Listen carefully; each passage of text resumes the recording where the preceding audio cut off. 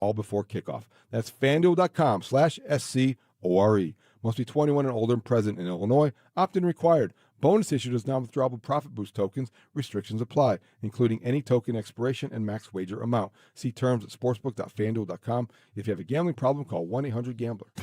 The Bears fall to 9-4 on the season after a tough road loss to the hated Packers at Lambeau. Keep it here as the score team breaks down the game. Plus, we'll have your reaction too, right here on Chicago's Sports Radio 670 The Score. Broadcasting live from the Hyundai Studios. Presented to you in part by your local Hyundai dealers. WSCR Chicago, WBMX HD2 Chicago, and Odyssey Sports Station. The Score! This hour is sponsored by Plumbers 911. Plumbing emergency? Call the Plumbing Pros. Available 24/7 at 1-833-PLUM-911. Chicago, it's time for the Mully and Haugh pregame show with your host, executive producer of the Mully and Haugh Show, Dustin Rhodes, on Chicago's Sports Radio 670 The Score. Good morning. All good here. Well, not exactly. Morning, Chicago. Welcome to a new work week. Welcome to Monday, December the 8th. This is the Mully and Haugh pregame show, and we are broadcasting live from the Hyundai Score Studios, brought to you by your local Hyundai dealers. Mully and Haugh got you covered 5:30 until 10 a.m. Their plan of attack is as follows. They've got the Pick 6 at 6. The top 6 sports stories of the day will be discussed. Olin Kreutz talking Bears at 7 o'clock. TJ Edwards, Bears linebacker, making his return to the field and making his return to the Mully and Haugh show. And then it is Brad Biggs time at 9 o'clock. These guests join us on the Arturo Tire Hotline. Arturo, the hometown tire, Arturo.com, ATTURO.com. The Bears are 9-4 following a 28-21 loss to the Packers. With the loss, the Bears are now the 7th seed in the NFC overall. The Packers picked off Caleb Williams in the end zone with just 22 seconds to go. Bears are facing 4th and 1 from the Packers' 14-yard line when Caleb faked a handoff, rolled to his left. Tight end Cole Kmet had gotten behind the Packers defender in the end zone, but the Packers defender Nixon made a leaping catch and an underthrown pass. Caleb would end up 19 for 35, 186 yards, 2 touchdowns, and, of course, that interception. Josh Jacobs scored the tie-breaking touchdown on a 2-yard run with 3:32 remaining. Packers are now 9-3-1, one for their 4th straight, snapping the Bears' 5-game winning streak. Jordan Love, he went 17-25, 234 yards, and 3 touchdown passes. He did throw an interception.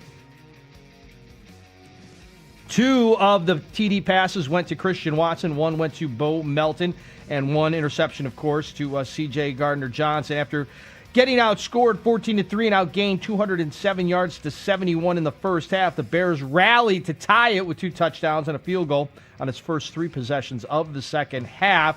Caleb Williams threw a 1-yard touchdown pass to OZ, and Cairo Santos kicked a 41-yard field goal in the third quarter. The Bears will host the Browns on Sunday. It's a noon kick on Fox. Bears open up as a 7-point favorite. Total 40.5 on this one. Kyler Gordon missing the game with a groin injury that he did suffer during pregame.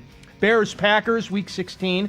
It is a 7:20 kick at Soldier Field. That's a Saturday night game, December the 20th, also on Fox. Sunday night football. The Texans doubled up the Chiefs in Kansas City, 20-10.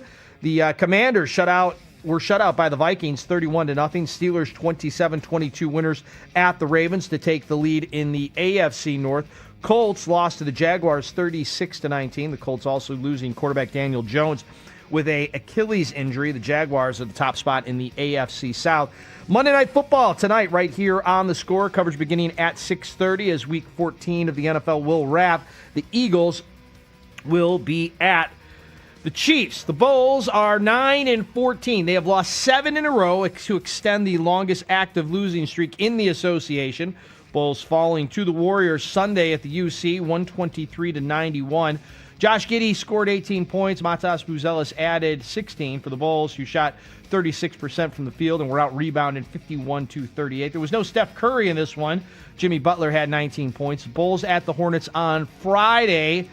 This past Friday, the Bulls had the Pacers at the UC and lost 120-105. Your Blackhawks are now 12-11-6. The Blackhawks fell to the Ducks out in California, 7-1 Sunday. Soderblom stopped 46 shots, 39 in the first 2 periods. Blackhawks lost 6-0 on Saturday night to the Kings. Blackhawks will host the Rangers Wednesday at the United Center. The college football playoffs are set. Notre Dame was the first team left out, and they will not go to a postseason bowl. They've decided to take their ball and keep it in South Bend. Miami came in at number 10, will face Texas A&M. Alabama, despite a bad loss to Georgia in the SEC title game, was number 9. They'll face against Oklahoma. Indiana, the number 1 overall seed, after beating Ohio State, the number 2 seed, in the Big Ten title game. Northwestern, they will play Central Michigan December 26th in the Game Above Sports Bowl, that one in Detroit. The Illini, they're going to play Tennessee in the Music City Bowl Tuesday, December 30th. That, of course, is in Nashville. And Jeff Kent was named to the Baseball Hall of Fame. He is the record holder for home runs by a second baseman. Barry Bonds, Roger Clemens, Don Mattingly, Dale Murphy, Gary Sheffield, all falling short, as well as Fernando Valenzuela. They were named on fewer than 5 ballots for this committee that had a chance to set the latest Hall of Fame. You're listening to a Plumbers 911 Football Monday, presented by Busey Bank and Great Clips. It is the Mully and Haugh pregame show. We're broadcasting live from the Hyundai Score Studios, brought to you by your local Hyundai dealers. Let's go north of the Cheddar Curtain. Let's look back at the Packers and the Bears. This was a 3:25 kick on Fox. Bears would come out pretty cold. They'd go 3 and out. And the Packers were moving the ball a bit, but Montez Sweat got to Jordan Love. They go quick here. Love's got time. Looking deep. Now in trouble. Here comes Montez Sweat, and he is sacked. Great effort sack. Sweat on the bottom, working against Walker. And look at he gets the chip, and then just kind of relentless toward the ball, continuing to pursue. And I would say this Bears defense is a little bend, don't break. They're looking for plays like that. They'll give up a little bit here and there. Don't give up the ones over the top, and then settle for a great hustle sack there by their D lineman. There you go, Tom Brady on Fox. The A-team was up in Green Bay for that one. And then it was Gardner Johnson picking off Love and getting the Bears the ball back. Makes the play in a 3rd and long for Love. Stands in, zips it, and it's intercepted. Another turnover. C.J. Gardner Johnson has it. Looking for blocks, and he's inside the 40. What a start for C.J. Gardner Johnson. 4 tackles and a pick on the first drive. Not sure where Love was throwing it. He was trying to throw it to Golden, but just hits Gardner Johnson right in the chest. Maybe the cold weather, as you stand out there, it affects you a little bit more. Hands get a little colder as the drive goes. Has not done much to this all season. He's got them, but just a poor throw. Defensive backs don't really drop those when it's right in the middle of their chest. Jordan Love intercepted by Gardner Johnson. There was a bad stat. 1-3-1 was Jordan Love in games where he threw a pick. Unfortunately, the Bears would not do anything with the interception. 3 plays, -5 yards in just 23 seconds of work. Packers get the ball back. They punt. Bears get the ball back. They punt. After a quarter, scoreless up in Green Bay. First possession of the second quarter, the Packers would find the end zone first. What's coming? Love has time. Floats one. Watson down. Touchdown, Packers. A very difficult 3rd down defense that Dennis Howes employs. You see all these bodies at the line of scrimmage. They choose to bring them all. That allows a one-on-one matchup with a receiver on a safety. Watson on Byard.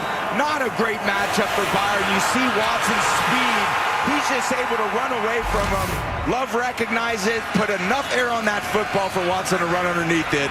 Great recognition and a great answer to this great 3rd down defense of the Bears.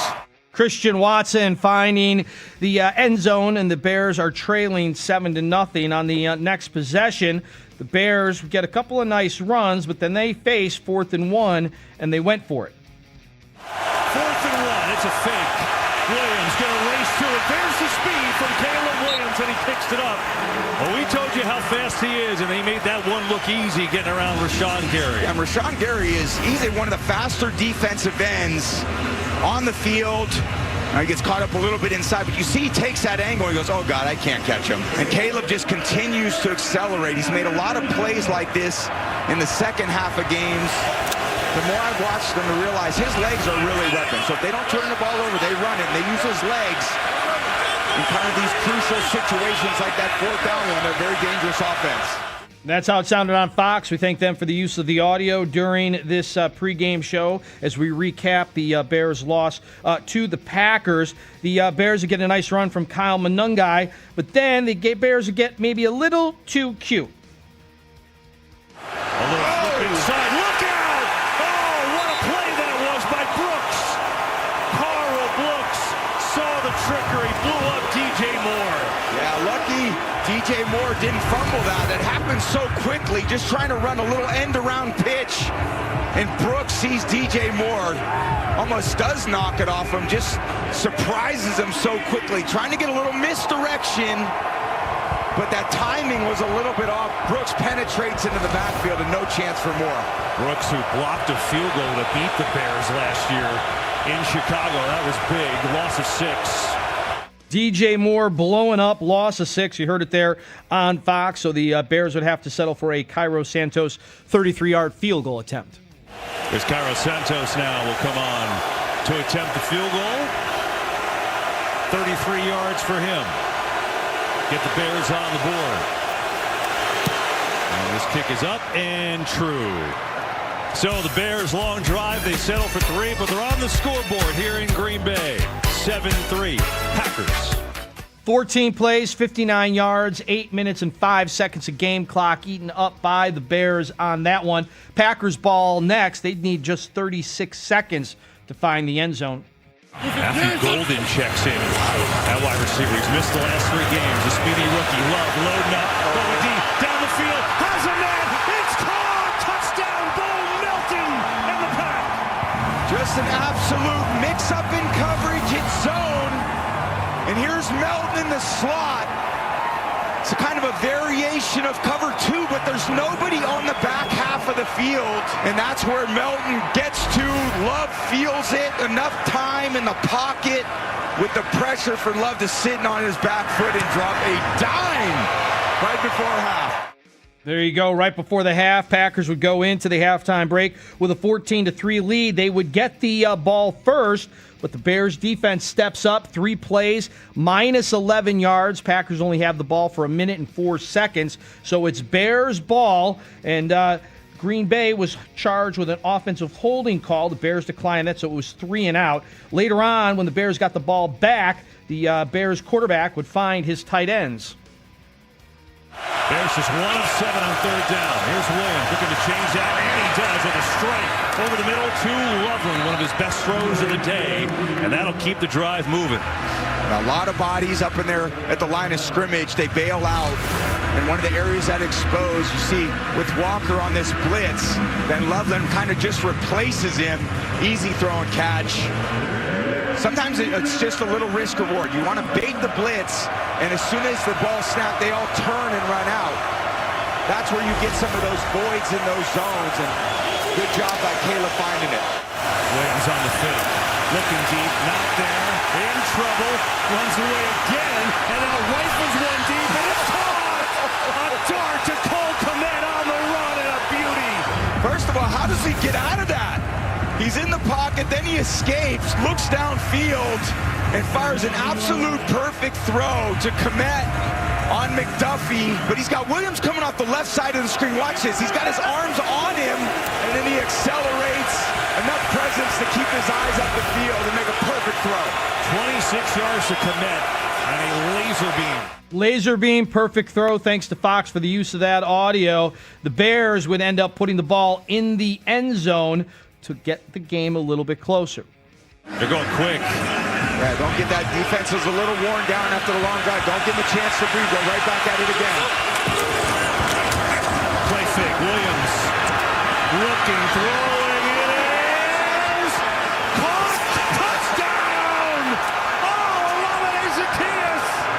I like the idea of getting Caleb outside of the pocket. He's been so dangerous all day. Drops it down barely through the arms of Nixon in coverage. And finds Zacchaeus. What a catch. What a great camera angle. Sidearm delivery through Nixon's arms and then finds Zacchaeus from the pylon cam. What a drive, KB. What a drive indeed. So the Bears are within 14-9, and the Bears elect to go for 2. Wow, that was unbelievable. So Zacchaeus hauls it in. Bears are going to go for 2, trying to make it a 3-point game. Manunga at the gun, and he is in! What a run! Going in backwards from Manunga for 2, and the Bears are right back in it. Well, Caleb Williams told Tom Rinaldi it's ball weather. He's balling on that drive. We got a 3-point game at Lambeau. 3-point game north of the Cheddar Curtain. Unfortunately, when the Packers got the ball back, they would find the end zone once again. Here they line everybody at the line but one. Love on a play fake. Quick throw. Watson with the speed. Uh-oh! Christian Watson in a foot race, and he's going to win it. Touchdown, Green Bay. Great execution. A 3-man man-beater concept. Reed runs a diagonal, and then Christian Watson on Gardner Johnson on the slant, and that's just the open space. You put all those bodies at the line of scrimmage like the Bears defense did, and there's nothing at the second level. All it takes is a good release, a good accurate throw with run after catch, and then Watson takes it to the crib. Watson taking it to the crib. Lambeau's rocking 21-11 in favor of the Packers. Bears ball next. 7 plays, 37 yards. They get a Cairo Santos 41-yard field goal to make it 21-14. Late in the third quarter, Kyle Manungai running hard for your Bears.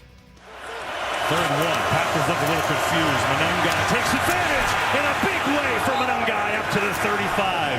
They didn't seem to be set on that left side of the D, and Manungai hit it quick for a 9-yard gain. Oh, quick. That is what he does.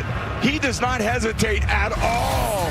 Just buries his body into McKinney in this cold weather. Lucky McKinney got him by the shoelace, but that could have been much worse. End of 3. It's a 1-score game at Lambeau. 1-score game at Lambeau. The Bears trailing at this point, 21-14. You're listening to a Plumbers 911 Football Monday presented by Busey Bank and Great Clips. We're going to recap the fourth period next right here on the Mully and Haugh pregame show on 670 The Score. Coming up at 5:30, the boys are back with the Mully and Haugh Show, Chicago's #1 most listened to sports morning show. 5:30 till 10 a.m. Mully and Haugh on Chicago Sports Radio 670 The Score. In Odyssey Station. This segment of the show is sponsored by Preflight Airport Parking. Next time you fly out of Chicago O'Hare Airport, park with Preflight off-airport parking. Download the Preflight Parking app or visit preflightparking.com to book affordable garage parking 4 short miles from O'Hare Airport. Before your next flight, park with Preflight. The holidays are here again, and just when you think you can't pack one more party or errand into your overstuffed schedule, you realize you really need a haircut. That's where Great Clips comes in. With convenient online check-in, you can put your name on the list from anywhere and get a text when you're next for a cut. The skilled stylists at Great Clips will get you looking holiday ready in no time at a price that won't break your budget. Because the holidays are busy, but Great Clips has your back. Download the app today. Great Clips, it's gonna be great. It only takes one smart drive to get into the end zone at Ziegler Subaru of Kenosha. From kickoff to touchdown, this team delivers with a great selection of new and pre-owned models, the latest incentives, and no inflated prices. During the 2025 Subaru Share the Love event, Subaru and Ziegler Subaru of Kenosha will donate a combined $325 to the customer's choice of charities with every new Subaru purchased or leased. Take the short drive north to Ziegler Subaru of Kenosha. Hellsberg gifts checked off the list. Now, time for wrapping. Earrings for mom. A gold bracelet to match the rings Danielle wears every day. And for dad, a new watch, because we all know he needs one. All right, this is going to be a good one. Our favorite things for your favorite people. Shop in store at Hellsberg.com for up to 50% off. Get the help you need with Skill Power Tools from Menards. They're built for power, precision, and portability. From drills and drivers to sanders and saws, Skill delivers performance and durability with the convenience of cordless technology. Plus, the PowerCore 20 battery powers every Skill 20-volt tool for ultimate versatility. Save big on all Skill Power Tools at Menards. Plus, check out our weekly flyer on Menards.com for great deals happening now. Warm season's greetings to you all from Menards. This is the story of the one. As the purchasing manager at a manufacturing plant, she knows the only thing more important than having the right safety gear is having it there when you need it. That's why she partners with Grainger for auto reordering, so her team members can count on her to have cut-resistant gloves on hand, and each shift can run safely and efficiently. Call 1-800-GRAINGER, click Grainger.com, or just stop by. Grainger, for the ones who get it done. Welcome back to Winter Hack Radio, the place for clever hacks to survive the season. Icy driveway? Well, try spreading sand or birdseed to help with traction. Snowy puppy paws? Well, grab a whisk, brush it off, done. Catch COVID-19? Well, just get... Actually, there's no hack for COVID-19. But if you test positive, prescription medications for COVID exist. Ask your doctor if they're right for you. Visit PfizerForAll.com to learn more. Sponsored by Pfizer. Plumbing emergency? Call Plumbers 911. Available 24/7 at 1-833-PLUM-911. Licensed, highly trained plumbing professionals ready to answer your call. 1-833-PLUM-911, where they do it right the first time. At Busey Bank, we build meaningful financial partnerships with our clients that span generations. Busey Bank, building business, growing wealth since 1868. Member FDIC. I'm Ed Evans, CEO of Consumer Cellular. Maybe you haven't heard about us. We're not one of the big guys. Truth is, we don't want to be. If you're over 50, Big Wireless has you paying for more data than you might need. Why? They might want you to cover the costs of younger people who do use all that data. If you're not using the data, you're probably being used. We've heard time and time again that some Big Wireless customers get stuck paying hundreds and even thousands more for years and years because they think it's hard to switch. Not with us. It takes just about 20 minutes and you can change your plan anytime without extra charges. We use the same towers as the big guys, so you'll get the same fast nationwide coverage without the big wireless bill. Our plans start at just $20 a month, and for a limited time, switch and get your second month free. Call 1-888-FREEDOM, visit consumercellular.com or a store near you and get your second month free today.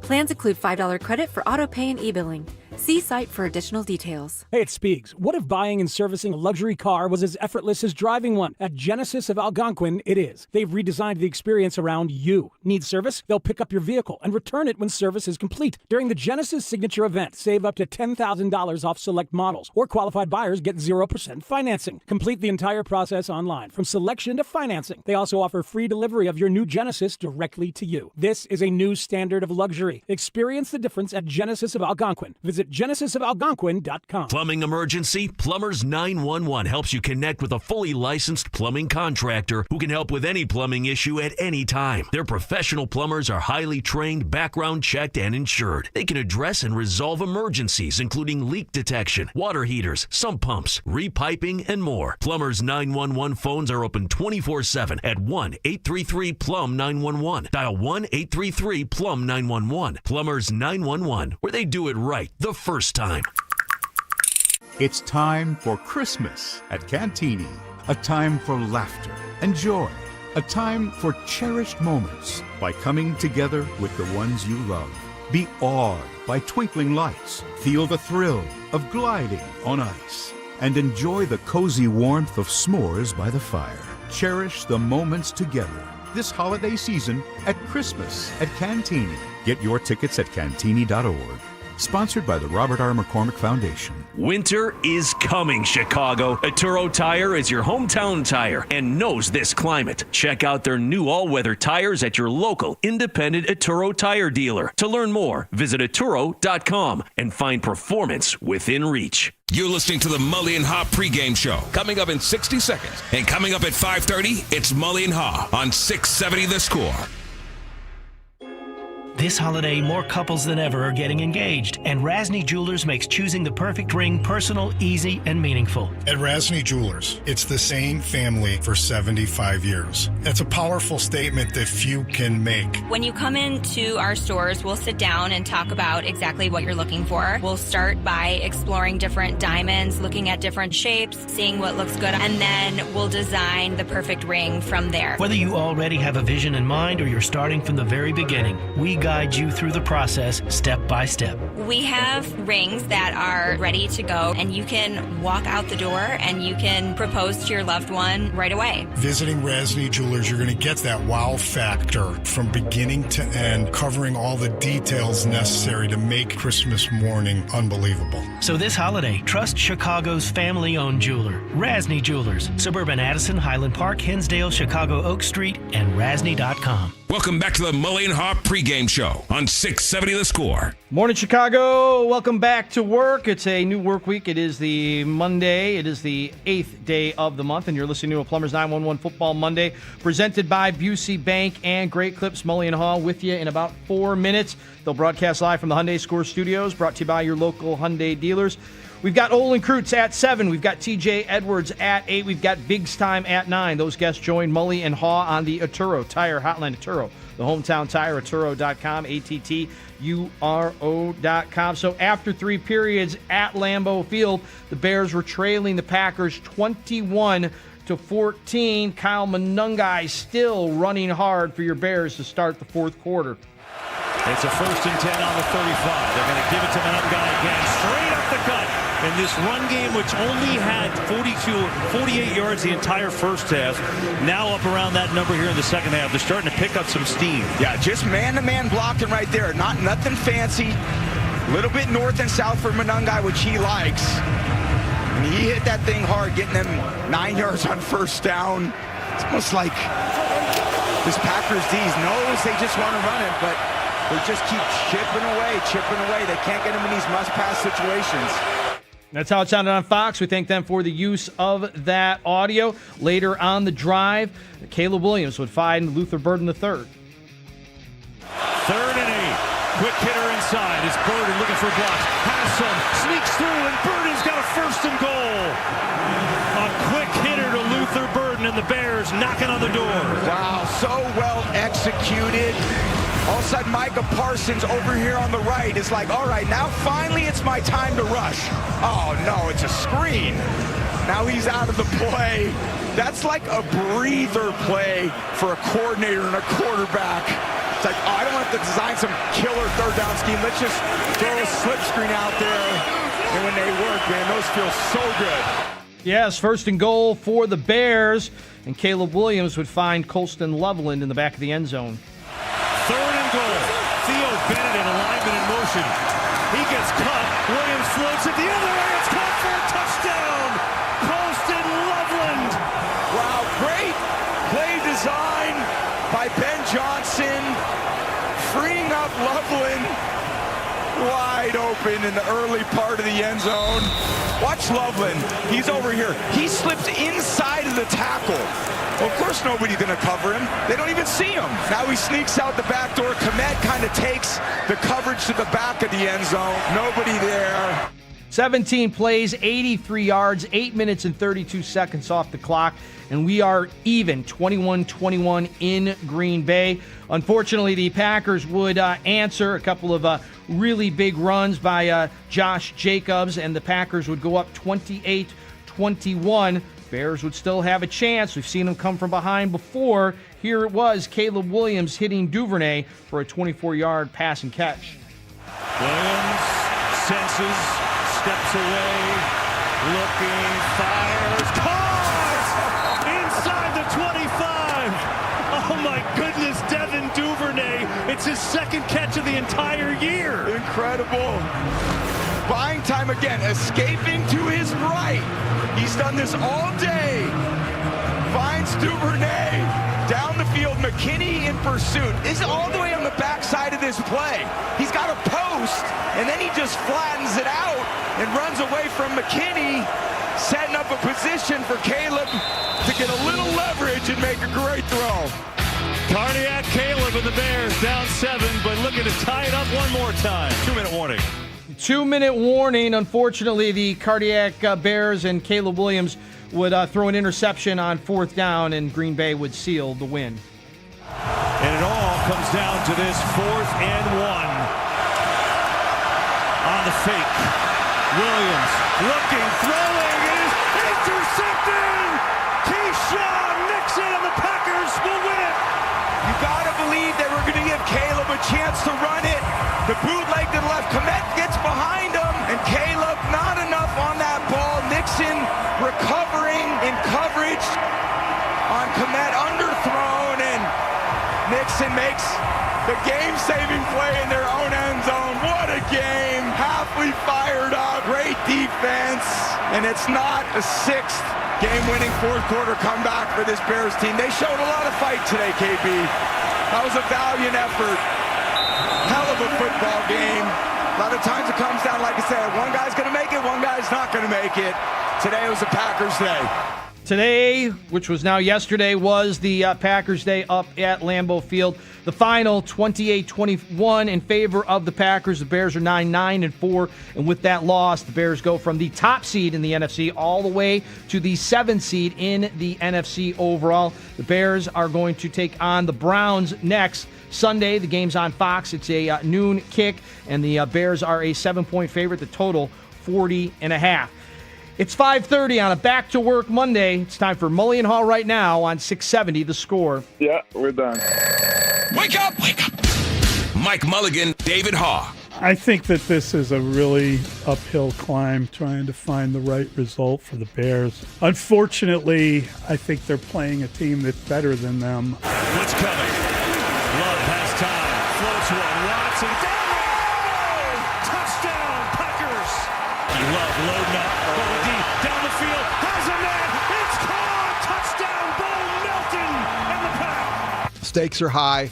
Packers are pissed. Bears are going to be up for a difficult challenge. Play fake. Williams.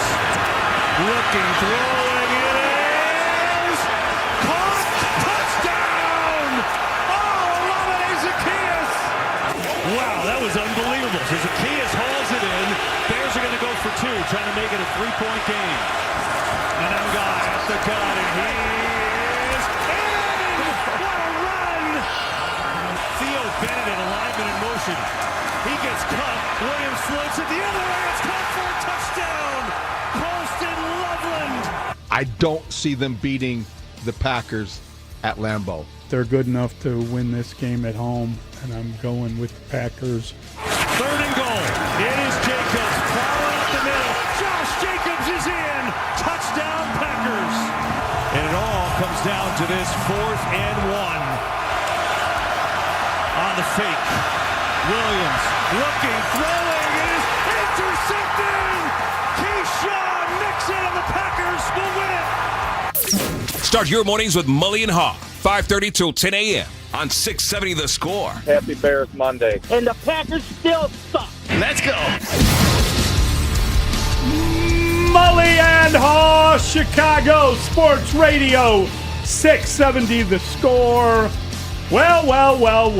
Welcome in to Plumbers 911 Football Monday, presented by Busey Bank and Great Clips. Listen, that was a hell of a football game, and the Bears did a really good job in the second half of the game. Obviously, they came up short. You get no smiley faces or gold stars for losing, but I think there was an element of the Bears proving that there is no fluke here, that they do belong, and they looked like a playoff team at different points in that game. Just a pity that things got as out of hand as they did early. Good morning, Molly. Happy Monday. You're exactly right. That was a playoff-like atmosphere, and that was playoff competition, and both teams, I think, met the challenge, and the game lived up to the hype, and there was considerable hype. But the first half belonged to the Packers. The second half belonged to the Bears. It came down to, frankly, one play. And it was a good play. Yep. It was a smart call. And it was poorly executed because Caleb Williams just underthrew Cole Kmet. Maybe he could have gotten the first down with running. Maybe he could have hit DJ Moore for a touchdown. I would have loved to have come in here on Monday morning to debate whether Ben Johnson should have gone for two or didn't go for two or that failed or it worked. But nonetheless, the Bears are still in a position where all the goals they had before the game are still alive after the game because it was that close of a game. No. The Bears are coming home. They need to take care of business against a Cleveland team that's proving kind of pesky. We know they got a great defense. That's the right word, pesky. And we know that they got a guy going for the sacks record. I mean, I get all the problems. And I understand people saying that's a trap game. Listen, you got to take care of business. You are not good enough to look past anyone.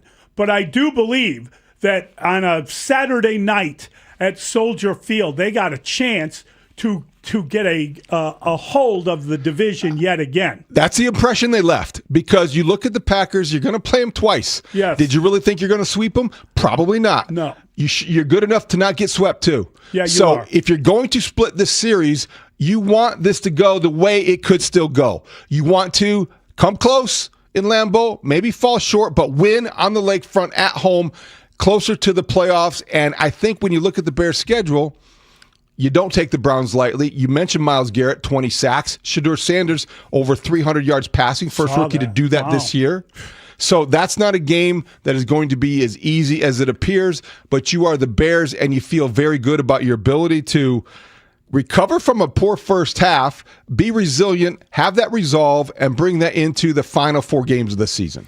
You know, the other element of that game, we know that the Green Bay Packers got explosive plays, and they got down the field passing, and that was embittering and disappointing, both things at once.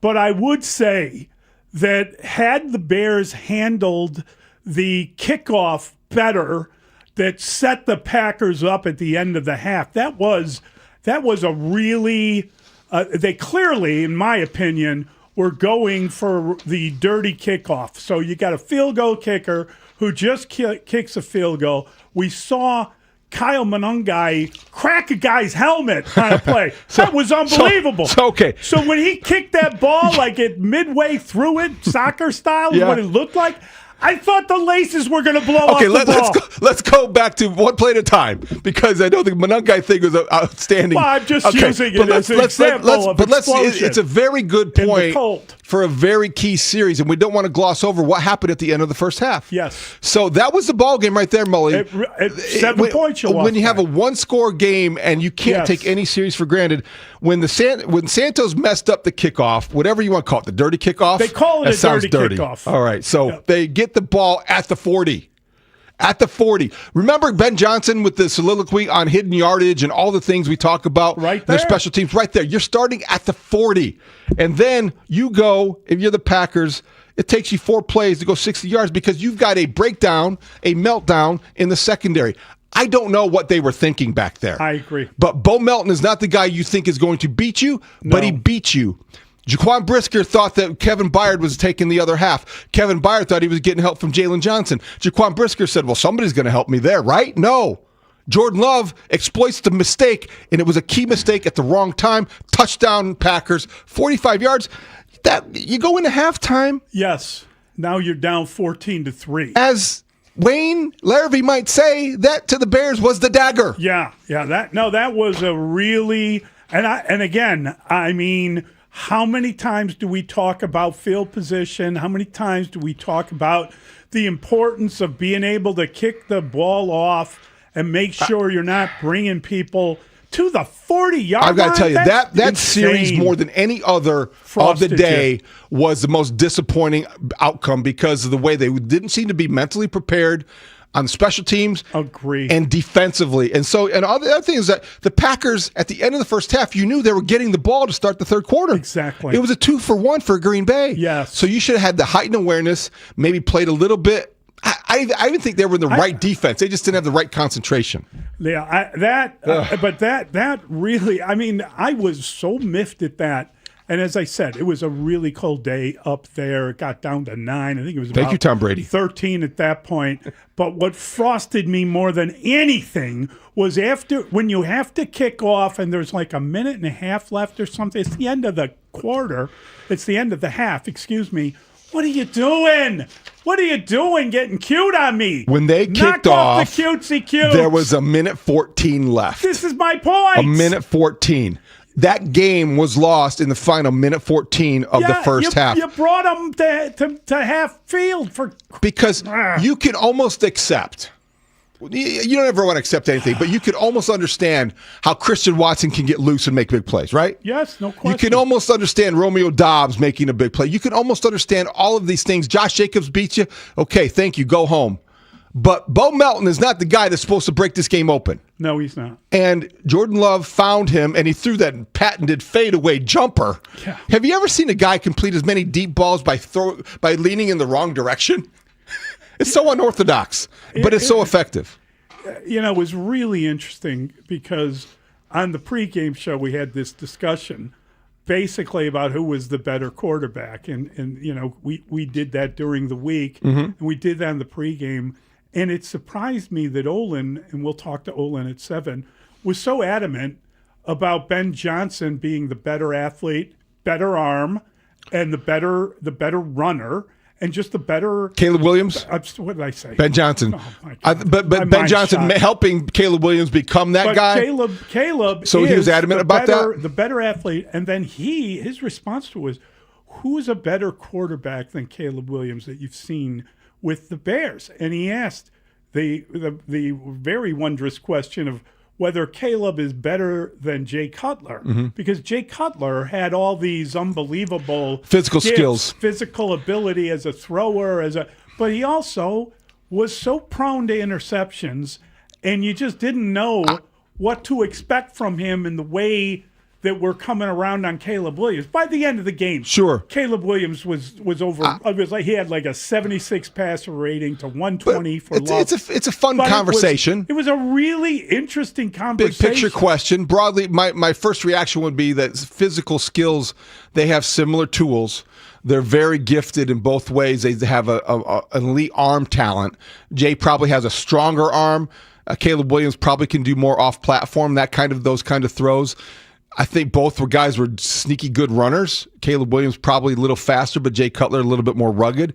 But I think the way the decision-making, maybe what Olin's alluding to, I didn't hear that part of the pregame, apologize, but I think that he probably was alluding to the fact that Caleb Williams makes some really good decisions and when not to throw into trouble and doesn't take those kind of chances that Jay Cutler kind of threw caution to the wind too often. It was just a really interesting thing to talk about, and we'll have to get to that before the week is over. But I think that I came away from that game kind of feeling like I did going into the game, which is that Caleb is just this work in progress.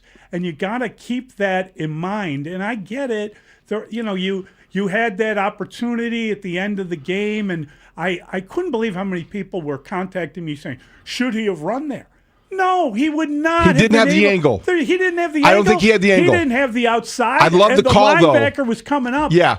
The problem with that play was the guy who was wide open, he didn't leak out right away. That was DJ Moore. He didn't leak out right away, and that might have delayed the play, or maybe the fact that Caleb Williams took his eyes to Kmet next, and then he tried to put the ball exactly where it needed. It was a little too perfect. Yes. I agree with you. I thought that he was going to try to keep it. I love the call because it gave you 3 options, the run or the 2 receivers. Yes. And a guy who had been doing a lot of damage with his feet and was fast enough to get that yard, you trusted Caleb to make the right decision. And that's where I think that what Olin's alluding to, and I think we're continuing to see, Caleb Williams has moxie, more so than I thought this time, and he is a work in progress. Yes. But he made the decision to try to connect with Kmet in the way that they did in Philadelphia. Which I wonder if Kmet should have come back for the ball. When he saw that Kmet is a big guy, and the guy that's guarding him was not. Yeah, how tall is he? He's not 6 feet tall. I'm just saying, when you're that's why much Caleb bigger threw than it. a guy, could you get ahead of him? Get somehow kind of box him out, play basketball in that moment. That's asking a lot. It's asking a lot. Yeah. It's an understandable reaction. My sense is that it overlooks the fact that he just underthrew him. Yeah, he underthrew. It was a bad ball. He underthrew him. It was a bad ball. And Keezy Nixon is 5'10", 200. So Caleb Williams knew that. He's going to throw it up to where, I think he's even said after the game, the post game, he was going to put a situation where you go up and get it, or however he described it. Yeah, jump ball type. A jump ball type of situation. He just didn't put the ball high enough to let him jump for it. I agree. So, and the only other thought that I had about that play is that he didn't even seem like when that wasn't there. when there was a man on Komet, did his eyes ever dart toward where DJ Moore is? Didn't even look at him. And then I looked at it. DJ Moore was targeted 3 times. David, Roma Dunze's out of the game. I know. He got 3 targets. Stress fracture. 1 catch. Mully. For -4 yards. DJ Moore is too invisible in this passing game. They tried to kill him. They tried to kill him twice. Well, they didn't try actual homicide. It seemed like there was an attempt on the man's life. It was bad. What was that trick play? Oh, my gosh. Right off the line. They were putting him. Tom said, I'm surprised he didn't fumble. They were putting him in harm's way a lot. DJ Moore had to be thinking, what do they have against me? Can they design a play where I'm open and not in the middle of a road waiting for a semi to run me over? You lose Roma Dunze and you make an attempt. You have a plot against DJ Moore. Well, now that sounded kind of silly, but I understand why people who are DJ Moore fans might wonder what the Bears offense has against him. So he is their best weapon, their best all-around weapon, arguably even when Roma Dunze is healthy. When Roma Dunze can't play, as we found out Friday, because of a stress fracture, ouch. You're right. That is frightening to hear. He wasn't in a boot all week, though. I mean, I'm just saying. If he has a stress fracture, that Mully, means it comes down to how much pain the guy can endure. And how much can you burst out of routes, and when can you plant and drive, and all these things that are very difficult and maybe a little bit more understandable why he hasn't been as effective as we all had hoped. But nonetheless, we go back to the final play, and DJ Moore might have been open. I think Caleb Williams, though, you got to give him credit for, I think, making the right call, the right decision. He just didn't execute. That was it wasn't a perfect call. Yeah. But I understood why Ben Johnson would go back into his playbook and pick that one. Cole Kmet just didn't have a chance to make a play. Yeah. No, and listen, we're picking apart a lot of stuff. I think we also have to acknowledge, as we have when we started, which, you get no smiley face for trying, but that was one hell of a football game. Well, they looked even. And they did. They came out in the second half. They dominated time of possession. They got that running game going again. I just felt that the Bears really they made a heck of a run at it. And there's a pity it came up short. It was, and there's nothing fluky about that effort. And it wasn't anything like, well, they caught lightning in a bottle. Because when you look at their play chart and you look at how many, they had a couple plays that were, a couple series that were double-digit plays. When you have a 17-play drive, when you have a 14-play drive, you are sustaining something. You are moving the pile, controlling the line of scrimmage, making plays enough to control the football. And you don't do that if it's a fluke, if you're not evenly matched, and they were pretty evenly matched. Right, and they managed to, I don't want to disrespect anyone, they managed to shut out Micah Parsons pretty well. I think he was credited with 1 tackle in the game, David. Which is pretty extraordinary, given the fact that they've got a rookie, untested left tackle on him for much of the game. He was on. Everyone got a shot. He was moved all over. You know who the Micah field. Parsons made look bad more than any other lineman? Jonah Jackson. Which is hard to say. Which I thought was interesting because. You look at Jeff Hafley, and they like to move Micah Parsons around a lot. I remember Dave saying, I'd put him in the dirt. I didn't let him go from one spot. And I thought of that when he was not as effective as maybe the Bears had feared. They moved him around. He came across the right guard too often. He forced Caleb Williams to make decisions quicker than he wanted to, so he affected the game, but he didn't have the sacks, so he didn't wreck the game plan. Caleb ran around him a couple times. That's the one thing he doesn't encounter. I think maybe that maybe he's used to seeing more stationary quarterbacks, and we have to but you realize at one point yesterday I did. Caleb Williams is as good at eluding the rush as any quarterback in the league. He's very good at it. There was one where he was clearly sacked and he pulled out of it. He jumped over a lineman. I know. It was like he was doing a drill at the combine. It was unbelievable. And he had great footwork. He keeps his eyes down the field, but he can sense the pressure. And one time, You saw Michael Parsons closing in. Caleb stumbled, and he still got rid of the football before he closed the gap. I know. That's incredible. So when you have an extraordinary athlete at quarterback, it can help neutralize a guy that wrecks game plans, which is good practice for Myles Garrett. Yeah, I tell you what, it was a really interesting football game. There's a ton to talk about. In a weird way, it sort of underlined how the Bears have managed to close the gap with Green Bay. As crazy as that sounds, that was the story of the game. It wasn't. They have closed the gap. Yeah, I agree. They have. It wasn't like, oh my God, they stopped the 11-game winning streak last year at the end of the year when there was not a lot going on there. But it was. I'm telling you, it was a really, again, you don't take any comfort in the fact that they managed to play with them. You want them to finish things, but you just got a sense that they're getting in the right direction. And you respect the fact that neither coach really looked like they enjoyed shaking hands with each other. Oh yeah, that was wild. You don't mind that little frostiness to the rivalry on a day that was cold and the handshake was icy. Yeah, anything Ben Johnson said had nothing to do with that game or how fired up the Packers were or anything like that. I thought everything he said was spot on, good for him. And, let's hope that he gets to a point where he can beat the guy twice a year. That would be great. It won't be this year. You can hope for a split, and you can be encouraged that the Bears will be in a good position to play their best football. Saturday night on the 20th, that doesn't mean the Browns will be any slouch. You cannot take this team lightly. No. They cannot look past this team. Not a chance, no. Because that would be the ultimate dagger. Because you see the NFC.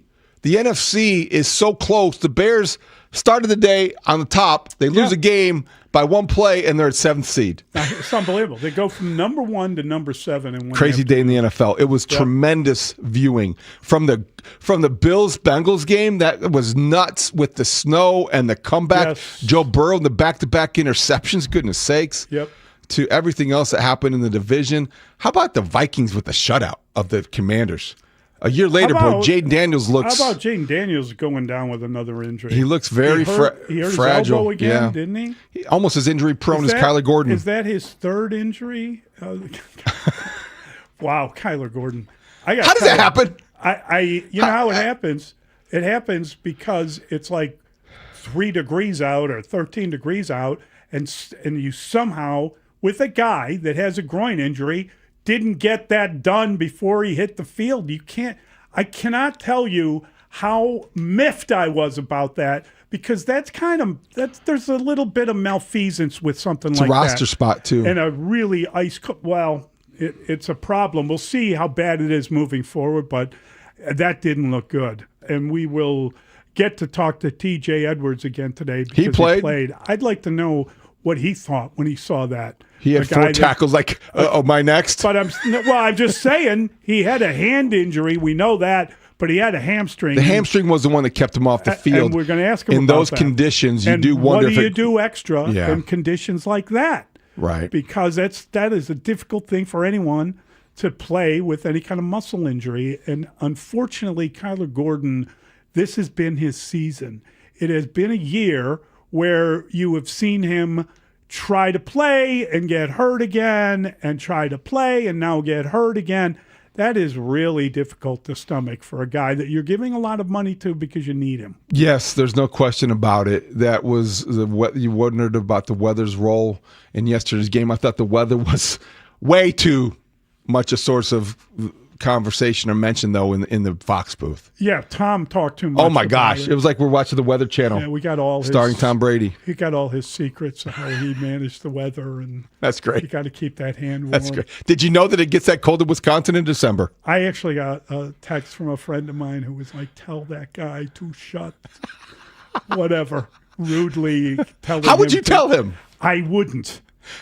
He's making too much money to speak. But how would you get a hold of him? Like, what did your friend think that you were able to? Well, that's how people are. Why don't you tell Tom Brady? Tell Tom Brady. I will. Tom, put a sock in it. There you have it. Holy cow. Put a frozen shoe in it. His socks were covering his hands because they were mittens because he was cold. That's right.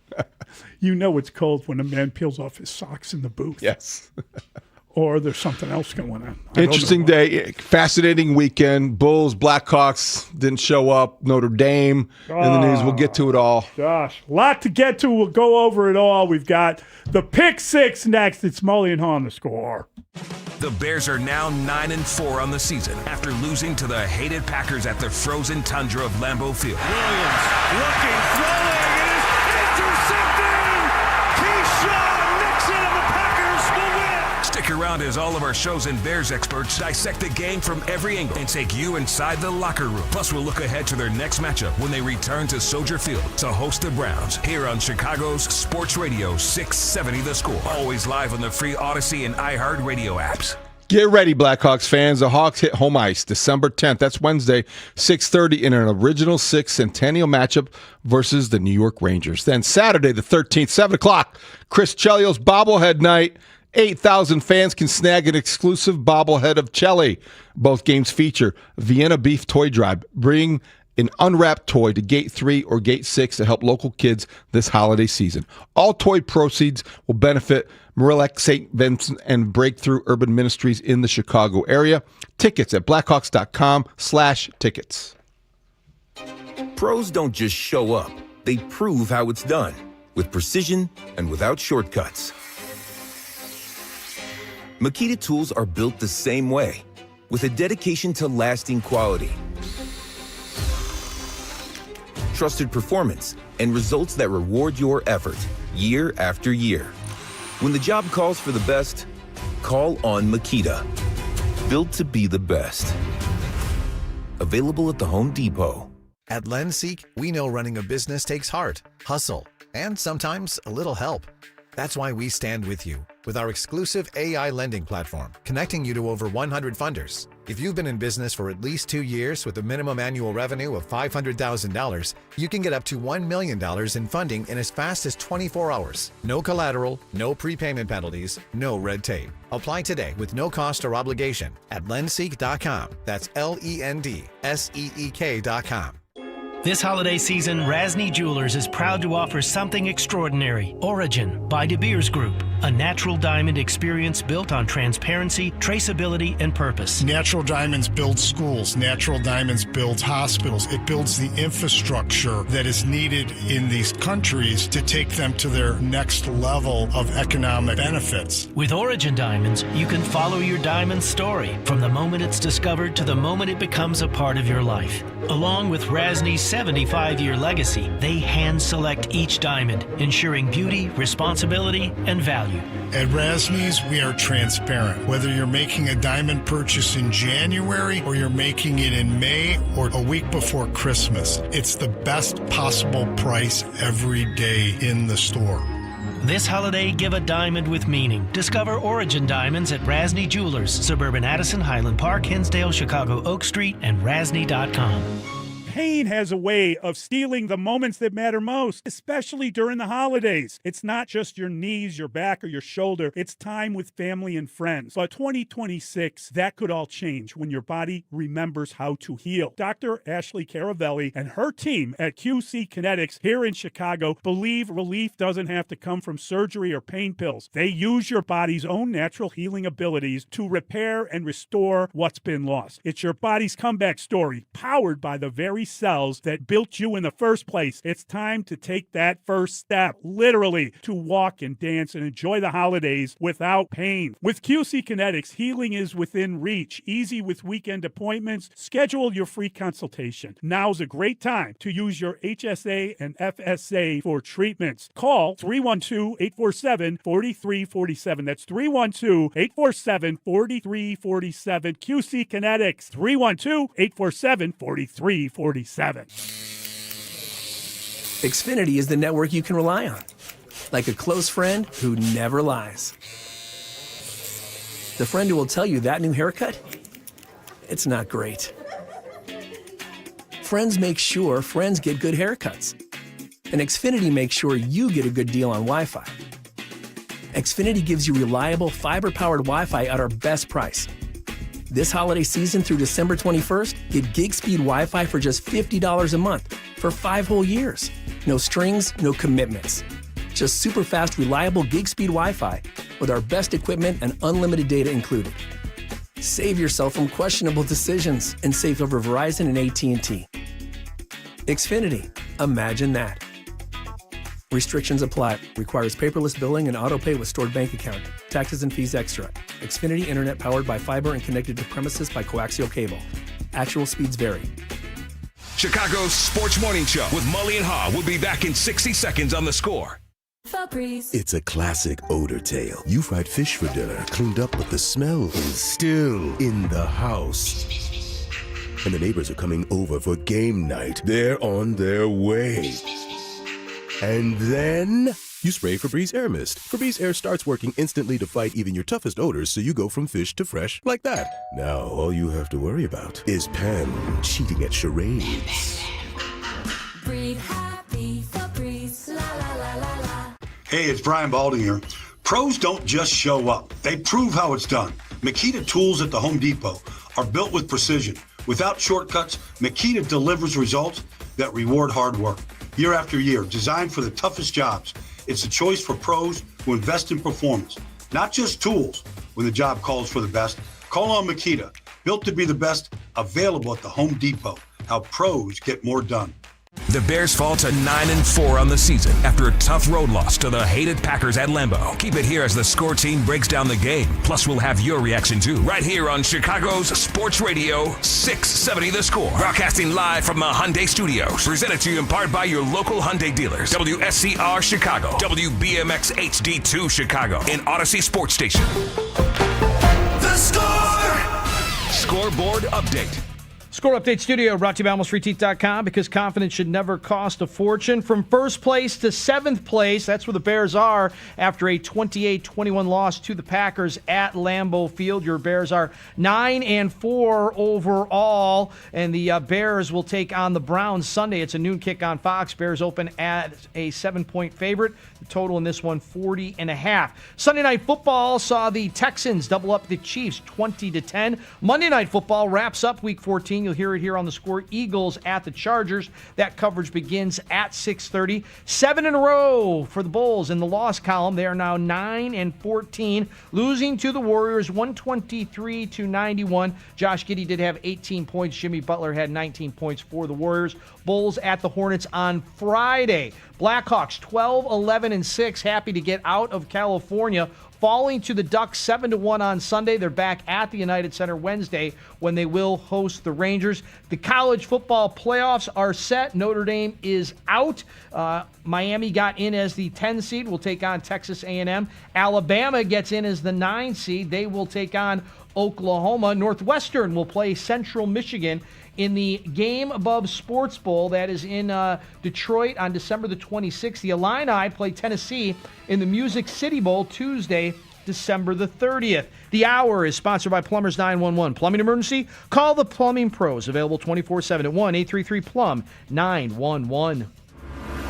It's Pick Six with Mully and Haugh, where we debate the top 6 sports stories of the day and then open it up to you, the Chicago sports fan. Call us at 312-644-6767, or you can tweet your thoughts at Mully Haugh. Pick Six with Mully and Haugh starts now.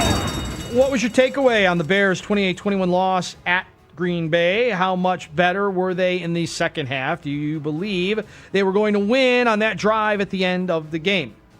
Boy, I was really enjoying the end of that game, and I was really just kind of, you don't want to get ahead of yourself, but I was sitting there watching that, and I kept thinking, if they can score a touchdown here, wouldn't it be great if they tried to run Kyle Monangai with 3 linemen carrying him over the line? Just do one of those charges like we saw earlier in the game. I was kind of chuckling to myself, imagining various ways they could have gone for it and what they might have been able to do. So I felt fairly confident.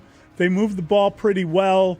I think when you go back and look at that game, I wonder if they'd have been better off running the 4th down play on 3rd down, and then on 4th down trying to power for a yard or something, even if they came up short. It was just kind of the way I was looking at the game. But it's a pity. I would have loved to see what would have happened and how that would have ended if they managed to get in the end zone. But I seen the Bears win a lot of late games, and I felt like there was some momentum. Didn't you feel like things were going pretty well and they were doing well on offense? And I was hopeful. I don't know if I believed they were going to score, but I thought the possibility existed for sure. Oh, I thought the possibility existed, and it's a really interesting conversation because you were on the road. Would you have gone for two? Yes. Would you have actually gone for two? Because you were giving up big explosive plays, and they were probably going to score a million in times. Yes. A million times. Yes. Yes. Well, I mean, and I'm not always that to go for two guy. I think in that situation, it would have been awesome. That would have been wildly, wildly interesting to see how that all would have played out. And I think DJ Moore, if he would have gotten the ball to DJ Moore walks into the end zone. I mean, literally just tiptoes into the end zone. The tale of two halves. I mean, the fact that the Bears were even in this game in the second half, I don't know if you could have played worse. They actually got a takeaway. Jordan Love, we talked about it on Friday, the stat. Jordan Love, 1-3-1 if you can pick him off. Bears pick him off and go 3 and out again. 3 and out again. They had negative 11 or 12 yards after 2 series. I mean, just awful. And those are the 2 series, Packers right? get the ball to start the second half. The Bears defense steps up in a big way. And then the Bears, every time they had the ball in the second half, were in the red zone. Every time. Mm-hmm. So 2 touchdowns, a field goal, and a pick. They dominated the second half. Let's start with the 2-point conversion. I don't have any doubt Ben Johnson was going for it. Do you think a coach who's going to take his shirt off after a victory is going to pass up on a chance to have the ultimate flex? That would have been the ultimate flex. Going for 2 at Lambeau Field to win the game. I mean, what a great finish. That would have been a great finish. Lost. And they could have done it had they executed that last pass that Caleb Williams just came short. And the Bears just came short. And it was a game that at halftime you wondered if it was going to go the other direction. They made some adjustments. They neutralized Micah Parsons. They did some things schematically that were smart. And I think when you look overall, it was a discouraging loss, but an encouraging day. That's an odd thing to say when you lose to the Packers, but you are used to being so far away from the Packers. You closed the gap, and you increased your confidence. I don't know if that makes any sense, but yesterday in the NFL this year doesn't really make any sense. The Bears are the number 1 seed now. They're number 7. They can't afford to have a letdown this week. That's the one thing you fear as a coach, as a fan, as an analyst, whatever, because that was such a good way to handle the second half. They did everything they needed to do to put themselves in a position to win. They just fell 1 pass short. And Caleb Williams, he's going to want that one back. That's a good question. What happened to the Bears secondary? How do you explain Kyler Gordon, and how much did they miss him? Was there anybody in the secondary who played a good game? Was that the difference? Secondary let the Bears down more than any position group. And it started with Kyler Gordon missing the game. I don't know the specifics. We do know the ramifications. I don't want to put that all on Kyler Gordon being out because it was his 10th game he missed.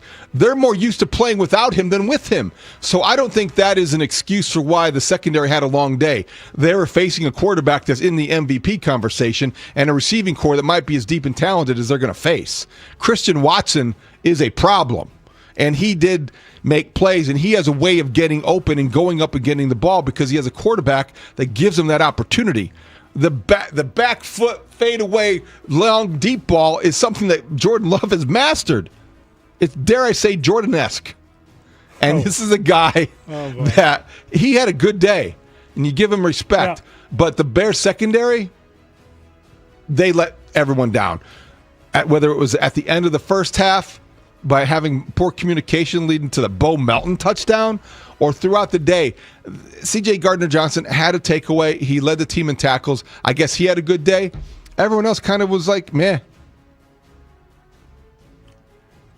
I was so disappointed But I don't think it's fair to blame it all on the secondary. They can't get any kind of pressure with 4.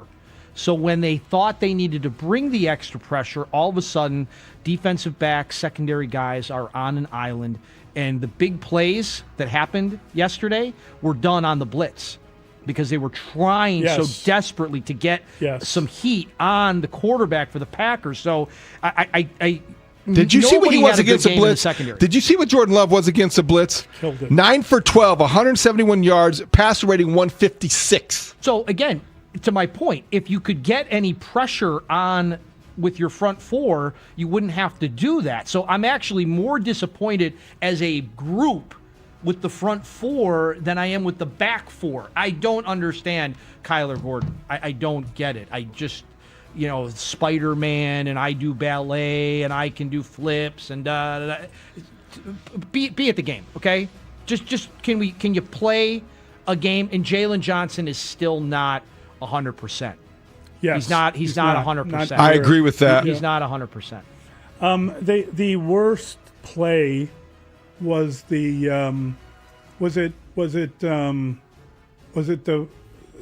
long bomb where the receiver went right past the face of Brisker, who just kind of on the touchdown? Oh, God, that was awful. The touchdown pass? Yes. Yeah. That's when Brisker thought he was passing him off to Byard, who thought that Jalen Johnson was helping him, which resulted in a 45-yard score. That was awful. It was awful. That was awful.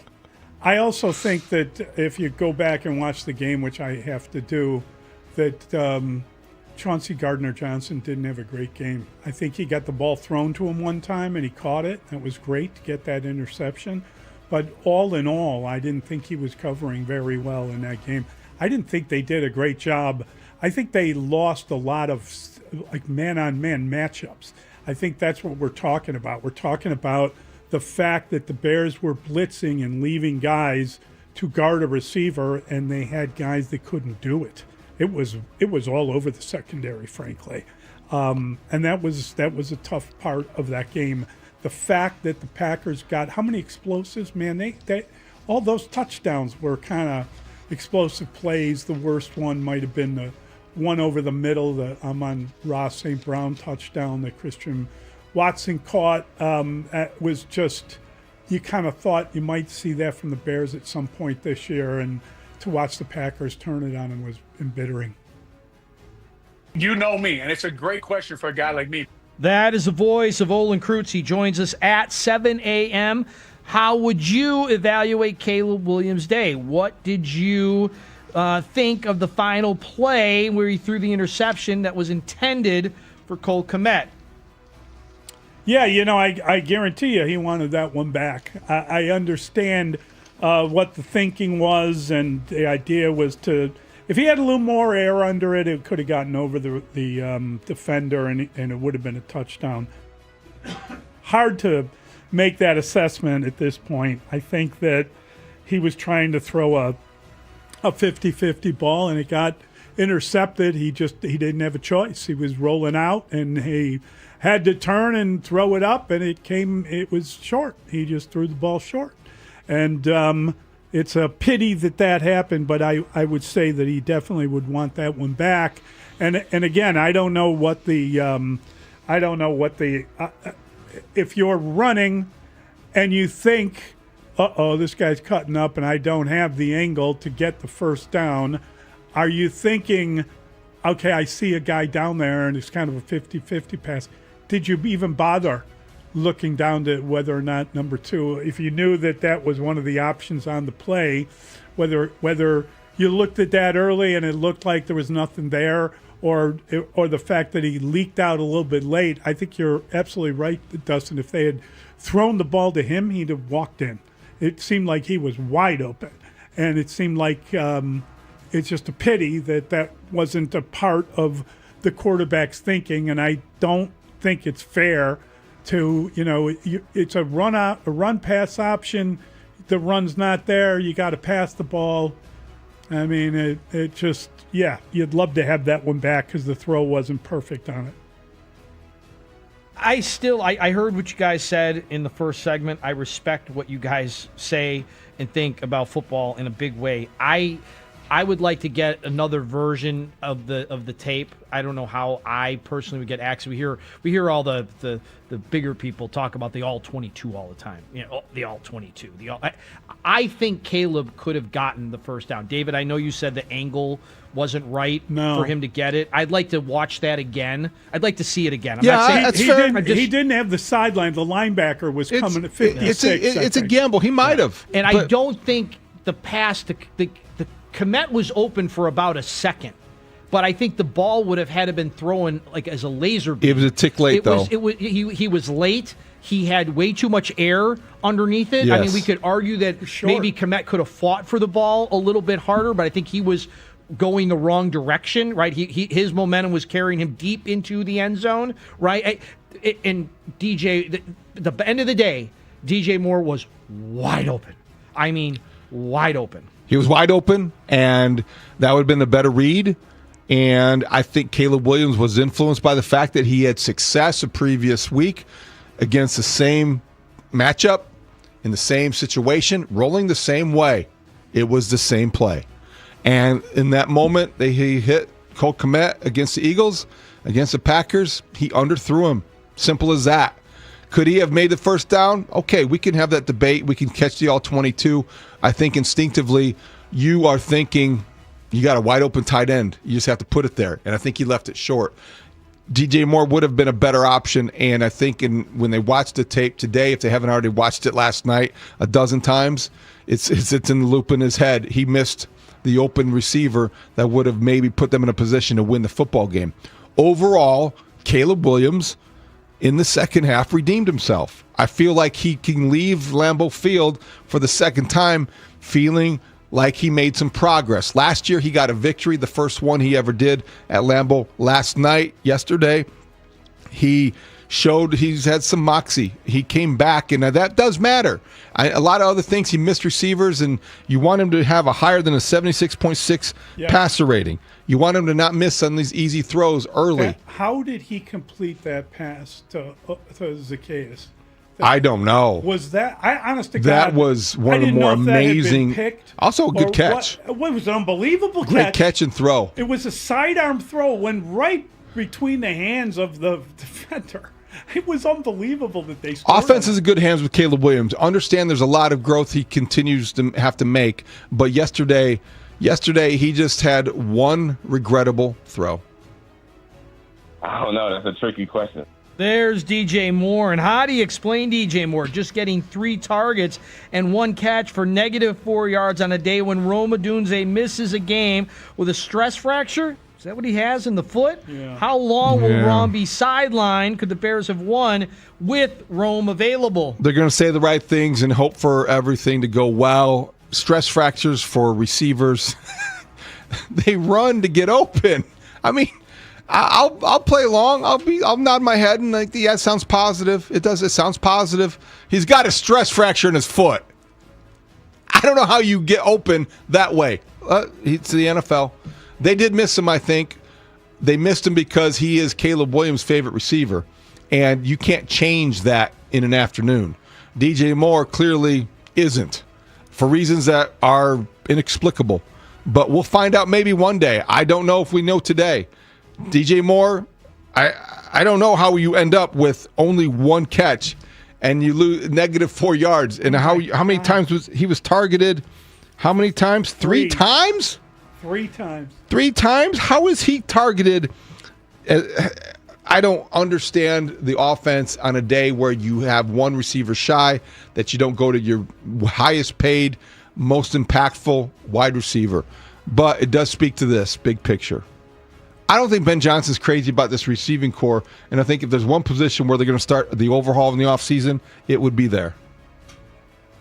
The other thing was that cutesy double reverse that DJ Moore absolutely got blown up on. God. I didn't understand that call. I didn't understand when they called it. They were at that point leaning on the Packers defense, meaning that offensive line had finally come together as a unit, and they were basically inflicting their will on them. They could run the ball, as much as they wanted to, and I just didn't understand the timing and the cutesiness of that call. DJ got absolutely blown up. I hope Rome gets back for the Saturday night game against the Packers here in town. But yeah, wide receivers need their feet. They're pretty important. Right? You need your feet. It was like yesterday in that Colts-Jaguars game. Are you going to bet on the quarterback that doesn't have a broken leg or the one that doesn't have a broken leg? And then poor guy, Daniel Jones, goes out with an Achilles injury, but he was playing with like a fractured in his tibia or something before he blows out his Achilles. Come on. I would say that the Bears may have won that game had DJ Moore been active. What was that? I don't know. How do you lose track of that guy or purposely try to make sure he can't make a play? It was bizarre to me. Did you see his expression after that final play? Coming off the sideline, the cameras caught his look in his face. Oh, my gosh. Yeah. Said 1,000 words. Did he look like a guy that was wide open that wasn't noticed? Yeah. Because he's apparently not active in someone's mind. I don't know. I don't know how you don't lean on him when you lose your top gun. I don't understand it. I really like DJ Moore. For God's sake, he's the Walter Payton Man of the Year on that team. Give him a little bit of love. Do something for him other than put him in harm's way. Feels that end around thing, holy cow. You flip the ball to the guy while he's being tackled. And it's as bad as the side screen where you throw the ball to the guy as he's being tackled. Did it seem like that's what they were doing? Get him the ball in space. Oh, my goodness. You are an expert play caller, the schematic genius. Get DJ Moore, your best receiver, the ball in space. I honestly, when Ben Johnson signed here, it went through my head that, DJ could be on That's the role. Nobody's playing that role, though. No. Nobody in this... Yeah, that's what he is capable of doing, though. Run after catch and getting open. All right, we've got so much more to get to. We got to talk to our Notre Dame people here about what went awry yesterday at noon. What was the committee thinking? And we'll keep going. We've got some baseball thoughts, and we're going to get back to the Bears. You're listening to the Pick Six on The Score with Mully and Haugh. You're listening to a Plumbers 911 Football Monday on The Score. Plumbers 911. Plumbing emergency? Call the professionals available 24/7 at 1-833-PLUM-911. Presented by Busey Bank on Chicago's Sports Radio 670 The Score. Always live on the free Odyssey app. This segment of the show is brought to you by Staples. Have an easy holiday only at Staples. Save on top tech and gaming gifts, plus shipping supplies and services for safe delivery. Don't miss 60% off custom cards, photo gifts, wrapping paper, and more. Visit staples.com/print for details. Staples, that was easy. Thanksgiving was just a couple of weeks ago, and the holiday season is in full gear. Family, food, and, yes, chaos in your kitchen. But what if you could keep the fun without the frenzy? My people over at Matrix Basements Finishing, the guys with the X, they can help you create the perfect downstairs getaway. A family room, a game space, or just a hangout for the kids, whether you got littles, teens, or college age. So everybody's happy and out from underfoot while you prepare that feast. Make the holiday season easier for everyone. Go to matrixbasements.com today and learn how you can give your family the space they deserve. That's matrixbasements.com. The guys with the X. Xfinity is the network you can rely on. Like a close friend who never lies. The friend who will tell you that new haircut, it's not great. Friends make sure friends get good haircuts. And Xfinity makes sure you get a good deal on Wi-Fi. Xfinity gives you reliable fiber-powered Wi-Fi at our best price. This holiday season through December 21st, get gig speed Wi-Fi for just $50 a month for 5 whole years. No strings, no commitments. Just super fast, reliable gig speed Wi-Fi with our best equipment and unlimited data included. Save yourself from questionable decisions and save over Verizon and AT&T. Xfinity. Imagine that. Restrictions apply. Requires paperless billing and auto pay with stored bank account. Taxes and fees extra. Xfinity Internet powered by fiber and connected to premises by coaxial cable. Actual speeds vary.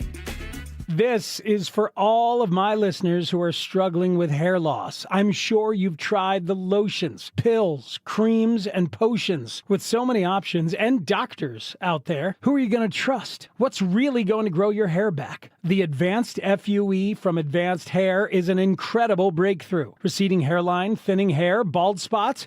Advanced Hair offers a simple, quick, one-day treatment that begins regrowing your own natural hair the very next day. And get this, Advanced Hair even guarantees your new hair will grow.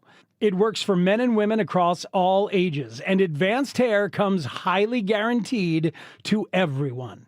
For your free consultation, $250 off, and 250 free hair grafts, call 872-217-HAIR. And don't forget to ask about that guarantee. That's 872-217-HAIR.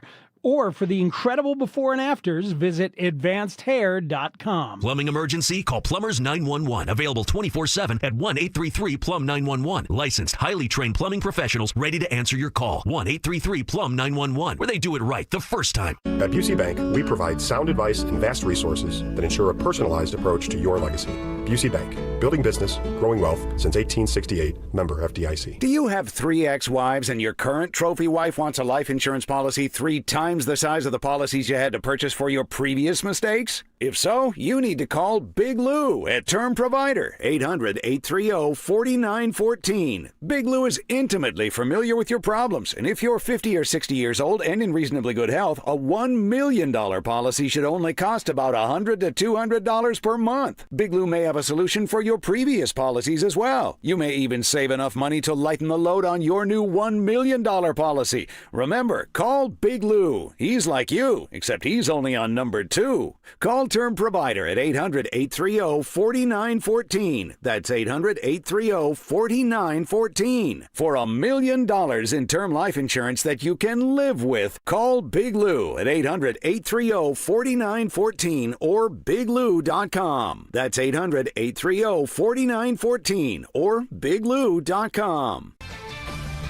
This is Boomer Esiason with an Odyssey Sports Minute. Denver was Sunday's biggest winner. The Broncos reclaimed the AFC top seed. Josh Allen carried Buffalo to an amazing comeback versus Cincinnati, which helped Pittsburgh solidify control of the AFC North. Jacksonville leads the AFC South, while Green Bay moves atop the NFC North. And the Giants won without playing, believe it or not. They currently own the number 1 overall draft pick coming in April. I'm Boomer Esiason.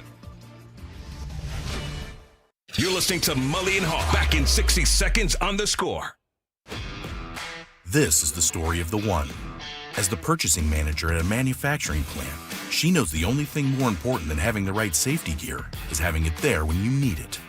That's why she partners with Grainger for auto reordering, so her team members can count on her to have cut-resistant gloves on hand, and each shift can run safely and efficiently.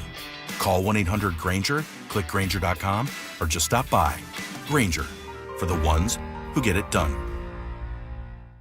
My name is Whitney Allen. I am a widow. My husband Ryan died. We never thought in a million years we'd have to use life insurance. The unexpected happened. With Ethos, it is so fast and easy. It's 100% online. You can get a quote in seconds, apply in minutes, and get same-day coverage. No medical exams, and you can get up to $3 million worth of coverage through Ethos. Get your free quote at ethos.com/game. That's ETHOS.com/game. Time spent on application may vary. Online health questions required.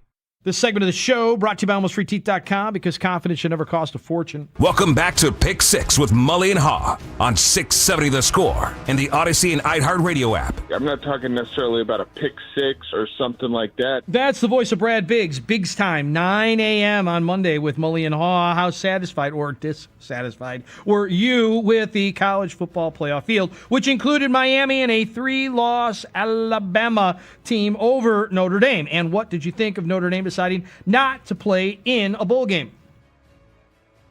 Well, I think Notre Dame, I hate to say this because it's going to sound bad, but it felt like they got set up. It felt like, you win a game against Stanford and all of a sudden Alabama jumps you because Alabama had won the Iron Bowl against a a bad Auburn team and didn't win it as convincingly. And so by virtue of doing that, maybe you made the SEC final seem more important, but they lose the SEC final, and then you have them still ahead of Notre Dame.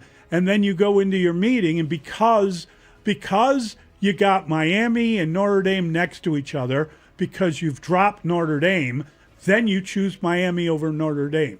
So they did it. It's probably the correct thing. But why did Notre Dame, when they were doing nothing but win, why did they get dropped 2 weeks running?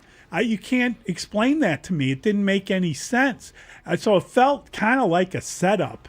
And, I know what they said about it. I heard Kirk Herbstreit say they should end that show, just never have the show. It's not about the Tuesday night show, though. No, it's not about that. It's bad, it's about placing people in an order and then throwing the order up for grabs because you want to get somebody. It felt like it was a targeted attack on Notre Dame, I'll be honest with you. I thought there should have been a degree of separation between them and Miami, and then they would have gotten in over Miami. So I didn't like that at all. I really didn't like Notre Dame announcing that they're not going to a bowl game, because it's not just we're taking our ball and going home and, they've offended us. Notre Dame, and this is what bothers me most about it, they belong in the college football playoff because they have as good a running game as I've seen this year, and they've got a recipe to win games. I get it. They lost the first 2 games of the year, and then you ask who is the signature victory. USC isn't going to be a good one to come up with. So I understand that their schedule, they didn't know how their schedule was going to be. These things are booked like 5 years out. So I felt bad for them, and I honestly believe they're a better team than the team last year. I really do. I think that quarterback has stepped up, and they're getting some good stuff done. But they're not in it. You should play for your seniors. You should play so that they have a way of ending their college career, not saying that, oh, CFB did this to me. CFP, it's their fault. I think that it's also good for your program to have practices and get young guys more time. Those are valuable things that you get.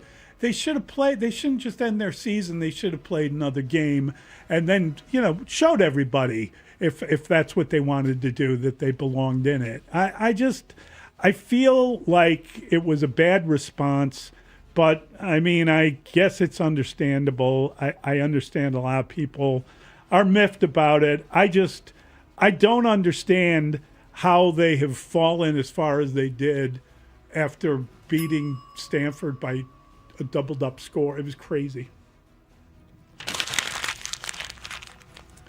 That's where I am with the college football playoff, the 4-letter network, and Notre Dame. Shame on Notre Dame for not playing in a bowl game. Not only, Mully, for your seniors, you're going to be remembered. I think you might be remembered more not by getting the short end of the stick from the committee, but acting this. This is not how this is not how the Notre Dame that I grew up on acted at all. And this is all like business, and this whole thing is about business. You're still rated where you are in business. the AP poll. Wouldn't that be great if you got to the end of the year and moved up in the AP poll? That's what this is all. It's awful. And while Carr has improved, Carr could definitely use another month. And how good would it be for the fans, okay? The fans to see Notre Dame, Texas, or Notre Dame, BYU. Notre Dame, BYU was already waiting just for their signature. Right, I'm saying, like, all they need to do is agree to that. Sign on. Those would have Pop-Tart been Bowl. Good games for your fan base and to get another month of practice. But the idea that guys are thinking not if they're in, are we going to have a home game potentially? Yeah. And the committee said you won't be penalized what happens in a conference championship game. Okay, so that's what happened with Alabama. They weren't penalized. Alabama also beat Georgia, so we got head-to-head. But how in the world, but you penalized BYU. I thought you weren't penalizing. So now you penalize BYU because they stunk out loud against Texas Tech. Miami then jumps BYU. So which one is it? The committee was a mess. They also, this committee, the head of the committee was this guy at Baylor who got run out of Baylor. Then it became the Arkansas AD. Right. Who was in charge of when Notre Dame waxed Arkansas and they fired their coach. There's nobody in the room representing Notre Dame. Mm-hmm. Nobody in the room. And because of Duke's upset of Virginia, Yes. all of a sudden, there's no representative of the ACC. Now, Miami should have probably been in that game anyway, playing Virginia, not Duke, but that's a whole nother story. Then the guy has the gall to admit on the Four Letter Network yesterday that he encouraged every member of that committee to go back and watch a game from 12 weeks ago. Yeah. I mean, come on. Well, 12 weeks ago, Notre Dame came within 4 points of two teams that are in the college football playoff field, Miami and Texas A&M. And then they won 10 straight by an average margin victory over double digits. So yesterday, it was a tale of two travesties. There was the snub, and then there was the snit by Notre Dame, Right. and both were bad.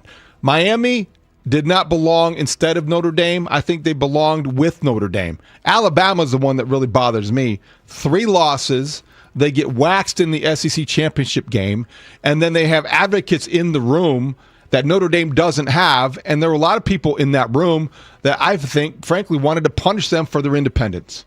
They are not part of a conference. That's a big question coming out of it, and they want to make them feel like they're all alone because they are. Nobody was advocating for the Irish. Nobody feels sorry for Notre Dame, but they belong, and you can't tell me that if you have a tournament for the 12 best football teams, that James Madison and Tulane should be in and Notre Dame is out. James Madison, a 21-point underdog to Oregon. Tulane, a 16-point underdog to Ole Miss. I bet you can't wait to fire up the DVR College and catch those football games. is broken. I know people say that's an overreaction, but no.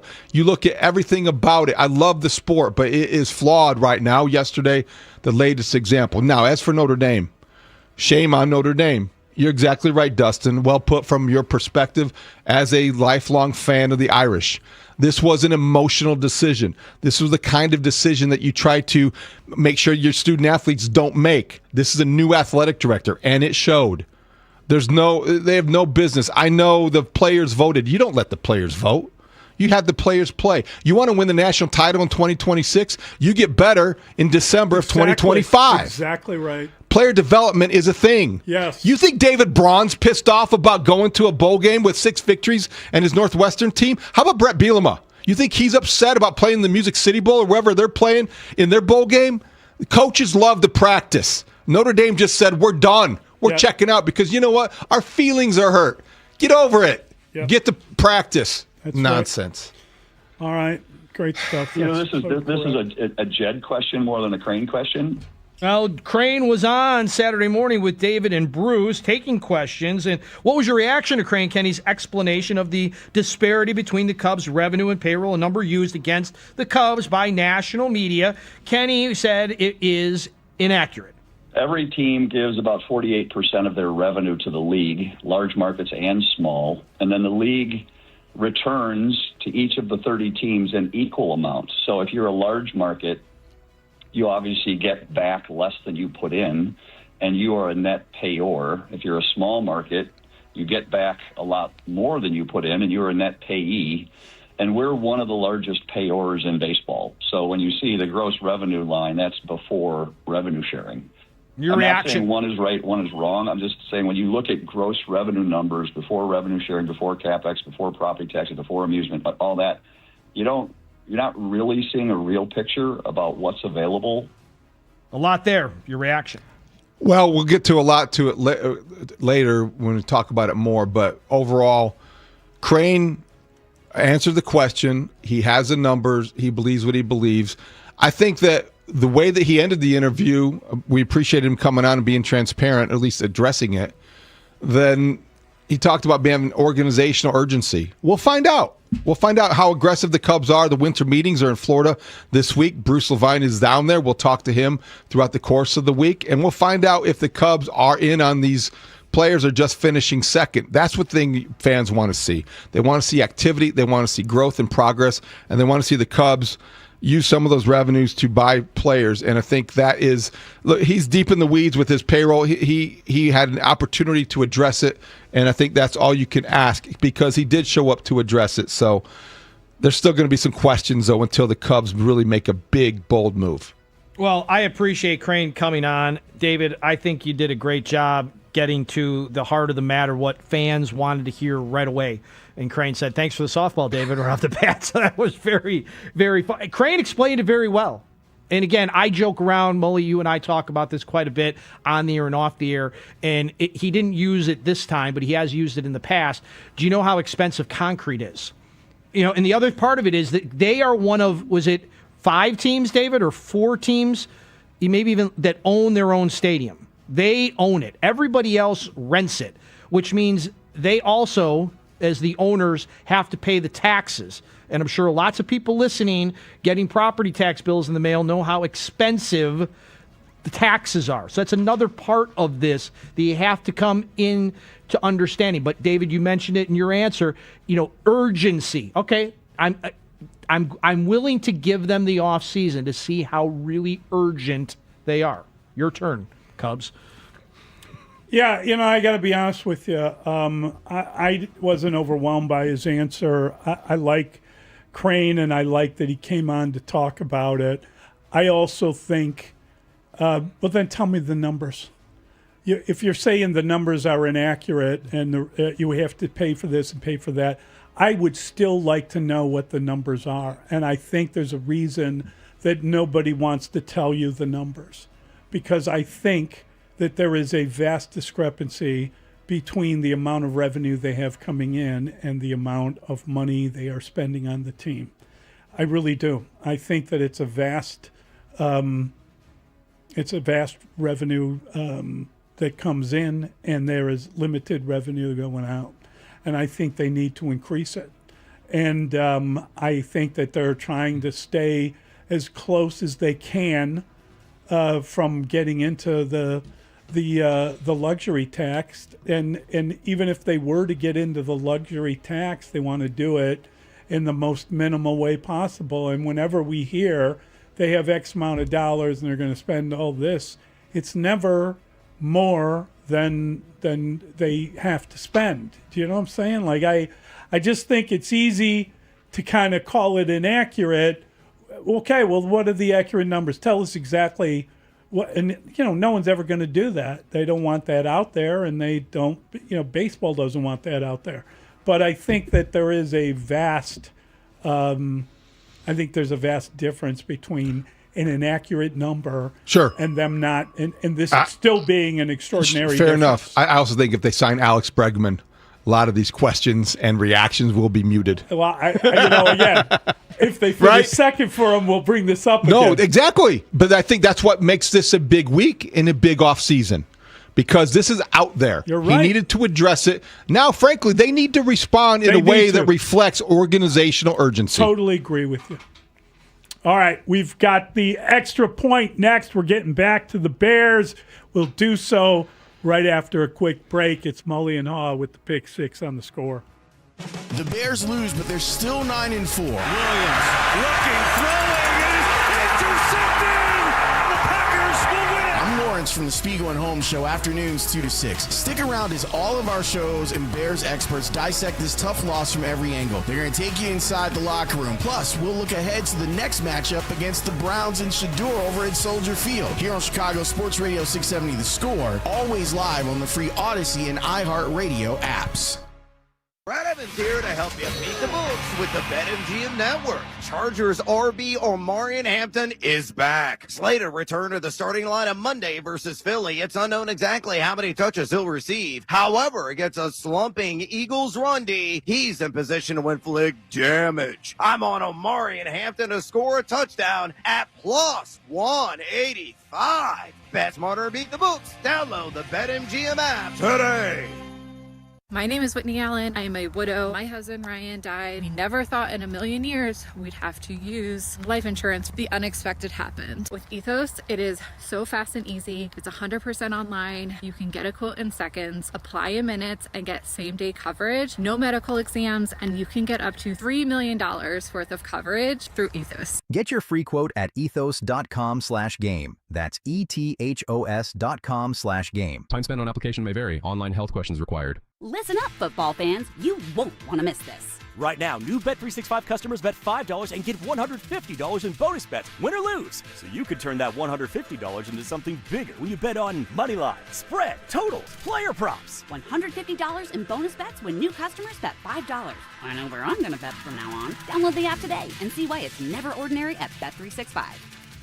Gambling problem? Call 1-800-GAMBLER. 21 plus only. Must be physically located in Illinois. T&Cs apply. In-app only. 250 years ago, a promise was made to connect families and friends, near and far. And during the holidays, that promise is more important than ever. That's why USPS is building a better network to meet your needs, with timely deliveries, easy and affordable ways to ship, and everything you need to make your season full of holiday cheer. Our purpose is delivering your peace of mind, knowing your love will arrive, bringing joy to all. The United States Postal Service. Learn more at USPS.com/holidays. You've got a big day, so you use Unstoppable Scent Boosters to give your laundry non-stop freshness. So no matter how long the day goes, you can't stop this power, this walk, this pose, this strut, this look, this talk. Your clothes will be so fresh you can confidently strut into that end of the day meeting like a bosses. Let's talk business in my office. Add new Unstoppable beads to your wash for 24-hour non-stop freshness so you can smell unstoppable.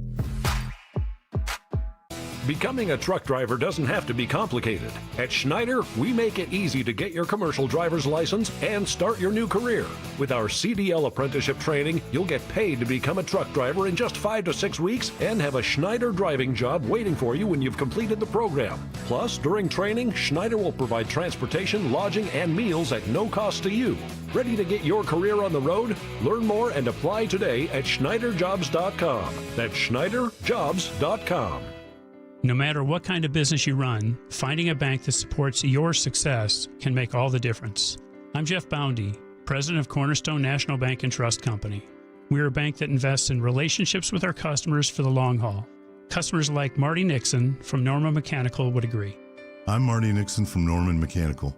We are a market-leading plumbing contractor operating throughout the Chicagoland area. We take pride in the quality of our work and value our relationships. I have known the team at Cornerstone for over 30 years and became a customer of Cornerstone when they opened their doors way back in 2000. Since then, Cornerstone has been a trusted relationship partner for all our banking needs. Cornerstone is a bank where we belong. Thanks, Marty. If you're looking for a reliable banking relationship for years to come, give us a call at 847-654-3000. Member FDIC. 670 The Score is home to your game day pregame coverage. Join us before each game for the latest inside information on your home team before they play the next game. The Insight on Football Fridays is brought to you in part by your local Ford dealers. Visit a store today. What defines tough? It's a kidney transplant, a life-saving act of grace. What defines tough? It's robotic accuracy, guided by a skilled surgeon's hands. Expertise and precision working as one, saving a life. What defines tough? At Loyola Medicine, it's more than what we do. It's who we are. Visit loyolamedicine.org/tough to learn more. It only takes one smart drive to get into the end zone at Ziegler Subaru of Kenosha. From kickoff to touchdown, this team delivers with a great selection of new and pre-owned models, the latest incentives, and no inflated prices. During the 2025 Subaru Share the Love event, Subaru and Ziegler Subaru of Kenosha will donate a combined $325 to the customer's choice of charities with every new Subaru purchased or leased. Take the short drive north to Ziegler Subaru of Kenosha. Introducing Remy Martin's This Is My City VSOP Limited Edition Collection, paying homage to the iconic sounds, style, and teams of our very own Chicago. The collection celebrates the city's influence on culture and features Remy Martin's renowned VSOP liquid. This limited edition bottle is available now, and you can learn more at RemyMartin.com. Remy Martin VSOP Cognac, 40% alcohol by volume, imported by Remy Cointreau, USA, New York, New York. Please drink responsibly. Mully and Haugh will be back in 60 seconds on The Score. Are you like everybody else in the world who has no idea what to get everyone for the holidays? Well, you're in luck. We got you. Hands-free Skechers slip-ins. Because with hands-free Skechers slip-ins, you just step into them and they're on. There's no bending down, no touching, no fuss. Plus, Skechers slip-ins come in everyone's favorite styles and colors. And you can get slip-ins everywhere stylish footwear is sold, including a Skechers store. Or if you're too busy to shop in person, just get them online at Skechers.com, Amazon, and more. Hey, nice job, Pete. I like those clean lines. Fellas, do we have anyone that can get to Greenport today? At Corey's Landscaping, the staffing plan is in the weeds. Anthony, we need that leaf blower over here. 3 more new customer requests just came in. Who wants to work some overtime? He needs to dig up quality landscapers and fast. I need Indeed. Indeed you do. When you sponsor a job on Indeed, it's easier for talented candidates to find it, which makes it easier for you to hire them. Visit Indeed.com/credit and get $75 towards your first sponsored job. Terms and conditions apply. Set up this extra point. It's time for the Extra Point with Mully and Haugh on 670 The Score. Were you at all encouraged by the Bears staying in the game versus the Packers? They dropped from the top to 7th overall in the NFC with that loss. Will they wind up as a playoff team, and what happens with them over the next 2 games, in your opinion? It depends how you want to look at it. It depends how you view things. But if your perspective is that this Bears season, they have created a little bit of a cushion. They could afford to happen what happened yesterday. And they still are in the playoff hunt. They still are in the playoffs. If the season ended today, they would still be the 7th seed with a postseason appearance, the first one in too long. Now, what happens Sunday? They cannot have a letdown. We need to talk about it. They need to address it. They need to make sure that it doesn't happen. They can't come out flat. They can't come out overconfident. They can't be looking ahead to Saturday night, December 20th, in the rematch with the Packers. They still can win these next 2 games. And then they could head to San Francisco and see what happens there, because that's shaping up to be the last 2 weeks of the season are de facto playoff games. Actually, it could be the last 3. So you want to definitely treat this Browns game like you're getting ready for the stretch run and relevant football, unlike we have seen here in a long time this late in the season. So what happened yesterday doesn't have to be the death knell for hope. It doesn't have to be anything other than you lost a game to your rival, but the rivalry has been revived. And it is because of Ben Johnson, because of the running game, because of Caleb Williams, all the reasons that we're going to talk about. You came close. You were 1 play away. So build on that, but don't make too much of that. Find the happy medium, because you don't want to be too overconfident coming off a loss. Don't let yesterday's loss lead to a return to Soldier Field loss. I believe the Bears will win both the games coming up at Soldier Field. That 49ers game will be awfully tough. The 49ers are in 6th, and the Lions are in 8th. The Bears are right sandwiched between the 2 of them, right? So very, very interesting. And if you take a look at what the Lions have coming up, they have the Rams next. Yeah. And they have the Steelers. Then they have the Vikings, and they're at the Vikings. And then they finish with the Bears. And the Vikings looked pretty good yesterday, or do the Commanders just stink that bad? Yeah, I think that's a good question. Look, I am encouraged by the Bears and the way they played in that game and the way that they fit into that game. And I think they've had a lot of good things go their way this year. That was one that, just a rare game that they failed at the end of, and that was a really important atmosphere and a really good thing for them to go through as this whole season has been.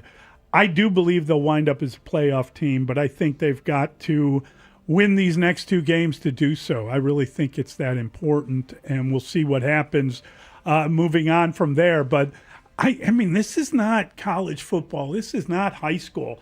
You are not allowed a letdown game. You are not allowed in the NFL to not take every opponent seriously. When you hear people talk about, well, it could be a trap game, that tells you right there. Let them know. Hey, don't get caught in a trap. What are you doing? You don't let that happen to you. So you show up, you play your rear end off, and you should be able to beat Cleveland at home on Soldier Field. And guess what? Then it's the revenge game. Then it is getting back at the Green Bay Packers. Then it is figuring out how to limit their explosive plays and getting more of your own. So hopefully it'll be a more complete victory. The best thing the Bears did in that game yesterday, I guess, is that they didn't commit a lot of penalties. They really did clean it up, and they really did enough to kind of challenge for that. But they were inconsistent in the first half, and then they recovered in the second half. You need an entire game, and they should work to be a more complete team to get that done, starting with Cleveland at Soldier Field on Sunday. 4 penalties, 17 yards. That's really good. For the Bears? Mm-hmm. Excellent. All right, we'll be right back. We'll get to your phone calls. What did you think? How did you feel about it? We've got Olin next, but then we'll get to all your phone calls. Olin Kreutz will walk us through his thoughts on the game. I love talking to Olin after he's had a chance to watch it again, and we'll get his take on especially that last play, whether or not Caleb could have run for it. I don't think he could have, looking back at it, but we'll ask Olin Kreutz that question next. Mully and Haugh on The Score. You're listening to a Plumbers 911 Football Monday on The Score. Plumbers 911. Plumbing emergency? Call the professionals available 24/7 at 1-833-PLUM-911. Presented by Great Clips on Chicago's Sports Radio 670 The Score. Always live on the free Odyssey app. It's David Haugh for FanDuel Sportsbook, the official sportsbook of 670 The Score. The FanDuel Sportsbook app is your home for all of your favorite NFL bets, from yards to touchdowns to who will win the game. With FanDuel, any play can be the play of the game. Tonight, FanDuel is giving all customers a 30% profit boost token. That's right, you can get in on all the action with a 30% profit boost token this Monday night. Make FanDuel your go-to app for any snap. Just visit FanDuel.com/score and bet on the game. That's FanDuel.com/SCORE. Play your game with FanDuel, an official sports betting partner of the NFL. Must be 21 and older and present in Illinois. Opt-in required. Bonus issued as non-withdrawable profit boost tokens. Restrictions apply, including any token expiration and max wager amount. See terms at sportsbook.fanduel.com. If you have a gambling problem, call 1-800-GAMBLER. Guys, you've heard of TRT, but you have no idea what testosterone can do for you. Once you start treatment, you'll wish you had done it sooner. All the guys I know go to Synergen X at Low T Center for TRT. The TRT test is free, not hundreds of dollars. The testosterone is pure, not compounded. Guys feel full of energy, not like they're still waiting for it to kick in. Get in now for your free TRT test. No appointment necessary before 10 a.m. or book ahead at fixmylowt.com. That's fixmylowt.com. With the holiday entertaining season in full swing, your local Jewel Osco has a full round of festive selections for less. Whether you're zeroing in on breakfast basics, heading over for holiday entrees, or cleaning up with hot deals for the household, discover great buys in every aisle. Be sure to hit the refrigerated case for special savings on Sargento Natural American Sliced Cheese or Balanced Breaks. These savory snack selections are the perfect way to fuel up for holiday shopping, and you'll find them right inside Jewel Osco. Cloudy, colder today with some sun, high 24. Weather brought to you by Staples. Have an easy holiday at Staples. Save on top tech and gaming gifts, shipping supplies and services to get your packages there safely, even custom cards and wrapping paper. Staples. That was easy. Comcast Business is celebrating the holidays by giving your business the $1,000 holiday bonus when you switch to a gig speed internet package. Just imagine the thousands of possibilities of a $1,000 prepaid card. Like possibility number 12, the new laptop for the office holiday hero. Or possibility number 108, smart speakers to deck those hallways. Or possibility number 192, new equipment for the new year. Or possibility number 555, Bluetooth holiday lights for office decor. Switch to Comcast Business, designed for 100% reliability with business internet and wireless connect, plus advanced cybersecurity, and now get the $1,000 holiday bonus. Comcast Business, powering possibilities. Ends 12/14/25. New customers only with 2-year agreement. Requires qualifying gig package. Other restrictions apply. Chicago's Sports Morning Show with Mully and Haugh will be back in 60 seconds on The Score. This is the story of the one. As an HVAC technician, he and his digital multimeter are in high demand. So when a noisy office HVAC turns out to be a failing blower motor, he doesn't break a sweat. With Grainger's easy-to-use website and product information, he selects the product he needs to keep everything humming right along. Call 1-800-GRAINGER, click Grainger.com, or just stop by. Grainger, for the ones who get it done. Spreadsheets, clunky software, 100 different logins just to run your business? Ah. There's a better way. Odoo. One simple, connected platform that handles sales, inventory, accounting, and more. So you can focus on growing, not juggling. Make the switch today at odoo.com. That's ODOO.com. The Bears fall to 9-4 on the season after a tough road loss to the hated Packers at Lambeau. Keep it here as the score team breaks down the game. Plus, we'll have your reaction too, right here on Chicago's Sports Radio 670 The Score. Broadcasting live from the Hyundai Studios. Presented to you in part by your local Hyundai dealers. WSCR Chicago, WBMX HD2 Chicago, and Odyssey Sports Station. The Score! Scoreboard update. Score Update Studio brought to you by AlmostFreeTeeth.com, because confidence should never cost a fortune. Caleb Williams intercepted in the end zone on a pass intended for Cole Kmet. Packers hang on to beat their Bears 28-21. With the loss, the Bears go from 1st to 7th overall in the NFC. Bears host the Browns Sunday, noon kick on Fox. Bears open as a 7-point favorite, total 40.5.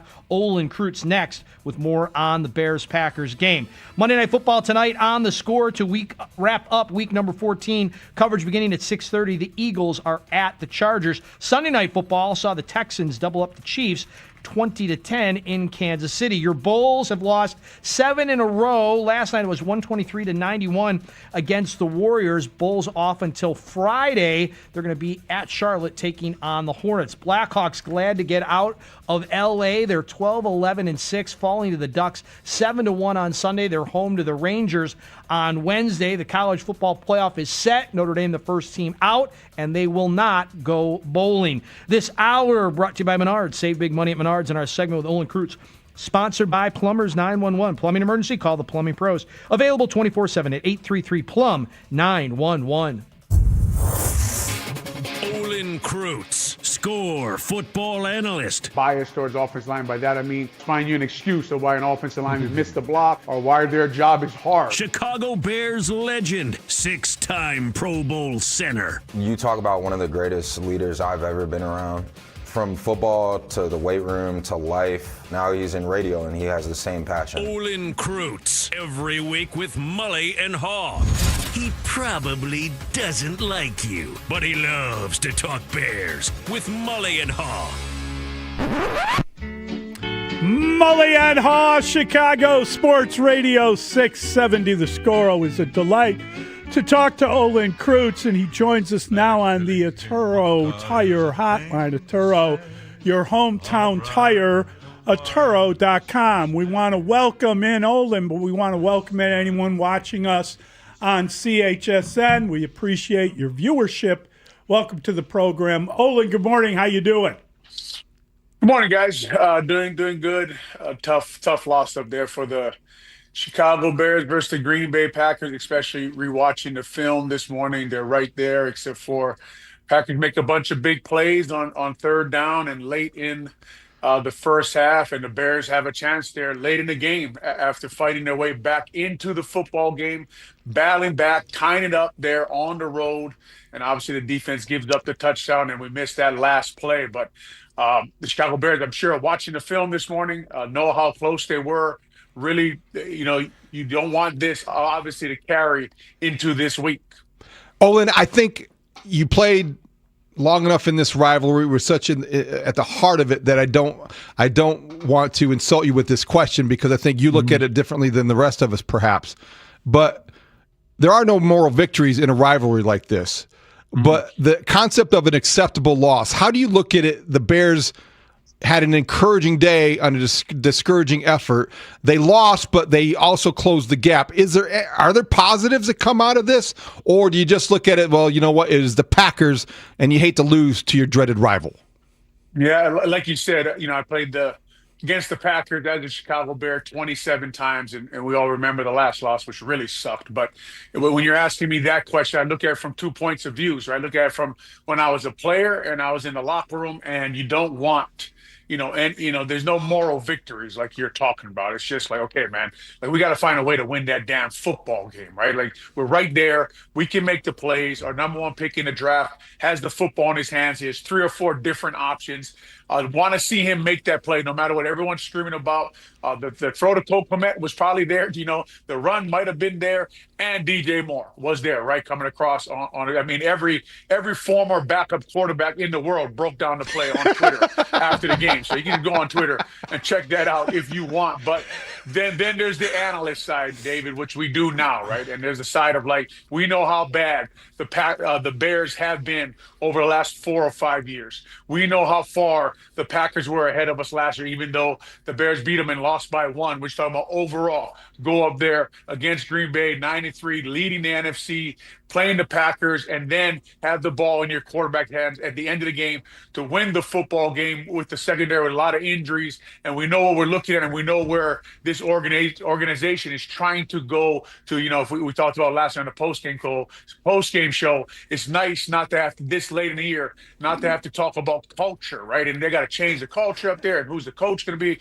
and all that stuff. That's not the problem right now, right? The problem is have the great players make the plays at the end of the game to win the game. And the thing about the film is when you watch it this morning, you say to yourself, they can make those plays. They got the guys who can make those plays. They can find a way to beat this team coming up here in 2 short weeks. Let's talk about that last play, Olin.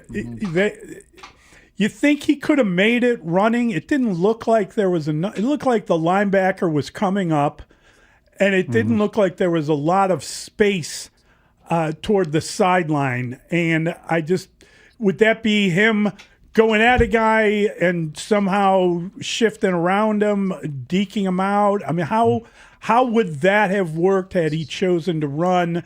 And then there were 3 elements. We know that the pass to Cole Kmet didn't work. It seemed like, looking at the tape, that DJ Moore leaked out a little late, and maybe that's why he didn't look at him. But good God, he was wide open. I mean, wide open. Which would have been a tough pass, but you got to go through the whole sequence, right? We talked about it last night on the post-game show. They get the ball on second down, minute 13 left in the game. They have 3 timeouts. They run the ball to that 3rd and 1, right? And by the time they're done with that 3rd and 1 play, there's only 27 seconds left on the clock. So some game management, some time management there that I wonder about.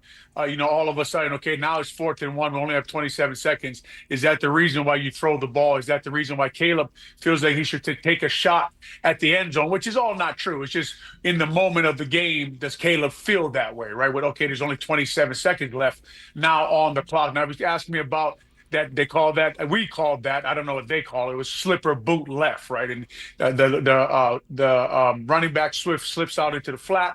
Caleb can run, or you can hit DJ Moore coming across, or Cole Kmet on the corner route leaking out there. But it's because it's Caleb. When you see Quay Walker and Edgerrin James there, and it looks like he may have half a step, you're like, man, I wonder if Caleb could have made that. Could have ran that ball, because the way he runs the ball, how fast he is, how good of an athlete he is. And I heard Dustin talking about, we'll wait for the big guys come on with the all 22. The big guys, they talk about all 22. I think that's what Dustin said. And I started laughing, and I thought, man, I think he's talking about me. But anyway, he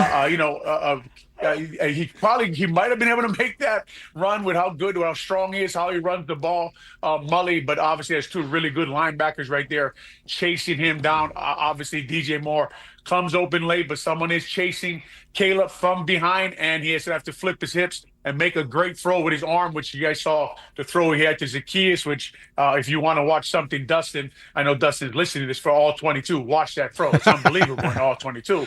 Listen, flip his hips, make that throw. The funny thing about it, guys, is when you say to yourself, look, and I hate to paint this as a great thing, but It's like, okay, can he do that? It's because it's Caleb that you're thinking he can do all those things, right? He can run for the first down. He can flip his hips and throw it to DJ Moore, or he should have just look the throw to Cole Kmet, the one he picked was there, and he said after the game, I just need to throw a better ball there, and he's exactly right. Just throw a better ball there to Cole Kmet, and he's behind Nixon. And I think Williams, the Packers safety, said after the game that he screwed up that coverage, that I think he was supposed to be on Cole Kmet, and Nixon saved him. So he did. Listen, Caleb Williams, I think he said, I think what is very basic, what is very true, I have to throw Cole Kmet a better ball there. He said he wanted to throw it to him and give him a chance and give him like a 50-50 ball, and just kept repeating, I have to throw a better ball there. Olin, as one of the big guys who probably watched the All-22 so far, when you looked at the second half, what did the Bears do schematically to neutralize Micah Parsons, because he was less active and evident in the second half? Was it just as simple as the Bears were able to run the football more effectively, or did they do something else in terms of formations? How did you see it? Yeah, it really started at the end of the first half, right, David? I'm sure you remember that 8-minute drive that they got the field goal on. That they went 7-3, and the offense got a little momentum and a little rhythm. They're running the football, getting Caleb outside the pocket. All the things that you do to slow down a pass rusher is what Ben Johnson was doing to slow down a guy like Micah Parsons. When they got in 3rd and long, they got in a little bit of trouble with Hafley's, the defensive coordinator for the Packers. His simulated pressures, right, got free, and sometimes you're dropping Parsons into coverage and overloading one side or another, and they're actually attacking Jonah Jackson with Parsons because they knew the help would be at Ozzie Trapillo. But what they did, of course, is all the things you talk about, where you chip. Some of the, I heard you guys talking about what happened to DJ Moore. Some of it is he's trying to help the tackle with chipping, and the Bears are using 13 personnel, which is 3 tight ends, and using Colson Loveland as a wide receiver. But all the things you're talking, run the ball, wear him out. Monunga, you remember him breaking Cooper's helmet. What a run! This kid runs the ball, man. He is a violent football player. But just slow him down, move the pocket, get Caleb outside the pocket. The funny thing about Parsons is he's the only guy who can run past Caleb and then go back and run him down. That guy's got tremendous speed. But they were giving people a lot of help. They were where he was. They were changing up the protections, running different protections to give him different looks. They did a lot of things to slow him down. Credit Ben Johnson, Dan Rochar, Declan Doyle, all the guys who came up with the plan to try to slow down a guy, because like everyone talked about going into the game, Parsons is a closer, right? He's a closer, and you kept looking for him in the 4th quarter, and the Bears were just doing a really nice job. And I think the TV copy showed him on the sideline. It was like a boxing match, right? When you go to the body long enough, guys start to wear out, and Parsons went out, and he looked like he was drinking water and thinking, man, these guys just keep coming after me, coming downhill, running the football. The quarterback is making me chase him 50 yards all over the field. So all those things combined had them in the second half. They had the Packers defense, a really good defense, a little bit on their heels. Why did the Packers manage to get so many explosives? There were obviously issues in the secondary. There wasn't a lot of pass rush. It seemed like every time they got one of those explosive plays, it was off a blitz. So you wonder, Kyler Gordon, I know Bigsy wrote today, you probably can't rely on him coming back again after he got hurt in the warm-ups. So that must have been a fairly serious issue. What is it that they can fix, or can they fix anything with what's going on with their secondary of late? Yeah, if you're the Chicago Bears defense and you go back to the film, you say, man, we gave up all our big plays on 3rd down, right? 3rd and 10, to Watson, 3rd and 3, to Watson on C.J. Gardner-Johnson. And, early in the game, I think the first touchdown, you see Love, he recognizes the cover 0 blitz. He recognizes Byard's one-on-one on Watson. He checks. It sounded like he said Ridge on the TV, but I'll let all the former quarterbacks talk about that on Twitter and on ESPN, tripping over each other. Right? I'll let you know what Chase Daniels says. Yeah, I appreciate that. Him and Dan Orlovsky call each other. They're racing each other to get that on Twitter, right? And then there's there's the 3rd and 2, guys, late in the game for the touchdown. That was the 21-yard run by Josh Jacobs and Javon Dexter. I'm sure he wants to try to get that tackle back, right? And there's just all the big plays, Mully, when you watch it on film, and then there's a 2nd and 10 bust late in the first half, right, to Bo Melton. They're all late, even 2nd and 10, you say late in the first half. I mean, even that's kind of like a 3rd down play. The Bears have them in the down and sometimes the distance that they want them in, right? They stop them, and then, of course, Dennis Allen gets aggressive, right? Tries to maybe create pressure in his mind. You got to ask him, did he not feel like he could get pressure with the front 4? And then obviously we know all the injuries. You mentioned Kyler Gordon is out. Jalen Johnson doesn't look healthy. Tyreek Stevenson is out. So Jordan Love looks up and he's got McLeod in coverage, right? He's got CJ Gardner-Johnson in coverage. Or they got Byard, a safety, one-on-one with their best wide receiver. And of course, if you can block it up, you'll take advantage of those matchups. So like you're talking about, obviously the injuries, it seems like in a game we kept waiting, okay, with all those injuries, when you see a capable quarterback with capable receivers, will it catch up to the Chicago Bears? And yesterday on 3rd down, when they needed big plays, certainly the quarterback for the Packers, Love, found his good receivers on bad matchups for the Chicago Bears. Olin, my sense is that when you heard Ben Johnson talk Friday at Haugh Hall, waxing poetic about the culture that has been instilled in the organization and telling the origin story of his coaching staff, it felt a little bit like, well, it might be a little bit premature to have this kind of summation about a season that is not yet done. How do the Bears avoid now a letdown next Sunday? And do you think that they may have gotten a little ahead of themselves? Yeah, it's the same thing that we talked about last week when the shirt came off, right? Not yet. It was my first stop. Not yet. I mean, it's fun. Hot dogs for everybody, and you all love that stuff. But as a football player who's been in buildings, who's been in Haugh Hall, who can see things going the other direction really fast, just want to keep that focus on football, keep that focus on the Green Bay Packers. Let's not talk about how we've changed things yet when the season's not even over. And you talk about how, when you're at Haugh Hall, or you've been here around Chicago for a long time, around Illinois for a long time, watching Chicago Bears, seeing these one-season wonders, right? Even though Ben Johnson on film doesn't look like a one-season wonder, you've seen cultures go in the wrong direction really quick.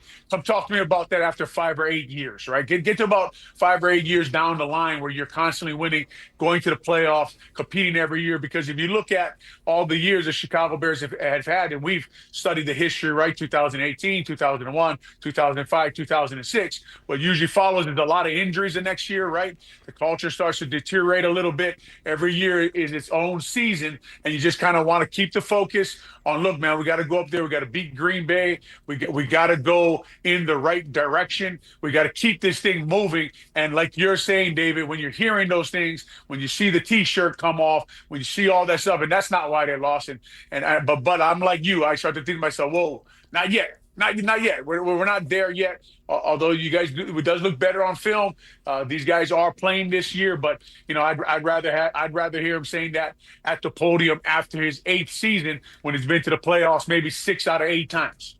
Oh, and we've heard people now concerned the Bears could have a letdown between the 2 Packer games playing Cleveland. Cleveland's not a great team. They've got a great player who's vying for a sacks record.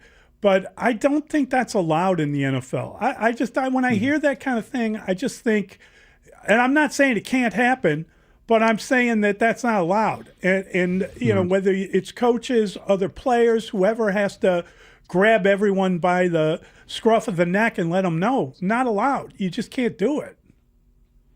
Yeah, but it's a great point by you, right? And we'll see this leadership come out this week, whether it be from the coaching staff, whether it be, I always talk about when you talk about leadership at a building, it starts at the very top, right? And I'm talking about the presidents, the owners, the coaches, everyone focused in this week on being the Cleveland Browns. It's the most important thing going on at Haugh Hall this week. Any questions for anybody? Point it to the Cleveland Browns, right? We don't worry about nothing else but being the Cleveland Browns. All the things you want to talk about, building a new stadium, doing all the things you want to do. If we beat the Cleveland Browns, those things will come. All those things come off of beating football teams, winning, executing on the field, everybody in the building moving in one direction, right? And we talk about, David just asked me a question about Ben talking about Friday at the podium, right? And then thank goodness I didn't hear it, because I probably would have been throwing my iPad around. But talking about how great the culture is now and all this kind of stuff. But look, don't talk about it. No, guys, I appreciate the question. Thank you very much. Anything about the Cleveland Browns, let me know. Right? Like from Wednesday on, we don't even talk about the Packers loss. We talk about nothing in this building but beating the Cleveland Browns. And you got Joe Tooney, and you got Grady Jarrett, and you got young leaders like Caleb Williams, like Darnell Wright. You got Montez Sweat. You got TJ Edwards back. Everyone, Byard, everyone. Guys, nothing's going on. Nothing else is happening. Put this game away. We lost it. We don't care about it. Talk about it today. After today, come Wednesday, nothing but the Cleveland Browns is all we're focused on. That's the team we got to beat. Great stuff, Olin. 30 seconds, we have to go. But was there any doubt in your mind that the Bears would go for 2 if they scored that touchdown? None. I thought they were going to go. I thought they were going to score. I had no doubt they were going to score, go for 2, and win the game. I was already celebrating. You're the best. Thanks, Olin. Good stuff. Appreciate it, guys. That's Olin Kreutz. That's great stuff. That is really good. Really good insight. Mully, when we come back, we want to get callers, 312-644-6767. I want to start, though, it's a little thing, but you referenced it. The clock management at the end of the game. Okay, let's get into it. We've gotten a lot of reaction to that. I think it's a worthy subject to discuss. I don't quite see where all the concern jumps in. I think we need to discuss Nor it. do I, which I think is why it's worth discussing. Okay, we'll get into that next, and we'll take all your calls. 312-644-6767. Mully and Haugh on the score. The Bears are now 9-4 on the season after losing to the hated Packers at the frozen tundra of Lambeau Field. Williams looking, throwing, it is intercepted! The Packers will win it! Layla Rahimi here from the Rahimi, Harris, and Grody Show, middays 10 a.m. to 2. Stick around as all of our shows and Bears experts dissect this tough loss from every angle and take you inside the locker room. Plus, we'll look ahead to their next matchup when they return to Soldier Field to host the Browns. Here on Chicago's Sports Radio 670 The Score, always live on the free Odyssey and iHeartRadio apps. This segment of the show is sponsored by Jewel Osco. Celebrate the holiday season with a full plate of great savings from Jewel Osco. Get everything from baking basics and household products to snack favorites, morning eye openers, savory entrees, and so much more.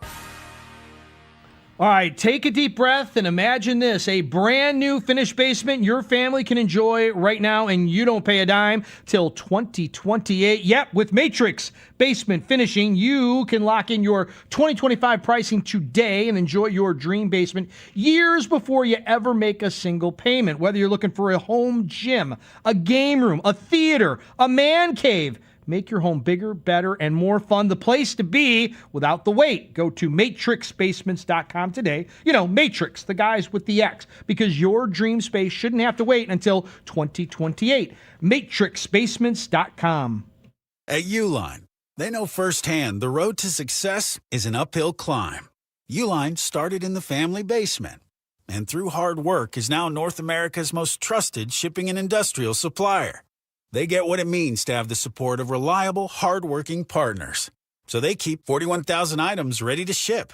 Whether your company is still in a basement office or expanding cross-country, Uline will be there on your road to success. Visit uline.com. Makita knows that pros never settle, and neither do we. With Makita, you get tools that perform at the highest level on every job without compromise. Makita is for the most detailed pros, expertly engineered to deliver precision, job after job.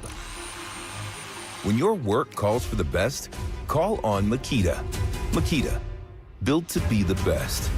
Available at the Home Depot. 1-877-CARS for kids. KARS, Cars for kids. 1-877-CARS for kids. Donate your car today. 1-877-CARS for kids. Donate your car today. Ready to get rid of that old car? Donate it to Cars for Kids. Call 1-877-CARS for Kids to reach a friendly live agent. Donation's super easy, and your car can be picked up as soon as tomorrow. Call us now, 1-877-CARS-FOR-KIDS. That's cars with a K to donate your car today. 1-877-CARS-FOR-KIDS. K-A-R-S, Cars for Kids. 1-877-CARS-FOR-KIDS. Donate your car today.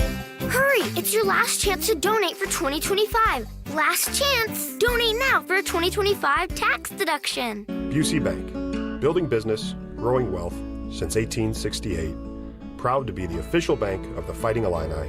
Member FDIC. Plumbing emergency? Call Plumbers 911. Available 24/7 at 1-833-PLUM-911. Licensed, highly trained plumbing professionals ready to answer your call. 1-833-PLUM-911. Where they do it right the first time. For so many, it's happening. Your hair is thinning. Your crown's disappearing. Hair loss can feel like identity theft.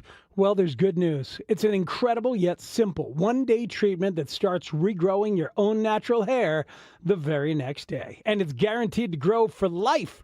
It is the Advanced FUE from Advanced Hair. We've all seen the pills and lotions that come with monthly subscriptions. They may sometimes help retain what you have, but they will never regrow hair that's completely missing. From Advanced Hair's state-of-the-art facilities to their world-class physicians, it's not maybe your hair will regrow. It's guaranteed that your new hair will grow. You decide how much, how thick, and where. For your free consultation, $250 off and 250 free hair grafts, call 872-217-HAIR. That's 872-217-HAIR. Or go to advancedhair.com. Once again, that's advancedhair.com.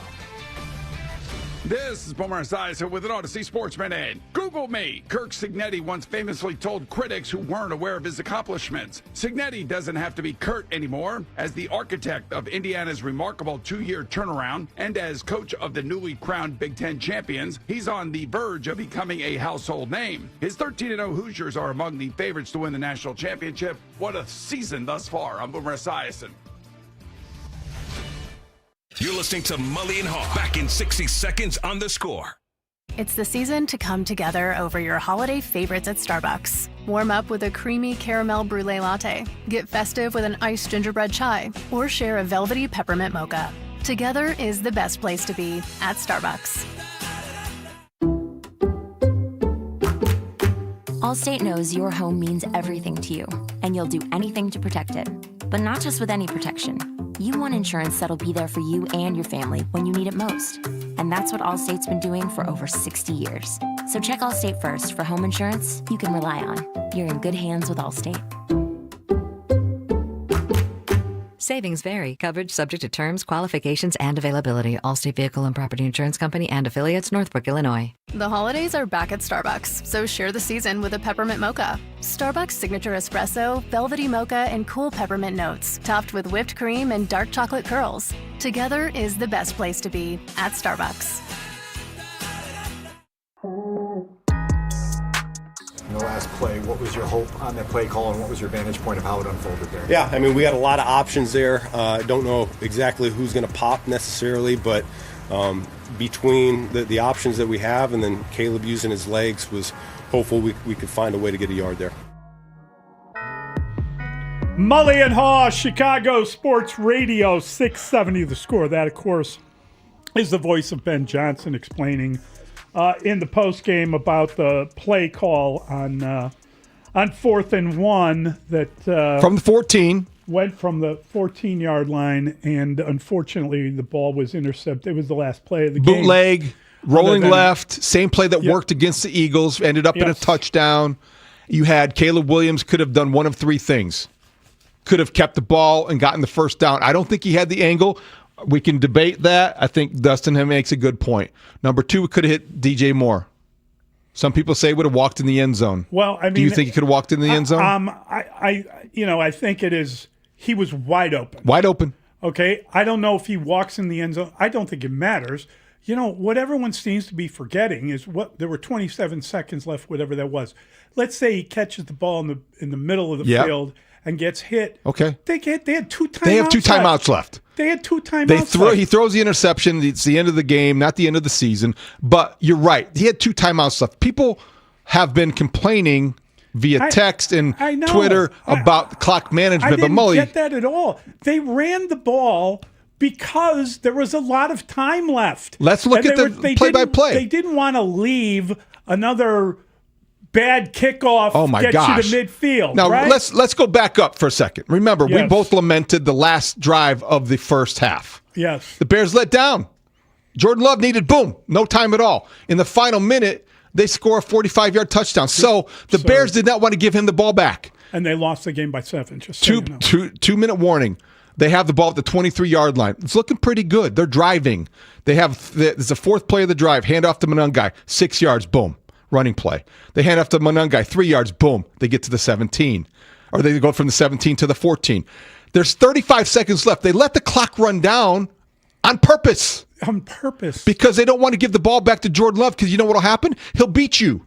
So I get it. They have 2 timeouts left. I mean, they took home with them. You have to score a touchdown to tie the game. Mm-hmm. If you tie the game, you have to kick off, and then you're giving them whatever amount of time.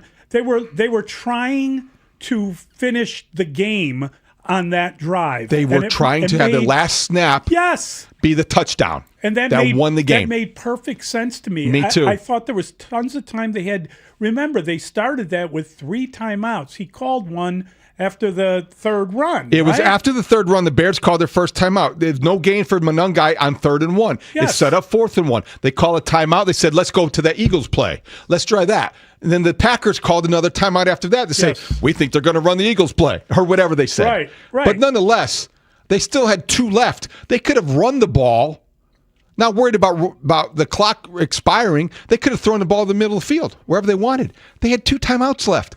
I'm not quite sure people get the fact that this was by design to drain the clock so the Packers weren't able to get the ball back. I honest to God, not for a second. And in fact, if you listen to the broadcast, when he does the 6-yard run, it is the announcer who says to Tom Brady, what's his name? Burkhardt says to Tom Brady, you wanted them to run the ball here because you felt it was important to burn some of the time left. And Tom was good on that. On purpose. Yes. That was by design. Yeah, good point. Just needed to cover it because people have been reacting to that a lot. Yeah. When you see teams huddling, when you see teams running the ball, you're conditioned to think, oh my gosh, they're blowing the clock. When in fact, this was what they wanted to do. All right, let's get to Steve. Steve is in Rosemont. Good morning, Steve. Good morning, guys. Can you hear me okay? Yes. Okay. I agree with you about the clock management. However, I feel like they did it poorly.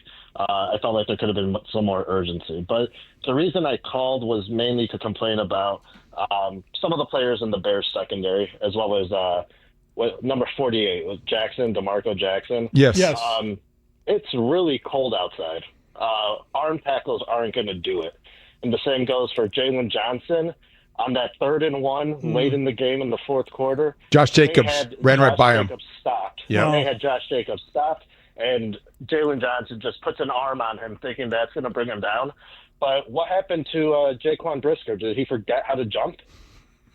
He can't jump in front of that ball at the end of the half. I mean, I feel like he had alligator arms when he tried to tip the ball away or get a hand in the face. He could have at least jumped and tried to make a play on the ball. Well, the guy flashed in front of his face, right? So the positioning was the main problem of that. You can't let that. He was wide open because he went right and he cut right across him. And on the touchdown we're talking about, the Bo Melton touchdown. Yes. Yeah, Jaquan Brisker passed him off to the opposite hash where he expected there to be the 2 deep safety. Kevin Byard was busy with another receiver, and there was the expectation, at least it looked that way, like Jalen Johnson was going to understand what was going on and maybe drop deep and drift to give some help. They never helped Jaquan Brisker. So Brisker did look bad on that play, Mully, but he also was the safety coming from the opposite hash, which isn't always the case. So it was just a collective breakdown, communication breakdown, which led to bad execution. Let's try Henry. Henry is in McHenry, oddly enough. Hi, Henry. Can we call you? Can we call you Mac for the purposes? What's of up, Mac? Yeah, sure. So hey, the Bears got to score, bottom line. So I was talking about clock management. They had control that I get running the ball, run some clock down. But you still have to score. You're not going to win without – who cares if you leave 30 seconds or 50 seconds on the clock? Packers had a couple timeouts. Henry. But they still have to go down. Can I ask you a question? Score. But why do you oppose them running the football? They were running the ball in the second half. They ran that it was well. the best thing they did were offensively. Dominating. They knocked the pass rusher out of the game doing that, running at him. Hey, I'm a Packers fan. I saw the control of the. Oh, okay. Hold on one line. second. Hold on, Henry. Hold on. That's not going to go well. Yeah, that's it. That's all. That's not going to go you well. just explained yourself. Okay. Let's move on in life. Let's go. Next. Yeah. Let's Go talk. ahead. Who we got? Call. Why don't we go to Joe next, who's in Chicago? Let's go to Joe in Chicago. We'll go to Joe, who's in Chicago. Morning, Joe. Help, Joe. Hey, guys. We could not stop you guys. I was yelling Oh, at my shut TV. it! Oh, Joe. Good God. That's Anybody real who's funny. a Bears fan, call the station. Let's try Joe in the western suburbs. Joe, please. Joe, declare yourself. Hey, how are you guys? Good show. Thank you. Okay, go ahead, Joe. So here's my I guess two things really. I thought of one while you guys were going on. Interesting. Without Kevin Bird on the Bears defense, is he the number one? As far as interception, does he lead the team on defense? Kevin Byard does, yes. Where would the Bears' record be without him this year? Yeah, I mean, he's done very well. Where would the Bears' record be without Thanks, Joe. the fact that they've gotten more takeaways from Nahshon Wright and Nahshon Wright took a hit. He got kicked. He did. That was a tough play. He got kicked in the That in the was jaw. rough. He got Yeah. kicked. Like, that's the button. That's what, like, the knockout spot. It was like their loss. It was I don't know kicking how the much- teeth. I don't know how much boxing you've done. Not a lot. Yeah, that's Not a big boxer. That's a good. That's a You big. think- that's have you done a lot of target boxing? spot. I have punched a lot of people. No, I boxed a little bit when I was younger, and you know where to hit someone. Yeah, and that's where he got kicked. That's a Is that tough where they one. tell you to hit somebody to the chin? Well, All that's right, your. I imagine you that. press that button I know. and it's blackout time, my friend. That's a dimple. That's right. It's a dimple. No. Yeah, it used to be You have completely. cute dimples, Mully. It used to be completely clear. Till I got. Let's the go back button to the pushed. Packers fans. No, Oh, we no, don't. okay. We could give. I'm just saying. We're 2 for 2. How did that happen two in a row? How does someone from, and this is Dustin's clever, take the guy from Chicago, but the guy says, we couldn't stop you guys. We. You could have come at me with a pronoun like that? You got a mouse in your pocket? Get out! We? Come on. I hate the we pronoun. From fans and media. That was clearly a player. We. Yeah, That was right. Joe in Chicago, who apparently was All right, let's one go. of the guys Let's go who back to the stop anybody. intelligent callers here.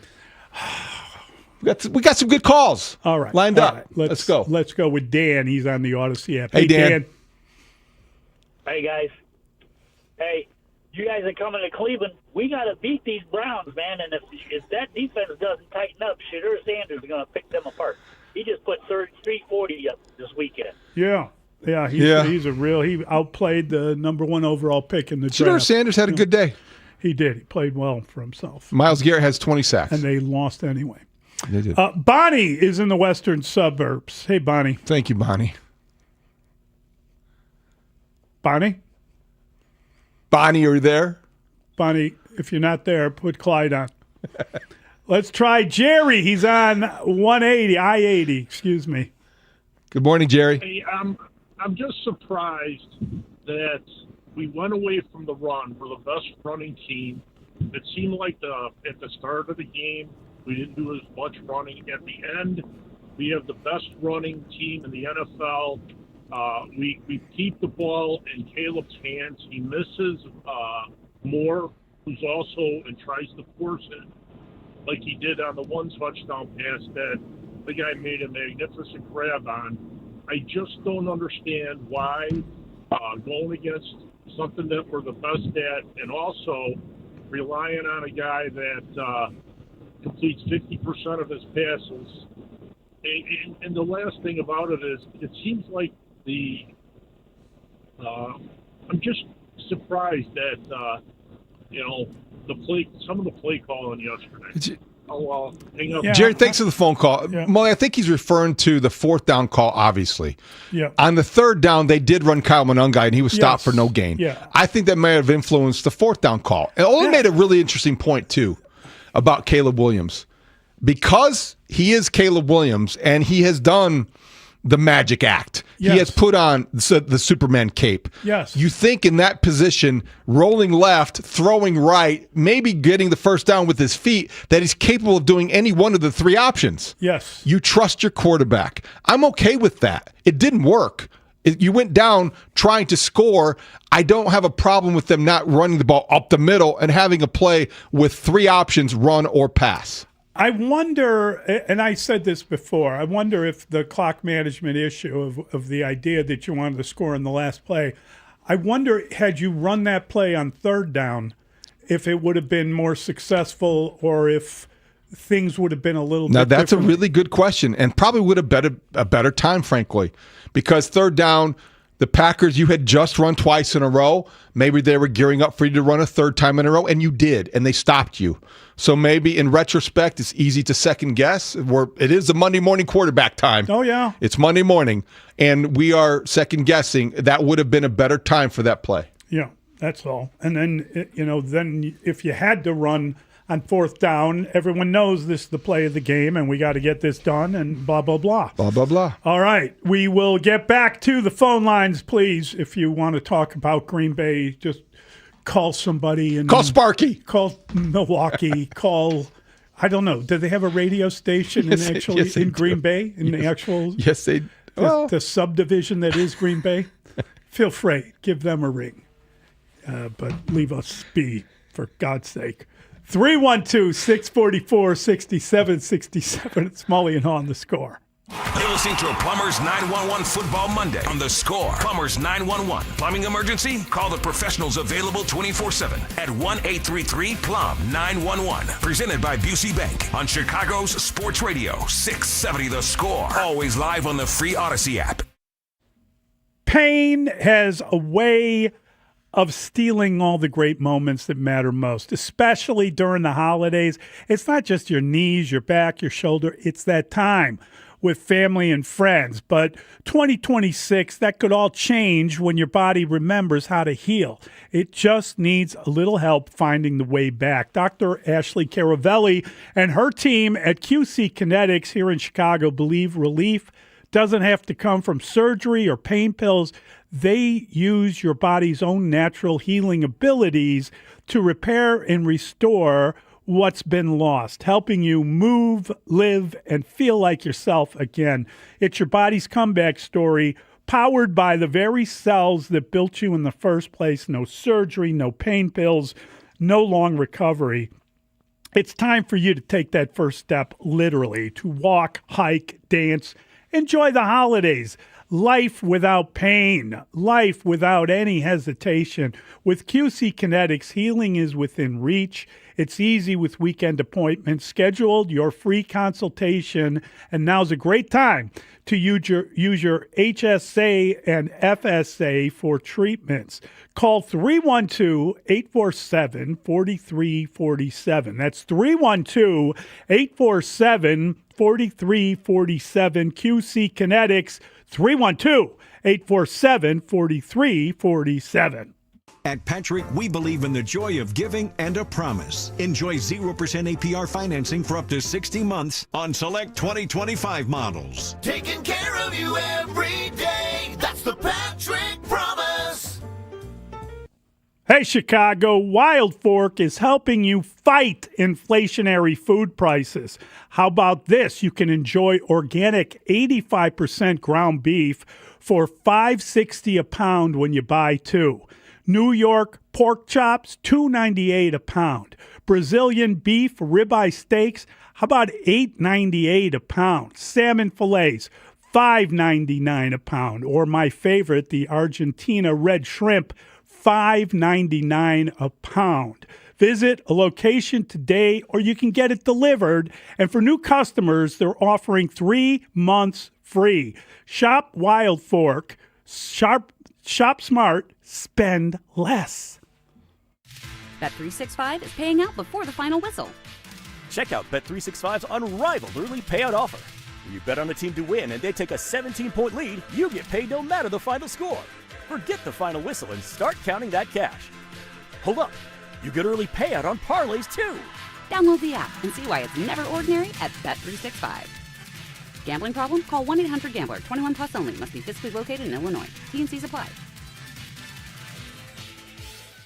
This segment of the show brought to you by AlmostFreeTeeth.com, because confidence should never cost a fortune.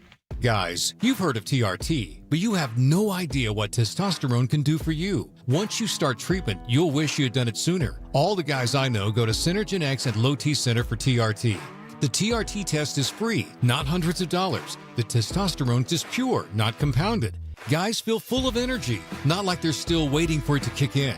Get in now for your free TRT test. No appointment necessary before 10 a.m. or book ahead at fixmylowt.com. That's fixmylowt.com. I know that hiring can be challenging. You sort through tons of resumes and you get too many so-so applicants. You're just waiting for someone to match your role perfectly.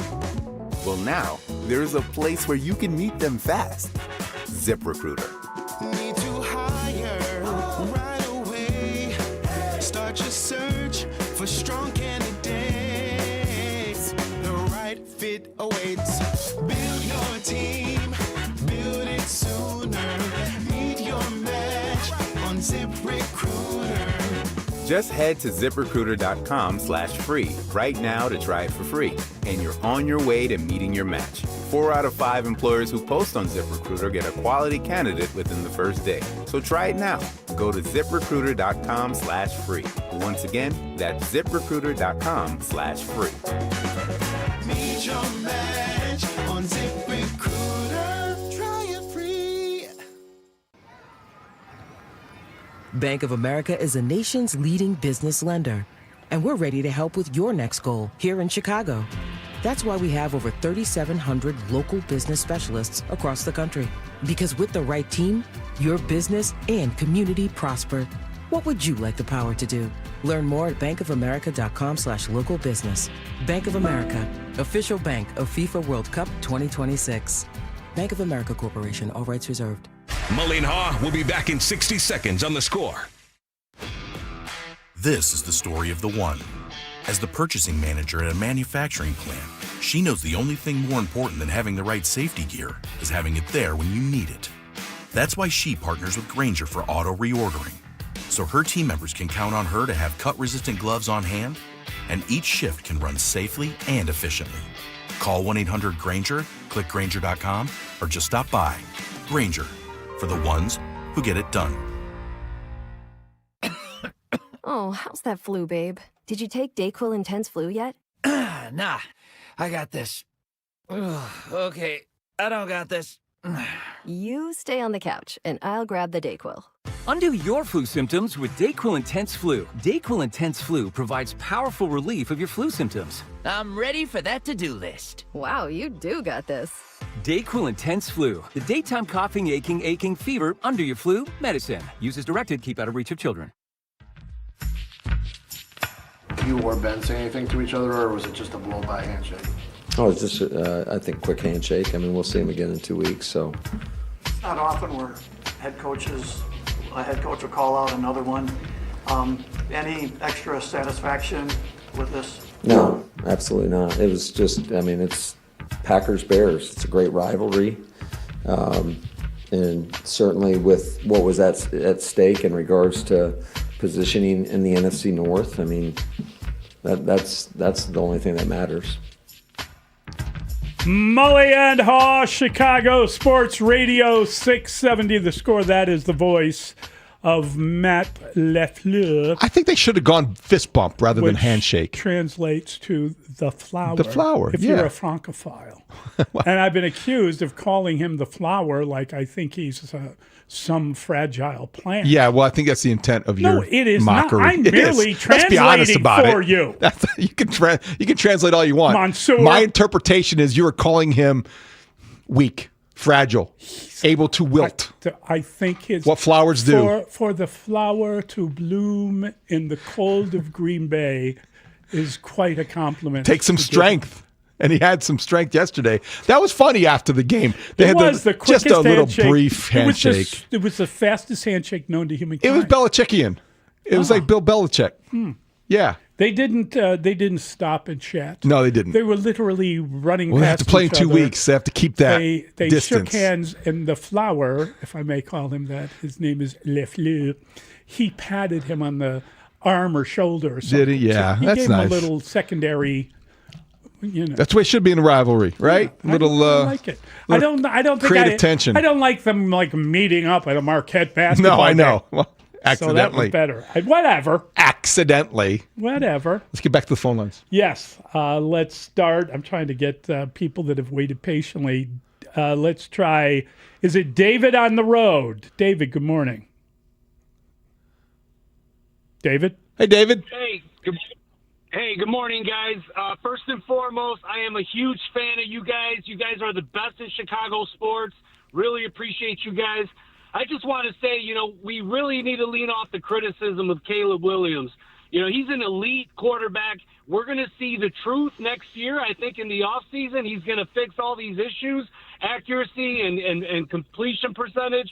That stuff's going to get all fixed. But as Bears fans, I get it. We're conditioned to criticize our quarterbacks, but we just need to lean off and give them time, and we're going to see huge growth next year. I mean, with Ben Johnson's offense and these new coaches, we just need to give it time, and it's all going to mesh, and it's all going to come together.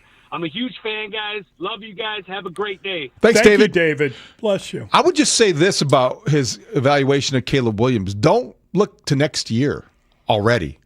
You've got 4 games left and then the playoffs. You still have an opportunity for Caleb Williams to finish this season with a flourish, and he should. He is getting more comfortable, and as he gets more comfortable and with more experience, Mully, he'll be more effective. Now, the Iceman did not come through yesterday. Yes. The Iceman did not live up to the nickname, but okay. I don't feel like Caleb Williams lost that football game because he threw an interception on the last play. That was the play that decided the football game. He played very well in the second half. He did not play well in the first half. I think everybody's got to be very honest about what he is and what he isn't so far. And what he is a quarterback with a lot of moxie. It gives you a chance to win every Sunday. And the reality of life, whether anyone wants to hear it or not, is that a Bears team that we had maybe higher expectations for, but kind of low possibilities of getting into the playoffs. They still control their fate. They do. They did move from the number 1 seed to the number 7 seed. But you look at where they're at right now, they control their own fate, which is a very good position to be in. They don't need a ton of help to get in. They need to play better. They need to handle this team in 2 weeks. First, they need to get through Cleveland. And then we'll take a look and see where they're at and what they have to get done as you move forward. But I don't feel like anybody was predicting that in September. So Realistically, I feel like it's pretty good. You finish 2-2. If you finish 500, you're going to be in. Yeah, I think if you finish with 11 wins, will 11 you make the wins playoffs? Yes. should be good enough to make the playoffs in the agree. NFC. I agree. And it's conceivable that they can win 2 of the remaining 4 games. I really think that. I mean, they could win 3. They're still in position to accomplish everything they thought they were in a position to accomplish before they lost to the Packers. Exactly right. Okay. How about Aaron? He's on I-65. Hey, Aaron. Good morning, everybody. Happy holidays. Bless you, buddy. First of all, I hate Packers. I hate Packer people. I don't know why they call us.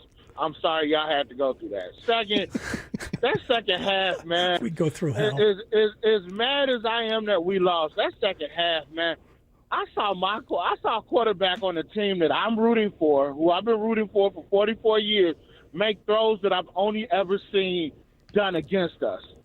That touchdown, those throws to Cole Kmet and Colston Loveland while rolling to his right, I believe, man, I hate to say it, I was wrong, but I think we finally got a quarterback, gentlemen, and I'm just ecstatic about that. There's a month left. we'll let those roaches have this game. We see them again in a couple of weeks. And, yeah, I can call them roaches because I got to buy my cousin a bottle.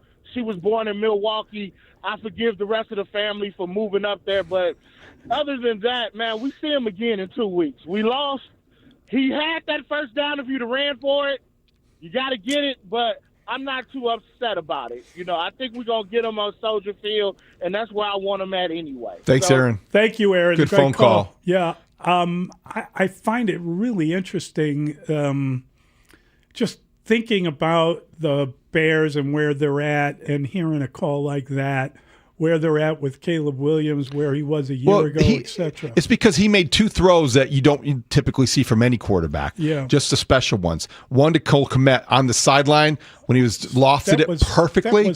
And then the sidearm throw to Zacchaeus was unbelievable. Oh, that was ridiculous. Off-platform throws are guys that not every quarterback is going to try that or execute it.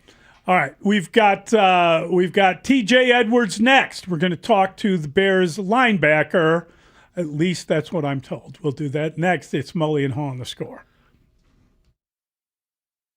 The Bears are now 9-4 on the season after losing to the hated Packers at the frozen tundra of Lambeau Field. Williams looking, throwing, it is intercepted! Keyshawn Nixon and the Packers will win! Stick around as all of our shows and Bears experts dissect the game from every angle and take you inside the locker room. Plus, we'll look ahead to their next matchup when they return to Soldier Field to host the Browns here on Chicago's Sports Radio 670 The Score. Always live on the free Odyssey and iHeart Radio apps. All right, guys, holidays are officially here, which means it's time to start thinking about gifts. Yes, and if you want that, give something people will actually wear. Flag and Anthem. Flag and Anthem has 2 pieces that are perfect just for about anyone on your list. The Chapin quilted shirt jacket and the Forest mid-top boot. The Chapin jacket is one of those gifts that gets a reaction the second it's unwrapped. It's that perfect layer you throw on in the morning when it's cold out, grabbing coffee, heading to work, walking the dog, whatever the case is. You end up wearing it all day because it looks that good. It's lightweight, warm, easy to layer, and comes in great colors. And if you really want to complete the outfit, the Forest mid-top boot is the move. Yes, durable, comfortable, clean enough to wear with jeans or chinos. It's that everyday boot that works for the office, weekends, and holiday get-togethers. So whether you're shopping for family, friends, or even treating yourself this holiday season, the Chapin jacket and Forest boot are 2 winners you cannot go wrong with. So head on over to flagandanthem.com. Shop their best sales of the season. Flag and Anthem. Real clothes for real life. Helzberg gifts checked off the list. Now, time for wrapping. Earrings for Mom. A gold bracelet to match the rings Danielle wears every day. And for Dad, a new watch, because we all know he needs one. All right, this is going to be a good one.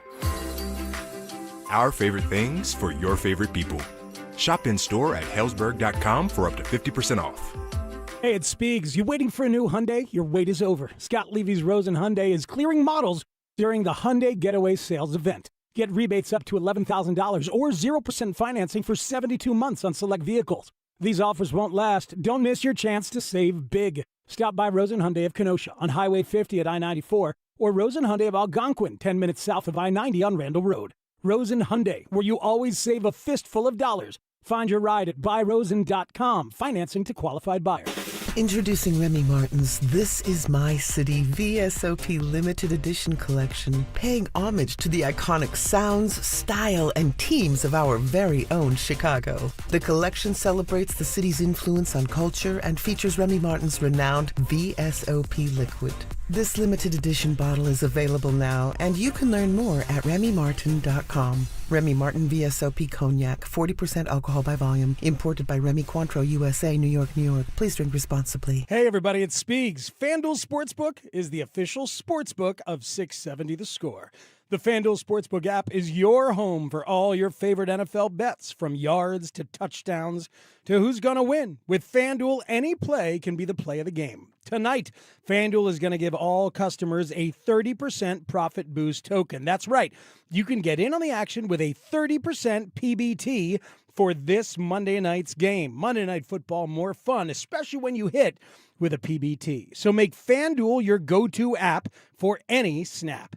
Just visit FanDuel.com/Matt to bet on the game. That's FanDuel.com/Matt. Play your game with FanDuel, an official sports betting partner of the NFL. 21 plus and present in Illinois. Opt-in required. Bonus issued as non-withdrawable profit boost tokens. Restrictions apply, including any token expiration and max wager amount. See terms at sportsbook.fanduel.com. Gambling problem? Call 1-800-GAMBLER. Wildfire Restaurants is celebrating 30 years. An iconic supper club serving a variety of food with something for everyone. Open for lunch, dinner, carry-out, private parties, and catering. 5 Chicago area locations. For reservations and to order online, visit wildfirerestaurant.com. This segment is sponsored by Duke Mayonnaise. This is the Duke's Country Song. It's a song about the best mayo. It has a yellow lid, and its full name is Duke's Mayonnaise. Get Duke's Mayo in store. It's got twang. Save big on everything for your next project when you shop at Menards. We carry a great selection of Bosch tools in stock. Whether you need to rip, cut, drill, or drive, Bosch power tools provide the power you need for tackling the toughest jobs. Save big on Bosch cordless power tools right now at Menards. View our entire selection of Bosch power tools today on Menards.com. Plus, check out our weekly flyer for great deals happening this week. Chicago's Sports Morning Show with Mully and Haugh will be back in 60 seconds on The Score. I'm Bob Burke, founder and chairman of Burke America Parts Group, a family of brands that includes RepairClinic.com, an appliance and HVAC parts solution company that's grown into an international brand. Before AmericanEagle.com, we partially launched a new technology platform developed by another firm. American Eagle helped take our technology to a whole new level with digital marketing, software development, and business insights into our key markets, appliances, HVAC, and outdoor power equipment, and did so both on time and on budget. AmericanEagle.com has the resources, experience, and talent needed to produce solutions. Our new technology platform, developed by AmericanEagle.com, has produced tremendous results with higher traffic, conversion, engagement, and online revenue. If you have any home repairs you need to take care of, check us out at RepairClinic.com. If you need a world-class website or technology project, then I would highly recommend AmericanEagle.com. Call AmericanEagle.com at 773-NETWORK. That's AmericanEagle.com, 773-NETWORK. The Bears fall to 9-4 on the season after a tough road loss to the hated Packers at Lambeau. Keep it here as the Score team breaks down the game. Plus, we'll have your reaction too, right here on Chicago's Sports Radio 670 The Score. Broadcasting live from the Hyundai Studios. Presented to you in part by your local Hyundai dealers. WSCR Chicago, WBMX HD2 Chicago, and Odyssey Sports Station.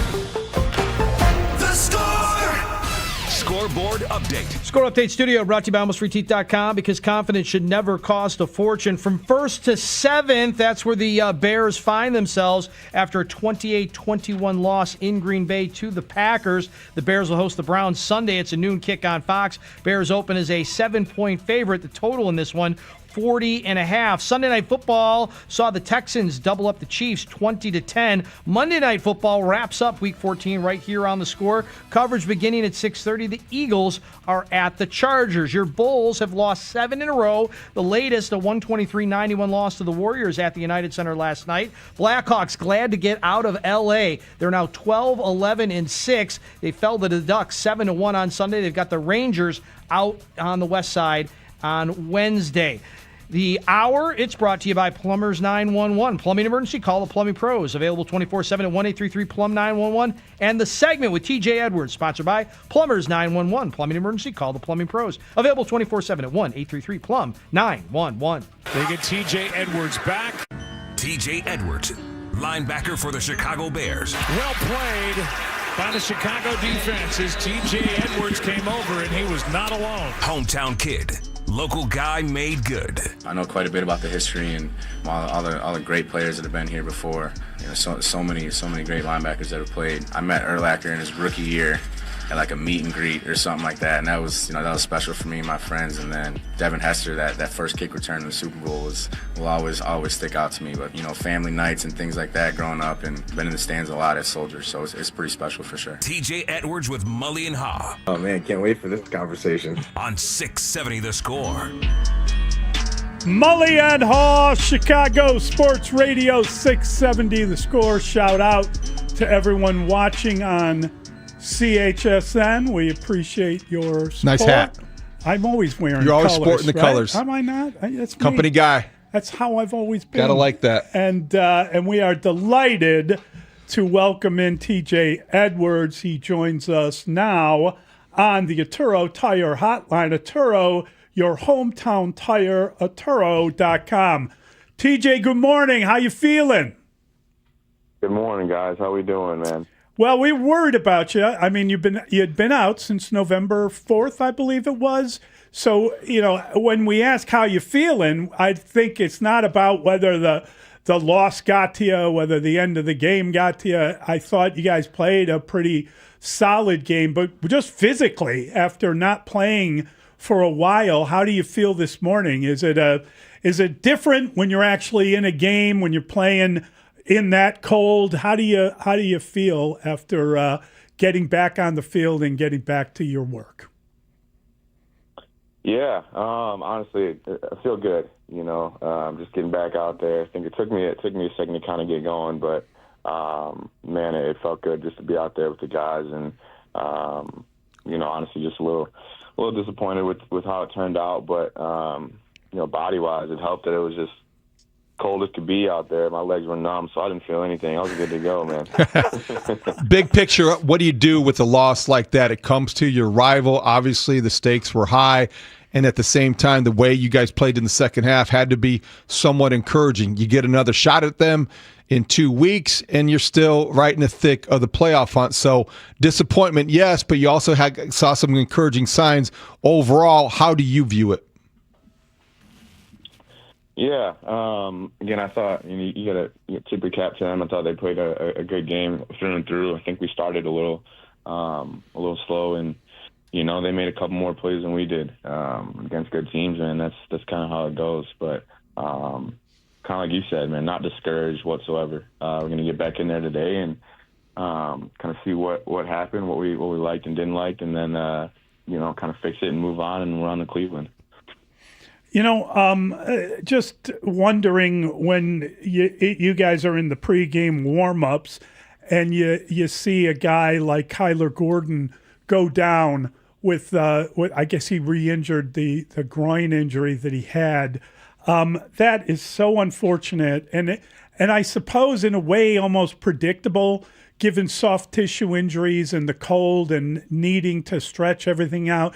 Did you do any extra work with your hamstring before you got out? It was the hamstring, right? We know you had the hand and you had hand surgery, but I had read somewhere or heard from someone that you had a setback with the hamstring, which is one of the reasons it took so long to get back. Did you do any extra stretching, any extra work? How did you deal with having a soft tissue injury in that kind of horrible weather? Yeah, I mean, kind of at this point, I feel like my legs are feeling pretty good, so I could kind of do, some of my just normal routine for the game. Especially in that, you don't want to. Again, man, I kind of just wanted to go in there as fresh as I could be. I took enough time off, man. I'm ready to go. So, but no, I mean, it's kind of what this weather is at this time of year. Played in it most of my life too, so I kind of know what to expect, but. Again, man, with those soft tissues, you just kind of have to go by feel and kind of see how it goes. And yeah, man, it's kind of what it is. TJ, let's talk about the game. You guys were very aggressive against Jordan Love, and you're coming off a week. I know you didn't play, but against Jalen Hurts, the blitz worked, and the Philadelphia Eagles seemed a little bit confused at times. Yesterday, that was not the case. Jordan Love was really good against the blitz, 9-12 according to PFF, 171 yards in all three of his touchdowns. What was it about yesterday's game plan that you think wanted you guys to be aggressive, and why didn't some of those blitzes work? I mean, again, I think they made some really good plays on some of those times when we made pressures, and I think for the most part, just kind of how I look at it was, I think versus second down, probably even just in that first half, a little bit in that second half too, we kind of just struggled to kind of get them on our terms. They were getting into situations where, they kind of had the advantage, whether it was third and short or just doing things that I felt like they could dictate rather than we could. And, I think that starts with the run game, which is kind of being better in the run game to stop that early, so we can get out there. And then, you get them out there in third and longer, then it makes it a little more difficult to see what's going on. So I think they just executed better than we did on those big-time plays. And but, again, we'll go look at it today and figure out kind of what happened and correct it and move on. I'm just curious, do you take solace in the fact that you have them again in a couple weeks? Do you like playing division games kind of in a bunch late in the year, or would you prefer to have spread it out, just out of curiosity? I'm sure, you know the game plan, you know everything that was going down, and now you got Cleveland, and you can't mess around with that. It's got to be a very serious game. But then Green Bay coming right back will give you an opportunity to kind of have them fresh in your mind. Yeah, I mean, I think that's the best part about just meaningful football late in the year, man, is all these games are important. It doesn't matter who's on the schedule or where we're playing. All these things are games that we want to win and need to win. So, you can feel the energy around it. You can feel the atmosphere. And that's why you play, to go out here in these big-time games and go compete against the best teams, man. And so, again, I think obviously we know we have them in a couple weeks, but like you just said, man, Cleveland's a good football team too. So it's one of those things where we got to be focused and come out firing and play our best ball for sure. So TJ, post-game stats say that you played 33 of the 53 snaps, and DeMarco Jackson played all 53. And I just wonder, moving forward, will you get back into the role where it was before the injury, playing every snap, calling the defenses, being in the middle of everything? And was yesterday maybe just gradually bringing you back until you do get your legs back and everything looks healthy? Yeah, I mean, I know we definitely had a little bit of a plan going into the game, but again, man, I'm going to do exactly what I'm told and just make sure that I can do anything I can to help impact this team in a positive way, and I'll see what it looks like for these next couple of weeks for sure. This segment with TJ Edwards is sponsored by Great Clips. It's gonna be great. I can't tell you how many calls or how many texts we have received this morning about, make sure the Bears know that this is a trap game. And we were talking about it. You're not allowed trap games in the NFL. Every game's a trap game in the NFL. Yeah. And it's not high school. It's not college. It's unacceptable to not take every opponent seriously. And I'm sure that you know that and have known that since you came into the league. But I think that would be a lesson to people who played the Bears last year. It didn't matter how many games a team was losing. You were going to be a dangerous opponent even if things were going awry. So I think that you kind of have to have that attitude, and I'm sure that everyone in the locker room has that mentality. Hey, man, I don't even know if I need to answer the question. I'm pretty sure you just hit it right there. You're good to go. No, it's a really good football team, like you said, and all these teams have really good players, man, and we see that every single week with this Cleveland team. So I kind of just caught some of the highlights of what they did last week and in a tough game too. So no, it's a good football team, man, and I'm excited to get in there this week and see what they look like for sure. How would you describe the week of preparation for the Packer game? How does it compare to other weeks against other opponents? And do you feel like you guys were as ready as you could have been mentally for this challenge? Yeah, I mean it's Packer week. It's the week that a lot of people in this city around here know exactly what it means, and so do we. And I think we embrace that a little bit too. And I think we were absolutely ready to go play, man. And I think that's why, obviously a little disappointed, but thought we had a really good week of prep, and had a good solid game plan on what was going on. Just again, man, kind of came down to them out executing us in those couple plays, and we'll get them in a couple weeks though. But like you guys just said, man, it's on to the next, and we got to be ready to go this week. It was really interesting to hear the kind of what was coming out of Green Bay last week, because Ben Johnson, when he got the job, said that one of the things he enjoyed, he talked about how good the coaches were in the division, said he wanted to be in the division, said one of the things he enjoyed when he was in Detroit was being able to beat Matt LaFleur twice a year, because obviously Detroit did that last year. And then, all this, subtext came out of Green Bay, and apparently your buddy Micah Parsons felt that the Bears were disrespecting him by going up there expecting to beat the team he's on. The whole thing, it's just sort of crazy NFL talk where you get worked up and angry about the schedule makers. I don't know what it is, but I just wondered, was there chippiness on the field? Was anybody saying anything? Were you guys saying anything? Was that carried over onto the actual playing surface?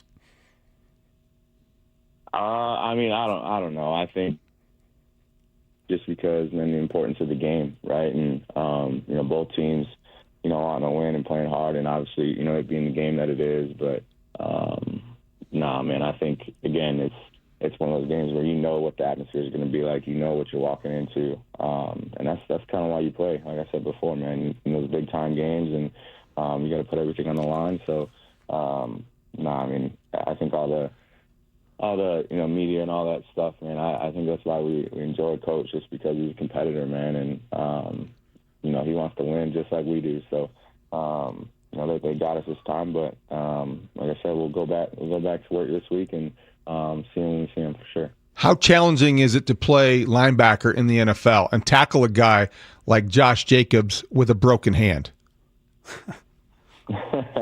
Yeah. No, he's a really good player, man, and obviously you kind of saw some runs that he hit on us that, he's making some good plays. He's just a strong dude, right? Really good vision, good balance. Lucky, I guess one blessing of the hamstring was that, the hand got to heal a lot more than it would have if I just would have played that next week. So, hand was feeling fine. Like I said, man, if it was just my hand, I'd have been playing with this and we would have figured it out. But it was good to get back out there and get a feel for it, and didn't bother me too much. Do you talk much, or do you let your play do the talking? I'm just curious from a personal standpoint. I was told one time that the closer you are to the ball, the less chatter there is, just because you got to hit each other quite a bit. But that the wide receivers talk, the corners talk. Like the farther away from the ball, you can really have you can say anything you want. Yeah, I think interior-wise, we're gonna line it back up in the next play. So I don't think there's a whole lot of talking going on, at least not for me. But I think DB-wise and wide receiver-wise, you normally get some of those little scrums kind of when they're blocking at the end, and I think Texas is what it is. We know interior-wise, we gotta see them boys the next snap. So there's not a whole lot of talking. We'll talk after if we need to, but other than that, man, it's time to put the ball down. Go ahead, go to work. You got to look ahead. You're not taking the Browns lightly because you can't afford to. You've got a rookie quarterback in Shedeur Sanders. I know it's probably too early for that. You've looked at the tape, but when you see a rookie, does it change your approach? Do you look forward to being able to maybe confuse a rookie in a way you might not a veteran? What is the mindset? Yeah, I think, again, just kind of seeing these last couple of games that he's played in, I felt like he's made a lot of good plays. They're a really competitive team all around, really good players all around. So got to play a really good football game, and excited to see kind of what the game plan looks like. But we obviously know he's really talented, and they got some really talented weapons too. And I still think that O-line is a really good O-line. And again, man, it's going to be one of those games you got to come out swinging and play a really good football game. We know there's no such thing as moral victories, but you can't help but feel that the way this team has played, you belong in these kind of big games, and you still control your fate, and that has to feel good despite things going awry a little bit up in Green Bay. Yeah, I mean, I think, getting down after that first half, just coming back out and, how we kind of executed to get back in. And I think, our offense did such a good job of just scoring points and getting us back in the game and us getting some stops when we needed to. But like you said, man, it's tough. I feel like when you lose, it's hard not to look at, what went wrong. But I think the fight in the team, that's something that's been there all year, man. It's never wavered. It's never been a thing where anyone's down or blaming anybody. It's who's going to make the next play to get us back in this game, and that's been the mindset. And we're right there kind of till the end, but we've been on the other side of those this year too. So it's kind of how it goes sometimes. Well, welcome back, and thanks so much for your time this morning. Thanks, TJ. Appreciate you guys, man. Good seeing you. That is TJ Edwards. He's back. He's playing again. 33 snaps yesterday. Yeah. Gradually working him back into the every snap role. So I think he was out since November 4th. It's a long time to sit out. And you're seeing when guys miss time, it takes a little while. Yes. To get your legs back, to get reacclimated. You're seeing it with Jalen Johnson, who I didn't think had a great game. No. Do you have his play? I'm curious what kind of numbers he put up. Yeah, because Jalen Johnson, you could tell on times, not that he was, there was that real bad running play with Josh Jacobs where his arm tackle did not. Yeah, he played 66% of the snaps. Okay. Jalen Johnson played 35 of the 53. So that's a couple more snaps than he played last week. The only guys there are 4 players who played every snap of 53 snaps is DeMarco Jackson, Jaquan Brisker, Gardner Johnson, and Kevin Byard. Wow. So 3 members of the secondary, and then your linebacker calling the signals. That makes a lot of sense, and there was a rotation for everybody else. So they must have been in nickel a ton, right? Because Gardner Johnson Entire played game. every single snap. They played and you only saw 2 linebackers most of the time. You almost never saw 3 linebackers. I don't think there were 3 linebackers on the field unless it was a short yardage situation all game long. And I think if you had Sewell played some special teams. He I don't played know how much 1 snap. Yeah, on defense. I didn't see him. I was going to say at all. 10 on special teams. We know Hippolyte is out, so I mean that's interesting. And while we'll get back to the phone calls, there's understandable frustration with Kyler Gordon because the injuries keep piling up, and he's missed 10 games now. I don't think that they missed him necessarily because they have spent so much of the season without him. Yeah, that's the normal. But I wonder, it's just from a coaching perspective. If you're Dennis Allen and you're going to be in with 5 DBs the entire game, did that kind of? I mean, Nick McLeod had to come in a couple times. Yeah, that's true. I certainly didn't limit his aggressiveness because they came after Jordan Love too often. Yeah, as it turned out. Well, there you go. Interesting. All right, we'll be. Right back with your phone calls, 312-644-6767, Mully and Haugh Score. You're listening to a Plumbers 911 Football Monday on The Score. Plumbers 911. Plumbing emergency? Call the professionals available 24/7 at 1-833-PLUM-911. Presented by Great Clips on Chicago's Sports Radio 670 The Score. Always live on the free Odyssey app. It's David Haugh for Trajan Wealth. You got to love football, Chicago, don't you? Tailgates, rivalries, that first kickoff, nothing beats it. But think about this. When it comes to your retirement plan, who's calling the plays? Because here's the truth. Without a real game plan, you're just hoping for a Hail Mary. And hope doesn't win games. That's where Trajan Wealth steps in. TRAJANwealth.com. Their fiduciary advisors build custom strategies, your playbook designed around your goals, your risk tolerance, and your lifestyle. Rolling over an old 401k? Done. Need a retirement income plan that lasts as long as you do? That's their specialty. Schedule a free, no-obligation consultation. Call Trajan Wealth today, 630-320-2100. That's 630-320-2100. Or visit them online at trajanwealth.com. Again, trajanwealth.com. One more time, trajanwealth.com. Don't fumble your financial future. Put Trajan Wealth on your team today. Advisory services offered through Trajan Wealth, LLC, SEC registered investment advisor. Client paid advertisement. Additional disclosures at trajanwealth.com. Plumbing emergency? Call Plumbers 911. Available 24/7 at 1-833-PLUM-911. Licensed, highly trained plumbing professionals ready to answer your call. 1-833-PLUM-911, where they do it right the first time.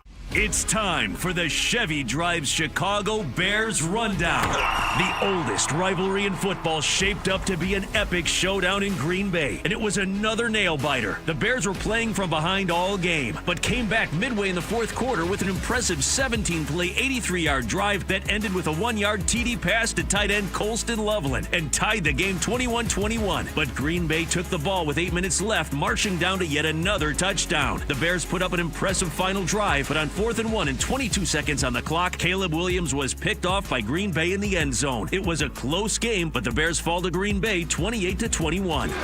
On the road or off-road, Chevy Silverado is built for tough performance. Now, during Chevy Red Tag, get 0% APR financing on a 26 Chevy Silverado 1500 pickup. Go to Chevy Drives Chicago for details. Chevy Silverado, official truck partner of the Chicago Bears. Guys, thanks for helping me carry my Christmas tree. Zoe, this thing weighs a ton. Drewski, lift with your legs, man. Santa! Did you get my letter? He's talking to you, Bridges. I'm not that. Of course he did, right, Santa? You know, my elf Drewski here, he handles the nice list. An elf? I'm 6'3". What everyone wants is iPhone 17. And at T-Mobile, you can get it on them. That center stage front camera is amazing for group selfies. Right, Mrs. Claus? I'm Mrs. Claus's much younger sister. And at T-Mobile, there's no trade-in needed when you switch, so you can keep your old phone. Or give it as a gift. And the best part, you can make the switch to T-Mobile from your phone in just 15 minutes. Guys, my side of the tree is slipping. Timber! The holidays are better at T-Mobile. Switch in just 15 minutes and get iPhone 17 on us with no trade-in needed. With 24 monthly bill credits for well-qualified customers plus tax and $35 device connection charge. Credits end and balance due if you pay off early or cancel. Finance agreement 256 gigs, $830. Eligible port in a new line. $100 plus a month plan with auto pay plus taxes and fees required. Check out in 15 minutes or less per line. Visit T-Mobile.com. Save time every time for a great haircut. Just download the Great Clips app or check in online at greatclips.com. Great Clips. It's gonna be great. This is for all of my listeners who are struggling with hair loss. I'm sure you've tried the lotions, pills, creams, and potions. With so many options and doctors out there, who are you going to trust? What's really going to grow your hair back? The Advanced FUE from Advanced Hair is an incredible breakthrough. Receding hairline, thinning hair, bald spots. Advanced Hair offers a simple, quick, one-day treatment that begins regrowing your own natural hair the very next day. And get this, Advanced Hair even guarantees your new hair will grow. It works for men and women across all ages, and Advanced Hair comes highly guaranteed to everyone. For your free consultation, $250 off, and 250 free hair grafts, call 872-217-HAIR. And don't forget to ask about that guarantee. That's 872-217-HAIR. Or for the incredible before and afters, visit advancedhair.com. This is Boomer Esiason with an Odyssey Sports Minute. Bowl games used to be the key contest around which the college football postseason was structured. The college football playoff system and its recent expansion to a 12-team field has turned bowl season into college football's version of the NIT. After being rightfully snubbed by the playoff committee, Notre Dame declined to participate in these consolation games, as have Iowa State and Kansas State. I'm Boomer Esiason. This is the story of the one. As an HVAC technician, he and his digital multimeter are in high demand. So when a noisy office HVAC turns out to be a failing blower motor, he doesn't break a sweat. With Grainger's easy-to-use website and product information, he selects the product he needs to keep everything humming right along. Call 1-800-GRAINGER, click Grainger.com, or just stop by. Grainger, for the ones who get it done. I'm Ed Evans, CEO of Consumer Cellular. No, we're not one of the big guys. Truth is, we don't want to be. If you're over 50, Big Wireless probably has you paying for more data than you might need. You could be throwing away thousands over a lifetime. Our entry-level data plans start at just $20 a month. And for a limited time, switch and get your second month free. Call 1-888-FREEDOM, visit consumercellular.com or a store near you and get your second month free today. Plans include $5 credit for auto pay and e-billing. See site for additional details. We had about 2 or 3 guys in front of, either stacking Swift or right there with Swift. And so, rolled out and saw Cole and I tried to give him a big boy ball, try and let him go up for it because I ended up seeing 25 starting to sprint, and so tried to slow him up and kind of give him a chance in those moments. It's got to have it moment, and they had a guy trailing me, and so didn't feel that I could go get it myself, and so just got to give Cole a better shot at it. I think next time just extend him a little bit more and kind of lead him. But in those moments you want to put the ball in play and trust your guy, or try to have your guy go make a play, and just got to give him a better ball. Mully and Haugh, Chicago Sports Radio 670. The score of that, of course, is Caleb Williams describing the fourth down play, the execution of that play. Said he did not think that he could get the first down. I don't think he could have. I don't think he could have. It's debatable, but I don't think he could have. I like the way he explained it. The big boy ball. He just didn't put it where Cole Kmet could have made it a 50-50 ball. Yeah. It was underthrown. Yes. I think I know what he was aiming for. He was aiming higher. Yes, he was. In every way. And I think you had a good mismatch there, Mully. The 5'10 corner against the 6'4 tight end. You like your chances. So it was a play call that worked against the Eagles a week earlier. It wasn't the wrong play call. Fourth down, maybe you could have run it on third down. I'll grant you that because that makes sense. But it was nice scheme, but just poor execution. Yeah, it was. And Caleb didn't sound torn apart by that either. I mean, he didn't sound crushed. No, he didn't.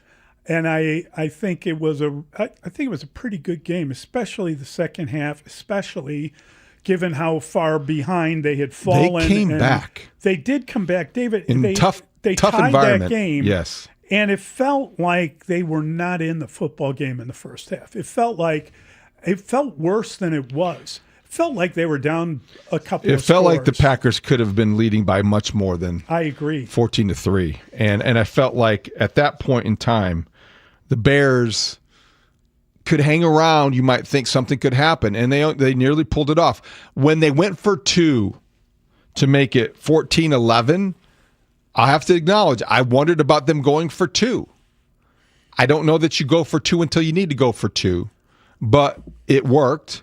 Well, I kind of... Did you think at 14-9 they were going to go for two or kick the extra point? I thought they would kick it, and then when they went for the two because they got it... Brilliant! And the way they got it, I was just like, they are really in this game. Yes!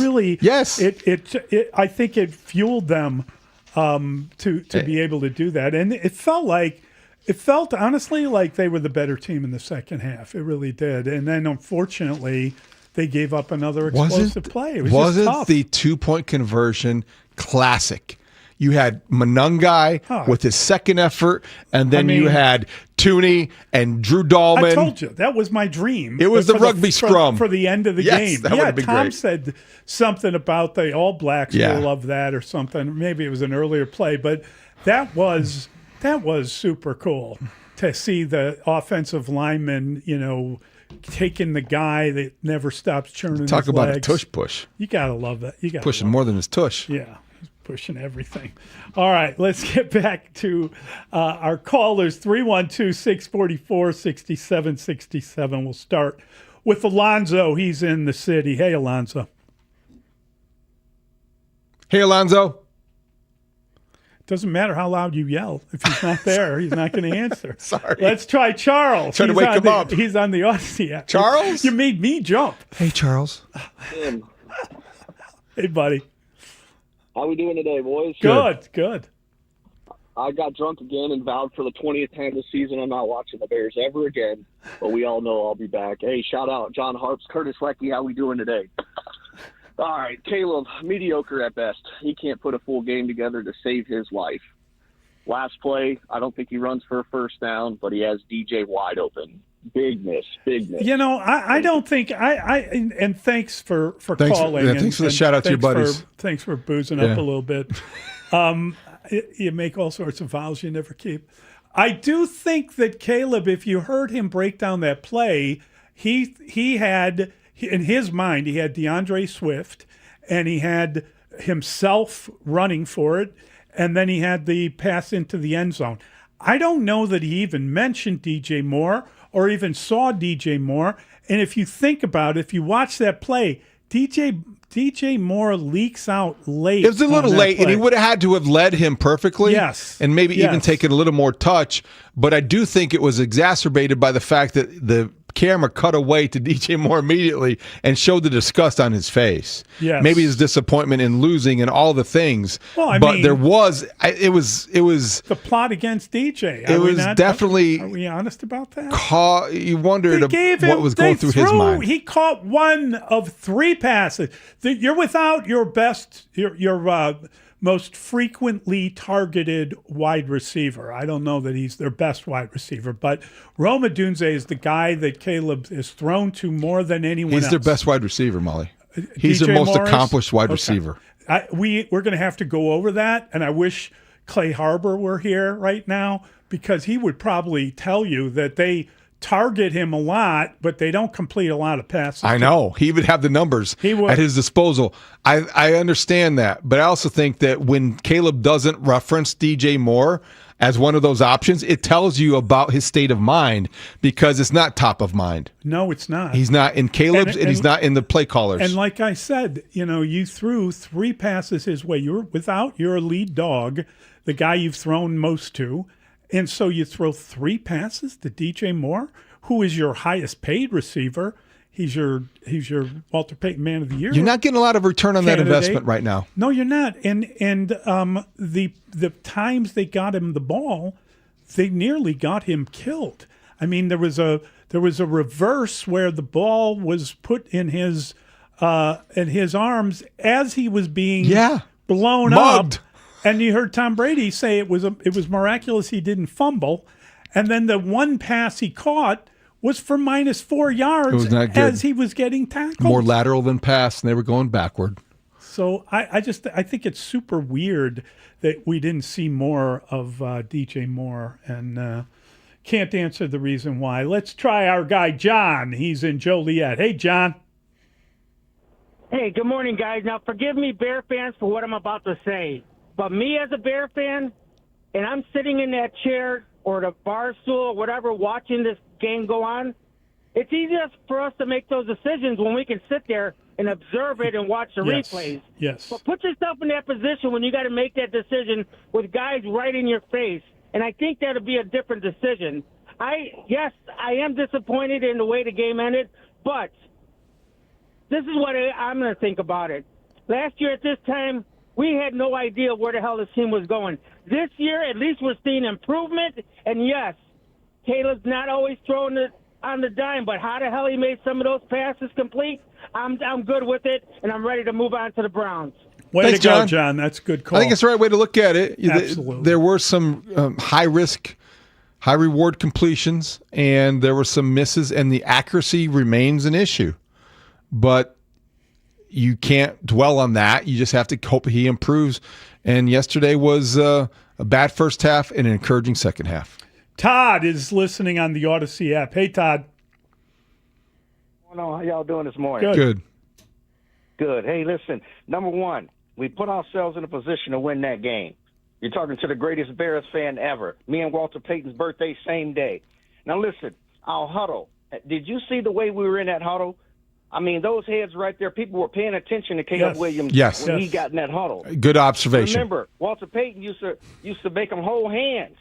Michael Jordan made them wear black shoes in the playoffs. Hey, we're going to the Super Bowl this year, believe it or not. Wow. That's my opinion, and I'm sticking to it. Okay. Thanks, Todd. Wow. I think that's a bit...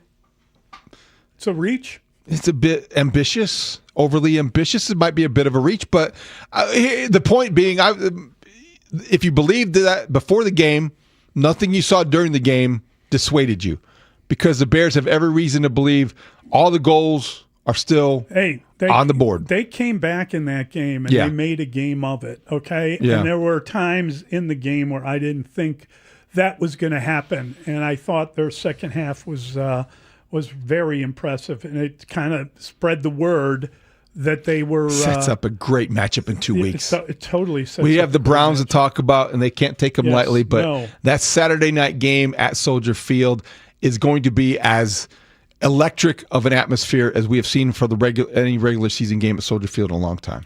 Let's try Dave. Dave's in Lockport. Hey, Dave. Hey, appreciate you guys. I just wanted to say that Kyler Gordon got paid and he don't play.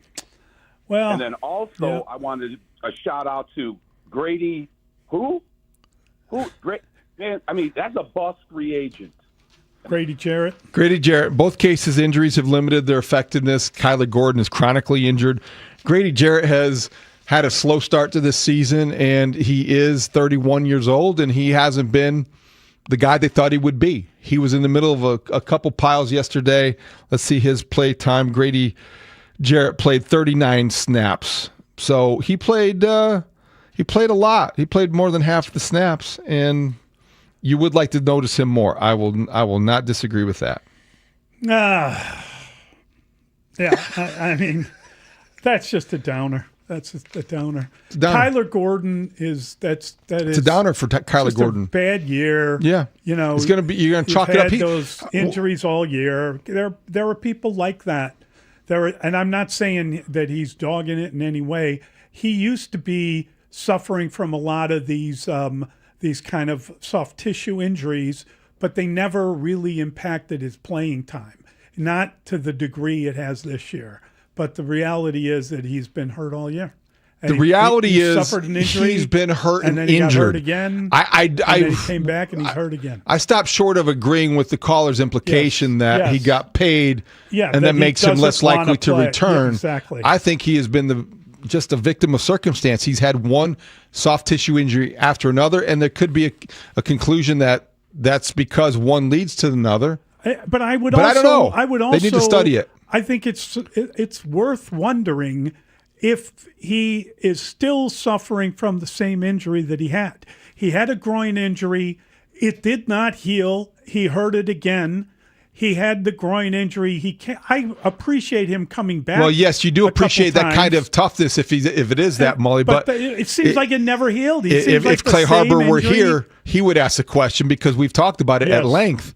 What is it about the Bears' process that is allowing these guys to re-injure themselves once they come back? And is it fair to wonder that question or even ask it? And that's why I asked T.J. Edwards what it was like for him seeing this guy go down, because he was out with a hamstring injury. He came back and he broke his hand, but he also had the hamstring. So that I love that he dismissed the idea that, well, a broken hand you can play with. That was fine. I'd have found a way. The hammy, I couldn't deal with. Yeah, it's great stuff.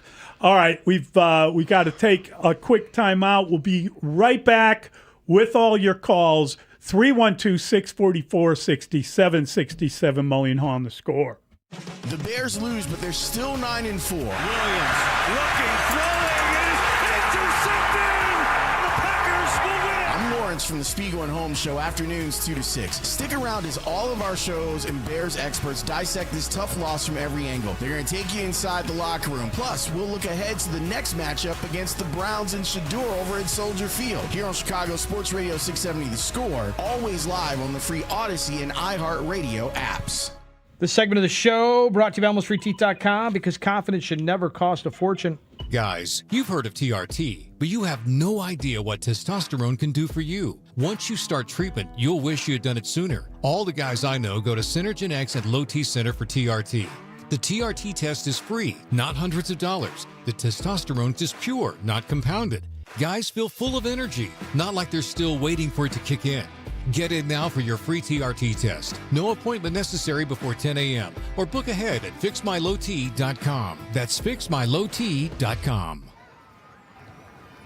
Bank of America is the nation's leading business lender, and we're ready to help with your next goal here in Chicago. That's why we have over 3,700 local business specialists across the country. Because with the right team, your business and community prosper. What would you like the power to do? Learn more at bankofamerica.com/local business. Bank of America, official bank of FIFA World Cup 2026. Bank of America Corporation, all rights reserved. I know that hiring can be challenging. You sort through tons of resumes and you get too many so-so applicants. You're just waiting for someone to match your role perfectly. Well, now, there's a place where you can meet them fast. ZipRecruiter. Need to hire right away. Start your search for strong candidates. The right fit awaits. Build your team. Build it sooner. Meet your man. Just head to ZipRecruiter.com/free right now to try it for free, and you're on your way to meeting your match. 4 out of 5 employers who post on ZipRecruiter get a quality candidate within the first day. So try it now. Go to ZipRecruiter.com/free. Once again, that's ZipRecruiter.com/free. Meet your match on ZipRecruiter. Try it free. Okay, only 10 more presents to wrap. You're almost at the finish line.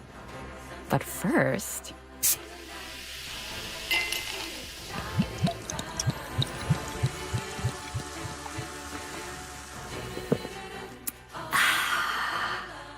There, the last one. Enjoy a Coca-Cola for a pause that refreshes.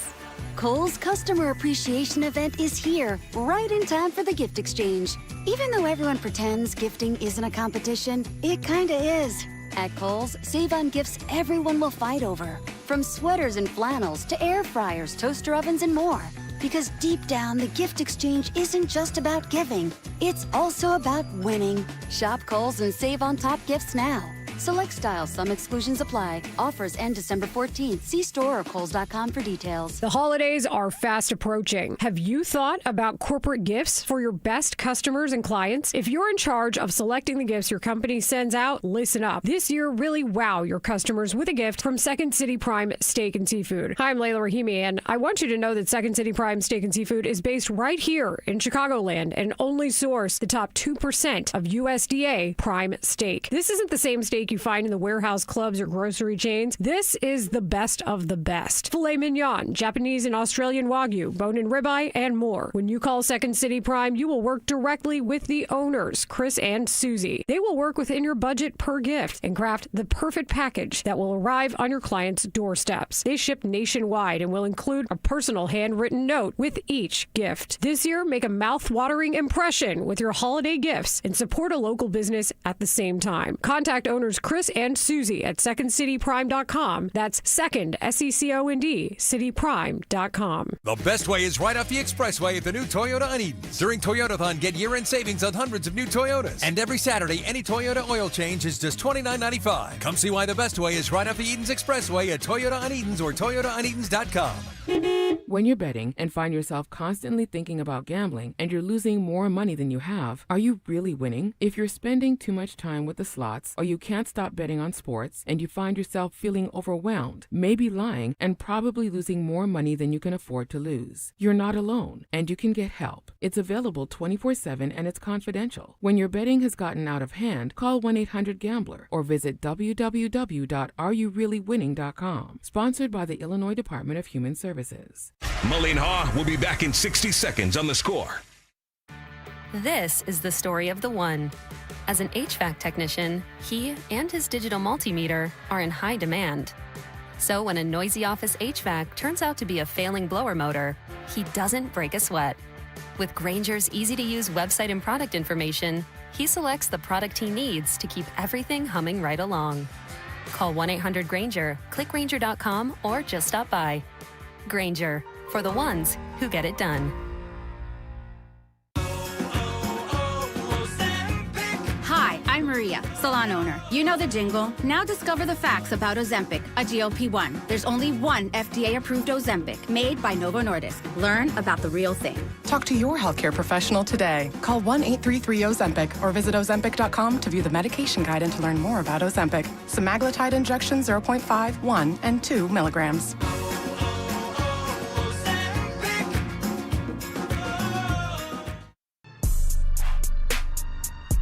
Speaking of explosive, what happened on the big play to Melton where you're kind of racing across at the end to try to break it up? Yeah, I'm just trying to, make a play on it. I feel like I should have made the play. I'm just trying to be superhero and things like that, but gotta make that play. Was that a miscommunication between you and Jalen on that?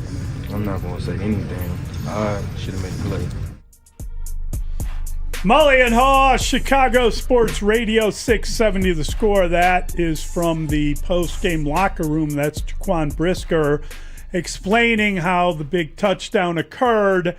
And it's interesting because he's asked about Jalen Johnson on the broadcast. Tom and company seem to blame Jalen as much as Jaquan Brisker. They were reading into it, and I can understand what they were trying to say. But what they were implying or stating, I should say, required a leap to make that there was a communication breakdown because Bo Melton got down, opened down the right hash.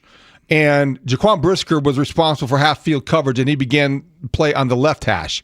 So where the play was designed to go was Kevin Byard then drifted, and then Jalen Johnson should have taken his place by the way they described it. Yes. Jalen Johnson a little bit late in doing so. Jaquan Brisker tried to stay with the receiver, a little moment of indecision, and that split second, Melton broke into the open. Jordan Love didn't miss him. And I think that is what – it was a collective breakdown. And Jaquan Brisker said he needed to play superhero. It would have been an outstanding play had he made it, but I don't think it was his to make.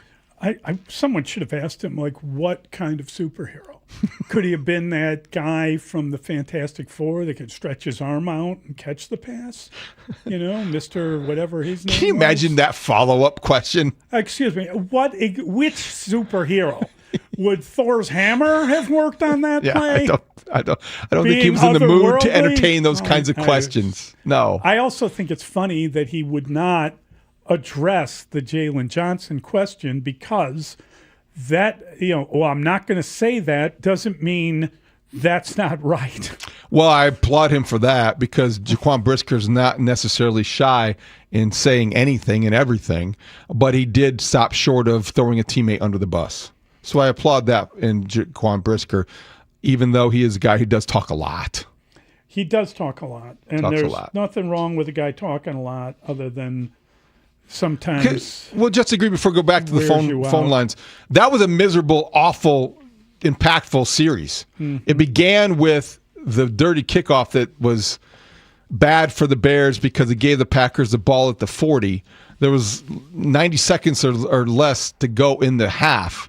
And they didn't handle themselves well. That was the ball game. The ball game was decided at that moment when you really look at it and go back over it because, first of all, I think they were going with the old dirty kickoff. Now the guy just hit a 33-yard field goal, and now he's going to try a dirty kickoff. That didn't work, and we talked about the cold up there, and the ball must have been like a weighted type of thing and whatever. So they get the ball at the 40, and the next thing you know, they're throwing that pass and scoring a touchdown, and it's very hard to not be embittered. 4 plays, 60 yards, 36 seconds. Oh, boy. Oh, boy. See, there you go. We should let you know you're listening to a Plumber's 911 Football Monday. It's presented by Busey Bank and Great Clips. And in case you're not aware, it's not just the Bears that we have. It's Blackhawks and Bulls season on Chicago Sports Network. Visit subscribe.chsn.com to sign up for your 7-day free trial of their all-access plan. Over 300 live games per year. Chicago Sports Network, your home stream advantage. Back to the phone lines. 312-644-6767. Let's get to Big D. Big D's on the south side. Hey, Big D. Hey, fellas, what's going on? It was a tough loss yesterday. Let me just say, I got some breaking news across my news feeder about 4 officials getting suspended from that Bears game. Did you guys hear anything about that? No, we did not. Okay. Maybe it's fake news, but I'm not sure. I will investigate. Okay. The offensive line didn't look like it held up well. Caleb looked like he was under pressure all game. Micah Parsons, we should have really game planned for him. We didn't want him to wreck our game, right? So let's tune that up for when they come in 2 weeks. But he had one tackle. I mean, I'm not saying he didn't wreck your game. He had one tackle in that game. That is pretty extraordinary for a guy who is as good as he is. He applied pressure. He didn't finish sacks. They were sacked once. That's an accomplishment. He may have been essential in that one sack when you look at it, but it wasn't his sack. And, it is an accomplishment to keep him in check as much as they did. Yeah, they did it. They did a nice job in the second half neutralizing him by using They pulled guards. They did a lot of different things that you can do to slow down a pass rusher that likes to move around on the line of scrimmage. He did turn Jonah Jackson into a turnstile more than on a couple occasions, but it didn't necessarily result in a sack. And we should say that Jonah Jackson has played at a all-pro level. Yes, he has. And it tells you something about the guy he's playing against when he can do that sort of thing. But he did not have as big an impact as you feared he would, especially late in the game. Do we have any other callers that want to break some news? Let's try Don. Our guy Don is on the west side. Hey, Don. Hey, gentlemen. Good morning. Hey, so, from what I've seen, man, Caleb, he got his development. I guess you can't speed it up or critique it too much. Your process. But, those easy underneath passes that Tom Brady was talking about, that Love was like, nick them till they bleed to death. Hit them in the gut a couple times. Caleb had a few of those, man, and he just made it look so hard. The ball was just not accurate. You're not throwing it to the receiver. You're throwing it away from the receiver. So not really knowing what he's seeing there. The strong overthrows at the beginning of the game after the interception. And then, of course, the touchdown. I appreciate the aggressiveness, but, just throw that ball up and over. I don't know why using touch. I can't, you can't really critique it, but however he needs to do it, I just think he needs to come along with that accuracy and the downfield passing game. And as far as everything else, like the dirty ball, I think that's the coach situationally. Don't kick a dirty ball right there. Just kick a regular kick. Let's stop trying to be so fancy. Let's just I totally agree. It's a good call, Don. That was madness. Yeah, that was a bad decision. It was a bad decision at that time in those circumstances, in that weather, etc. I thought that blew up on him pretty good. What time is it, Mully? That exploded as much as... What time is it? Biggs time. Biggs time. We've got Brad Biggs, the football man of the Chicago Tribune, joining us next. We'll get right to Biggsy. We'll get back to your calls. Mully and Haugh on the score. Yeah, whatever. Coming up at 10 with Rahimi Harrison-Grody, we'll discuss what went down in the all-important Bears-Packers game at Lambeau Field. Score football analyst Anthony Herron joins our show to break it all down at 11. And the Athletics' Dan Wiederer will be here at 1 to share his take on the game. Rahimi Harrison-Grody, middays 10 a.m. to 2 on Chicago's Sports Radio, 670 The Score. And live on the free Odyssey app. Hey, you getting engaged soon? Engagement ring shopping is harder and riskier than ever before. Diamond shape, diamond size, ring style, even the cut of a diamond can really impact its value by 40 or 50%. So if you are not careful, you can really overpay. Listen, make it easy on yourself. Go to Rasny Jewelers. They'll teach you how not to make a mistake. These are the diamond experts. 4 Chicagoland locations. Rasny Jewelers is family-owned. They're not another corporate chain. At Rasny, they respect you, they respect your budget, and they offer the personalized service that you deserve. They've been serving Chicagoland for 75 years, so they know how to make the process stress-free. Their diamonds are the best out there, cut to perfection for maximum brilliance and symmetry. Hand-picked with no middleman markups. The diamonds they reject are the ones you're going to see online or at big chains claiming rock-bottom prices. A Rasny diamond is one she will be proud to wear, and you'll love the engagement ring settings at Rasny, both trendy and classic. So before you try and buy a diamond online or go to one of those corporate chains, visit any Rasny Jewelers location. Let them teach you how to buy smart. Rasny Jewelers in Addison, Hinsdale, Highland Park, and on Chicago's Gold Coast. Online at rasny.com. The Heat and Frost Insulators Local 17 and the Illinois Regional Insulation Contractors want to say thank you to the general contractors, construction managers, architects, and engineers who've recognized the value of mechanical insulation for their commercial, industrial, and manufacturing projects. While there's an upfront cost from mechanical insulation, they've found it will pay for itself with energy savings in little as 6 to 12 months. For a list of Illinois Regional Insulation Contractors, visit local17insulators.com. Hey, Chicagoland, it's Zach Zaidman. The season of performance is here at McGrath Acura of Westmont, where precision meets excitement this holiday season. Hurry in and make every drive feel like a celebration. Lease a 2025 Acura ADX front-wheel drive for $209 a month for 36 months. But don't wait. The season of performance event ends January 5th. Visit McGrath Acura of Westmont on Ogden Avenue today. When you do math, you choose McGrath. Excludes taxes, titles, license, and fees. To well-qualified lessees. See dealer for details. Expires 1/5/26. Introducing Remy Martin's This Is My City VSOP Limited Edition Collection, paying homage to the iconic sounds, style, and teams of our very own Chicago. The collection celebrates the city's influence on culture and features Remy Martin's renowned VSOP liquid. This limited edition bottle is available now, and you can learn more at RemyMartin.com. Remy Martin VSOP Cognac, 40% alcohol by volume, imported by Remy Cointreau, USA, New York, New York. Please drink responsibly. 250 years ago, a promise was made to connect families and friends, near and far. And during the holidays, that promise is more important than ever. That's why USPS is building a better network to meet your needs, with timely deliveries, easy and affordable ways to ship, and everything you need to make your season full of holiday cheer. Our purpose is delivering your peace of mind, knowing your love will arrive, bringing joy to all. The United States Postal Service. Learn more at USPS.com/holidays. Winter is coming, Chicago. Atturo Tire is your hometown tire and knows this climate. Check out their new all-weather tires at your local independent Atturo Tire dealer. To learn more, visit Atturo.com and find performance within reach. There comes a time in many men's lives in which the thought of having another child is not an option. Do you want to maintain the romance without the risk? There's a permanent solution that can help you achieve just that.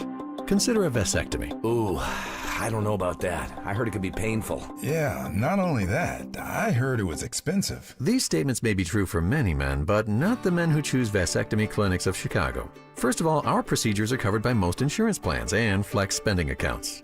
The best part is, with our experienced surgeons, the procedure only takes 30 minutes in the office. No needle, no scalpel, and no trip to the hospital. If you're certain your family is complete, do yourself a favor and call Vasectomy Clinics of Chicago today. Or visit us online at www.vasectomychicago.com and read the testimonials. Conveniently located in Tinley Park, Naperville, Arlington Heights, and downtown Chicago at Lake Point Tower. Now with free valet parking. Call us today at 877-877-4VAS. That's 877-877-4VAS. Chicago's Sports Morning Show with Mully and Haugh will be back in 60 seconds on The Score. Hey, I'm Mike Slater. My dad passed away at the age of 63. It's out of nowhere. Had a stroke. Super hard, obviously, for the whole family, but my dad had life insurance. This is why I have life insurance for my family, for my wife and 4 kids. And the best place to get life insurance is ethos.com, because you can do it in 10 minutes. And there's no medical exam and no blood test, just a few health questions. Get life insurance in 10 minutes so your family is protected. Ethos, ETHOS, ethos.com/life. At Target, great memories start with great prices. Get gingerbread house kits for just $12, plus all the Wondershop baking must-haves. Gather the whole fam, grab some gingerbread kits, and start building sweet moments together. Then keep the joy rolling, baking up tasty treats with Wondershop that'll make the season a blast.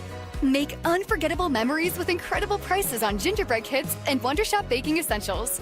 And step into the holidays, only at Target. Restrictions apply. The Bears fall to 9-4 on the season after a tough road loss to the hated Packers at Lambeau. Keep it here as the Score team breaks down the game. Plus, we'll have your reaction too, right here on Chicago's Sports Radio 670 The Score. Broadcasting live from the Hyundai Studios. Presented to you in part by your local Hyundai dealers. WSCR Chicago, WBMX HD2 Chicago, and Odyssey Sports Station. The Score! Scoreboard update. Score Update Studio brought to you by AlmostFreeTeeth.com, because confidence should never cost a fortune. Caleb Williams throws an interception, sealing the Packers' win, trying to hit Cole Kmet in the end zone. The Bears 9-4, following a 28-21 loss to the Packers. Bears look to make it right on Sunday. Noon kick, Browns in town. The game will be on Fox. Bears open as a 7-point favorite. The total 40.5. Biggs time. Brad Biggs next with Mully and Haugh. Week 14 of the NFL season wraps right here on 670 The Score. Coverage beginning at 6:30. The Eagles are at the Chargers. The Bulls have lost 7 in a row. They're now 9-14 overall. They're going to take on the Hornets in Charlotte on Friday. Blackhawks 12-11-6 after getting pounded by the Ducks in LA. 7-1. They're back at the UC on Wednesday hosting the Rangers. Miami got the 10th seed in the college football playoffs. Alabama, despite a bad loss to Georgia in the SEC title game, was 9. Notre Dame on the outside looking in, and they will not go bowling. The Hour, sponsored by AlmostFreeTeeth.com. Affordable implants, life-changing smiles. The segment with Brad Biggs, brought to you by AlmostFreeTeeth.com. You save on your dental implants today. Brad Biggs. Biggs time. Biggs. With Mully and Haugh. Biggs time. The Biggs Report with Brad Biggs. Biggs time. Biggsy. His name is Brad Biggs. Brad Biggs talks football with you.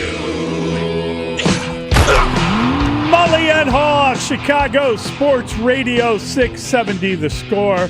Brad Biggs, the football man of the Chicago Tribune, a long-time contributor to the station and a valued friend, and he joins us now on the Atturo Hotline, Atturo Tire Hotline. Atturo's your hometown tire, Atturo.com. Big Zay! Morning, Brad. Morning, boys. What's going on? Well, you got the story. You were up there. You were taking on the weather yourself, for God's sake. You know exactly what went down. We've concluded that the Bears ended up really making a very big statement in the second half of that game. You don't want to get over the top about it, but they made that into a game when it looked like, especially at the end of the half, when they had the bad kickoff, they were going for the cutesy, dirty kickoff after a guy just kicked the field goal. It was just tough. And then to give up that touchdown, it felt embittering, and somehow they managed to get themselves together, force a 3-and-out, and come back in the second half of that game. Yeah, they were really able to kind of get a tempo going with the running game and really get physical, I thought, with the Packers, where you didn't see them bust off any really long runs, but it was 4 here, 5 there, 6 here. And they changed the complexion of the ball game. Really thought there was an opportunity to win it there at the end. I thought if they scored a touchdown there on that final drive, I had little doubt, in my mind anyway, that Ben Johnson would opt for the 2-point conversion and the win and attempt to bypass overtime at Lambeau Field. So, yeah, I think the physicality of the game and the way they were able to kind of control the ball there for a decent stretch of the game gives them certainly some reason for optimism when they play again in 2 weeks. First, they've got to take care of business against the Cleveland Browns, and that defense will be as good as Green Bay's, if not better. What did you learn about the Bears in defeat, Brad? I don't know that anything really new jumped out, Dave. Like, they didn't rush the quarterback a lick yesterday, right? They had, one quarterback hit, I think, for the game. That we didn't learn that. We've known that all season. Now, Dennis Allen has done a nice job of manufacturing pressure, of scheming it up, of generating it at key times, and they weren't able to pull that off. And that's going to happen from time to time, and it's going to happen when you're playing better quarterbacks, which Jordan Love's in that category, and that really hurt him. I think you guys talked about it a little bit earlier, how some of the explosive plays they gave up were in situations where the pressure didn't get home, and then there were like the Bo Melton 45-yarder there right before half that puts them up 14-3. Like they're set up there to force the ball to go underneath. They think they've got protection deep, and the Packers are still able to get over the top there. Bears only rushed 3 on that play. They had 8 in coverage. that should not happen there. But I didn't sense gloom and doom in the locker room at all. Like they know they can play with that team, and but they also understand first order of business is the Browns. The Bears aren't good enough to skip over anyone on any Sunday. You see too much crazy stuff happen in the NFL. I mean, that Browns team, guys, earlier in the year beat the Green Bay Packers. This segment with Brad Biggs is sponsored by Est Wing Professional Tools, made in the USA for over 100 years, estwing.com. Brad, I don't know the reason why, but it seemed as if there was a plot to injure DJ Moore going on in that game. He got a couple of touches of the ball, one on a reverse at the line. It was almost as if he was being tackled when he got the ball. Tom Brady actually marveled that he didn't fumble it.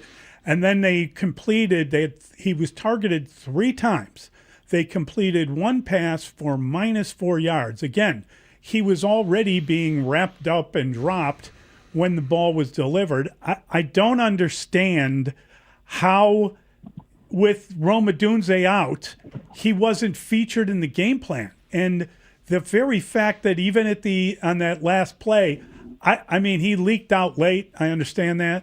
But he was just beyond an afterthought in that game. Why? Why not feature your most expensive receiver? First third down of the game, he's open.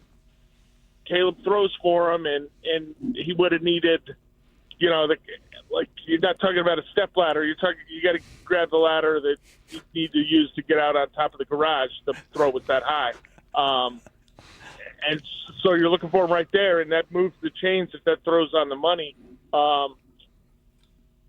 Yeah, that's a hard one to say. Caleb had to run around a bunch. Some of that was by design. I think it'd be interesting to go back and look at this. How many bootlegs did they actually have called?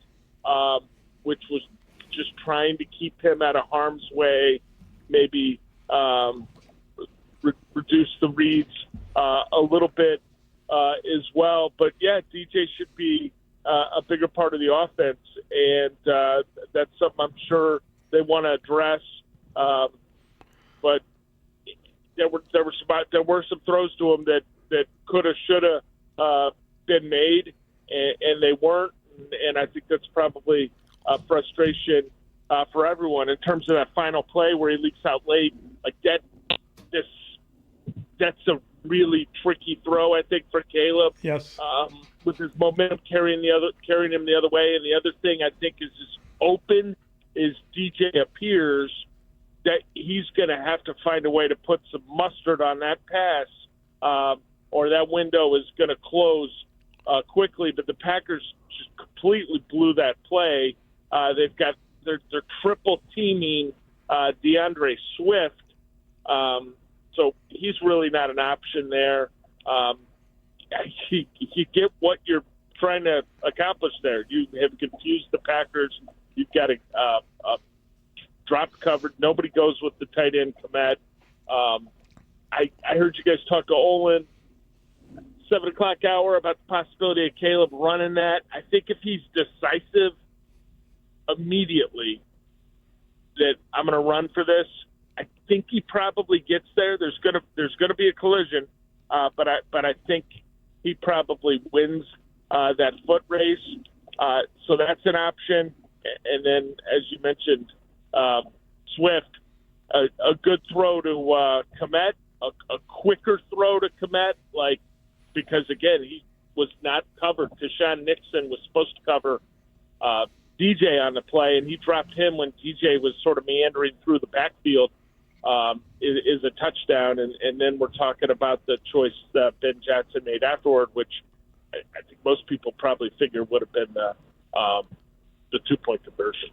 Why do you think the Packers were so effective against the blitz, a blitz that confused Jalen Hurts, did not Jordan Love? Was it just as simple as the Packer receivers had better matchups, or I'm not quite sure, because, Brad, the numbers show that Jordan Love carved up the Bears whenever they came after him. Yeah, like some of the ball's coming out pretty quick. Some of it, not all of it. Like the catch and run for Watson. What was that? 41 yards to the house. Poor tackling. I think they're bringing pressure there, but the ball's coming out right away, and he just ran away from C.J. Gardner-Johnson. And you saw that earlier in the game too. I think it was Jaden Reed was running a deep over, and Gardner-Johnson's just trailing, and he's struggling to keep up. If he can't be physical with the wide receiver at the line, he's going to have a hard time sticking with them unless they're real mutters. And those guys can run a little bit. And so you saw Gardner-Johnson exposed a little bit in those situations. Shame they didn't have Kyler Gordon available. That situation's just taken one bad turn after another. I have no idea what their latest diagnosis or look at this thing is, but with everything that's happened to him, I don't know how you could possibly sit there and game plan and be like, oh yeah, we're going to have Kyler Gordon, we're going to be all right. Do you think they'll have him again this year? I mean, how bad was that if he pulled the groin? I don't know. He's had a 3-pack of soft tissue injury, guys. He's had the groin, the hamstring, and the calf. Injuries happen in football. If it's a broken arm or a sprained ankle, this is just a recurring, not ending series of soft tissue injuries, and it's difficult to adjust them. Heck, they had to get out onto the street to bring a guy in to help provide them some cover, and it's not like they even had the time to look at their roster construction for Sunday and say, okay, we'll deactivate Kyler and we'll give this guy a uniform. Right. This happened in the 90 minutes between inactives being due and the ball being kicked off. Brad, Mully and I have talked about this morning already, the pacing and the clock management of the final drive. We both understood not wanting to let the Packers get the ball back too early with time on the clock. Others have suggested it was poor clock management and a lack of urgency by the offense. What did you see from the press box and learn in the locker room postgame? Yeah, I get why people are maybe saying that. Kyle Monangai picks up that 3rd and 1 run. Yeah. I don't think it's a conversation, right? Look at how much time would be on the clock then, and you're talking about a first down and a fresh set of downs with the Bears having the timeouts remaining. They'd have been in good shape. So I don't think it was poor clock management. Certainly you didn't want to leave the Packers with a whole lot because if the Bears score there and get the 2-pointer, Green Bay only needs the field goal to pull away there. So people could be critical of that. What they should be critical of is the poor execution.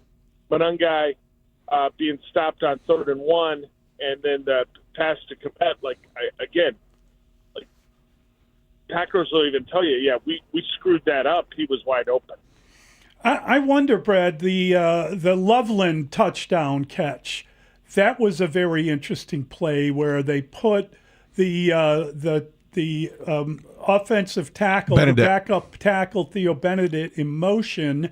And honest to God, it looked like he might be open. They might throw to him, but he got cleared out. He was cut. That was an illegal play. Meanwhile, Loveland sneaks out across the offensive line and is wide open. I mean, it was like a lot of the plays that Ben Johnson calls. There are a couple elements to it, so you got an easy touchdown. But then you saw Ben Johnson going off on an official after that because of the illegal cut. It just made me wonder if we were going to have another Hot Dog Tuesday.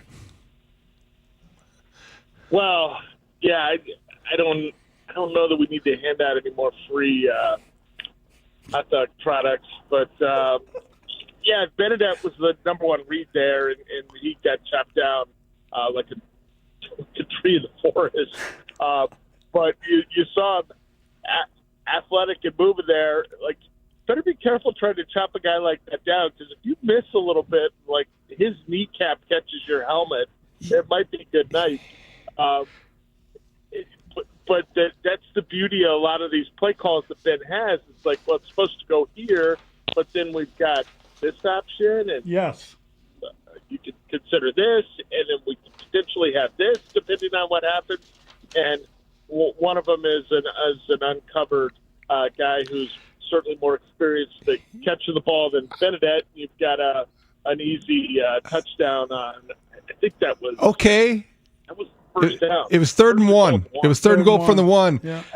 I look at it as the keyest one that was that what a play that was. But back to the Benedette's, Brad. I'm glad he got cut in half. Went down. You prefer, yes, yeah. Throw to the tight end, not the guy who blocks for a living. I think in 3rd down and 1, the element of surprise. Yeah, are you clever? Absolutely.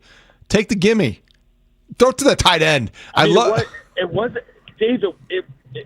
It was a gimme that the tight end wasn't covered. Yes. I mean, what are we arguing about? Yeah, we're not arguing. Just the first option being the tackle. Just observing it because of how hot he got about it with the official. I mean, he definitely was not. You think that was a tackle eligible play that they? I do. Yeah. They said the tackle was eligible when he came in, and then I was looking at the play. Both sides were. Yes. Both sides were hot with the officials too, guys. Because yes. there was very late in the game during a timeout. They kept showing the same pass rush by Michael Parsons over and over on the giant video boards at Lambeau Field. Right. I mean, they make it look like when you're at Soldier Field, guys, you're watching TV on a 13-inch television. Okay, they do it right there. They were complaining about a hold. They felt he got held. Yeah. Parsons, like Darnell Wright had his right arm around his neck, and he's like pulling on him. Like you're looking at it, you're like, oh boy, wow. And LaFleur was extra animated with the official on the sideline. So I think both sides have some plays that they were not thrilled with. What do you think of Jalen Johnson's play? Yeah, I think he's like, I don't think anybody's expecting him to be fully healthy considering the time he was out, and you saw them have a plan to kind of work him in yesterday. You saw Nick McLeod get some action that probably would have gone to Kyler Gordon had Kyler been healthy. And McLeod actually made a couple plays out there. I believe he had a pair of pass breakups. So it's like maybe best case scenario is Jalen's back to full strength by the final game, but that's probably wishful thinking anyway. He just missed a ton of time. He had surgery. Yep. I'm sure his body just isn't as strong as he'd like, as everyone would like, but he's out there, and they're going to have a huge challenge again in 2 weeks with the Packers. I don't know that Browns passing game has a lot going on in it, but chance for him to show improvement next Sunday against Cleveland as well. I'm curious about obviously Odunze and what does a stress fracture mean to his availability going forward, and also Tyreek Stevenson, because he wasn't even close this week. Yeah, I think I'd have to go back and look. I think Stevenson might have been limited on Friday. Oh. I could be wrong. So hopefully he's moving in the right direction. Here's what I can tell you about Odunze is saw him last week. No walking boot, no so that's that leads me to think, and again, you start making speculation on injuries, guys, and right.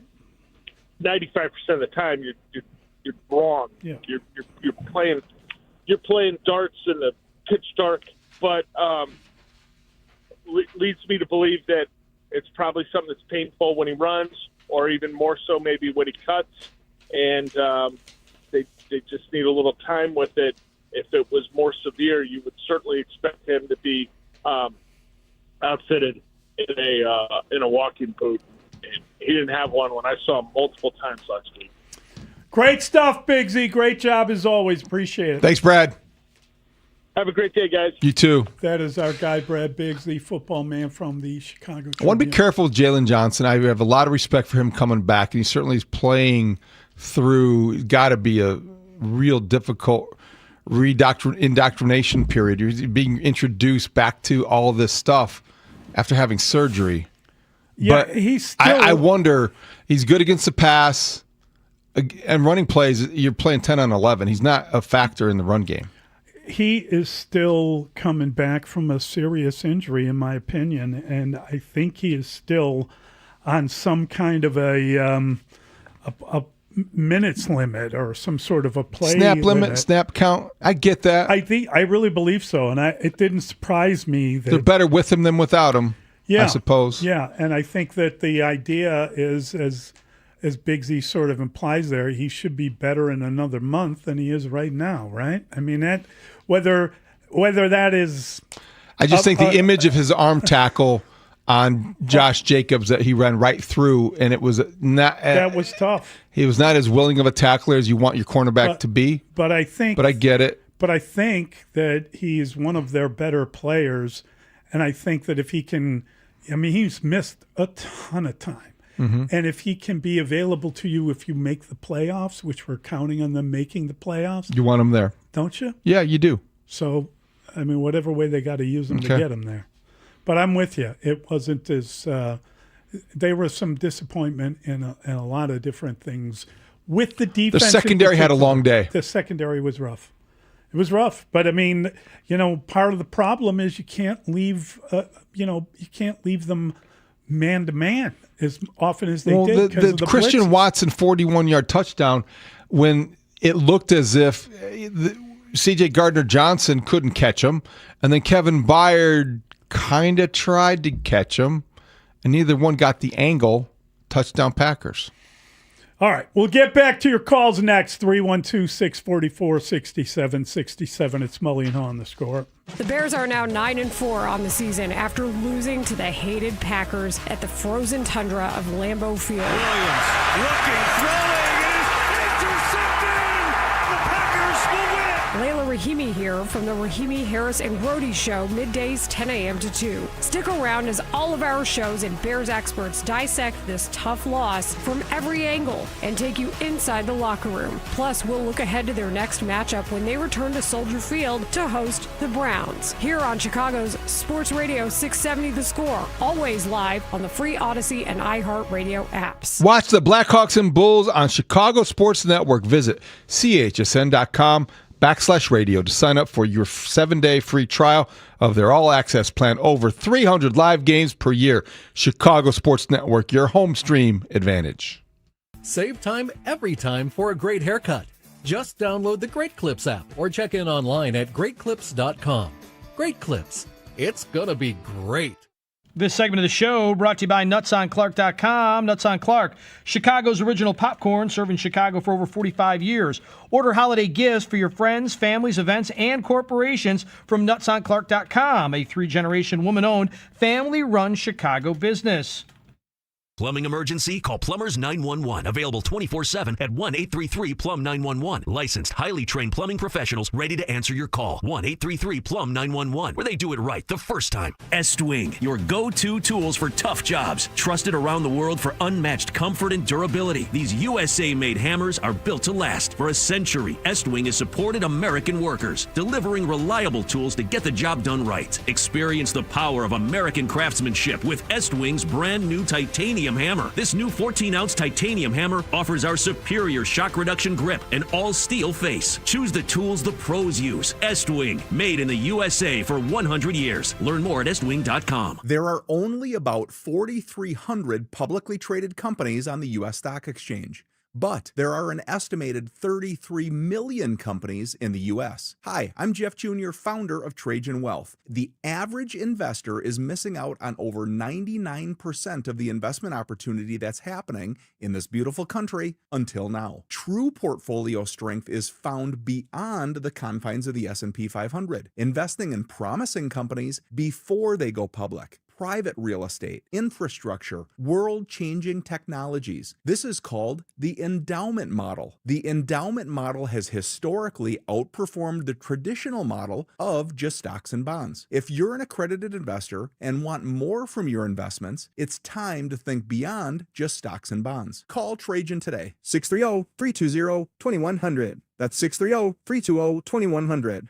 Advisory services offered through Trajan Wealth, LLC, an SEC-registered investment advisor. See website for details. Hi, I'm Nancy Cartwright. You may know me better as the voice of Bart Simpson. On Simpsons Declassified, we're diving into the mysteries that keep the Simpsons forever young. Have you ever wondered how the Simpsons regularly predicts future events? Who better to ask than the show's creators, performers, and writers, the celebrity guests? Be sure to follow and listen to Simpsons Declassified wherever you get your podcasts. At Straight Talk, we know the holidays are your time to say yes. So why put up with a wireless company that makes you say out of data? Or no service here? Switch to Straight Talk and say yes to real unlimited data on a reliable 5G network covered by Verizon. And with a free 5G phone when you activate select plans, someone else in your family can say yes! Available at straighttalk.com and Walmart. Based on RootMetrics State of 5G Report, United States 1H 2025. Experiences may vary. Not an endorsement of Verizon. For network management practices, visit straighttalk.com. This is Boomer Esiason with an Odyssey Sports Minute. The Eagles tackled the Chargers tonight in a battle of 8-win teams. Philly averaged only 15.5 points per game in November, and they'll be challenged by the Bolts' third-ranked defense. Chargers quarterback Justin Herbert has gotten the okay to play just 1 week removed from surgery to repair his fractured left hand. I feel like this is going to be a low-scoring game, folks, and I do like the Eagles by a hair, 23-20. I'm Boomer Esiason. You're listening to Mully and Haugh. Back in 60 seconds on The Score. This is the story of the one. As the purchasing manager at a manufacturing plant, she knows the only thing more important than having the right safety gear is having it there when you need it. That's why she partners with Grainger for auto reordering, so her team members can count on her to have cut-resistant gloves on hand, and each shift can run safely and efficiently. Call 1-800-GRAINGER, click Grainger.com, or just stop by. Grainger, for the ones who get it done. At Audion Hearing, our mission is simple: to make better hearing affordable for everyone. This Christmas holiday, enjoy exclusive savings on our high-quality rechargeable hearing aids. Clear, comfortable, and ready to use right out of the box. And here's a study worth hearing. Research shows that wearing hearing aids can reduce your risk of dementia by up to 61%. Join over 1 million happy customers and shop Christmas holiday deals before they're gone at audionhearing.com. That's AUDIEN hearing.com. Tell us what you saw on the play there at the end. We was in like a zero call, and then my guy went behind the backfield, and I was chasing. I saw the tight end free, so I knew he was the only person to get the ball. So I just ran to me through the ball. I just think I kind of got high. It was kind of high. Did I jump high? When Caleb released it, did you think you had a chance at it? I thought I was going to overthrow it over me, and then I jumped, and I was like, I can't grab it. And I just grabbed it. It's 4th and 1 there. If they could run conceivably. Did you know before the snap that they were going to throw? Was there any kind of tell that? Nah. We was a man, and my guy went behind the line of scrimmage. I was chasing, and I just saw somebody go free. I just chased him. Wasn't even my man. Were you surprised in that moment that they put the ball in the air? Nah, they was doing that the whole time on like 3rd, 4th, and 1. He don't really want to run the ball for real. That is Keshawn Nixon on what he saw on the final play, the man who made the game-winning interception. The 5'10" defensive back that skied over. 6'5". Yeah, not over. Don't misrepresent. I'm not. Anyone who saw it, I'm just laughing. It was underthrown. He leapt to catch it. I got kind of high. Yeah, you got a little high. I was a little high. Well, the way he described it too was interesting because, as we know from Packer information coming out of that locker room, the safety Williams was supposed to be on Cole Kmet. For whatever reason, he blew his assignment. Now, Nixon was supposedly in man coverage on DJ Moore. DJ Moore was a little bit late coming out because he got caught up in the traffic and was not releasing cleanly, and that gave Nixon time to go off and drift and cover Cole Kmet. Wasn't his man, as you heard him say. The pass was underthrown. He leapt up and he caught it. Game over. Game over. It's Mully and Haugh on the score, and that was the game over. That was a bad finish to the game, and we've got a lot of people that are still anxious to give their opinion on what went down. Let's start with Mike. He's in Rockford. Hey, Mike. Good morning. Guys, I got to complain here. I'm single-handedly putting this loss on Caleb Williams. I think Ben Johnson has these guys playing hard. The defense doesn't have the playmakers, and for the guys that are on there, they're playing their guts out. Allen's got them going great. His inaccuracies are what's going to kill this organization. And, I'm sick and tired of people saying, well, you got to give them time. If you don't have accuracies as a talent and as being a quarterback, it's not something you're going to learn. You either have it or you don't. It's not something, quick release or reading a defense and things like that are things you can learn. But when you have inaccuracies of passing, overthrowing, underthrowing, just not seeing the open guy, that's something that is going to be a problem for this organization going forward. And I don't know if there's even a quick fix for this. Thanks, Mike. Yeah, it's an interesting comment, Mike, because not many quarterbacks do learn accuracy if they don't have it. Now, Caleb, throughout his high school, college career, was considered an accurate passer. It was always a strength. That was always a strength. Yeah, this has been baffling. So I think you got to remember, Josh Allen was once considered an inaccurate passer, and he's come around as his career's gone on. I wouldn't be as concerned about it as you are. I think it's fine to acknowledge it, and nobody's denying that. He's been too inaccurate, and the numbers support that contention. At the same time, if you're going to acknowledge that, you have to admit yesterday he made some plays that typical ordinary quarterbacks don't make. And some throws, the escapability is one. Yeah. He had one sack against the best defense they're going to see this year, except for maybe the one they see Sunday. But the Packers' pass rush was a problem they neutralized in part because of his escapability. Number two, when he is on the move, it does seem he's more accurate. He threw the pass to Cole Kmet, which was a highlight reel thing. He's going to his right, lofting it. Cole Kmet comes down with a great catch inbounds. The Zacchaeus throw we mentioned. There were other examples. That was an amazing pass completion just because he's on the run and. He's not the perfect quarterback. He's got a lot of room for improvement. I don't think they lost that game because of Caleb Williams, though. I know. They lost the game because of the explosive plays they surrendered. Secondary did not have a good day. And frankly, the special teams day was blown up on one kickoff.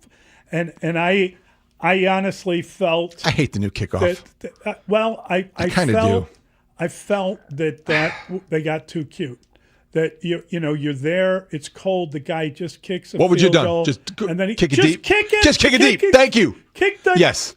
bloody They outthought themselves. Swear word ball. Yes, I agree. Yeah.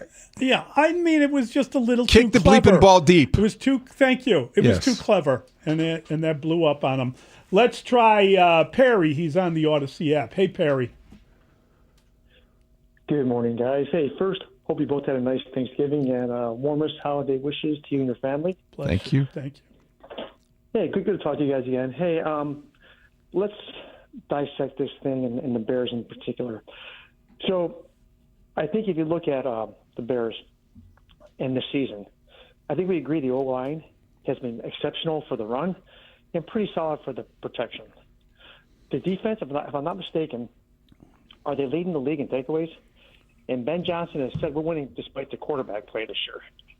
He said they're winning in spite of the passing game this year. Yes. Yes. So let's look at this whole thing. We all agree Caleb's got awesome elusiveness and a talented arm. We can see that. But there's a problem. When he first came here, Rome's my guy. And that, to me, that set the standard. Ben Johnson's not stupid. This guy, without him, they're nowhere near 9-4. And I got to believe he is scheming DJ Moore. So the question is, how many passes, like the one where he missed him high, how many targets is he not being looked at, and how many is he missing? And that last play, he threw the ball way too late. Kmet was wide open right away. So the problem is, look at his trending. The past 10 games, 9 of them under 60%. The past 4, under 55% completion. And there's a reason why his yards after the catch are bad, because he's not accurate. So, like you said, Josh Allen got better. If they want to win in the playoffs and make it to the playoffs, he's got to get more accurate. And he can't miss these reads. He just can't. Otherwise, they're going to be maybe lucky to make the playoffs. Thanks, man. Thanks, Perry. Thank you. A lot of disappointment in Caleb Williams this morning. I understand it. The accuracy is an issue. I think that does obscure the fact that he makes some plays, and he's getting better at certain aspects of the game. He's got to be more consistent with the throwing, no doubt about it. But they were in a position to win that game. One throw. Let's try Bobby. He's in Homewood. Hey, Bobby. Hey, guys. Hang on one second. Let me take a sip of my Bears Kool-Aid here. There you go. It's pretty good. Right after the game, I went into the kitchen and made a brand-new batch of Bears Kool-Aid. Okay? I'm a 1-13 fan. If you guys know, you know. And I watched every one of those games until the end of each game. This is why I made the Kool-Aid. I'm encouraged because I'm seeing a team that finally came into the 21st century. Okay? Whoever's picking the players, I'm seeing someone who knows how to pick football players. When guys go down, other guys come in and step up, and they look like they've been on the football field before. I haven't seen that in the past. I see a coach that knows how to make halftime adjustments. I see Great a coach, point. period. Yep. And he knows how to make halftime adjustments. Okay? I see a team that feels like they can beat anybody. Yeah, I know we lost yesterday. It was a tough loss. But I see a team that feels like they can beat anybody, and they will not quit. Thanks for the phone call. A lot of truth there. I think we came out of the game feeling that way. Yeah. You don't, again, there are no such things as moral victories in professional sports.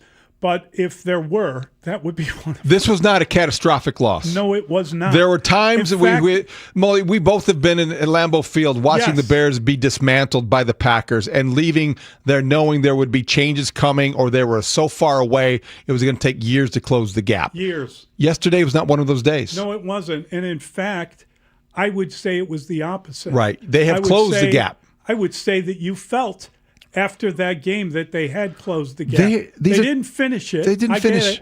But these are two even teams. In that position, it was a much more even game than it started out being.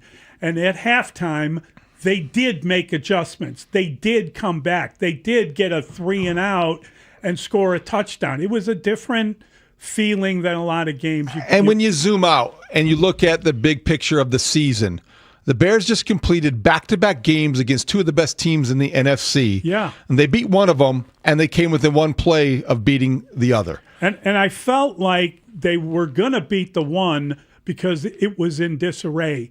And I felt like Green Bay wasn't in disarray, but, man, they got a shot across the bow. Didn't you feel that if they came out of that game and they were being truthful about it, they would have to respect the challenge they got from the Bears, whether anyone wants nonsense to aside, whether or not Matt LaFleur wanted to acknowledge that, and the handshake being what it was, and all that nonsense, external stuff, the Packers will watch that tape today and say, wow, Bears have gotten better. Yeah, they have gotten better. They better. earned that kind of respect yesterday. We'll close it out with Anthony. Hey, Anthony. Thanks for taking it. Hey, guys, good morning. Thanks for taking the call, guys. How you doing? Good. Doing well. Good, bud. So I'm going to just say this, and if you can hear me out, please. The DBs this season, they've been the heart and soul of this defense. everybody said Caleb was the problem, this, that, and the third. The score was 14-3 before the half ended. It was 21-28 by the end of the game. Caleb, that other team, they have more cohesion. They got guys back from injury. We're a depleted defense. The defensive line has no tenacity. And they beat us with a run game and a couple of things underneath. And the guys in the back, secondaries, they fell asleep a couple times, and that's where they got us. But to see us do what we did and all of the changes that we're making, I don't know how anybody can be encouraged because Caleb got a little greedy. Okay, cool. The things that we got beat on, it can be fixed. The things that Caleb did to get us back in the game, that's pure talent, pure talent. That touchdown covered to a perfection. Zacchaeus still came up with the touchdown. Love is mid. We're good. They were a better team on Sunday. Shout out to them. Hats off to them. But we're a better team moving forward, and I see it. So, thanks, Anthony. All right, buddy. Good Thank phone you. call. I only Yeah. disagree with one aspect of what he said. Jordan Love's better than mid. Jordan Love is He's a good player. He's a very good player who's having. I mean, he's been a top 10 quarterback this year. He made the big play. He knocked them down. 3 He scored. touchdowns. That's pretty awesome. Responded to the blitz. Yes. Was not rattled, and he completed the big play when he needed to. No question about it. But I did feel a lot more. Our last 2 callers are kind of more in line with how I felt about it. We got on that post-game show, David, and I was like, man, that was a hell of a football game. Mhm. You know why? Because it didn't look like it was going to be. But the Bears came back in that game. And listen, the Packers came back after the comeback. After they got tied, they came back down and scored. And the Bears were left with the ball going in. And the reason came I up short. push back at some of this Caleb Williams reaction is that you feel like you've got a quarterback in Caleb Williams if you're the Bears that gives you a chance to win a game that close down the stretch in the fourth quarter because he's done it before, and you had that sense up until the interception that he was going to do it again. Yeah, it was. That belief is important. It was really interesting to see, and we'll have a fun week getting ready for this Cleveland team, and the Bears need to take care of business. As simple as that. Shedeur Sanders. Yeah, we'll get into that. We'll talk about him. We're not going to shy away from any element of this.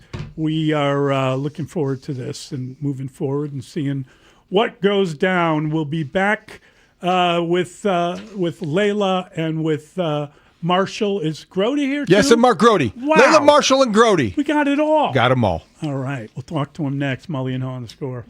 You're listening to a Plumbers 911 Football Monday on The Score. Plumbers 911. Plumbing emergency? Call the professionals available 24/7 at 1-833-PLUM-911. Presented by Busey Bank on Chicago's Sports Radio 670 The Score. Always live on the free Odyssey app. Hey, it's Coach Wanstead. When I need a perfect getaway, I hit the Four Winds Casinos in New Buffalo and South Bend. My wife and I love the first-class treatment they give you. The staff, from the valet to the dealers, are absolutely incredible. The hotel rooms are first class, the live entertainment is next level, and the food is out of this world. Whether you're playing your favorite table games or just watching the games at the sportsbook bar, it's always a guarantee win. Four Winds Casinos in New Buffalo and South Bend. Your entertainment and sports escape. Tell them Coach Wanstead sent you. Every soda next to Mr. Pibb got something to say. The classics reminisce about the glory days. The doctor's giving a dissertation. The prebiotic bubbles giving TED Talks. Then there's Mr. Pibb. Sweet cherry up front, bold fizz on the follow. No pitch, no promises, just bold cherry bringing the flavor. Some sodas talk big. Mr. Pibb backs it up. Bold kick of cherry. Hey, yo, Mr. Pibb. Makita knows that pros never settle, and neither do we. With Makita, you get tools that perform at the highest level on every job without compromise. Makita is for the most detailed pros, expertly engineered to deliver precision, job after job. When your work calls for the best, call on Makita. Makita, built to be the best. Available at the Home Depot. Wesley Financial Group is not a law firm. I'm Chuck McDowell, founder of Wesley Financial Group. Did you buy a timeshare because they told you it was a great investment? That's a lie. Most timeshares can be bought online for $1. To find out what your timeshare is worth and to cancel it, call us today and we'll send you our timeshare exit kit free with all your options for cancellation. Call Wesley for your free exit info guide. 800-894-3737. That's 800-894-3737. Save big money on new appliances when you shop at Menards. We have an excellent in-stock appliance selection. We carry great brands at the best prices. Ready to take home? Today. Save big on a Whirlpool top-load washer or electric dryer. Right now, get them on sale for just $6.28 each. Good through December 14th. View our entire selection of appliances on Menards.com. Plus, check out the weekly flyer for great deals happening this week. Truck drivers, wherever you want to take your driving career in 2026, Schneider has an opportunity for you. Our huge selection of driving jobs means you can get the home time that suits your schedule. Choose from daily, weekly, monthly, or sometime in between. Plus, Schneider drivers can choose from dedicated, intermodal, dry van, and tanker options. Don't wait to upgrade your career before the new year. Search jobs and apply now at SchneiderJobs.com. That's SchneiderJobs.com. If you're purchasing a new home or refinancing your existing home, you need to call Team Hochberg, your trusted local lender. Suzanne called after hearing me explain discount points on my radio show because her son was purchasing a home in Colorado. I answered Suzanne's questions and encouraged her son to call me for a free consultation. Suzanne was so impressed with the service I provided, she wrote this 5-star Google review. Quote, I sent David an email today with a question about discount points that I heard him talk about on his radio show. And he called me back this evening with a complete explanation. I'm so impressed with his responsiveness and knowledge. Thank you, Suzanne, for the amazing review. I strongly encourage everyone to check out Team Hochberg's close to 600 5-star Google reviews. Team Hochberg helped Suzanne and thousands of radio listeners, but we can't help if you don't call 855-563-2843 or visit 56david.com. That's 855-563-2843 or visit 56david.com. Lower.com, Equal Housing Lender, MLS 112-461. Mully and Haugh will be back in 60 seconds on The Score. Honey, that flu keeping you up? Did you take NyQuil Intense Flu? Nah, I got this. Okay, I don't got this. Yeah, you need NyQuil Intense Flu. Undo your flu with NyQuil Intense Flu. NyQuil Intense Flu provides powerful relief of your flu symptoms so you can sleep. You do got this. NyQuil Intense Flu. The nighttime sniffling, aching fever. Best sleep with the flu. Medicine. Use as directed. Keep out of reach of children. Wesley Financial Group is not a law firm. I'm Chuck McDowell, founder of Wesley Financial Group. Did you buy a timeshare because they told you it was a great investment? That's a lie. Most timeshares can be bought online for $1. To find out what your timeshare is worth and to cancel it, call us today and we'll send you our timeshare exit kit free with all your options for cancellation. Call Wesley for your free exit info guide. 800-941-2255. That's 800-941-2255. Now we're in a transition a little bit. Mully and Haugh, Chicago Sports Radio 670 The Score. We are broadcasting live from the Score's Hyundai Studios, brought to you by your local Hyundai dealers. I want to thank them for their contribution. Thanks to Jacob Stutz. He gets us up on Twitch every morning, and thanks to everyone. A lot of fun today, a lot of good calls and texts and emails. Most of all, thank you for listening on this Monday, December 8th. Yeah, day after Pearl Harbor Day. And thank you so much to our executive producer. He is Mr. Dustin William Rhodes. Michael, what's it like chasing around Caleb Williams for 4 quarters? I'm not going to lie, mad annoying. Like, I won't even hold back. I mean, when someone's just running boot and running all game, like, it's no fun for rushers, like, but I'm not going to lie, I'm going to get them. You love to hear that, though, from a play caller perspective. Oh, yeah. You get the guy frustrated because you're rolling out. Oh, Good lesson in moving the pocket. He didn't. He had 1 tackle for the whole game, and that's pretty good. And Caleb Williams outran him a couple of times. It had to be frustrating. And thanks to Brandon Fryer for that great sound. What was supposed to happen on that last 2-point conversion? Yeah, not going to get into all the specifics, Jeff, but obviously did not go as we thought it would. Did you make that call or did Tommy? Yeah, I make every call. Why would you take him off? Yeah, it's a 2-point play. Didn't come through on our first 2-point play. Got to the second 2-point play, we didn't come through. But that's on me. Was that play call yours or Tommy's? I'm responsible for all of it. That's Kevin Stefanski, the Browns head coach. He's being asked about Tommy Rees, and he 2-point play to tie the game. Yes. Shedeur Sanders not on the field. Yeah, he's the quarterback. And they ran a play that left him open to second guessing and immediate questioning. And it happened right there in front of your eyes. Right there. Hey, we've got Marshall Harris right here. I can see it. And you are a beautiful man. Great to see you, buddy. Hey, you guys are beautiful this morning. Enjoy listening to you guys. Oh, you're kind. You're far too kind. Layla Rahimi right here. Layla. That play was the Benny Hill theme. That's what that play was. Yeah. I mean, listen, there are no gimmies in the NFL.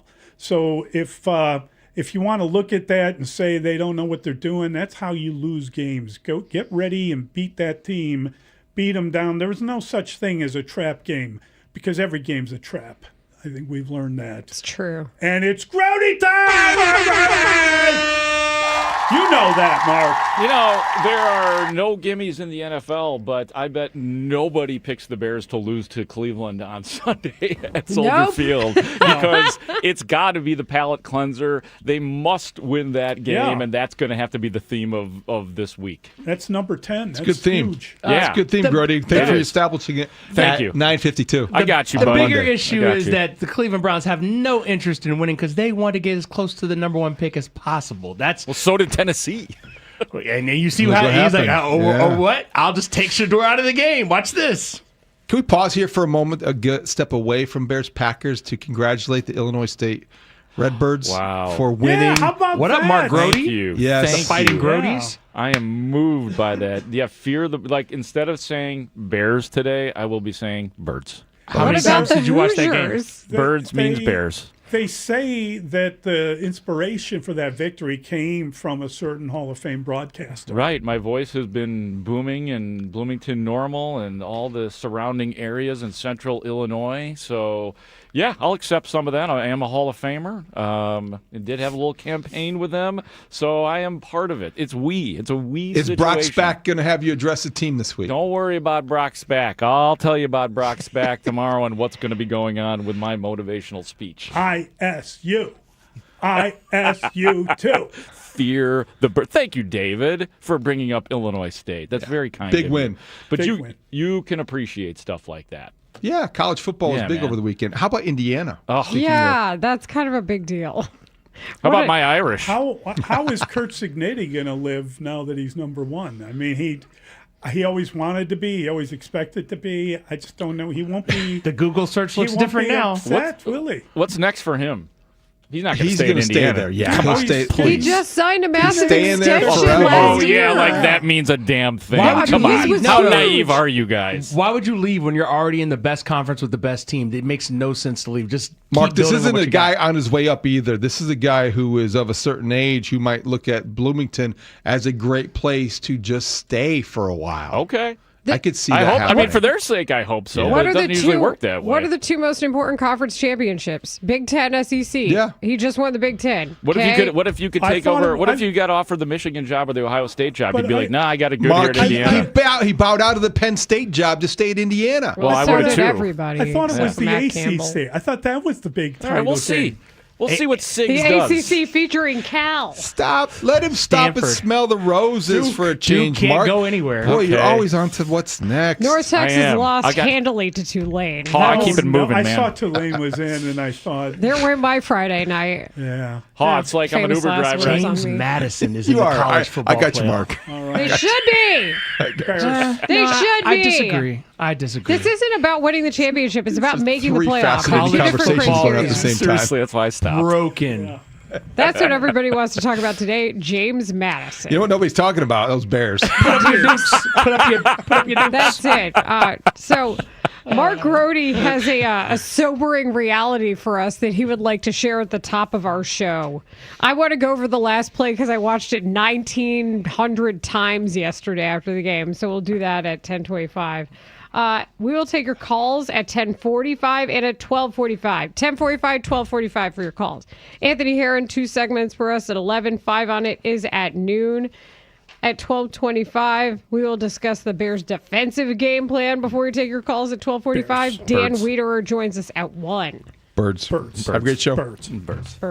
Plumbing emergency? Plumbers 911 helps you connect with a fully licensed plumbing contractor who can help with any plumbing issue at any time. Their professional plumbers are highly trained, background checked, and insured. They can address and resolve emergencies, including leak detection, water heaters, sump pumps, repiping, and more. Plumbers 911 phones are open 24/7 at 1-833-PLUM-911. Dial 1-833-PLUM-911. Plumbers 911, where they do it right the first time.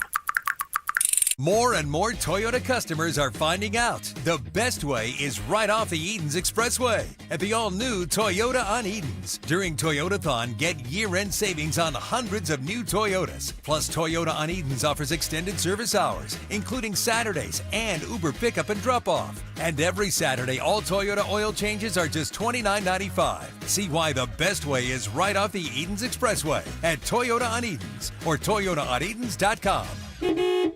Introducing Remy Martin's This Is My City VSOP Limited Edition Collection, paying homage to the iconic sounds, style, and teams of our very own Chicago. The collection celebrates the city's influence on culture and features Remy Martin's renowned VSOP liquid. This limited edition bottle is available now, and you can learn more at RemyMartin.com. Remy Martin VSOP Cognac, 40% alcohol by volume, imported by Remy Cointreau, USA, New York, New York. Please drink responsibly. Kohl's Customer Appreciation Event is here, right in time for the gift exchange. Even though everyone pretends gifting isn't a competition, it kinda is. At Kohl's, save on gifts everyone will fight over. From sweaters and flannels to air fryers, toaster ovens, and more. Because deep down, the gift exchange isn't just about giving. It's also about winning. Shop Kohl's and save on top gifts now. Select styles, some exclusions apply. Offers end December 14th. See store or Kohls.com for details. 1-877 Cars for Kids. KARS Cars for Kids. 1-877 Cars for Kids. Donate your car today. Call 1-877-CARS-FOR-KIDS to reach a friendly live agent. Donation's super easy, and your car can be picked up as soon as tomorrow. Call us now. 1-877 Cars for Kids. Donate your car today. Hurry! It's our last chance to donate for 2025. For 75 years, one Chicago family has helped families across generations celebrate the season with something meaningful and remembered. I'm constantly meeting people that my dad or my grandparents have taken care of over the years, and it's so special to hear those stories so many generations in between. It's one thing to have a name over a door that has existed for 75 years, but to be owned and operated by the same family for 75 years is something that is very powerful and unique. This season, discover gifts chosen by a family that thoughtfully selects every collection for its craftsmanship, quality, and lasting value. Whether it's an engagement, anniversary, or holiday gift, there's always something special at Rasney's. 3 generations, one Chicago family. 75 years of celebrating moments that matter most. Rasney Jewelers, Suburban Addison, Highland Park, Hinsdale, and Chicago Oak Street. And always at Rasney.com. For so many, it's happening. Your hair is thinning. Your crown's disappearing. Hair loss can feel like identity theft. Well, there's good news. It's an incredible yet simple one-day treatment that starts regrowing your own natural hair the very next day. And it's guaranteed to grow for life. It is the Advanced FUE from Advanced Hair. We've all seen the pills and lotions that come with monthly subscriptions. They may sometimes help retain what you have, but they will never regrow hair that's completely missing. From Advanced Hair's state-of-the-art facilities to their world-class physicians, it's not maybe your hair will regrow. It's guaranteed that your new hair will grow. You decide how much, how thick, and where. For your free consultation, $250 off and 250 free hair grafts, call 872-217-HAIR. That's 888-217-HAIR or go to advancedhair.com. Once again, that's advancedhair.com. I'm Piera Palazzolo, VP of Digital Marketing for the American Management Association, a company focused on the management training skills needed to enhance the careers of business professionals. We did our research when it came to the best companies for website development and chose AmericanEagle.com. And we couldn't be happier. AmericanEagle.com worked closely with us to understand the front and back end requirements needed to launch an e-commerce website that could handle the complexities of running thousands of seminars nationwide. Our robust new website and improved SEO saw immediate increases in site traffic and web revenue. If you're in need of managerial effectiveness and success, visit our website at amanet.org. If you're in need of a website that provides an unparalleled consumer experience, I highly recommend AmericanEagle.com. Transform your business today. Dial 877-WebNow1 for a free digital consultation with AmericanEagle.com. Nationwide is so much more than a great insurance company. They're one of America's largest financial services companies. Like how I'm more than Saquon Barkley, the NFL's reigning leading rusher. I'm also the NFL's leading husher. Hey, shh. Nationwide Investment Services Corporation, member FINRA, Columbus, Ohio.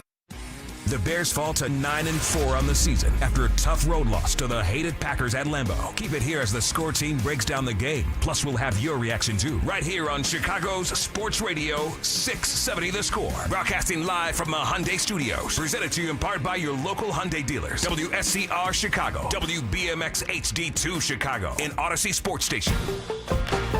The Score! This hour is sponsored by AlmostFreeTeeth.com. Affordable implants, life-changing smiles. The views and opinions of Layla Rahimi, Marshall Harris, and Mark Grody should not be taken too seriously, especially when they give advice. Do not take Marshall's analogies literally, especially when it comes to Russell Dorsey. The sports thoughts of Rahimi, Harris, and Grody may change at any time. It's just sports. Okay, thanks, bye. Rahimi, Harris, and Grody, 10-2 on 670 The... I picked the Bears to win the game by a final score of 27-24. I want to be wrong, and I want you guys to rub it in my face when the Bears win, but I think it might be Packers 24, Bears 20. Is it going to be Micah Parsons or is it going to be Caleb? It's going to be Caleb. Score higher than you probably think. I got 31-23. I wrote this down before the segment, and I have Marshall's exact score written down, 31-23. I think it's going to be Bears. What's coming? Love has time. Floats one. Watson down! Touchdown, Packers! Matthew Golden checks in.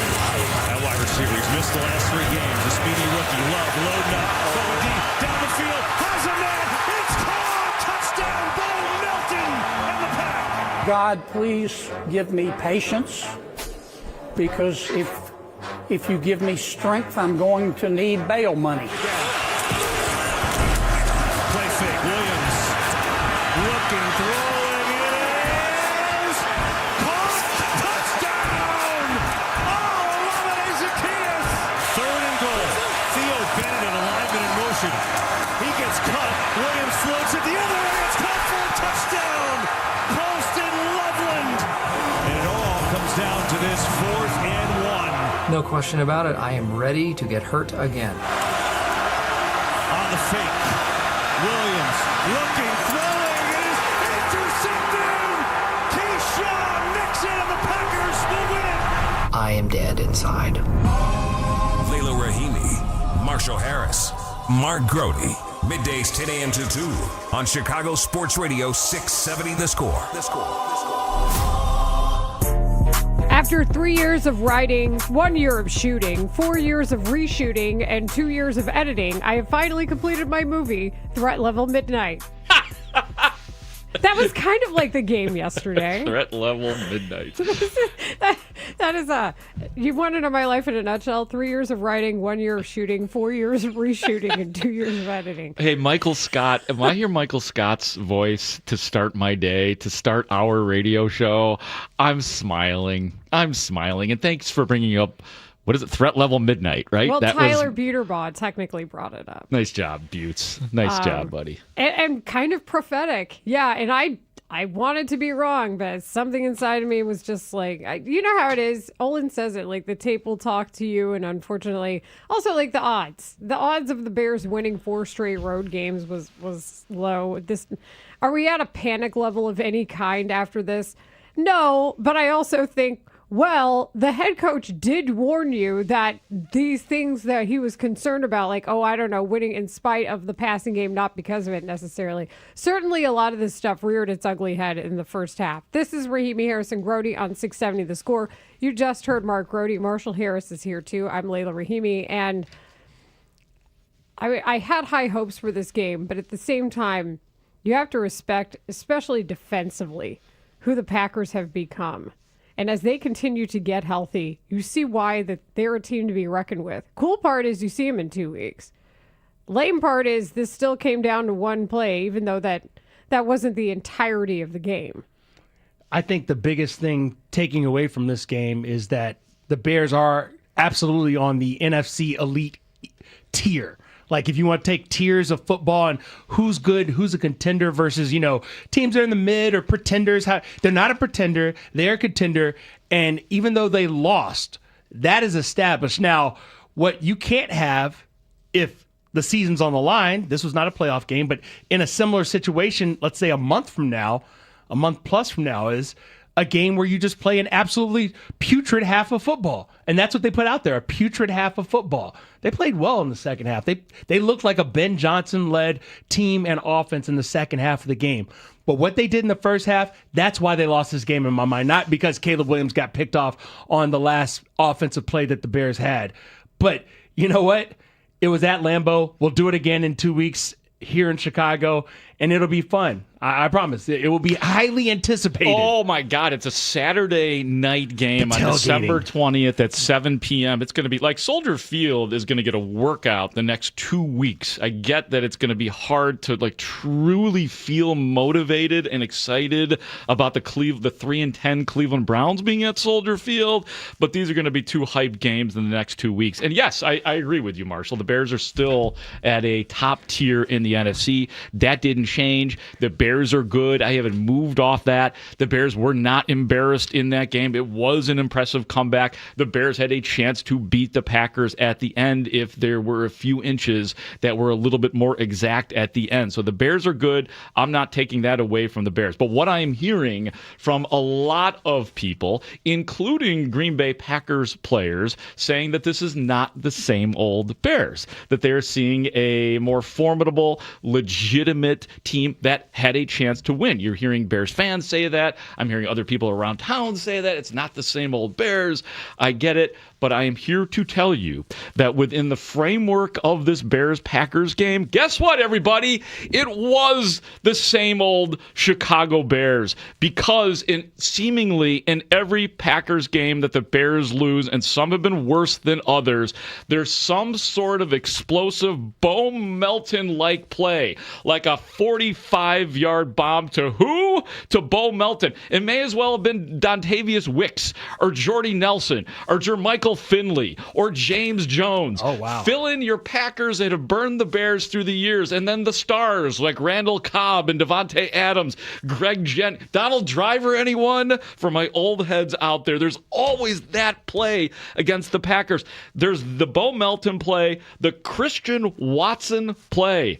Jordan Love, the 41-yard slant to Watson on C.J. Gardner-Johnson. There's always a defensive player who gets victimized in these Bears-Packers game. In that case, bad coverage by C.J. Watson. I don't know what more he probably could have done on that particular play. And then we had the breakdown defensively on the Bo Melton play where you had Jalen Johnson and Jaquan Brisker in no man's land. I am here to tell you, and I haven't even gone through the entire litany of explosive plays. I am here to tell you that right there, that is the same old Bears relative to a Bears-Packers game. It doesn't mean the Bears aren't good, but we did. You know what I'm talking about, Bears fans. There was a lot of the same old stuff against the Green Bay Packers in terms of their explosive plays. I want to point out the halftime adjustments that were made in this game were massive. I don't think anybody's taking away from the coaching staff being able to change so much of this game at the half. But my question is, what was going on in the first half? Like you just mentioned, there were so many breakdowns. We learned right before the game Kyler Gordon is a scratch yet again because of the groin injury. Supposedly he re-aggravated it in pregame warmups. We saw, I think, a game plan that even if Kyler Gordon had been healthy, I'm not sure if that works out in the way it did for Dennis Allen and the defense. Like you mentioned, Mark, there were some real big defensive breakdowns in this game, and frankly, some just absolute burning of the Bears man coverage. Like that was part of this for me. Once again, you say, well, the pass rush has got to do more up front to get home. Those are your money men. Outside of Jalen Johnson and Kyler Gordon, the money that you've spent, the big money, is in that defensive line. And yeah, we saw one Montez Sweat sack, but at the same time, it wasn't enough to make a difference like what you saw on the other side, Green Bay's front seven and what they were doing. Like the box score may indicate that Micah Parsons might have not had the stats he wanted, but my goodness, he changed the shape of this game. I think the biggest thing looking at the way this game went and the flow of the game and Jordan Love and these explosives that we talk about. So the one play to Christian Watson on the man-to-man in the second half, that was like, okay, man-to-man, your team speed greater than our team speed, easy touchdown. That's one thing. But in the first half, what you're talking about, Layla, specifically, once Kyler Gordon goes down, they just did not have what they needed because Jalen Johnson's not at full strength yet. He's not playing, 90, 100% of the snaps. He's playing, 60% of the snaps. They just didn't have the team speed to keep up with it without getting some pressure up front. You mentioned the one sack. That's the only sack of the game. That's the only, and Jordan Love had all day to let things develop downfield. They tried to pick on Nick McLeod. It didn't work out to Nick McLeod's benefit. But overall... Oh, it did at some spots. Well, no, but not on the huge plays. And really, when I look at this game, I look back a week ago at Black Friday and say, it's just a matter of Jordan Love was better at hitting on opportunities compared to what we saw Jalen Hurts doing it. Because those opportunities were there for Jalen Hurts, too. He couldn't hit on them. But Jordan Love had no problem making the most out of any situation where he felt he had a mismatch downfield. Yeah, I mean, one name I left out. Anybody got anything on Josh Whyle? The 21-yard catch before the 23-yard play to Christian Watson that made it 7-0 on a 3rd and 10 play. So there's another name. I'll throw Josh Whyle into the mix as well on that. So yeah, you're right, Marshall. They were able to take advantage of some Bears blitzes for sure. TJ Edwards turning up the heat as Dennis Allen dials up an early which was great to see. Hey, here comes 53 coming up the pike. And then what did they throw? Was it a 9 or 10-yard play by Jordan Love? Check down. Yeah. Check down, beautifully done on the Packers side, which I hate to say. But yeah, man, there was a decent amount of same old for the Bears for this. And Mark, to your point, how many times have we seen over the years where defensive coordinator for Bears would dial up a blitz and then Aaron Rodgers would be like, hi, here's someone in the flat. Chunk. Yeah, go. He had the exact same Positive skill play. and ability, and the only difference is Aaron Rodgers' escapability is better than Jordan. I don't know if still is, but was against the Bears in all those games. Like Aaron Rodgers used to do to the Bears what Caleb Williams does to everybody, just somehow annoyingly, when you think you got him, when you're 99% you got him, you don't got him. He's got you. Our segment on Rahimi Harrison Grody is brought to you by AlmostFreeTeeth.com. Save on dental implants today. And to the Packers' credit, the thing that I thought I was going to see more of in this game was the Jordan Love back foot hop throw that kind of goes askew, because that's what happens. It didn't, did it? The quarterback footwork was so key in this game because it predicted what you saw out of Caleb Williams, and then it also was indicative of Jordan Love's performance. Like, he didn't have those throws in this game, not really. I mean, he did it a couple times, but it was to accuracy. The other thing is he was placing the balls and stepping up in the pocket and throwing some darts that just absolutely made the Bears look bad. And it's just like you guys have said. They took advantage of some one-on-one mismatches where they were winning at way too much of a clip, where it echoed what I saw out of the Bears game last week. The Bears were so good at scheming the one-on-one mismatches against the Eagles defense, and then they have it done unto them at Lambeau in that way, and I think that that's what accounted for a lot of what we saw. That first half, though, there's only so much you can overcome. And Marshall, when we were talking about it in our pre-show meeting, I thought about how many times like an NBA team will get down by 20 and you have to come back. And there's only so many times you can do that before you're gassed. And that's what I felt like happened. If one or two of those drives go even longer, just longer in the first half, if Caleb Williams isn't 6 of 14 for 32 yards and a 50.3 rating, if it's I don't know, take those 14 attempts. If he's 8 of 14, are we talking about a different game because it allows for a different margin at the end of this game for the Bears? Like, that's part of it, too, for me. How much of that first half did they have to overcome? Well, I think that's what makes it very curious is that at the end of the game, if you look at the score, you're like, okay, the Bears were there. And certainly if you watch just like if you just watch the fourth quarter of this game, you're thinking, okay, this has been a back and forth affair. You probably wouldn't know what the reality was. But the Bears started out with one run play on the first 6 snaps of the game. They started out with Caleb Williams 0 for 5 on some throws that he could have connected on because receivers were open. Yeah. And so as great and heroic as Caleb Williams looked when he put the cape on in the second half and made some ridiculous throws, you could call some of the throws he made at the beginning of the game ridiculous for a whole other reason. And I think that's where the lack of consistency comes to bite you when you face the best of the best on the road.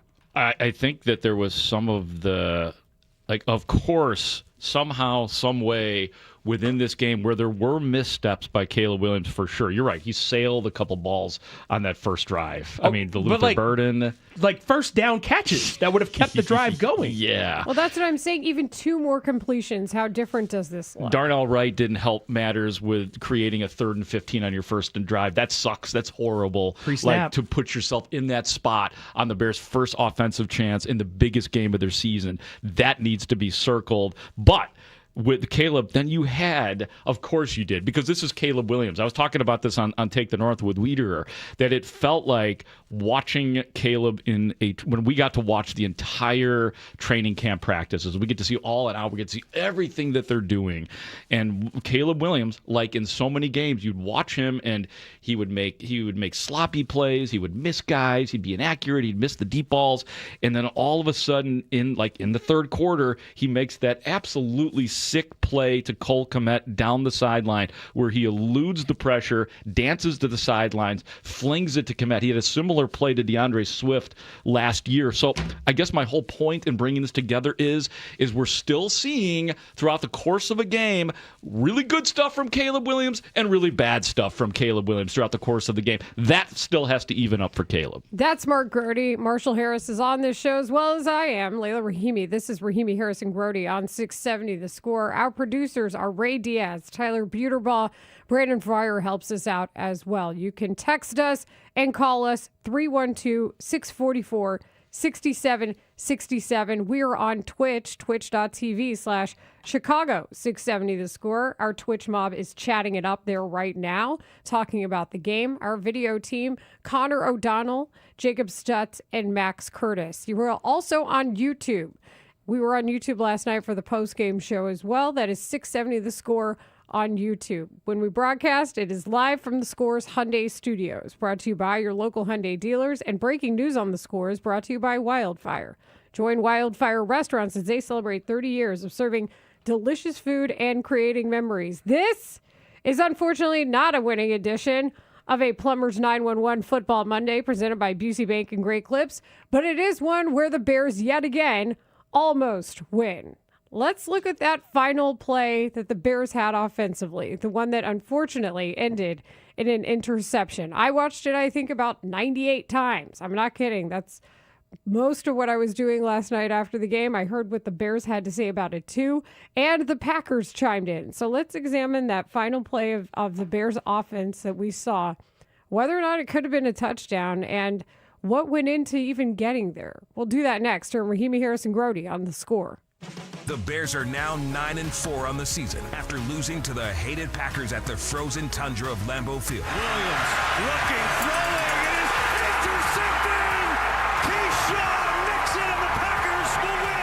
Stick around as all of our chosen Bears experts dissect the game from every angle and take you inside the locker room. Plus, we'll look ahead to their next matchup when they return to Soldier Field to host the Browns here on Chicago's Sports Radio 670 The Score. Always live on the free Odyssey and iHeart Radio apps. This segment is sponsored by Bet365. When it comes to sportsbooks, Bet365 has it all. Download the app today and see why it's never ordinary at Bet365. Gambling problem? Call 1-800-GAMBLER. 21 plus only. Must be located in Illinois. Is your financial advisor offering you up to a 30% upfront bonus? Or are they promising you up to 10% growth per year, all for your retirement income? If not, then you need to come to Trajan Wealth. I'm Jeff Jr., founder of Trajan Wealth. If you have a plan to retire within the next 10 years, don't wait only to find out it's too late. I've seen hardworking folks like you retire only to be required to go back to work, all because their advisor told them guarantees like these were too good to be true. They're not.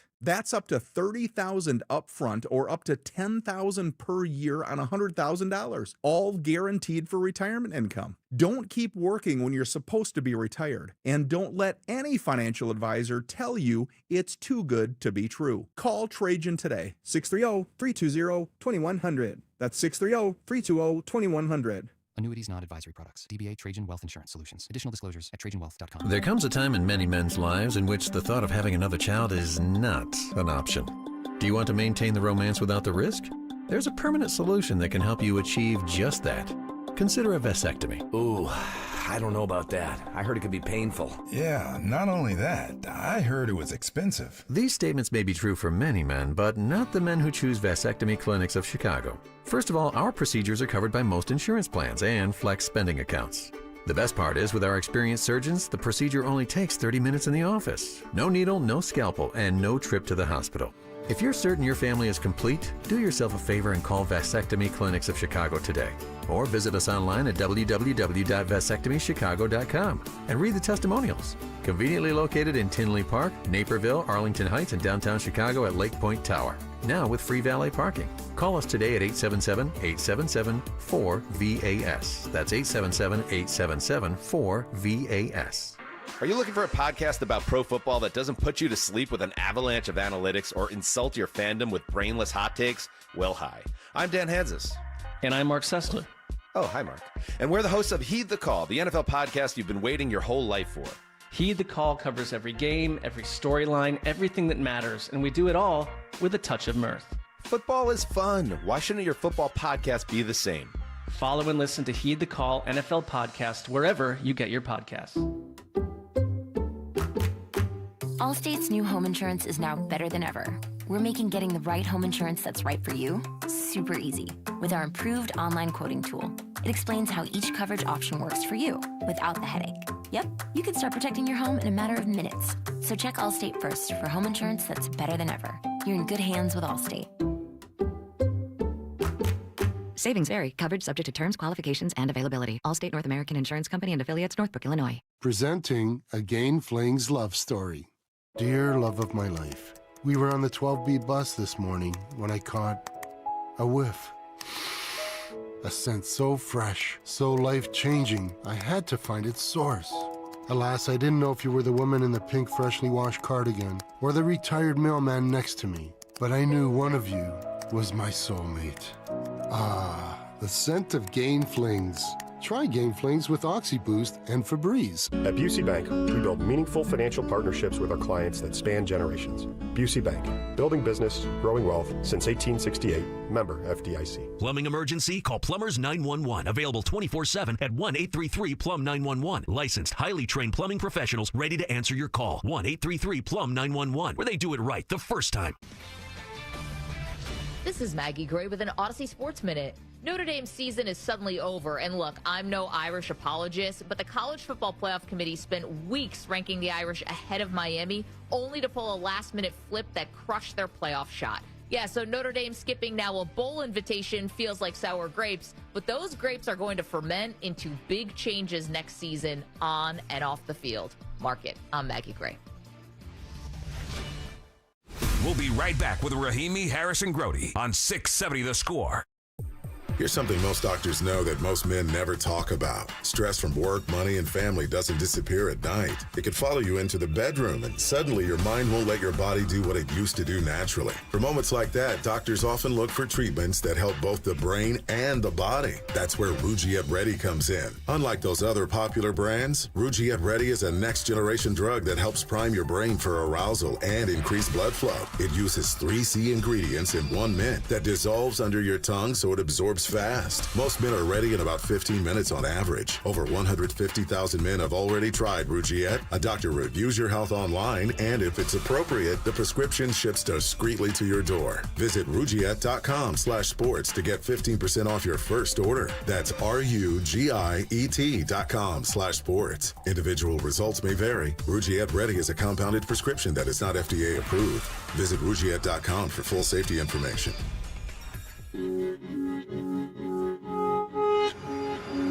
Layla Rahimi, Marshall Harris, Mark Grody. Middays 10 a.m. to 2 on Chicago Sports Radio 670 The Score. And it all comes down to this 4th and 1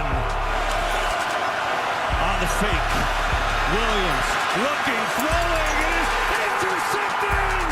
Keyshawn Nixon and the Packers will win! That is courtesy of Fox Sports. This is Rahimi, Harris, and Grody on 670 The Score. And that was the last offensive play the Bears had. There was a lot of discussion surrounding their clock management in this game. There was discussion surrounding how they were able to try to plan for, I believe, what was supposed to be a touchdown. And Ben Johnson said they were going to go for 2. I liked that plan. Micah Parsons questioned it after the game. He also questioned the Bears running the ball. They did that with success, with great success. I'm not taking anything Micah Parsons has to say seriously after, one, what he said before the game, and then, of course, the post-game comments. Yeah, they were running the ball with success. Of course you want them to stop running the ball. Well, and not just that, but I realized after watching the video of Micah Parsons imitate Caleb Williams dodging the pass rush that the only person perhaps better at it is Micah Parsons. So, like, Caleb Williams was still very good at eluding sacks yesterday. I keep going over that play in my head. And then after I went over it in my head a bunch of the times, then I went to the film. And then I looked at everybody's replays of it. And then after that, as we tried to see what happened at the Bears' final play that they ran in the 28-21 loss to the Packers that ended up with that Keyshawn interception in the end zone, I kept trying to figure out who was open. Then we hear after the game the impetus of the play, that it was the same play where Caleb Williams rolled out and hit Cole Kmet for the touchdown in Philly. And there's a bunch of different discussions as to who was open, what was the plan, how it was supposed to go down. Number one, game is not won or lost in one play, as we've said. Number two, you're happy the Bears got to the point where, again, it came down to that one play. But I take issue with the fact that Caleb Williams a few weeks ago says he goes through his reads too quickly. Because if that's the case, if you're zipping through your reads, then why didn't you see that probably Cole Kmet's open earlier in that play? And then you could just hit him at the 2 or 3 yard line and then he runs into the end zone. By the time he was in the end zone, it was too late. Ball intercepted. Are we sure that was his second read? Is that what we're thinking? DeAndre Swift was the first read? If you base it off of the fact that Ben Johnson said the play was the same play they ran in Philly. So after the Philly game, Ben Johnson said DeAndre Swift is the first read.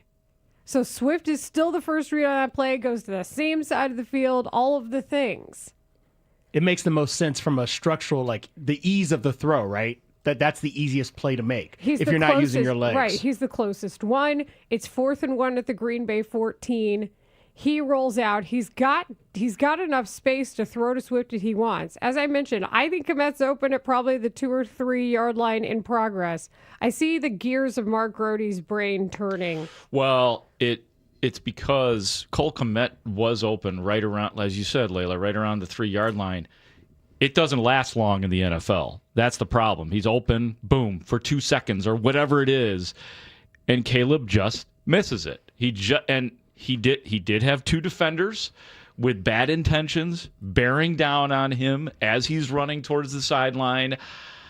I understood not going to DeAndre Swift in that place. It looked he like was covered. The defenders were just kind of like daring, hoping, and playing off just a little bit, enough to, if Caleb had thrown that, they would have swatted that ball down at the very least. Or if he catches it, he's getting the yardage to get the first down, and that's it. Maybe. Well, that's fine, though. Yeah. He was past the sticks. Oh, no, Yeah. he was. But I'm saying maybe he makes the play. But you're right. Of course he was in. Now, and that's the part about it, too, Layla.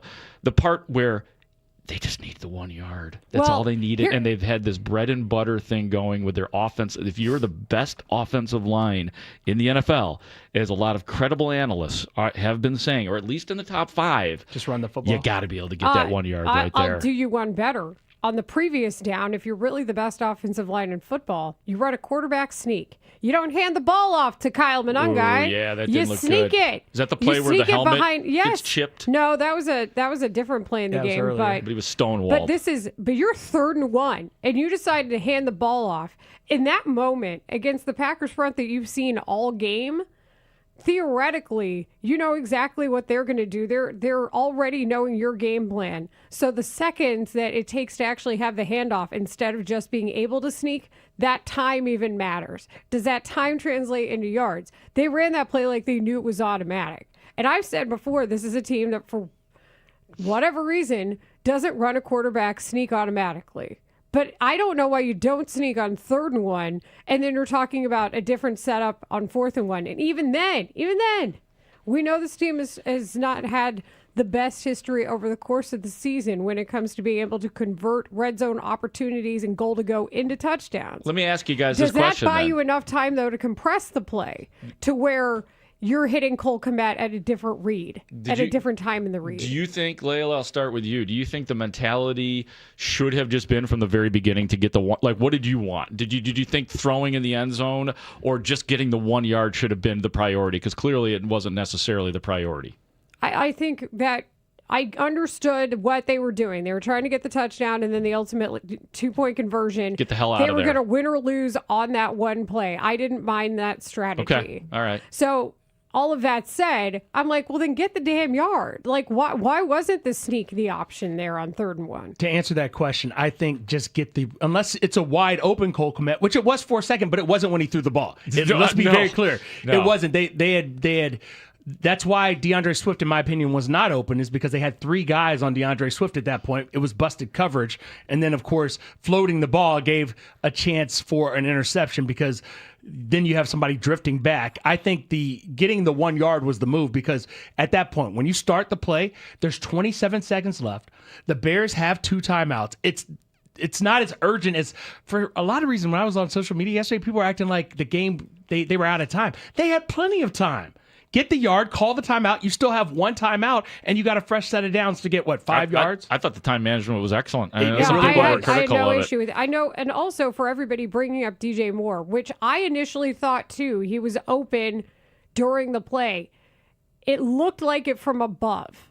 But when I came away from watching it at a lower angle based on the speed of which everybody was moving, I did not think DJ Moore was as open during that time. But if you look at the cutaway of the camera, when they cut to him after that play, he thought he was open enough. And that's a discussion that needs to be had as well. But either way, the inconsistency of the passing game that the coach pointed out earlier in the week, it really did show up, I think, in this play. Let me point out this one stat, and this is brought up by Brad Biggs in his 10 things, which everybody should read on a Monday morning, right? Biggs. So Williams has been struggling, as we know, with completion percentage. He has not hit 60%. I think in 9 of the last 10 games, he has not made it to 60% completion percentage. That's not good. According to Next Gen Stats, not only is Williams the lowest ranked passer in the league in terms of completion percentage for the qualifying quarterbacks, he also has the lowest rate of tight window throws. Those are throws that are defined as less than 1 yard of separation in the NFL. That percentage for him is 10.6%. So in other words, Williams has been inaccurate, generally throwing into more open windows. And that window to DeAndre Swift we're talking about on that play was not an open window. It was a tight window. Agree.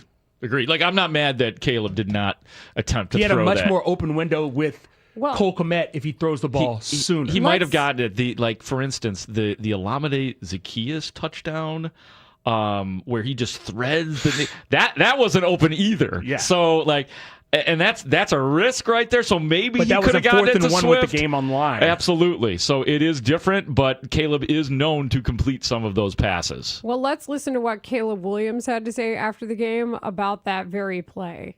We had about 2 or 3 guys in front of, either stacking Swift or right there with Swift. And so, rolled out and saw Cole and tried to give him a big boy ball, try and let him go up for it because I ended up seeing 25 starting to sprint. And so tried to slow him up and, kind of give him a chance in those moments. It's, got to have it moment. And they had a guy trailing me. And so didn't feel that I could go get it myself. And so just got to give Cole a better shot at it. I think, next time just extend him a little bit more and kind of lead him. But in those moments you want to put the ball in play and trust your guy or, try to have your guy go make a play and just got to give him a better ball.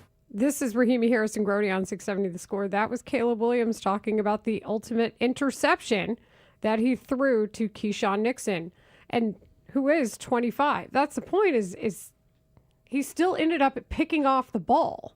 In your analysis as the quarterback of that play, what you didn't do was just dump it immediately to Kmet when he was open to begin the route. Yeah, that was the real window. You saw him sprinting over because he was covering Kmet.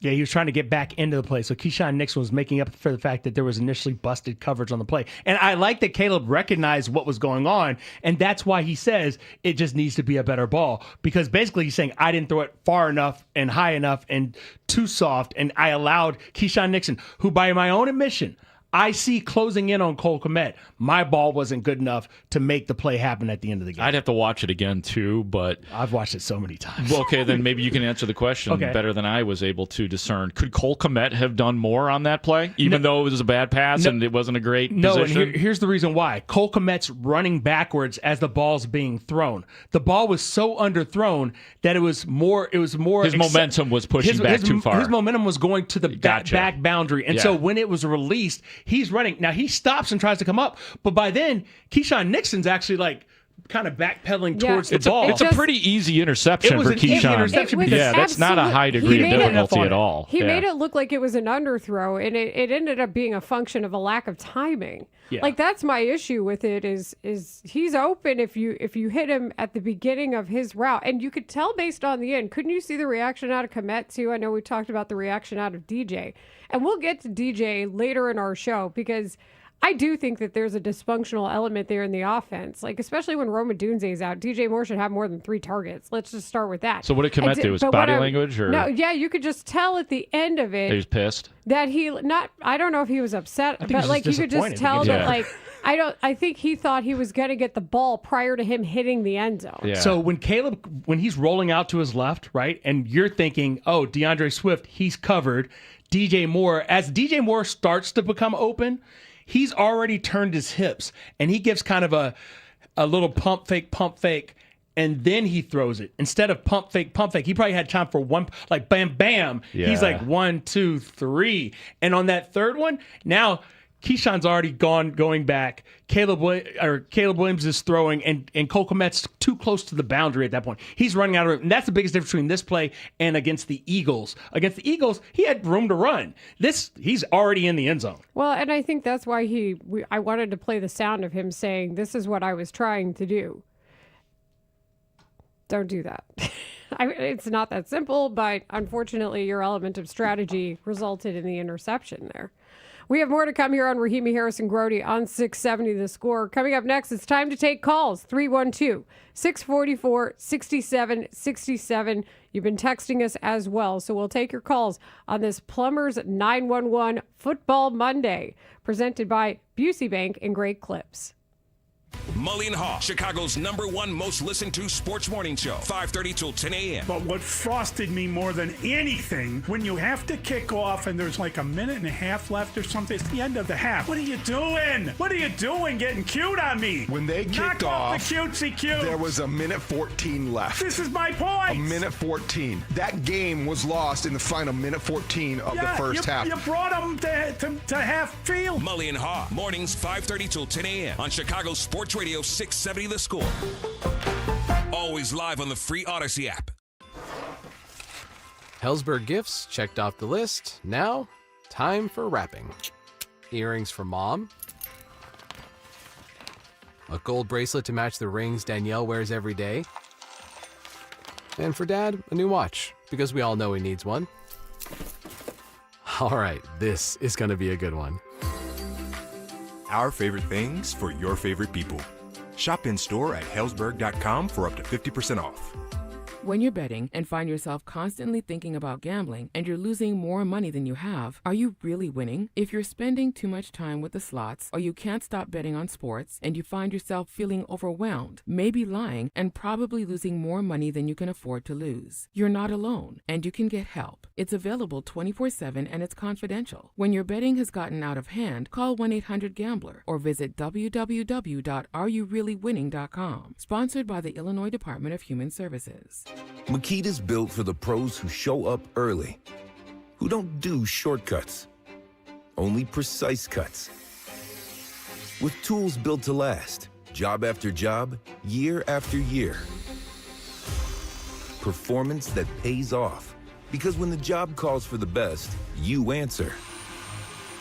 And when you need the best, you call on Makita, built to be the best.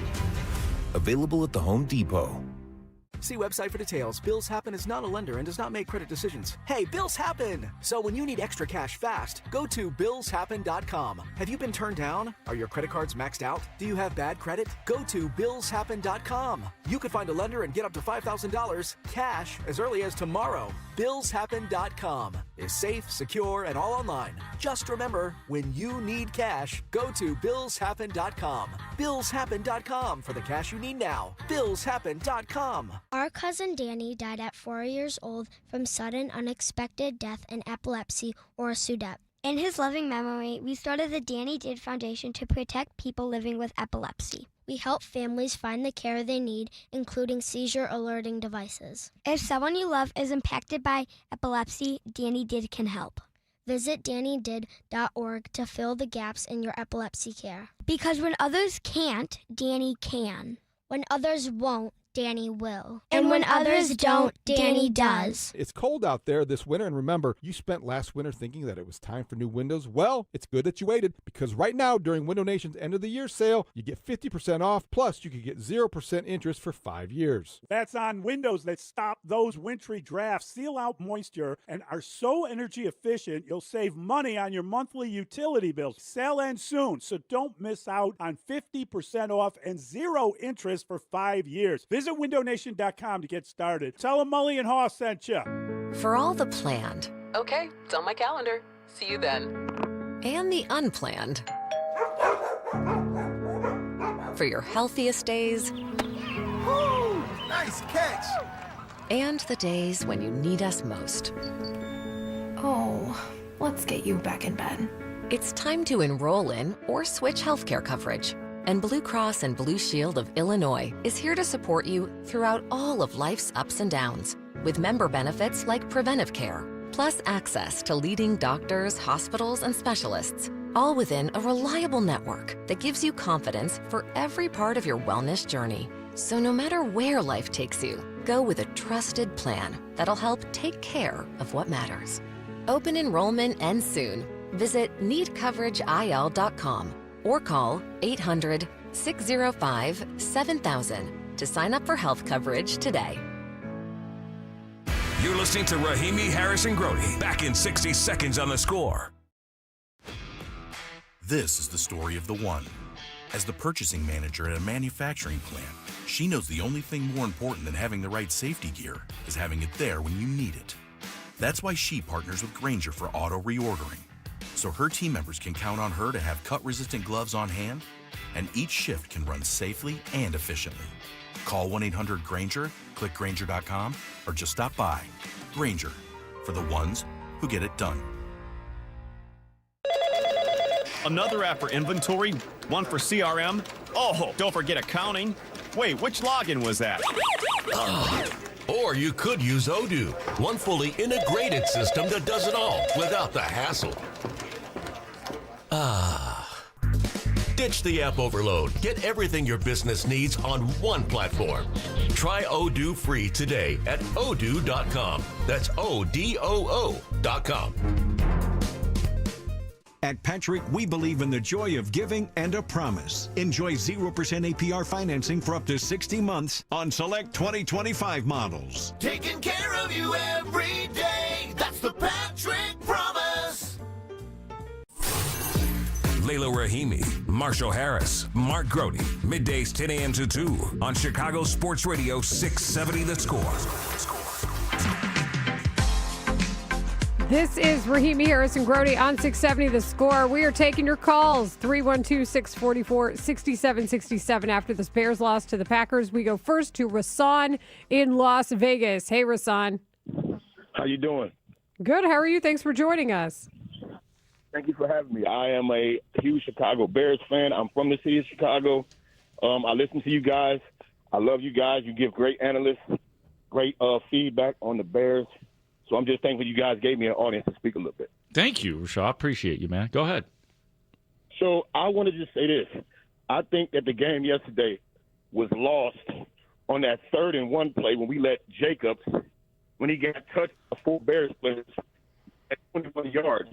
If we stopped him right there, we maybe can hold him to a field goal, maybe, and come back and win that game. We gassed him the entire 3rd quarter, leading into the 4th quarter, and our defense wasn't gassed. So I don't understand how we let him get to the line like that. But what I will say is this. Caleb Williams, we criticized that young fella, because he was hyped through high school, college, as a Pee Wee leaper and all that stuff. It kind of reminds me of Josh Allen in his first 2.5, maybe 3 years. Mm-hmm. And he became a MVP of the league. He's like the face of the league almost now. So, Caleb made some unbelievable throws yesterday. I'm talking about some unbelievable throws in that game, especially that over-the-shoulder drop to Cole Kmet going up the sideline right there. That was sick. That was a beautiful throw. That was a Mahomes, Aaron Rodgers in the past type of a throw. So I think that we're exceeding expectations. I don't think we need to put so much on his plate as far as completions is concerned. A lot of the passes, the guys drop them. I mean, that goes on his completion percentage too. So we just can't look at him overthrowing and underthrowing. We also got to look at some of the passes touch their hands. It's a couple games where Rome had the ball in his hands and just completely dropped it. I'm talking about writing his numbers. So we got to take all that into consideration. But I do think that the Chicago Bears will handle business in 2 weeks. I think we will get back. This is a good loss, not a bad loss like last year. That was terrible. This year, these guys are playing for something. They're playing for not just respect, but they're playing for the national pundits to start talking about the Bears again. No doubt. Rashawn, thanks for the call. It's a good one, and you are right. He did do some, we haven't even talked about Caleb Williams' best throws. The 28-yarder to Burden in the 4th quarter in that final drive. The Duvernay pass was absolutely sick. The Devin Duvernay. I don't know if I was more surprised by the pass itself or who was catching the pass. Wasn't that his 2nd catch of the year? I think it was. Yeah. What I'm not doing that he brought up, he did it. I am no longer allowing for this Josh Allen comp because we played that game with at least Justin Fields. Did we play with Mitch Trubisky too? Oh, he had a bad year, first couple years. Look at Josh Allen. We've got to stop doing the Josh Allen. Hold on. I don't like comps in general, typically. You don't like comps? Yeah. I like evaluating the individual for who they are. Let me just leave you with this one thing. Okay. This one thing. Okay. Mr. His Buffalo completion Bill. percentage is now 57.8%. Not good enough. Nobody's saying it is. It's the 6th consecutive game he's been below 60%. A streak like this, it doesn't happen, right? And you bounce back and have you turn into a more accurate passer. Here are the other 3 quarterbacks who have done that. Josh Allen. Who have done what? Who've gotten better. Josh Allen has gotten better, but the other 3 quarterbacks are Josh Allen, Jacoby Brissett, and Cam Newton, who have started 6 straight games under 60% completion percentage. So it is possible, and Josh Allen's really the only one that you can hold on to is I hope it's the Josh Allen and not the Jacoby Brissett or even the Cam Newton thing because he's obviously relying on his legs way too much. And that's why I don't like comps. Let's continue on the phone lines. Stephen in North Lawndale is on with Rahimi Harrison-Grody on 670 The Score. Hi, Stephen. Hey, how y'all doing on this fine Monday morning? I'm well. How are you, man? You sound calm, collected, and ready right now. It's a radio voice out of you right now. It's a good voice. Yeah. Good morning to y'all.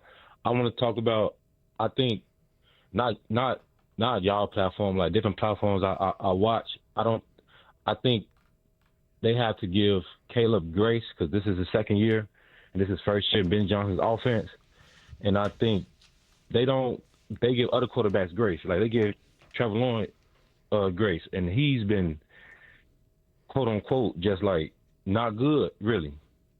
So I think they should give him more grace with that. Yeah, granted he don't make the routine throws, but I think it comes from his feet don't always match his eyes, if y'all get what I'm saying. Like I think he need to be better with his feet, and if he get his feet properly placed under him and whatnot, I think he'll be better as throwing the football more accurately. Like I said, he's a great athlete. He makes hell of a throws. Even the throw he made to Duvernay, he looked off before he threw it to Duvernay. Like that's something that's we not talking about. Just like his off-platform throws is just like Mahomes-esque to me. And another thing is, I think the defense kind of let us down a little bit in the first half, and giving up these explosive plays. I think Kyler Gordon really hurt us when he got injured in the pregame. So I just want to ask, how did y'all think about the giving Caleb grace and the defense how let us down? Thank you for your call. I think there's like we've said before, there's a lot that went right in this game for the Bears as well. Like this was a different game in the second half. Caleb Williams overcame the terrible first half, as did the rest of the team. And you're right, Mark, that ball to Olamide Zaccheaus was, I don't know how he got that there. It's a great I don't pass. know how Olamide Zaccheaus Watch caught it in slow motion. It's pretty amazing the window that he got it through. Literally, did it go through the defender's hand? Like practically, the tip of the hands of it the defender? Like it, the adjusted sidearm angle in itself to get it. And by the way, we've given, look, I think, and I understand, like there's now two calls where people are sort of imploring us, just be patient with Caleb Williams. I think we have been We patient. have been. He has received I think he has received the proper amount of grace throughout this entire season. I think that we've even been saying it, like this is a running team. This is a Ben Johnson team. Do you need more from your quarterback? Absolutely. Caleb Williams must be better. He is not good enough yet as the Chicago Bears quarterback. There's no doubt about it. But we're not starting this show today with Caleb screwed up the game. He's gotten plenty of grace. And guess what? He still needs to be better. Yeah, I agree with all of that. And the head coach said the passing game needs to get better. So if you don't want to believe us, I don't know, you might want to listen to him. Mike in Rockford, we got about 30 seconds for you if you can make it on the Score. I'm gonna make it quick. I'm opposite of your other callers. Stop comparing him. Caleb Williams is Caleb Williams. He's not Santa Claus. He's Caleb Williams. Okay. The guy is not doing the basic throws. That first half was terrible. And I'm going to tell you guys something real quick. Ben Johnson won't tolerate this. And here's my question. I'm not saying the guy's a bust now, but if he continues to downslide the rest of the year and they don't make the playoffs because of Caleb Williams, I want to ask you guys a magic question, okay? I'm only giving him a chance, but Ben Johnson's going to have I know he's going to have a big input on this. What's your guys' feeling on how long will Ben Johnson tolerate this before the Bears are going to go in another direction to the QB? I'll hang up, and thanks. Great show, guys. Thank you. They'll give it a long time, Thank you, and there's no reason to be thinking about a quarterback switch or anything. He's got another like that. year. He's got going to another get whole 2 year. years in the system before anybody's hitting a panic Unless button. it just goes, I mean, there's always the possibility that it just goes haywire and it goes horribly and he starts throwing pick sixes. I don't think that's going to be the case. So I am not even close to being where the caller is. But we thank you for the call. Yeah, and also I want to take this time to laugh because I remember Marshall bringing up Tyson Bagent in the first week. Listen, that's a real thing. Not for me, but for other people. That's how other people. No, I said Caleb Didn't Williams. you say the clock was ticking? The clock is ticking. I just told you where the clock is. You and Spiegel both beginning of the year, like just going hard, man. I was mad at the run game. I thought the run game wasn't producing. I was not going hard. I was saying there is a clock ticking in Ben Johnson's head. The caller's not wrong. What he's wrong about is how much time Caleb Williams is going to get. I think the patience level is, does Ben Johnson want to continue to run a playbook that maybe doesn't have his full complement of what he can draw up for an offense? That is a bigger question to me than anything else. We have more to come here on Rahimi Harrison Grody on 670 The Score. We have Anthony Herron coming up next, the Fox 32 analyst, show host for us, does Bears coverage for Fox, the former NFL defensive lineman. He will give us his thoughts next here on the show. After the Bears lost to the Packers, Bears fans are reacting on The Score. Good morning, Steve. I called to complain about some of the players in the Bears secondary. It's really cold outside. Our tackles aren't going to do it. Good morning, Jerry. We went away from the run. We're the best running team. At the start of the game, we didn't do as much running. Hey, Dan. We got to beat these Browns, man, and if that defense doesn't tighten up, Shadur Sanders is going to pick them apart. Keep it here as Bears fans continue to react on Sports Radio 670 The Score and live on the free Odyssey app. Hi, it's Layla Rahimi for FanDuel Sportsbook, the official sportsbook of 670 The Score. The FanDuel Sportsbook app is your home for all your favorite NFL bets, from yards to touchdowns to who will win. With FanDuel, any play can be the play of the game. And tonight, FanDuel is giving all customers a 30% profit boost token. That's right. You can get in on the action with 30% PBTs this Monday night. So make FanDuel your go-to app for any snap. Just visit FanDuel.com/Layla, Leila, to bet on the game. Play your game with FanDuel, an official sports betting partner of the NFL. 21 and up and present in Illinois. Opt-in required. Bonus issued as non-withdrawable profit boost tokens. Restrictions apply, including any token expiration and max wager amount. See terms at sportsbook.fanduel.com. Gambling problem? Call 1-800-GAMBLER. Plumbing emergency? Plumbers 911 helps you connect with a fully licensed plumbing contractor who can help with any plumbing issue at any time. Their professional plumbers are highly trained, background checked, and insured. They can address and resolve emergencies, including leak detection, water heaters, sump pumps, repiping, and more. Plumbers 911 phones are open 24/7 at 1-833-PLUM-911. Dial 1-833-PLUM-911. Plumbers 911, where they do it right the first time. More and more Toyota customers are finding out the best way is right off the Edens Expressway at the all-new Toyota on Edens. During Toyotathon, get year-end savings on hundreds of new Toyotas. Plus, Toyota on Edens offers extended service hours, including Saturdays and Uber pickup and drop-off. And every Saturday, all Toyota oil changes are just $29.95. See why the best way is right off the Edens Expressway at Toyota on Edens or ToyotaOnEdens.com. Introducing Remy Martin's This Is My City VSOP Limited Edition Collection, paying homage to the iconic sounds, style, and teams of our very own Chicago. The collection celebrates the city's influence on culture and features Remy Martin's renowned VSOP liquid. This limited edition bottle is available now, and you can learn more at RemyMartin.com. Remy Martin VSOP Cognac, 40% alcohol by volume, imported by Remy Cointreau, USA, New York, New York. Please drink responsibly. Get ready. The Blackhawks hit home ice December 10th at 6:30 in an Original Six Sentinel matchup versus the New York Rangers. Then on Saturday the 13th at 7 o'clock, it's Chris Chelios bobblehead night. 8,000 fans snag an exclusive bobblehead. Both games feature our Vienna Beef toy drive. Bring an unwrapped toy to Gate 3 or Gate 6 to help local kids this holiday season. All toy proceeds will benefit Mariac, St. Vincent, and Breakthrough Urban Ministries in the Chicago area. Tickets at blackhawks.com/tickets.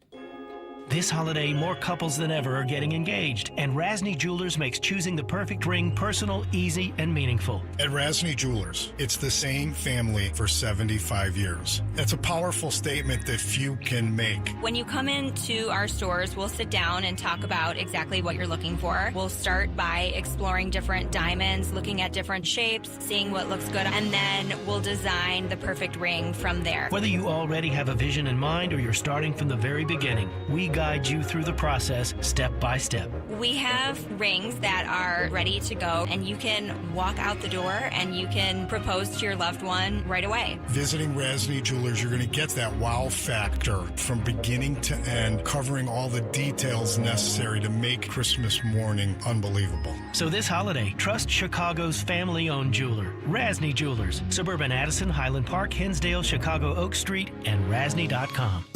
Rahimi Harrison Grody will be back in 60 seconds on The Score. We all hear the radio ads about the IRS. They tell you to be afraid, to be scared, and they try to frighten you into calling. I'm not here to do that. Tax Relief Advocates is different. TRA is here to tell you that if you owe money to the IRS, whether it's $5,000, $50,000, or $500,000, we have a solution. It doesn't matter if you're sitting in your car, at work, or with your kids. No matter where you are, call now. 800-575-9834. Don't lose hope. TRA can eliminate or reduce what you owe to the IRS. Generous programs are now available that can give you a fresh start. Our passion is taxes and helping individuals fix their IRS problems. We have over 1,000 5-star reviews on Google and an A+ with the Better Business Bureau. You don't need to be afraid of the IRS any longer. End your tax nightmare today by visiting us online at TRA.com or call 800-575-9834. That's 800-575-9834.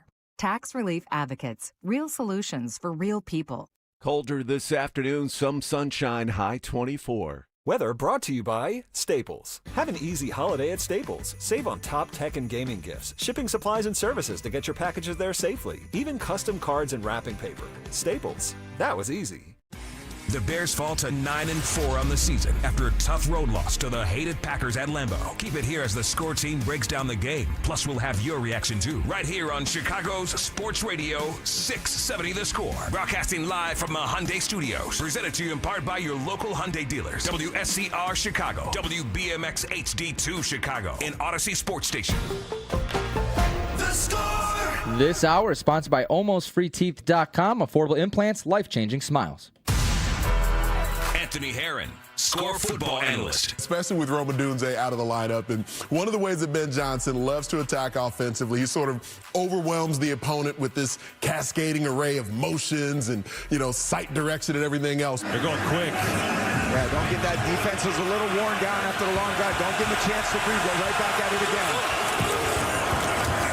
Play fake. Williams looking, throwing. It is caught. Touchdown! Former NFL defensive lineman and Iowa Hawkeye. Anthony Herron receives credit for it. Tenacious job by Anthony Herron, number 99. Mr. Hedden, I want to compliment you. You're doing a fine job. Big and Herron on 670 The Score. We love talking to Anthony Herron. He is never scared of talking to us. This is a Plumbers 911 Football Monday here on 670 The Score, presented by Busey Bank and Great Clips. And Anthony Herron, as you heard his credentials, is joining us via the Circa Sports Illinois hotline.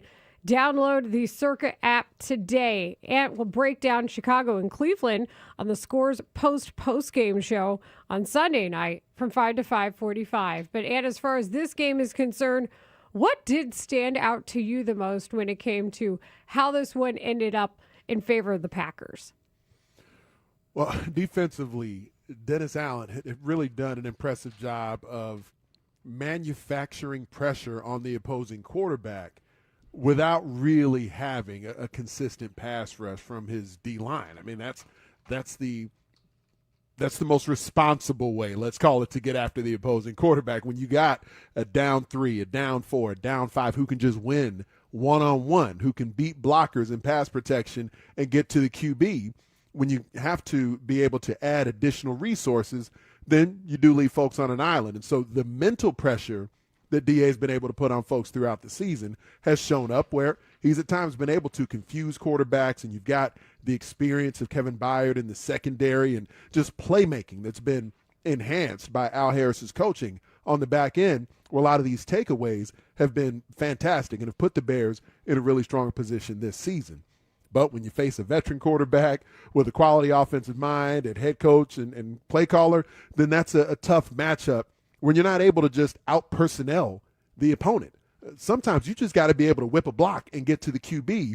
And you look at, by comparison, the Bears offense, they were impressive in the second half with the way that you saw them be able to manufacture a pocket, essentially, manufacture throwing windows for Caleb via his athleticism and Ben Johnson's play design. Green Bay wasn't in that position. They didn't have guys in the Bears down 4 whipping blockers on the Packers' offensive pass protection. So as Dennis Allen was trying to manufacture some additional pressure, mental pressure, physical pressure, none of it was really rattling Jordan Love. Even at the times they came clean, ball was out of his hands. And so it was really impressive to watch the Packers operate in that way. And it did showcase one of the frailties that's within this Bears defense, that they just don't rush the quarterback at a high level without the blitz. This segment with Anthony Herron, sponsored by Plumbers 911 Plumbing Emergency. Call the plumbing professionals, available 24/7 at 1-833-PLUM 911. Anthony, I think you summed it up there, talking about overall what happened with the defense. I mean, the explosives, that's the thing that we haven't seen in a long time. We got to go back, to the Lions game to see them being exposed at that level. Kyler Gordon not being there, how much do you think that had to do with what happened yesterday?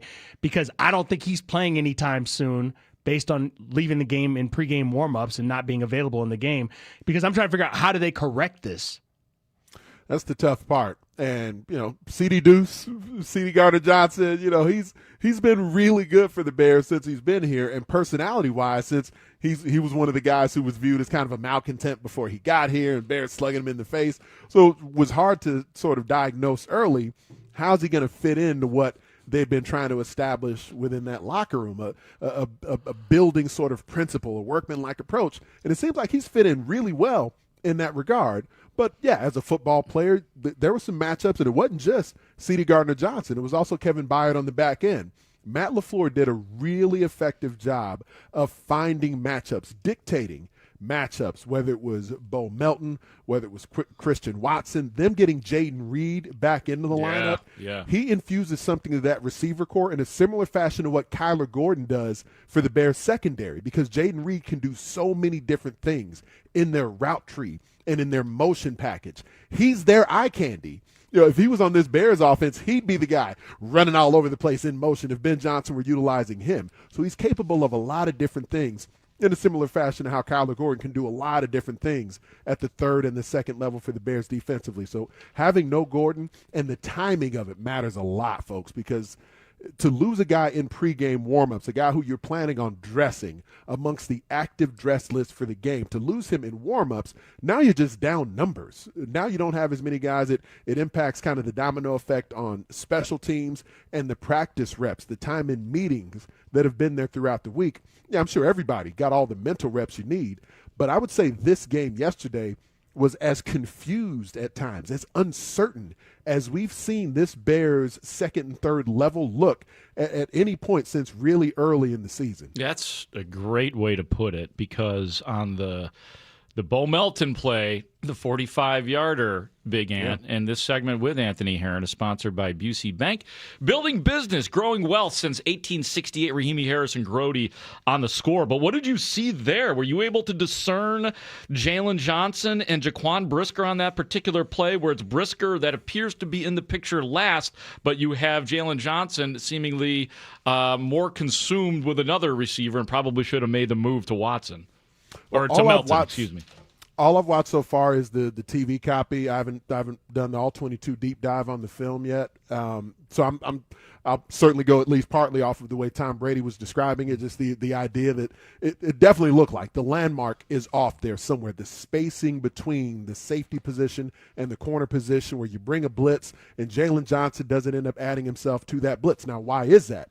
Is that because he knows the whole way he's supposed to be helped, like an HBO type of situation? I used to call it when I was coaching defense. Help a brother out coverage, where when you have a route that's working over the top behind you, where you're going to relate to the spacing of that safety who's seemingly, getting beat over the top on the back end and giving up that green grass that's there. They were able to scheme up routes heading into voids in that Bears secondary several times, for Watson multiple times, for Melton on this play, and it happened over and over again in the game. Jalen Johnson has been out. He's missed a bunch of time this season. And, yes, I'm sure he's been in a bunch of the meeting rooms preparing for it. But not only Jalen Johnson still trying to get back up to full speed physically, and there's no reason to assume he would be. And he's even said he's not 100% physically yet. But mentally, the reactions you need to have in the moment, the verbal and nonverbal communication, the sight adjustments that happen on the back end in the secondary, Jalen Johnson hasn't been a part of a lot of that this season because he just hasn't been out there. Yeah, and I think you bring up a good point because we were talking about just whether we couldn't tell if Jalen Johnson, I don't know that he's fully healthy, that part of it too. And then that frozen tundra at Lambeau really was frozen tundra yesterday. Like there were issues with footing too. I'm sure you understand that, having played on NFL surfaces and understanding what that one is.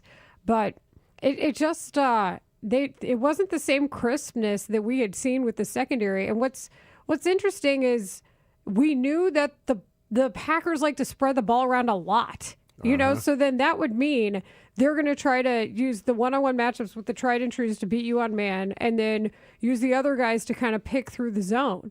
But to do it with such efficacy, that's what was so surprising. And you go back to the Packers' previous game where Dontavian Wicks was huge for them. They didn't even end up needing him in the game because they had Jaden Reed to be able to be a part of how they were operating offensively. So they've got a bunch of weaponry available. And part of what makes them tough to stop is that in a similar fashion to the Bears coach, Matt LaFleur and that Green Bay offense, they're not going to get too far removed from just running the football. So you have to respect the physicality that they're trying to come downhill at you with. And so then that forces you into a position where off play action or even before they motion to a spread formation, you got to make sure you're hunkered down. Which personnel are we going to run in defensively? Because Josh Jacobs is on the field, but are they going to go spread while Jacobs is out there? Is Jordan Love going to have the opportunity to check, to audibilize pre-snap just based off our personnel or our alignment on defense? And at the end, unless you allow the play clock to tick down below 3 and 2 seconds, the offense always has the marker last. So when you're on the grease board, you're drawing up a bunch of different stuff defensively, but everything is in reaction to, in adjustment to what you think, what your educated guess is that the offense is going to throw at you. And Green Bay is so varied with their offense. They can go full finesse. They can go spread. They've even sprinkled in some tempo at times this season. But in the end, you got to worry about Josh Jacobs because if you don't, he's looking to check your chin. Yeah, I agree with that. As we talk with Anthony Herron, you can find him anywhere and everywhere on these airwaves, on Fox, local Big Ten network. This man's everywhere, okay? He's everywhere. He's omnipresent. And I'm glad he's with us each and every Monday as we Monday morning quarterback our way through things. I want to talk about the beginning of this game, Anthony. Okay. And obviously the Bears unable to set the tone that they wanted to. Right. Were you surprised that they ran so few times on the first two series, couple 3-and-outs, and they were trying to throw the ball around? Caleb Williams 0 for 5. Like, what did you think of the way they came out offensively? I didn't think as a team, I didn't feel like they looked that sharp.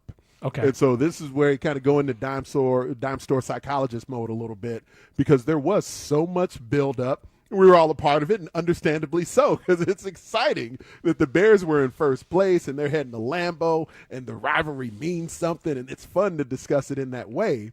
But then think about where the guys at Hallis Hall are at. It's Ben Johnson's first time experiencing this and leading a team through this as a head coach. First time the vast majority of those guys. How many players in that locker room have even had a winning season in the NFL, have experienced a playoff run in the National Football League? So this is a new stage to this version of the Bears as a whole. And frankly, I felt like in a lot of the first half, they looked a little hesitant. That they seemed to be playing a little bit tentative early. I didn't think they were really commanding the stage, being the aggressor. And in a game like that, you're either you're the one feeling the pressure or you're the one applying the pressure. And it looked to me like Green Bay was the one applying the pressure on both sides of the ball for a lot of the first half. Then you got into half number 2, and it did seem like the Bears came out of the locker room with a different spark, with a different life force.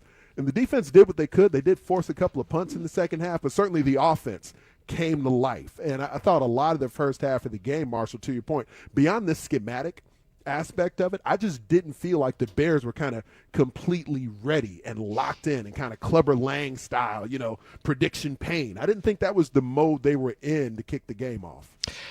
Yeah, I agree with you, and I think it, in a way, Big Ant, it's good because they realize that they can't get away with this, like that first offensive series for the Bears. I know it's early. It's the first drive of the game. You have the entire game to make up for it, but you can't have that early on in a game that big against the Packers at Lambeau Field with consequences. So, and growth. So even think about just talking about kind of where our brains were in those early couple of series.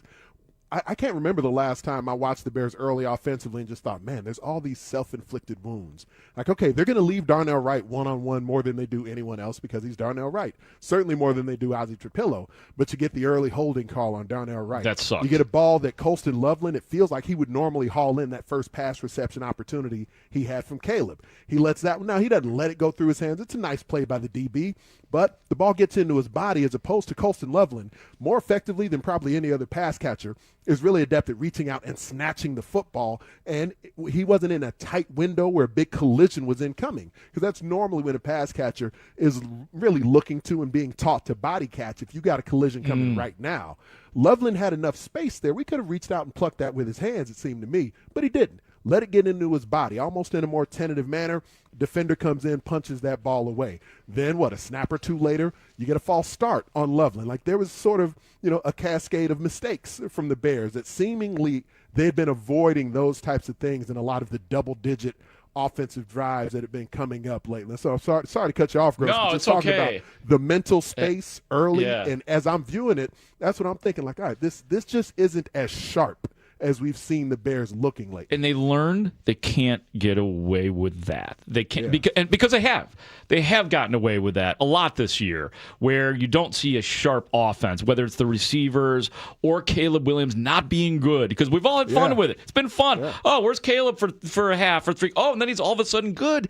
They ran out of time, literally, in this game to make one of those comebacks. And I get it. They came real close. Things we could be having a completely different talk this morning if a few inches were a little bit better for the Bears. But it does show you can't get away with that stuff against the good teams, and that will go right into the playoffs, assuming the Bears make the playoffs. And I really felt like Green Bay played well. Also, we were talking about it all last week, and it was one thing, kind of to your point. We were having fun with it. We were in some ways making light of it. Ben Johnson poking the bear from the jump, and Green Bay and Micah Parsons talking about feeling disrespected and whatever else. And it was a very competitive game and a second half where the Bears outplayed the Packers for large chunks of that second half. That's how they fought back into it. But Green Bay was locked in for that game. The Packers were very engaged in that game, even though they're the franchise who does have the experience on these stages. They are the head coach, the quarterback, the roster that's been in the playoffs, has been in the playoff chase, that has had division titles before.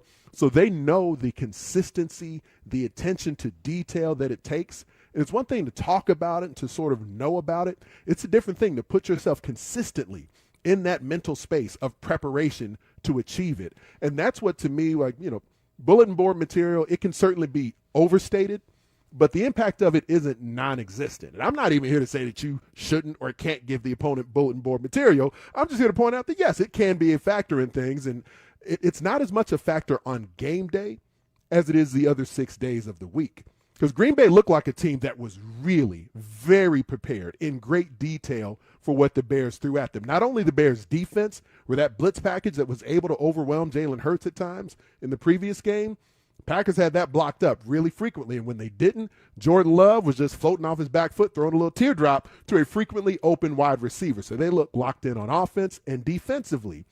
There were certainly some players, some receivers getting schemed open, but DJ Moore trying to get the rock, every time he touched the ball, somebody's ready to cold cock him. They were all over the ways that the Bears utilized DJ Moore in motion and varying his alignment.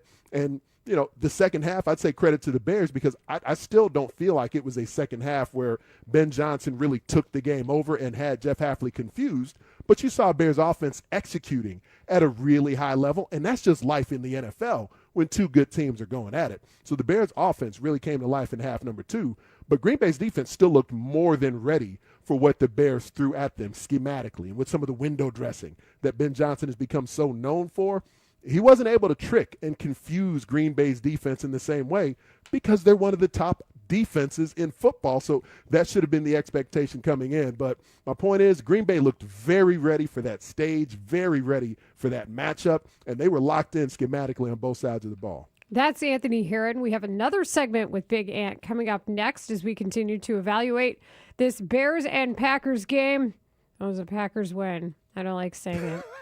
You're listening to a Plumbers 911 Football Monday presented by Busey Bank and Great Clips. More with Anthony Herron coming up next here on 670 The Score. You're listening to a Plumbers 911 Football Monday on The Score. Plumbers 911. Plumbing emergency? Call the professionals available 24/7 at 1-833-PLUM-911. Presented by Busey Bank on Chicago's Sports Radio 670 The Score. Always live on the free Odyssey app. This segment is sponsored by Duke's Mayonnaise. This is the Duke's country song. It's a song about the best mayo. It has a yellow lid, and its full name is Duke's Mayonnaise. Get Duke's Mayo in store.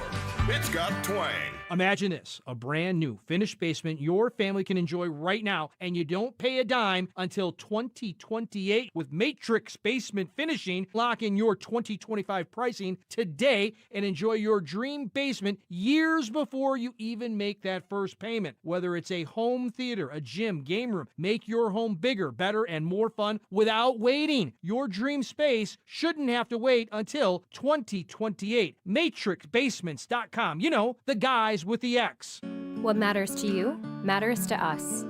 That's why Busey Bank takes the time to understand your goals and build solutions that fit your story. From everyday banking to long-term planning, our team is here to help you navigate every stage with care and expertise. We're more than a bank.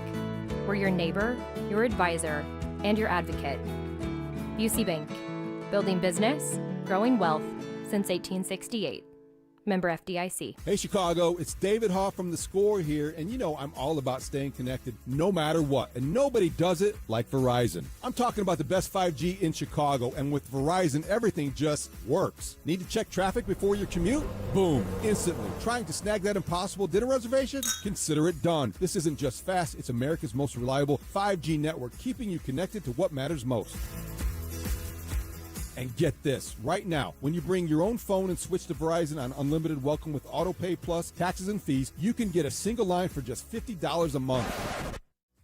You heard that right. The best 5G in Chicago for just $50 a month.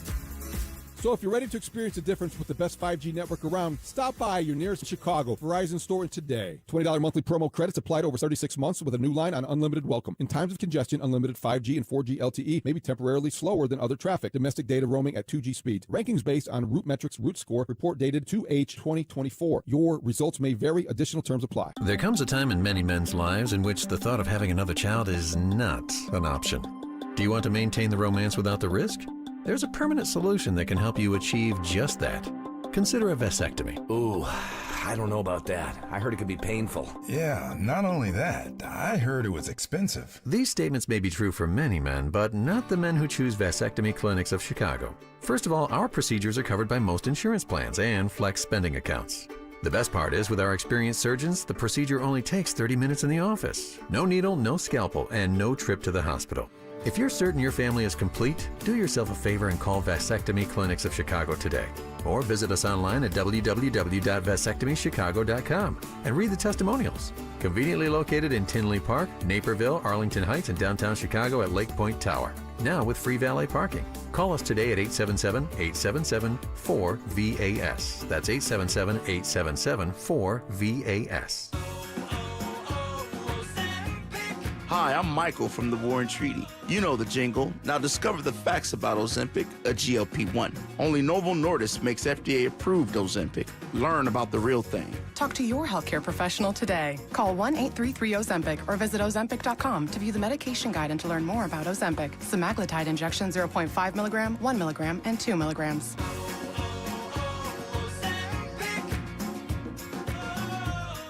Save time every time for a great haircut. Just download the Great Clips app or check in online at greatclips.com. Great Clips. It's gonna be great. Plumbing emergency? Call Plumbers 911. Available 24/7 at 1-833-PLUM-911. Licensed, highly trained plumbing professionals ready to answer your call. 1-833-PLUM-911, where they do it right the first time. This is Maggie Gray with an Odyssey Sports Minute. Alabama's loss to Georgia should have dropped them, just like every other conference champion loser. Yet they're safely in the college football playoff bracket. The Tide have now lost 2 of their last 3 SEC games and barely put away Auburn until the final minutes. The Tide's recent play hasn't inspired much confidence, but now with a chance in the playoff, Alabama could still make everyone look silly if they can turn things around. I'm Maggie Gray. More Rahimi, Harrison, Grody. Back in 60 seconds on 670 The Score. This is the story of the one. As an HVAC technician, he and his digital multimeter are in high demand. So when a noisy office HVAC turns out to be a failing blower motor, he doesn't break a sweat. With Grainger's easy-to-use website and product information, he selects the product he needs to keep everything humming right along. Call 1-800-GRAINGER, click Grainger.com, or just stop by. Grainger, for the ones who get it done. Hey, I'm Mike Slater. My dad passed away at the age of 63. It's out of nowhere. Had a stroke. Super hard, obviously, for the whole family, but my dad had life insurance. This is why I have life insurance for my family, for my wife and 4 kids. And the best place to get life insurance is ethos.com, because you can do it in 10 minutes. And there's no medical exam and no blood test, just a few health questions. Get life insurance in 10 minutes so your family is protected. Ethos, ETHOS, ethos.com/play. Listen to Rahimi, Harrison, Grody on the Odyssey and iHeartRadio apps. In the last play, what was your hope on the play call and what was your vantage point of how it unfolded there? Yeah, I mean, we had a lot of options there. I don't know exactly who's going to pop necessarily, but between the options that we have and then Caleb using his legs was hopeful we could find a way to get a yard there. That was Ben Johnson talking about the interception in the end zone. Bears trying to get something going on that, what was hopefully their next to last play if they had gotten a 2-point conversion attempt. Instead, it was an interception by Keyshawn Nixon. This is Rahimi, Harrison, Grody on 670 The Score, talking to Anthony Herron, the former NFL defensive lineman, our analyst here on 670 The Score and Fox 32. And our segment with Ant is brought to you by AlmostFreeTeeth.com. Save on dental implants today. And it's one of those where you watch that play a million times. 1,000,001. I watched it 1,000,001. I spent a whole hour just watching that play and like listening to everybody talk about it. And then I started then I was going back to my notes during the Philly game. And I don't know why I got trapped in the rabbit hole on that, but I really did.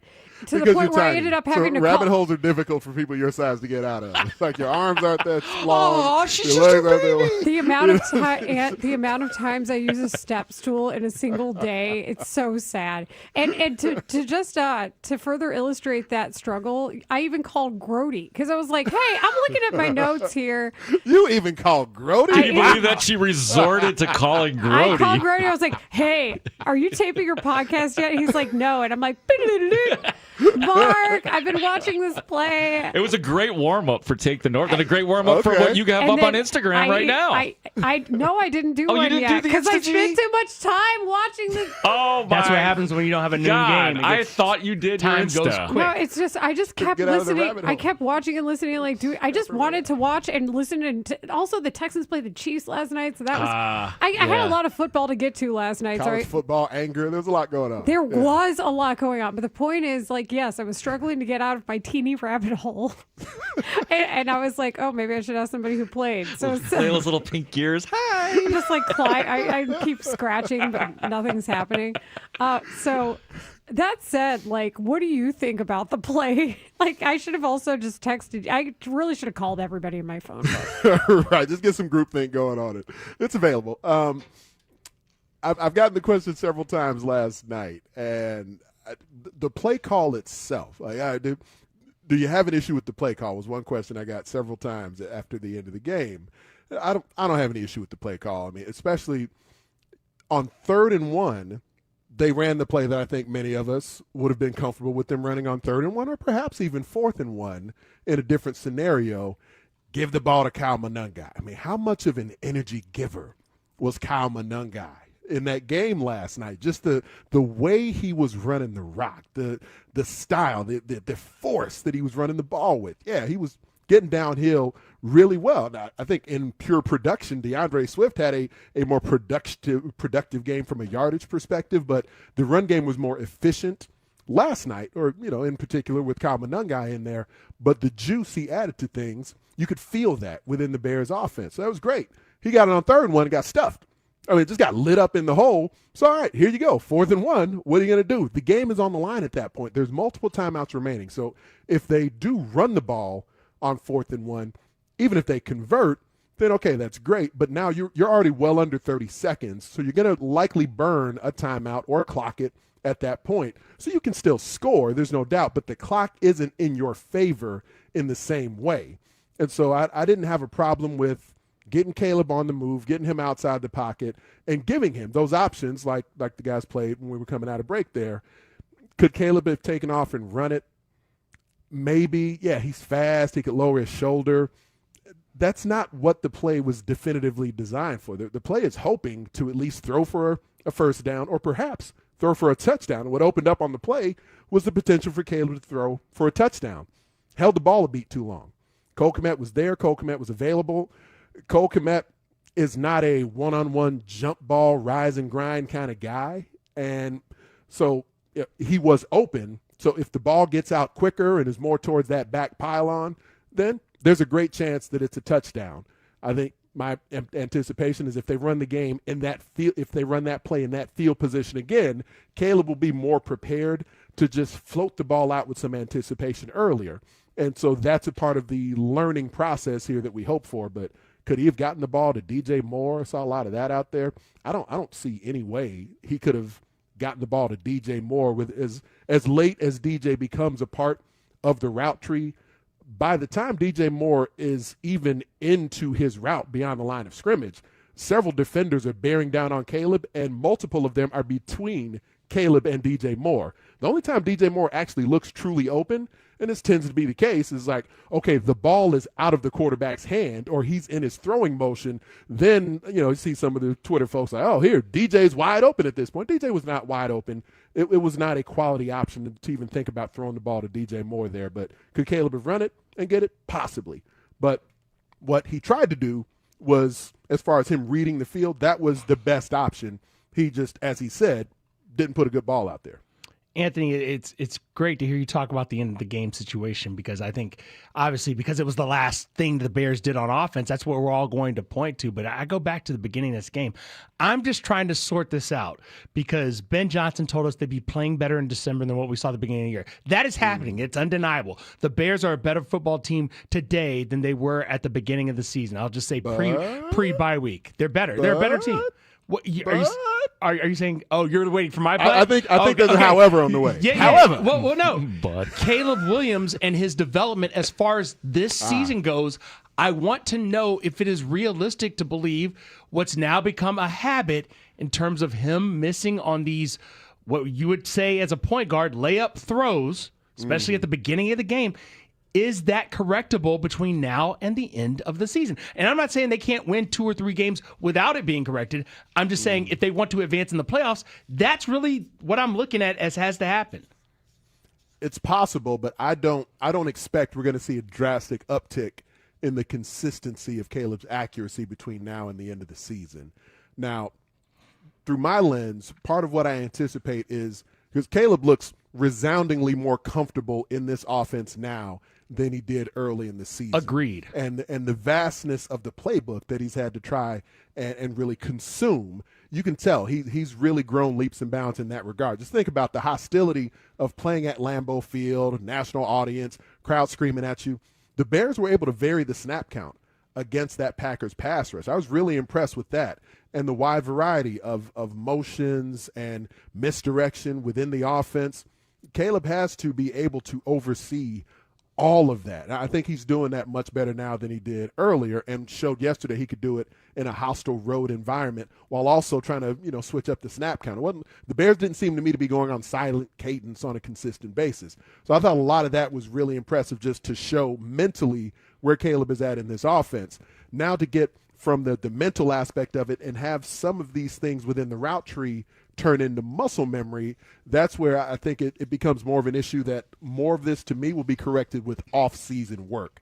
To get to the point where he goes from taking the snap from center and just getting to that plant foot and really letting the ball rip with proper mechanics and consistency of it. He seems really charged up at certain points in games where his rhythm, the rhythmic nature of him just even delivering the ball just looks a lot harder and faster and more effort-based than at other points in the game. That was just the demeanor of Caleb in the pocket seemed to adjust in the second half to me, where he seemed to be throwing with more composure and comfort. And I'm no QB doctor, but there's someone who I believe Caleb will likely be able to spend some time with in the offseason just to mechanically get down how you go from snap to plant foot and do it with the proper mechanics that really enhance the consistency of his accuracy, because all the physical gifts and the horsepower are there. I just think to be able to turn it into more physical muscle memory will enhance the consistency of his accuracy. And that's just tough to pull off during the season. We actually did just add QB doctor to the list of things that you do. If you don't mind, Butte. That's good to know. Yeah. Put it on my wiki. Yeah, it's on your wiki. Full circle here, HBO, help a brother out. What did this game mean? What did we actually learn from this game? Are the Packers just better than the Bears? Are the Bears still really good? Where are we going with this? What did you learn? What's your takeaway at the end of the day? As of December 8th, in the year of our Lord 2025, yes, the Packers are still better than the Bears. But it is exciting to me that the Bears, for a half of football, could go toe-to-toe with a Packers squad that really played well. I know Jordan Love threw the early interception. I don't know if he lost sight of C.D. Deuce or what happened on that one, but it's a bad ball. And Jordan Love will occasionally throw a bad ball, but he's not turnover prone once you get to this point in the season. We got a few years of evidence on Jordan Love where he tightens things up when you get into November and December.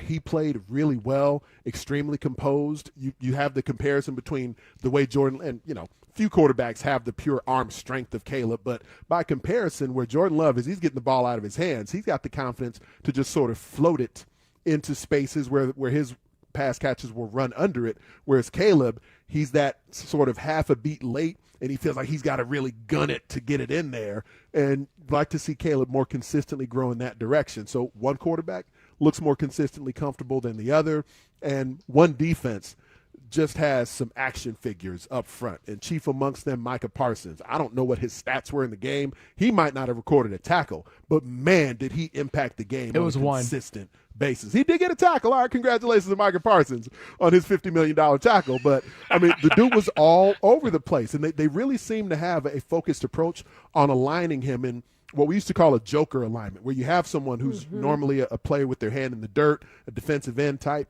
who you move him back into the box in a two-point stance. And so pretty frequently you can stem him around in that spot and frequently rush him in between the tackles. It feels like a blitzer, even though you count them amongst that down four pass rushers. So they're running a lot of joker package with Micah Parsons, and he got matched up with guards. And a lot of times it was Jonah Jackson. They seem to want to try to have Micah tee off on Jonah Jackson and some passing downs. And even though he wasn't getting sacks, but that penetration and the fury that Micah Parsons brought into the pocket set up a lot of what Green Bay did off of that. So the Packers played really well, and the Bears responded. And they didn't respond because Ben Johnson outsmarted the other team, as has been the case at times this season. Yeah, the touchdown pass to Colston Loveland, great play call, outsmarted him on that one. But overall, the Packers were ready for what the Bears threw at him even in half number 2.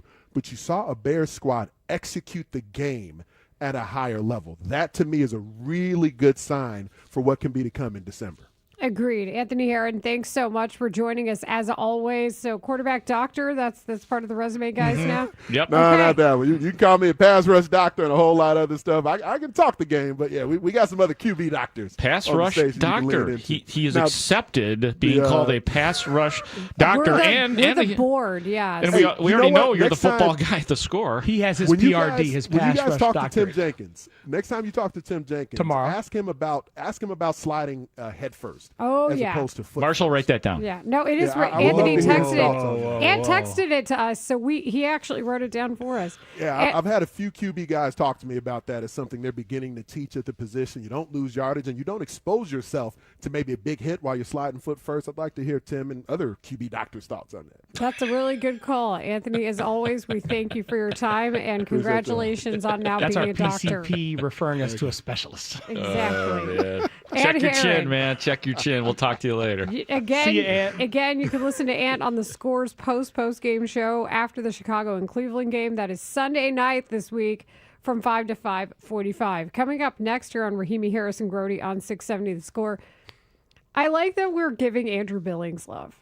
I just like Andrew Billings. Is that wrong? No. He's a whole lot of guy who needs a whole lot of love. If loving Andrew Billings is wrong, I don't want to be right. And he did make an impression in that game. So we're going to talk about not just how, but something that Mark picked up on at training camp, which ended up resulting in positive moments for the Bears. We'll do that next. Did you become a doctor?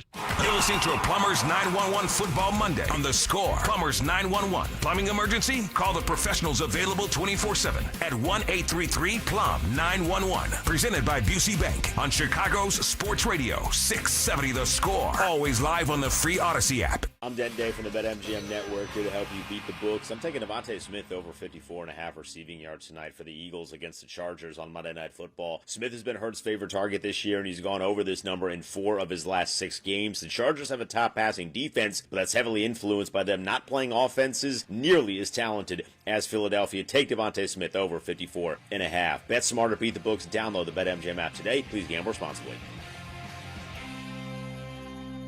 Hey, I'm Mike Slater. My dad passed away at the age of 63. It's out of nowhere. Had a stroke. Super hard, obviously, for the whole family, but my dad had life insurance. This is why I have life insurance for my family, for my wife and 4 kids. And the best place to get life insurance is ethos.com because you can do it in 10 minutes. And there's no medical exam and no blood test, just a few health questions. Get life insurance in 10 minutes so your family is protected. Ethos, ETHOS, ethos.com/play. Listen up, football fans. You won't want to miss this. Right now, new Bet365 customers bet $5 and get $150 in bonus bets, win or lose. So you could turn that $150 into something bigger when you bet on money line, spread, totals, player props. $150 in bonus bets when new customers bet $5. I know where I'm going to bet from now on. Download the app today and see why it's never ordinary at Bet365.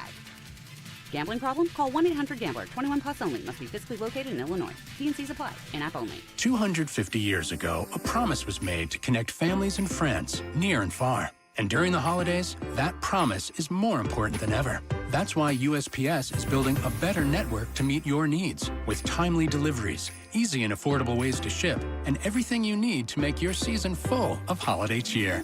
Our purpose is delivering your peace of mind, knowing your love will arrive, bringing joy to all. The United States Postal Service. Learn more at USPS.com/holidays. You've got a big day, so you use Unstoppable Scent Boosters to give your laundry non-stop freshness. So no matter how long the day goes, you can't stop this power, this walk, this pose, this strut, this look, this talk. Your clothes will be so fresh you can confidently strut into that end of the day meeting like a boss, boss, boss, boss, boss, boss, bosses. Let's talk business in my office. Add new Unstoppables beads to your wash for 24-hour non-stop freshness so you can smell unstoppable. What defines tough? It's a patient in crisis, facing the unthinkable. What defines tough? It's a clinician's focus, precision that saves lives, technology that defies the odds, and an unrelenting fight for better outcomes. What defines tough? At Loyola Medicine, it's more than what we do. It's who we are.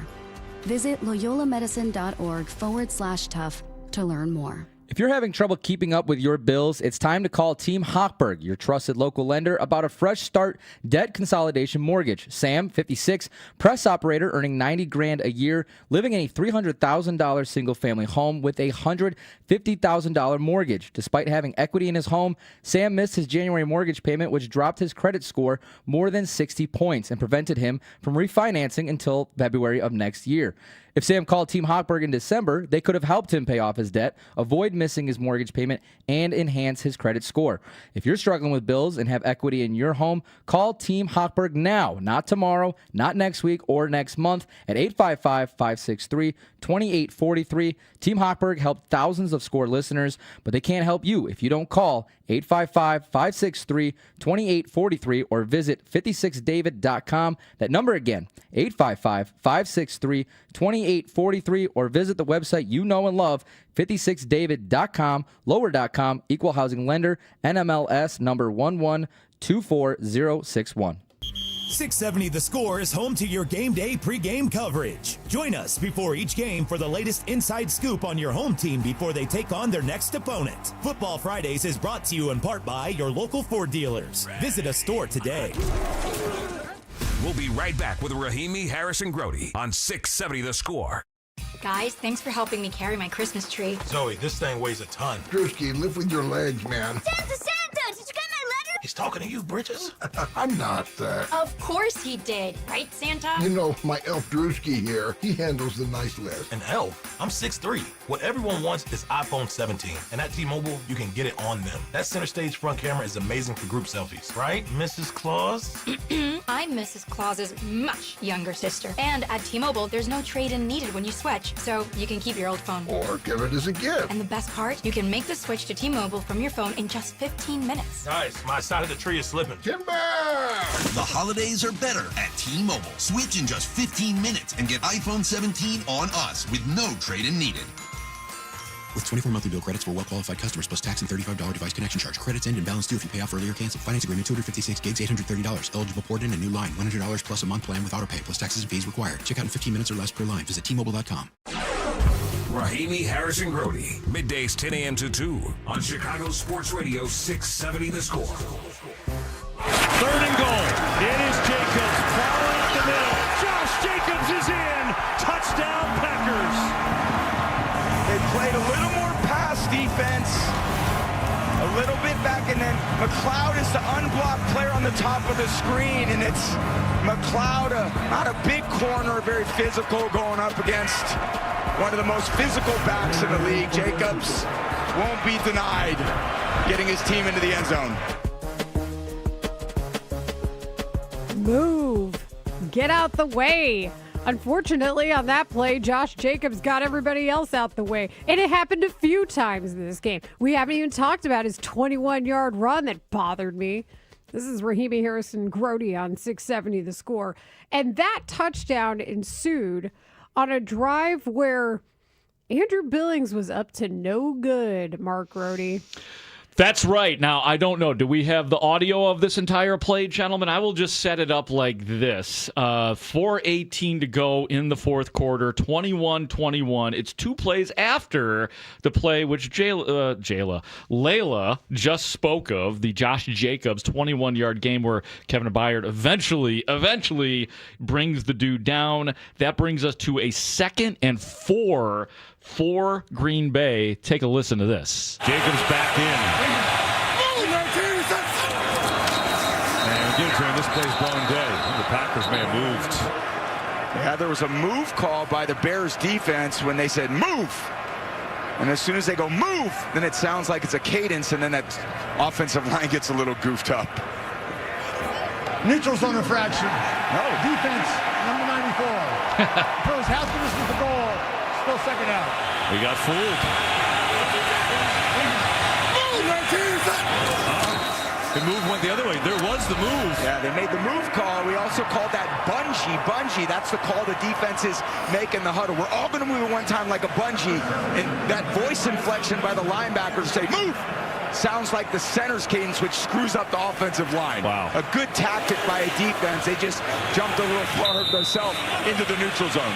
Tom Brady, Kevin Burkhardt on Fox. So the plan backfires for the Bears. Daniel Hardy ends up getting the penalty, and I can identify that. And this is one of those cases where it'd be easy to say that they're out of town stupid, but it's pretty subtle what was going on here. It was Andrew Billings, not the linebackers, who was yelling, "Move!" in an attempt Get to out the way. Get out the way. An attempt to mess up the cadence on the offensive line or with Jordan Love. This is something that was going on in Caleb Williams' first training camp with the Chicago Bears. Andrew Billings was an absolute menace by doing the move in training camp constantly and wrecking young Caleb Williams, who was just learning he was just a baby, learning how to play football, and Billings was a menace to him. So in this spot right here, Billings yelling move ended up messing up one of his teammates, Daniel Hardy, with a neutral zone infraction. So just all sorts of irony and layers on that play of Billings ruining the Bears for that very moment. And I know we love Big Bill. It just backfired. Really, the problem was Daniel Hardy. You should have known that Big Bill was going to yell it. The intentions were pure. I like where Billings is coming from. I do too. But everyone's got to be on that same bungee cord, if you will, according to Tom Brady. And when one guy messes up, well, now the whole thing's negated and we're headed the other way. Get out the way! And the problem is Daniel Hardy isn't used to practicing with them. That's true. So rotations are a poor thing, Daniel Hardy's probably like, "Oh, you need me to move. Where you want me to go? Got it." Yeah, he's probably thinking it's under the guise of communication. Billings is doing it because he knows he's had success in practice. You could easily see where the breakdowns were in the good intentions. That's kind of fun. I wonder if by Wednesday, when I'm back in the Bears locker room, Daniel Hardy and Andrew Billings will have something of a sense of humor about that. I don't know if it was brought up to anybody in that play. I doubt it because it's just too small of a play in the game to waste a question on. But I will ask both of those guys. We know you will. If whether on the camera or off mic or on mic. But I'll get to the bottom of it. But I did think that was, if nothing else, a very interesting moment in the game. You know what my biggest takeaway is from this is that Caleb Williams has come a long way in that we're not worried about him doing the things that he was doing, not even last season, but at the beginning of this season. Well, it also just goes to show if there's the slightest advantage that a player can take on the field by doing anything, not only is he doing that to help Caleb Williams in practice, but he's going to try it there just to see if he can catch Jordan Love. Sure. The problem was he caught somebody, just was his teammate. But I like where the effort is. I know we've talked about it before and how much the Bears missed him in the run defense last year. I don't even want to know where the run defense would be this year without him. Like that's a thought that's incredibly sobering. And he hasn't always been starting. You know what I mean? No, that's not the role anymore, right? Yeah. I actually didn't look at the starters yesterday at the very beginning of the game. But yeah, he's been coming off the bench and he has not gotten lighter.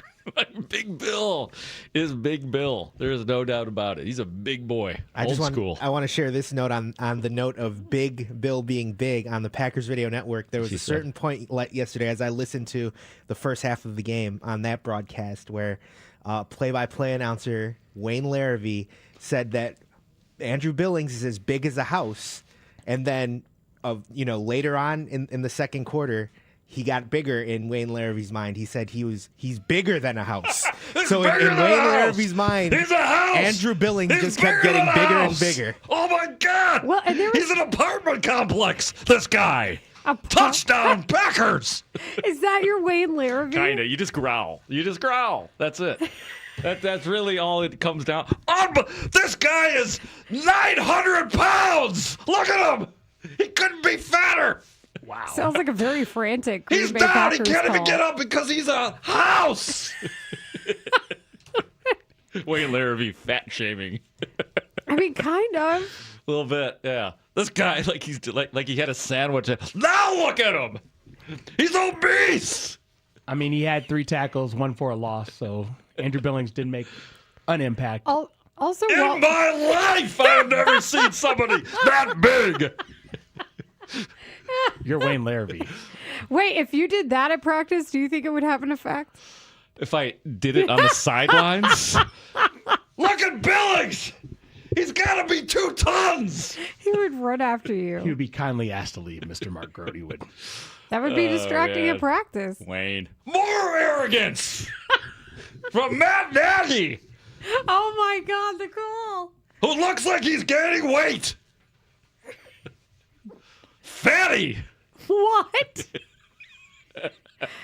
Sometimes with Mark Grody, you just have to wind him up and let him go. Yeah, that's it. No, why? Are you More unwound? arrogance More by Matt arrogance! Nagy. More Damn. arrogance, more fatties. Wow. Have you ever I have not. seen somebody that large in your life? I am supposed to speak, but I can't because I'm laughing. I like too much. unhinged, crazy Wayne Larrivee. I think that's going to be the new bit. It's like it's Ben Johnson is a terrible head coach. So when Wayne Larravee's just had it and he's letting it rip, this is the alternate ego. That's Wayne it. Larravee. Right. Everything he says is just screamed with a growl. And a lot of it is fat shaming. Why fat shaming? That seems very harsh for a character. There's a lot of weight-based comments out of you today. That's Mark true. Grody. Well, I mean, they're 300 pounds. How Big as a house. How big? I'm sorry, bigger than a house. It was Wayne Larrivee. He's huge. Yeah, I knew there was one more in there. And this is a guy who did play-by-play for William the Refrigerator Perry. He was the Bears announcer in 1985. He's 302 pounds. Holy gosh. George Cumbie doesn't have a chance. Wow. That goes way back. That is for my old heads. I know. You said George Donald Cumbie. Driver earlier, and I was like, hey, you can't say that about Donald Driver because Donald Driver is very much like my era of awareness watching football. I was actually very happy to be wrong about that because that means I'm not as old as I thought. And then people that are younger, like you, Layla, you, Marshall, you're getting up there, I got pal. called 74 over the weekend. Okay, yeah. Who? But you won't tell us who. I'll tell you who. Here's what you guys have going for you. Neither of you will ever be as old as me. Congratulations. You don't know that. That's true. I In could the die. eyes of us. I could be dead tomorrow. Yeah, if you What die. the hell is that? B.E. dead. I hope you're dead. All right, get him, Why? get him back on the Bears. A Now pro. he's One loss, wishing- and now he's talking now- about death. Now he's wishing death on people. Oh, man. Hey, That seems a little extreme to the take. You think I've gone? Now I've taken it too far. The How impression- about we do 5 on it then? We could put this train right Can back you, on the can track. you intro 5 on it? It's time for 5 on it. 5 fat people. We have questions next. Now if they could just take it and shove it up, you know what? Yeah. The Bears lose, but they're still 9-4. Williams looking, throwing, it is intercepted! The Packers will win! I'm Lawrence from the Spiegel and Holmes show, afternoons 2 to 6. Stick around as all of our shows and Bears experts dissect this tough loss from every angle. They're going to take you inside the locker room. Plus, we'll look ahead to the next matchup against the Browns in Shador over at Soldier Field. Here on Chicago Sports Radio 670 The Score, always live on the free Odyssey and iHeartRadio apps. The holidays are fast approaching, like really fast. Like, I don't know that you guys have looked recently, but the calendar is creeping up there. Have you thought about corporate gifts for your best customers and clients? If you're in charge of selecting the gifts your company sends out, listen up. This year, really wow your customers with a gift from Second City Prime Steak and Seafood. They are based right here in Chicagoland and only source the top 2%, that's it, of USDA prime steak. This isn't the same steak that you would find in the warehouse clubs or the grocery chains. This is the best of the best. Filet mignon, Japanese and Australian Wagyu, bone-in ribeye, and more. Even the skirt steak is amazing from Second City Prime. It is that kind of product. They will work with you within your budget per gift and craft the perfect package that will arrive on your clients' doorsteps. They ship nationwide and will include a personal handwritten note with each gift. This year, make a mouthwatering impression with your holiday gifts and support a local business and a small business at the same time. Contact the owners, Chris and Susie, at secondcityprime.com. That's secondcityprime.com. Plumbing emergency? Plumbers 911 helps you connect with a fully licensed plumbing contractor who can help with any plumbing issue at any time. Their professional plumbers are highly trained, background checked, and insured. They can address and resolve emergencies, including leak detection, water heaters, sump pumps, repiping, and more. Plumbers 911 phones are open 24/7 at 1-833-PLUM-911. Dial 1-833-PLUM-911. Plumbers 911, where they do it right the first time. Introducing Remy Martin's This Is My City VSOP limited edition collection, paying homage to the iconic sounds, style, and teams of our very own Chicago. The collection celebrates the city's influence on culture and features Remy Martin's renowned VSOP liquid. This limited edition bottle is available now, and you can learn more at RemyMartin.com. Remy Martin VSOP Cognac, 40% alcohol by volume, imported by Remy Cointreau, USA, New York, New York. Please drink responsibly. Officer? Could I get your perspective as a man of the law? You know I'm a mall cop, right? You see this Hyundai Santa Fe? I only paid for it. Whoa. Right? I'm not in trouble, am I? Deal's so right, it almost feels wrong. The Hyundai Getaway Sales Event. Get 0% APR for 60 months, plus 0 payments for 90 days on all Hyundai Tucson, Tucson Hybrid, Santa Fe, or Santa Fe Hybrid models. Visit your local Hyundai dealer today. Offer ends January 2nd. Call 562-314-4603 for details. Get ready. The Blackhawks hit home ice December 10th at 6:30 in an original sixth centennial matchup versus the New York Rangers. Then on Saturday the 13th at 7 o'clock, it's Chris Chelios bobblehead night. 8,000 fans snag an exclusive bobblehead.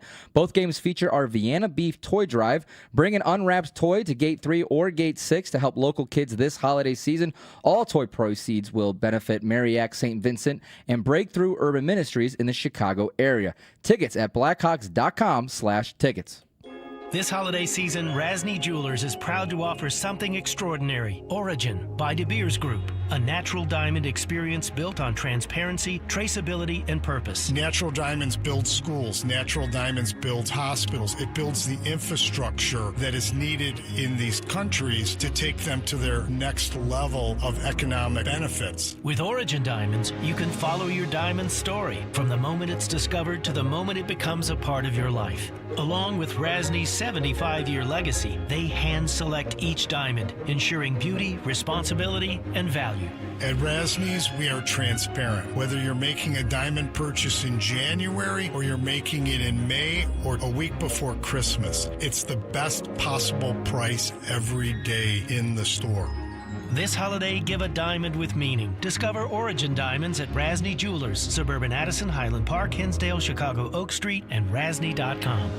Hosting a watch party or a holiday shindig? Let Portillo's take the stress off the plate. From craveable Italian beef and burgers to fresh salads and chocolate cake, Portillo's will help you catch up with your crew. Order now at portillos.com/catering. You're listening to Rahimi Harrison Grody. Back in 60 seconds on The Score. It's a classic odor tale. You fried fish for dinner, cleaned up, but the smell is still in the house.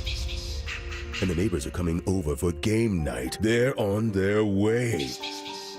And then you spray Febreze Air Mist. Febreze Air starts working instantly to fight even your toughest odors, so you go from fish to fresh like that. Now all you have to worry about is Pam cheating at charades. Breathe happy, Febreze, la la la la la. Straight Talk knows the best holiday gift is simply saying yes. Yes, you can stay up late. Sure, more cookies. Of course we can watch that movie again. That's why we give you real unlimited data, so you can say yes to all of your family's streaming, scrolling, and sharing. And now at Straight Talk, get another gift worth giving, a free 5G phone with select plans. Because yes is the best gift to give. Yes! And receive. Available at straighttalk.com and Walmart. For network management practices, visit straighttalk.com. The Bears fall to 9-4 on the season after a tough road loss to the hated Packers at Lambeau. Keep it here as the Score team breaks down the game. Plus, we'll have your reaction too, right here on Chicago's Sports Radio 670 The Score. Broadcasting live from the Hyundai Studios. Presented to you in part by your local Hyundai dealers. WSCR Chicago, WBMX HD2 Chicago, and Odyssey Sports Station. The Score! This hour is brought to you by Cars for Kids. It's time for 5 on. Taylor Rahimi and Marshall Harris with Mark Grody bring you 5 topics on their minds today on Chicago Sports Radio 670 The Score. Number 1. You're listening to a Plumber's 911 Football Monday presented by Busey Bank and Great Clips. Here is question number 1. Divide your blame pie for the Bears' loss among offense, defense, special teams, and coaching. I would also like to interrupt this 5 on it with a little bit of breaking news because it involves the Bears' next opponent. Breaking news on the score is brought to you by Wildfire. Join Wildfire Restaurants as they celebrate 30 years of serving delicious food and creating memories. Browns head coach Kevin Stefanski has announced that Shedeur Sanders will be Cleveland's starter for the remainder of the season. So we now know who will be the opposing quarterback to the Bears on Sunday when they play the Browns. That game wasn't as hyped on the Fox graphic that they showed during the game as every other graphic. But yeah, so that I just wanted to pass along. And if I may, really quick from the Department of Corrections, minor correction on my part on the move play with Andrew Billings. The one who got the penalty was not Daniel Hardy. It was Austin Booker, That's as right. it turned out. Once it was Yes. all situated and figured out, not Daniel Hardy. So it will be Austin Booker to whom I will speak. You're right, it was because I wrote it down. Mhm. Also, the Department of Corrections is technically jail. So you probably Yes. want to maybe we should. I don't think you're going to jail. Layla, when I make an error, I want to go to jail. No. I want to. And thanks to Kevin Fishbane, who did text me to correct me. And Kevin, what have I told you about correcting me while I'm on the air? I've told you about that. Please do it, and But please do it in a timely manner. Expedite the corrections. But thank you, We don't Kevin. I'm all want to kidding. be victims. And also, on that note, I just want to point out, Yeah. Shedeur Sanders, he who will start against the Bears, 23 of 42, 364 yards, 3 touchdowns and a pick, and a loss in which he didn't get to get on the field for what would have been a game-tying 2-point conversion at the end of the game. Also, he's the first rookie this year to throw for 300 yards. Holy cow. That 2-point conversion is, as the kids would say, sus. None of this is the blame pie. All right, so now Sus we got the new sick, by the way? Sus is suspicious. Oh, You thank like it. You're You such like an the abbreviation for that. Blame pie for the Bears' loss among offense, defense, special teams, and coaching. Part of a tiny slice of a blame pie goes to whatever the hell that kickoff was by Cairo Santos. Special teams, coaching. I don't know why you didn't run the ball more in the first half. Offense and defense. Offense, you didn't show up in the first half, partially because I think the scheme was not what we wanted it to be.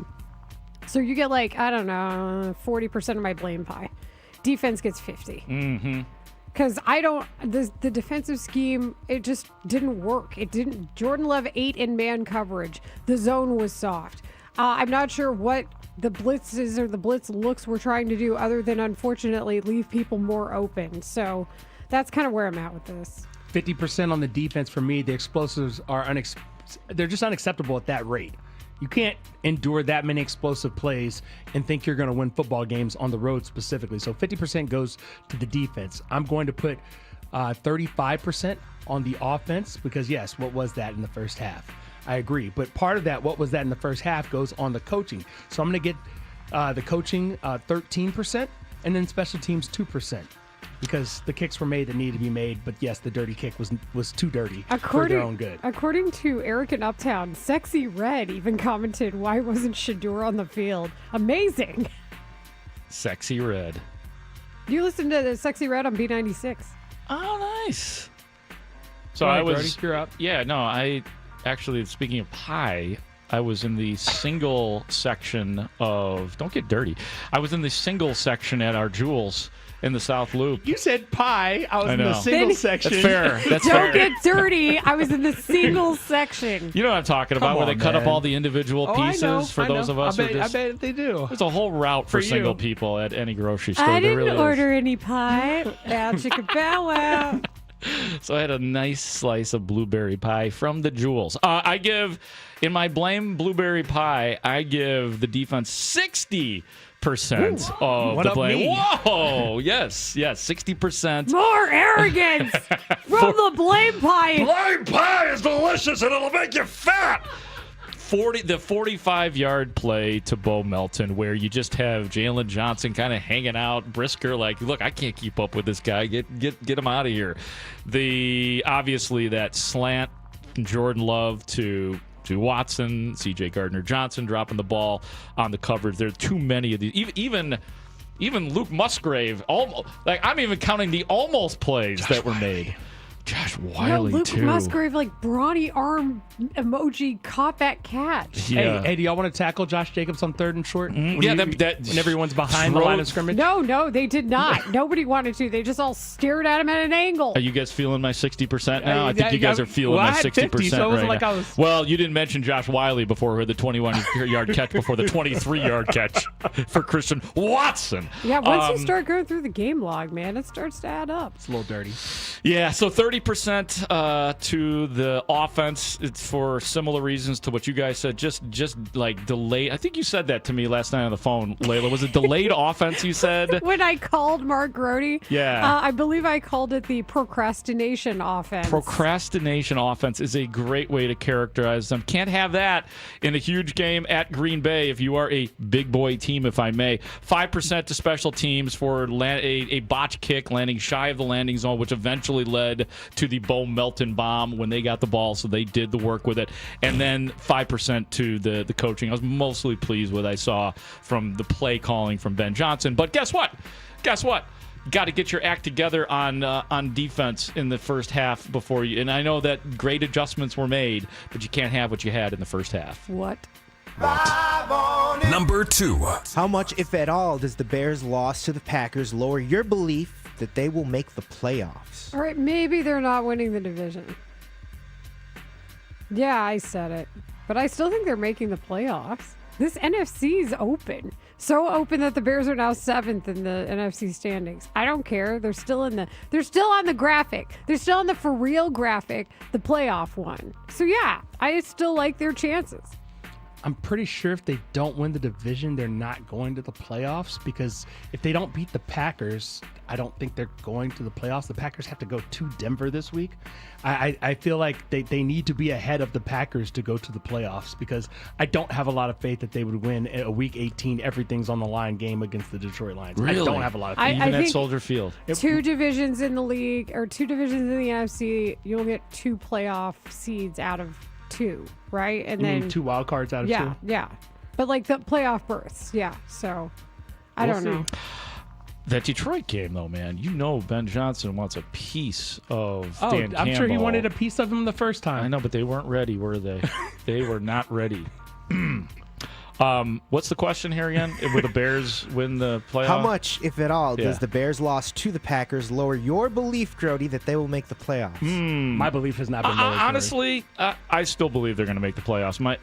This game did not dissuade me, did not turn me off in terms of the big picture for the Bears, but it just did remind me, like it will, I'm sure that when Ben Johnson speaks today, he will talk about the things that need to get better, and if they are not fixed, they will not go to the playoffs, and they will not win in the playoffs. Number 3. Do you take any issue with Notre Dame ending its season rather than accepting a bowl bid? Yeah, because you know what? All those years that you were independent and you thought it worked out to your advantage, because a lot of the time it did. Every now and then there comes a season where the benefit of the doubt will not be given to the independent team in a more egalitarian playoff concept. This is one of those years. The easiest way for Notre Dame to avoid this is by joining a conference. And then perhaps they would get again that benefit of the doubt that they seek. And given their schedule, it seems like a pretty easy thing for them to be able to accomplish. I'm pretty sure any conference in these United States in the NCAA would want Notre Dame. Pac-12. Now we're getting that's a very good way of staying independent, if you get my drift. Yes. But I dictating think, your terms, if you will. Yeah, but they're in conferences in other sports, so it would just make sense. Like, if you want to take the ambiguity out of it in a year like this, that's the solution. Is it enough for them 1 year to have this issue? I don't know, but it says more about what we're seeing the bowl system have happen right now. A reported 10 teams have declined bowl invitations. Now there's a report in Awful announcing that Temple clarifies it never declined the Birmingham Bowl bid. We always joked about there being too many bowls, but I don't think anybody thought attrition might happen this quickly. Well, I don't think it's about the bowls. I think it's about the conferences being too big, and you can't sort things out in the conferences, and you can't figure out your bylaws to make sure that the best team from your conference gets into a bowl. The ACC was fortunate that it did have the backing in that room, the backing that part-time ACC member. We only got to play 5 ACC teams a year. Notre Dame did not have. I'll say it like this. In the new world of college football, more than ever, it's like an election. And to be viable as a quote-unquote independent, you got to be highly viable and highly popular with everybody around you. You have to make it a no-doubt case like Notre Dame did last season, because if there's any question, guess what? The parties are going to run. Parties in this analogy being the conferences themselves. So if they don't find a way into an ACC championship game in the future, and I don't know if that's got to be a renegotiation, they're pretty mad at the ACC right now because they feel like they had no backing from the conference in which they are a full-time member in every sport but football. This isn't going to stand. So either join a conference, Notre Dame, or shut up. Well, also, like, did last year mean nothing to you in the year before that? Like, the ACC has shown it doesn't have the same power that the other conferences have out of the power conferences. They literally couldn't get their conference champion into the playoff. Bingo. It was a very disappointing weekend for me and the rest of Irish Nation as the Catholics. And I admit we can be divas, and I get how we can turn some people off. Those of us who are in Notre Dame diehards. Look, I'm 1,000% in favor. At Notre Dame, guys, you play for championships, not Pop-Tart bowls, okay? I don't want ESPN getting ratings boosts after basically bleeping us out of a playoff. Everyone is angry, and rightfully so. The playoff is run by ESPN, which is a strong partner to the SEC and the ACC, guys. They did everything in their power to boost an ACC and SEC school, all while using Notre Dame to build drama each Tuesday for their ranking special. That's where the anger comes from. Shouldn't they just join the ACC then? No. Well, that's not Or the going Big Ten to or That any- is part of our arrogance. I am will a admit Catholic. that. We are Yeah, arrogant Catholics. I will admit that. I am a live by the Catholic, and the independent. day that I don't love Pop-Tarts is a day I'm buried dead in the ground. Nah, I agree I am with not that. going to hear about What this. flavor? Also, you know what? When I'm playing the game and I participate in the group project and I don't get the results I want, I graciously accept. Also, Mark, We don't two do things, that, Two okay? things. Blueberry, non-frosted for me. So good. That's me. I love blueberry flavor. Also, they turned down $6 million too. That's Well, beyond arrogance. That's just saying we don't need your back. It is, and it's a little bit like I feel bad. We don't for need the for 15 for extra the- days of practice for the next year's team. What it's about not the a good free look for us. Pop-Tarts? Your favorite Pop-Tart, Layla? Non-frosted strawberry. No, the strawberry is. It's really close for me between strawberry and blueberry. I love Frosting or non? artificial red flavor. No, I don't need the frosting. Yeah. Okay, we're in alignment there. Yeah. Whoa, did you know people hate us? That's fine. Hate what? Not having the frosting? Yes. I'm used to that. They hate the Midday Show in general, but they also may hate us for not liking frosting. I on our didn't realize that Pop-Tart. was such a heavy topic. Apparently, Yeah. we're avant-garde. We're of a certain age. Number 4. This is 5 on It on 670 Score with Layla Rahimi, Marshall Harris, and Mark Grody. What's the biggest baseball storyline you're following as the winter meetings officially begin today in Orlando? When I called Mark Grody for our own personal Bears postgame show yesterday, I originally called him to talk about the play that I had watched 9 million times. But then I also was like, hey, did you see this report from Ken Rosenthal that the Pirates are offering Kyle Schwarber? If the Pirates can offer Kyle Schwarber what is reportedly, according to Ken Rosenthal, a 4-year, over $100 million offer, you know who else can? Every team in the league, perhaps minus the Rockies, where I actually think he would rake. But that includes the Cubs. What are we doing? Why is it that the teams that I'm seeing be players for Kyle Schwarber in this Ken Rosenthal report are the Reds, the Red Sox, the Pirates, and of course his team, the Phillies? Why are the Cubs not mentioned in that? What are we doing here? The Pirates can step up? Ugh. It's the Bob Nightingale in it for me. He tweets this out on Saturday. The Chicago Cubs are close to finalizing an agreement with free agent starter Zach Gallen on a multi-year deal. They'll pay him an average of $22 million a year. Do you guys know anybody making $22 million next year? Would you know of anybody making $22 million next? I believe to his pitch? name rhymes with Shota Imanaga. Well, no, that's just Shota Imanaga. It's not a rhyme. It's just that is his name. Big if true. Gallen, with 3 top 10 Cy Young finishes, has averaged 32 starts a year for the past 4 seasons. Here's the problem. Nightingale shortly thereafter said, update, the Cubs are hopeful of finalizing a deal with said player. And then right after that, Jeff Passan said, Zach Gallen does not have a deal and is not close to finalizing one. Yeah, the Cubs are trying to, I think, show a carrot out there. We're trying. Don't try. Just do. That's all I want to see is results.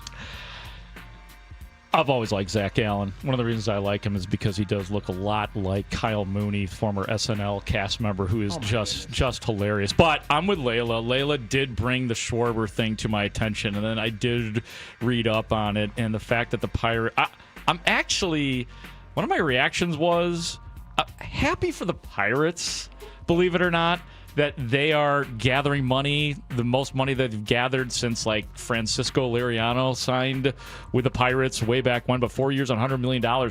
If he's to go to the Pirates and the Cubs miss out on him, that's the one that's going to break open the anger for Cubs fans who, I'm not saying the Cubs are like putting pressure on the Cubs. I think most Cubs fans would be like, yeah, it'd be great to have Kyle Schwarber back. I don't know if you want to see him in the division in a Pirates uniform 13 times a year.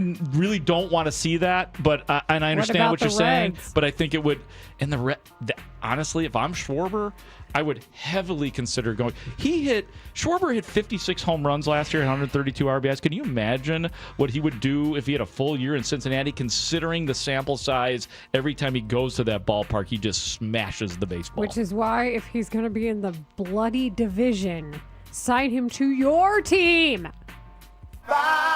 Number 5. The Veterans Committee of the Baseball Hall of Fame voted in second baseman Jeff Kent to the Hall while passing on all-time home run leader Barry Bonds, 354 game winner Roger Clemens, 2 MVPs from the 1980s, Don Mattingly and Dale Murphy, and Gary Sheffield, who slugged 509 career home runs. You good with the voting results? I think Don Mattingly and Dale Murphy deserve to get into the Hall, don't you? Am I crazy for that? You're not crazy, but the purists would tell you it's the Hall of Fame, not the Hall of very, very good, and describe those guys as very, very good. Oh man, Don Mattingly and Dale Murphy. I get it that they border on that, but those two, I thought Don Mattingly was a Hall of Famer like a long time ago. Not that he got in, but that he should be in the Hall of Fame. Jeff Kent, that's a message. That is a message sent. I didn't think that Jeff Kent would be used in this way in the year of our Lord 2025 to send a message like this, but they did it. It is a shot fired across the bow. If only you know about the relationship between Barry Bonds and Jeff Kent, who shared a lineup and shared a lot of good memories. And a lot of, you could argue, Kent's production was based on the fact that he was batting next to Barry Bonds in said lineup. Bonds out, Kent in is a direct shot at that era and the players who they like and the players they don't like when you look at who made up the Veterans Committee. A bunch of old schoolers showing you old school notions. You don't think Jeff Kent deserves to be in, though, on his own merit? You really think this is just petty, period? I think a Hall of Fame with Jeff Kent in it, but without Dale Murphy and Barry Bonds and some of the other guys, it doesn't make a lot of sense. Yeah, and Dale Murphy, what do you have, 3, 4 MVPs? I mean, he was a massive slugger for the Atlanta Braves back in the day, and I remember when the Cubs would play the Braves, I couldn't stand Dale Murphy. Back-to-back MVPs. He looked just like 2. Okay, he looked like a character on the Waltons. That's what he always looked like to me. And I was like, who is this guy who looks like he's on the Waltons on my television hitting home runs against the Cubs? Did not have a Waltons reference in my brain, but go ahead. I'll bring you all sorts of references, but yeah, I would like to see Dale Murphy in, and I totally get what you're saying, because famously Jeff Kent and Barry Bonds hated each other, both from what we can understand and gather, are both tools, though. So Bears. Yeah, which is why. Birds. And I love my ISU Redbirds. Decisions. I realize that I went in on Notre Dame and protected my Irish. That doesn't mean I don't love my Redbirds. It's just what we were discussing. I got some criticism on the text line about loving the Redbirds. North Texas lost to Tulane. Oh man. Tulane. Jason Bernstein and I did not have a bet, but I did congratulate him on the win. That's not necessary. And I'm not going to Albuquerque for the New Mexico Bowl. Sorry, guys. There's only so many places I can go in the world, and my family lives across the country for me and each other. So family first. Coming up next here on Rahimi Harrison Grody on 670 The Score, we got to talk about this Bears defensive plan against the Packers. Narrator, it didn't work. We will discuss why next. You're listening to a Plumbers 911 Football Monday on The Score. Plumbers 911. Plumbing emergency? Call the professionals available 24/7 at 1-833-PLUM-911. Presented by Great Clips on Chicago's Sports Radio 670 The Score. Always live on the free Odyssey app. This segment is brought to you by NutsOnClark.com. Nuts on Clark, Chicago's original popcorn. Serving Chicago for over 45 years. Order holiday gifts for your friends, families, events, and corporations from NutsOnClark.com. A 3-generation, woman-owned, family-run Chicago business. At Busey, banking is about more than numbers. It's about relationships. For over 150 years, we've been helping individuals, families, and businesses reach their goals with personalized service and local decision-making. Whether you're opening your first account or planning your next big move, we're here with the tools and support to help you move forward with confidence. Busey Bank, your partner for life's moments, both big and small. Member FDIC. Xfinity is the network you can rely on, like a close friend who never lies. The friend who will tell you that new haircut, it's not great. Friends make sure friends get good haircuts. And Xfinity makes sure you get a good deal on Wi-Fi. Xfinity gives you reliable fiber-powered Wi-Fi at our best price. This holiday season through December 21st, get gig speed Wi-Fi for just $50 a month for 5 whole years. No strings, no commitments. Just super fast, reliable gig speed Wi-Fi with our best equipment and unlimited data included. Save yourself from questionable decisions and save over Verizon and AT&T. Xfinity. Imagine that. Restrictions apply. Requires paperless billing and auto pay with stored bank account. Taxes and fees extra. Xfinity Internet powered by fiber and connected to premises by coaxial cable. Actual speeds vary. There comes a time in many men's lives in which the thought of having another child is not an option. Do you want to maintain the romance without the risk? There's a permanent solution that can help you achieve just that. Consider a vasectomy. Ooh, I don't know about that. I heard it could be painful. Yeah, not only that, I heard it was expensive. These statements may be true for many men, but not the men who choose vasectomy clinics of Chicago. First of all, our procedures are covered by most insurance plans and flex spending accounts. The best part is, with our experienced surgeons, the procedure only takes 30 minutes in the office. No needle, no scalpel, and no trip to the hospital. If you're certain your family is complete, do yourself a favor and call Vasectomy Clinics of Chicago today. Or visit us online at www.vasectomychicago.com and read the testimonials. Conveniently located in Tinley Park, Naperville, Arlington Heights, and downtown Chicago at Lake Point Tower. Now with free valet parking. Call us today at 877-877-4VAS. That's 877-877-4VAS. My name is Whitney Allen. I am a widow. My husband Ryan died. We never thought in a million years we'd have to use life insurance. The unexpected happened. With Ethos, it is so fast and easy. It's 100% online. You can get a quote in seconds, apply in minutes, and get same-day coverage. No medical exams, and you can get up to $3 million worth of coverage through Ethos. Get your free quote at ethos.com/radio. That's ETHOS.com/radio. Time spent on application may vary. Online health questions required. Wesley Financial Group is not a law firm. I'm Chuck McDowell, founder of Wesley Financial Group. Did you buy a timeshare because they told you it was a great investment? That's a lie. Most timeshares can be bought online for $1. To find out what your timeshare is worth and to cancel it, call us today and we'll send you our timeshare exit kit free with all your options for cancellation. Call Wesley for your free exit info guide. 800-941-2255. That's 800-941-2255. Plumbing emergency? Call Plumbers 911. Available 24/7 at 1-833-PLUM-911. Licensed, highly trained plumbing professionals ready to answer your call. 1-833-PLUM-911, where they do it right the first time. Save time every time for a great haircut. Just download the Great Clips app or check in online at greatclips.com. Great Clips. It's gonna be great. This is Andrew Perloff with an Odyssey Sports Minute. Going all in is great when it works. When it goes sideways, it can gut a franchise. The Indianapolis Colts made a bold move at the deadline, trading for star cornerback Sauce Gardner. Things have gone south since then. Yesterday, they lost quarterback Daniel Jones to an Achilles injury. Now they're looking at a future with uncertainty at quarterback, no first-round picks, and possibly nothing to show for it this season. I'm Andrew Perloff. Rahimi, Harrison, Grody. We'll be back in 60 seconds on The Score. This is the story of the one. As the purchasing manager at a manufacturing plant, she knows the only thing more important than having the right safety gear is having it there when you need it. That's why she partners with Grainger for auto reordering, so her team members can count on her to have cut-resistant gloves on hand, and each shift can run safely and efficiently. Call 1-800-GRAINGER, click Grainger.com, or just stop by. Grainger, for the ones who get it done. At Audion Hearing, our mission is simple: to make better hearing affordable for everyone. This Christmas holiday, enjoy exclusive savings on our high-quality rechargeable hearing aids. Clear, comfortable, and ready to use right out of the box. And here's a study worth hearing. Research shows that wearing hearing aids can reduce your risk of dementia by up to 61%. Join over 1 million happy customers and shop Christmas holiday deals before they're gone at audionhearing.com. That's AUDIEN hearing.com. Rahimi, Harrison, Grody. Middays 10 a.m. to 2 on Chicago Sports Radio 670 The Score. Here they line everybody at the line for one. Love on a play fake. Quick throw. Watson with the speed. Uh-oh! Christian Watson in a foot race, and he's going to win it. Touchdown, Green Bay. Why you got to do that, guys? Why you got to go there with that call and that play? What you doing? Ray Diaz, Tyler Buterball. Why are you guys being sneaky over here? I like the Buttes music. I know. He does a good job with that. This is Rahimi Harrison Grody on 670 The Score. And the reason I'm bothered is because, well, the Packers scored 28 points. They beat the Bears by a final of 28-21. And I found myself many times asking, I understand that Kyler Gordon was ruled out right before the game.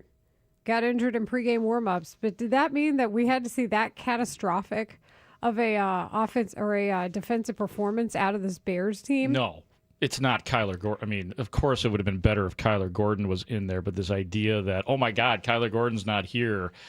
Quite frankly, the Bears defense has done what it has done this year without Kyler Gordon, and we all love C.J. Gardner, except for the blown coverage he had yesterday on the Poor slant play. C.J. was in run fits. Yeah. Did you notice that? Oh, he had a tackle for loss at one point, or either that or no It was yard. early. Yeah, it was. Yeah, and the interception. But yeah, he got burned a couple times. Just like it seemed like the whole secondary sort of just came undone in this game in a lot of ways. I think one of the biggest problems, though, when you talk about the defense is and it might be this simple. They got that turnover they were looking for from Jordan Love, and they got it early, and they had excellent field position.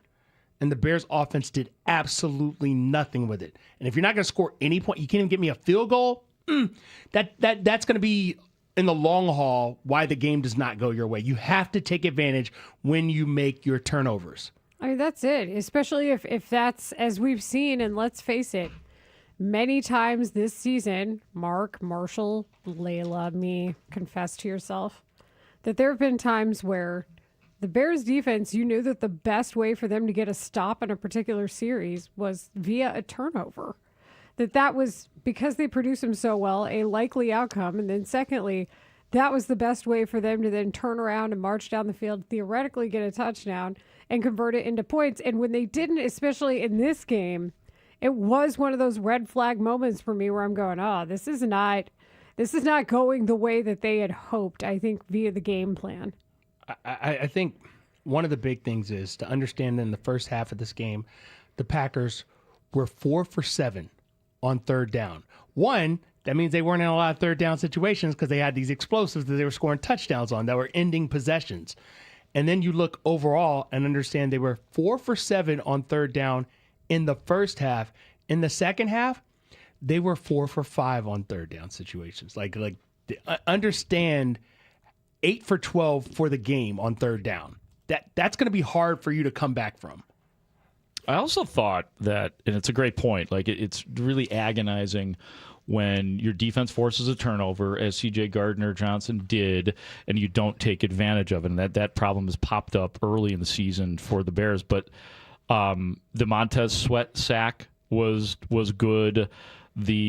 Another play where I was frustrated for the defense was starting the third quarter. It's 14-3 Green Bay, and the Bears defense does force a 3-and-out in that spot, and the Bears offense does not take advantage. So the Bears defense was actually doing a lot of their usual stuff, but their usual stuff ain't good enough against a team like the Green Bay Packers or just really good teams in general. Wait, you said the third quarter? Yeah, right out of halftime. The first drive of the third quarter by... No, the Bears got to stop and then scored a touchdown.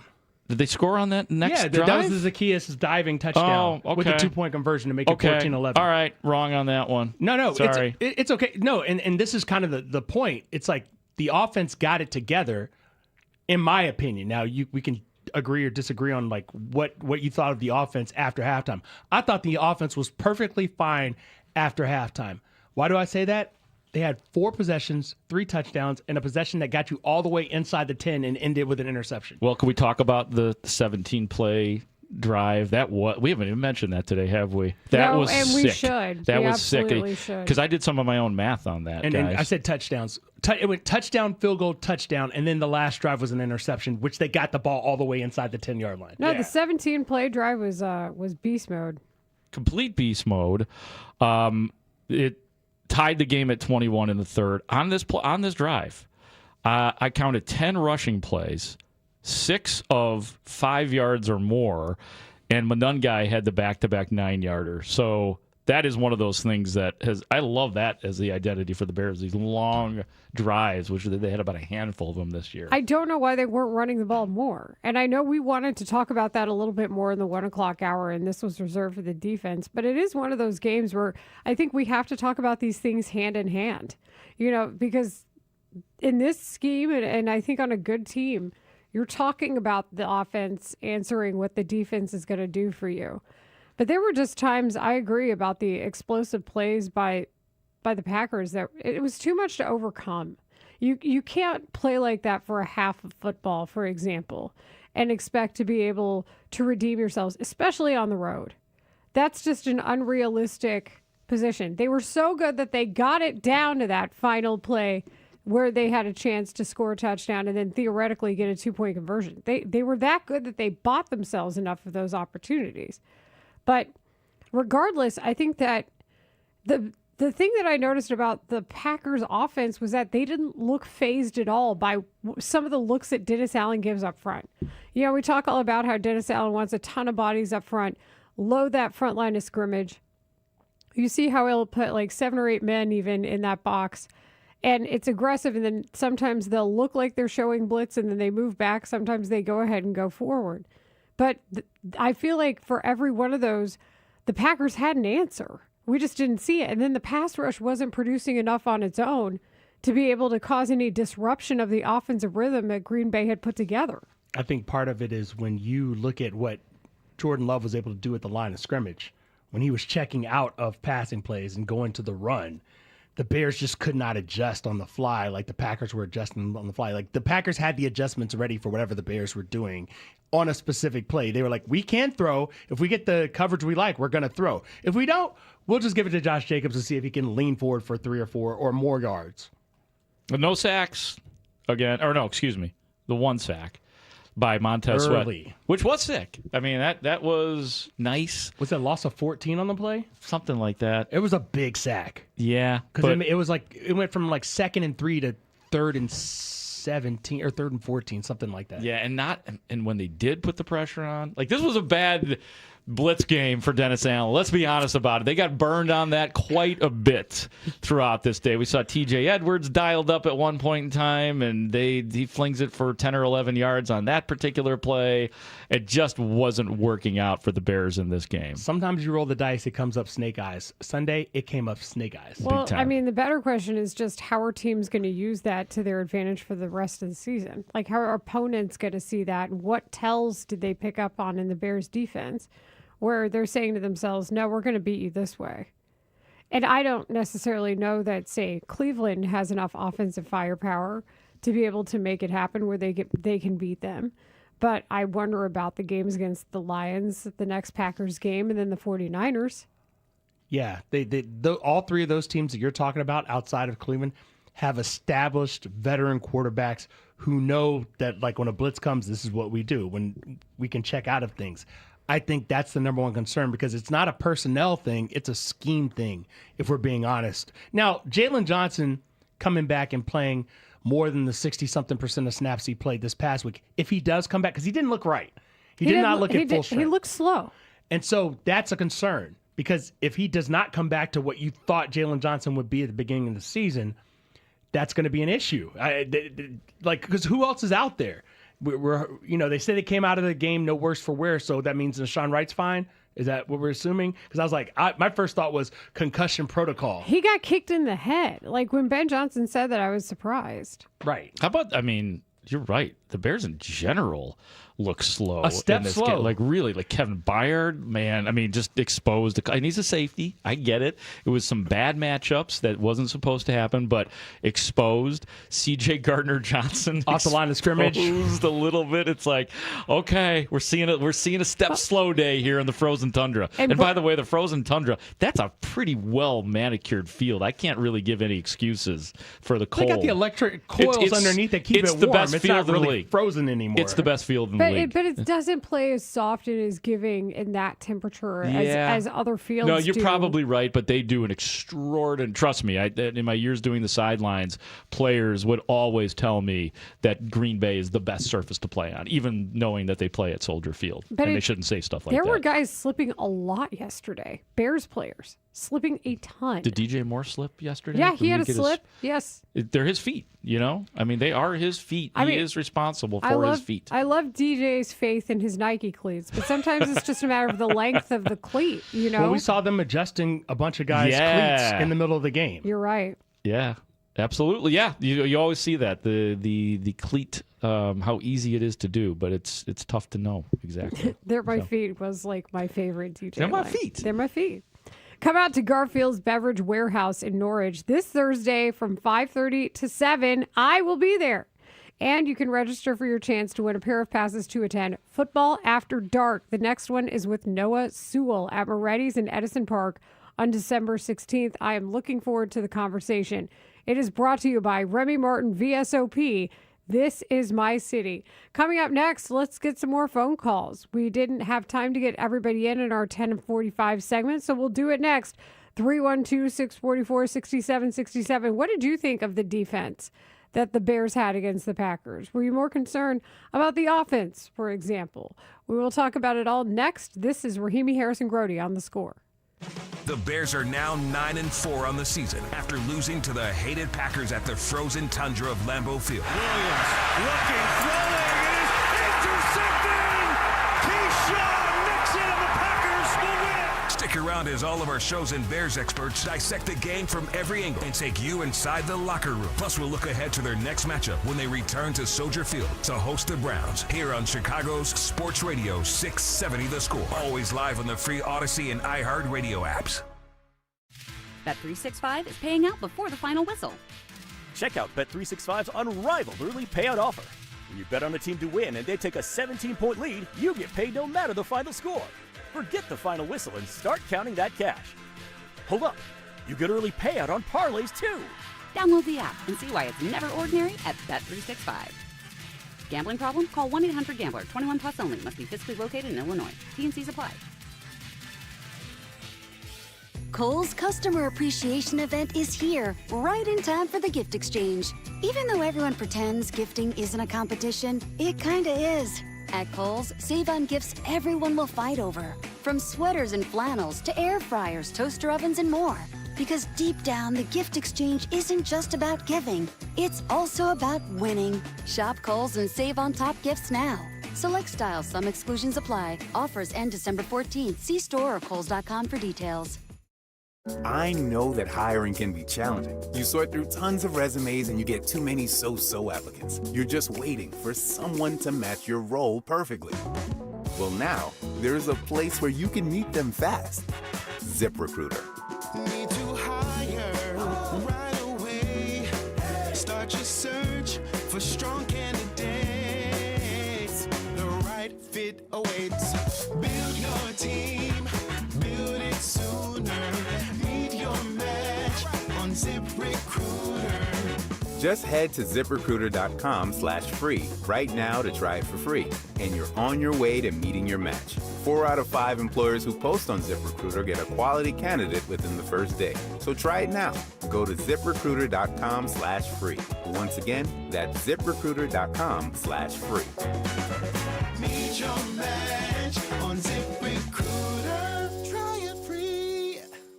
Hey, Chicago, Wild Fork is helping you fight inflationary food prices. Enjoy organic 85% ground beef for $5.60 a pound when you buy two. New York pork chops for $2.98 a pound. Or Brazilian beef ribeye steaks for $8.98 a pound. A pound of salmon fillets, $5.99 a pound. Argentina red shrimp at $5.99 a pound. Refuse to pay inflated prices. Now offering 3 months of free delivery to new customers. Visit wildforkfood.com. Save big on everything, now at Menards. When updating your home with a fresh coat of paint, be sure to use Frog Tape Advanced. It's a premium multi-surface tape with a thin, strong paper backing, allowing you to tape around contours without tearing. Get a 45-yard roll on sale for $8.99. Good through December 14th. View our entire selection of paint and accessories today on Menards.com. Plus our weekly flyer for more great deals happening now. For 75 years, one Chicago family has helped families across generations celebrate the season with something meaningful and remembered. I'm constantly meeting people that my dad or my grandparents have taken care of over the years, and it's so special to hear those stories so many generations in between. It's one thing to have a name over a door that has existed for 75 years, but to be owned and operated by the same family for 75 years is something that is very powerful and unique. This season, discover gifts chosen by a family that thoughtfully selects every collection for its craftsmanship, quality, and lasting value. Whether it's an engagement, anniversary, or holiday gift, there's always something special at Rasney's. 3 generations, one Chicago family. 75 years of celebrating moments that matter most. Rasney Jewelers, Suburban Addison, Highland Park, Hinsdale, and Chicago Oak Street. And always at Rasney.com.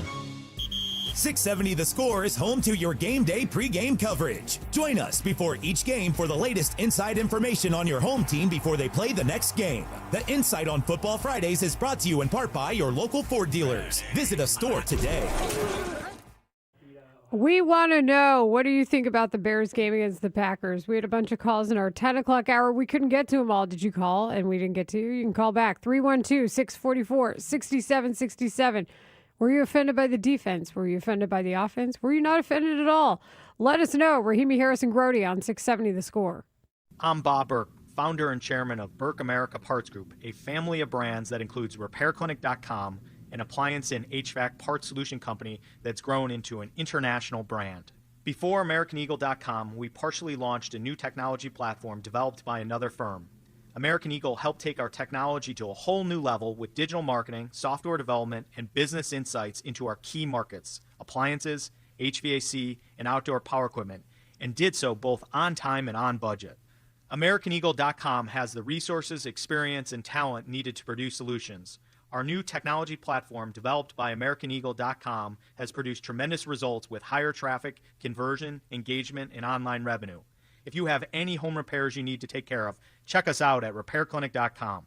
If you need a world-class website or technology project, then I would highly recommend AmericanEagle.com. Call AmericanEagle.com at 773-NETWORK. That's AmericanEagle.com, 773-NETWORK. Rahimi Harrison Grody, middays 10 a.m. to 2 on Chicago Sports Radio 670 The Score. I think just taking away the explosive plays. I think really outside of that, I think we did a solid job. We got to do better on third down for sure. But other than that, they had a lot of big plays. So I think that was the biggest difference. That was Jalen Johnson talking about what he thought was one of the biggest aspects of the Bears' loss. This is Rahimi Harrison Grody on 670 The Score on a Plumbers 911 Football Monday, brought to you by Busey Bank and Great Clips. We take your calls, 312-644-6767. Going to Anthony in Bourbonnais. Anthony, you're on with Rahimi Harrison Grody. Hey, great show, guys. Question for you. If there's a big letdown against Cleveland, just how far do you think this could go? Wow, that's where your thoughts take you after that game yesterday? It's all right.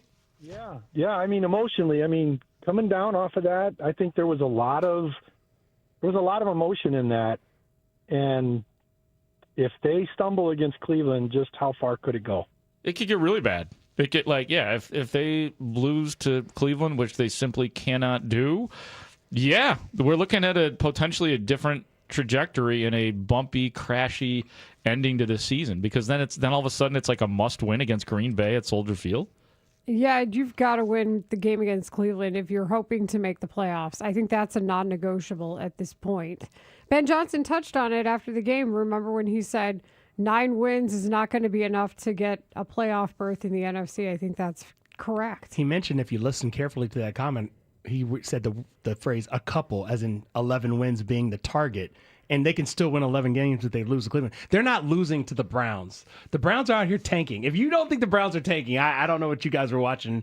Well, if you were watching what happened at the end of that game. That's why it's Sunday. a good question, because if they were to lose that game, that's a colossal, awful loss to an awful Browns team, which isn't interested in playing. So I don't think that's going to happen. I don't want to push this into existence, but it's a fair question by the caller and probably a person who has watched the Bears for 40 years. Yeah, and maybe somebody who also experienced the 2 10-game losing streaks in the past. We've all been hurt before, Layla. I do know somebody who I think has been watching 40 years of Bears football.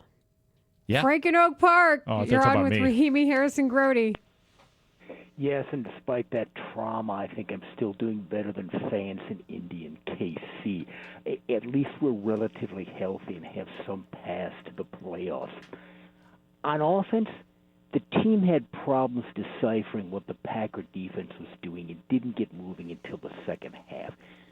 Still, the Bears outrushed the Pack by 21 yards and scored 21 points against the 5th best yardage defense in the league.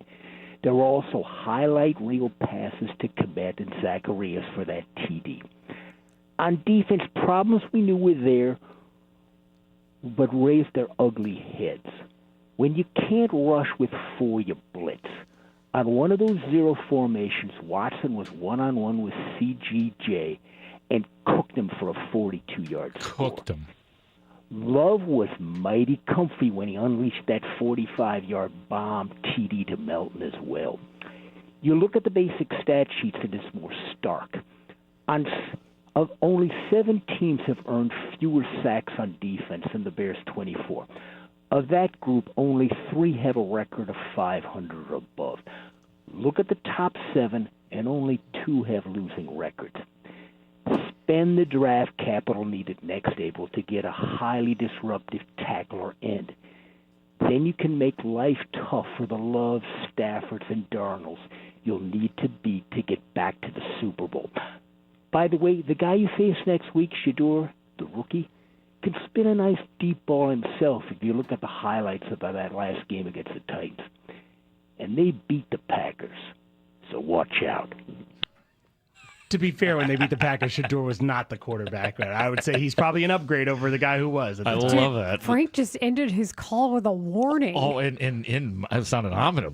Watch out. By the way, Matt Spiegel just walked in here, folks. You know we don't have Victory Chicken, which leaves us in a very awkward place. He just came in here, and I'm looking out in the hallway on the little bar out there. He has placed what appears to be a cake. Cake? So it's a loser cake Monday. It's always a loser cake in my house. Spiegel made a loser cake. Now I'm curious. Me too. 312-644-6767. Let's go to Mark in Arlington Heights. Mark, you're on with Rahimi Harrison-Grody. Hey, good to talk to you. 2 questions. Do you think we missed Roma Dunze at all with his blocking? And then my second question is, love Caleb Williams. I love the way he fires the ball when he's, back in the pocket. He's decisive, but he misses a lot of routine throws. And I was listening to Courtney Cronin, who says they can't fix his mechanics until the off season. So I'm wondering, what do we do with him now? Is that able to be resolved, or what's going on with that? Well, Mark, thank you for your very reasonable questions on this usually unreasonable football Monday. I think they did miss Roma Dunze, not just for his blocking, of course, but how the offense looked. I mentioned this earlier. DJ Moore only getting 3 targets was a surprise, given that Rome was out. Olamide Zaccheaus also got 3 targets. We saw that really nice play in the end zone that Caleb Williams threw. I think when Courtney says that about Caleb Williams' mechanics, it's true. You really can't make a lot of wholesale mechanical changes when you're this into a season. So the answer is what the Bears did in the second half. You know Caleb Williams is one of the best in the league on the run when he throws. So you play into that. You have to build your passing game off of your running game. I think in the first half, the Bears tried to just outright pass too much. I don't think there was a lot of play action based passing that we saw. That's why I think the offense looked out of sorts a bit, was because the Packers know they've got the tape. We're late into the season now.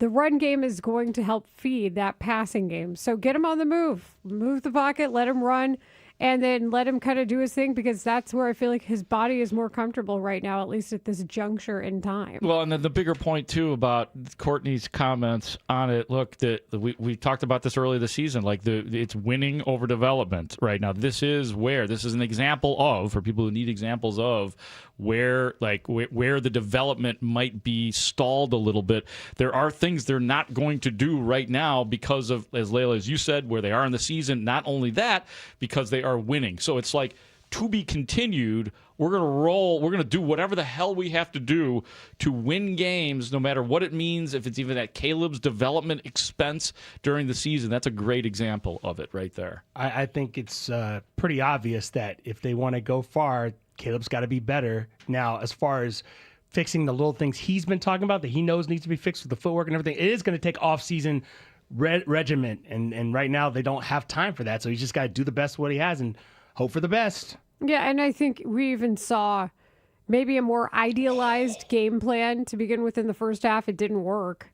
Okay. And then what we saw adjust in the second. Yes, I'm Mark sorry Brody? to be so interruptive here right now, but You're I'm reading not a at text. all. I'm reacting in real time. I got this text here now from Tanny regarding the cake that is sitting out in the bar area, covered up at the moment. Loser cake? No, Tanny referred to it as setback sweetener. was the other tradition. And now this is where I feel really bad, because this right now in life is my favorite type of cake, which I just recently discovered. When I say recently, maybe a year or two ago, it is a freshly made Tres Leches cake. Hell yeah. Tres Leches. It's like, that's where it's You absorbed. just discovered that? It's like in cream and milk, and Tres it's like a wet. leches is the Spanish term for 3 milks. So it's sweetened condensed milk, evaporated milk, and then OG, like out of the bottle. I did in just the fridge discover milk. it. Like, Right? Am I right about that? That's correct. Yeah. Welcome, Brody. Welcome to the party. I don't know if I've ever been Hermano. You guys haven't had Tres leches? No, I've had it many times now in the last 2 years, but I only became aware of it at the Single Jewel 2 years ago. So The single one of jewel. my other singles not the jewels. relationship jewel. For the No. record, the single It jewel. can be used to establish relationships. Other singles will be there. Guys, do you miss the term singles bars? Somebody brought that up to me the other day. Is and I that was not like, a thing singles bars. Well, that's what every bar is anyway. Nobody walks into a bar like thinking, I've got a girlfriend or a boyfriend at home. You walk in there drinking, dropping your inhibitions, and hoping to come home with somebody. I don't know what movie you're living in, but It's from the 1980s. I'm sure of that. I'm a If you person go who's into not a in a bar- relationship. No, but you know, like the term singles bars Yes, and how I that do. used to be a thing. Yes. No, you're right. It was. It And made now it's me just laugh. speed dating. Now that's what that or is. just like people. No, I know a lot of people It's though in apps, Mark. relationships It's who I'll apps. see like out and about, and they're not with that person, but they don't do anything wrong. Yeah, so you're it's probably fine. right. Yeah, Yes. maybe I'm going overboard. No, it's you went overboard to a hilarious place. You went in a time machine in your DeLorean. That's what you did. Guys, Tres Leches. Let's focus on that Oh, for now. yeah, okay? sorry. So All we'll right? do that. And then coming up next, Mark and Dan had a later conversation last night than I did with Mark. So I would like to hear the details of yours and Dan Wiederer's conversation, the senior reporter for The Athletic. He hosts the Take the North podcast with Mark. We'll do that next.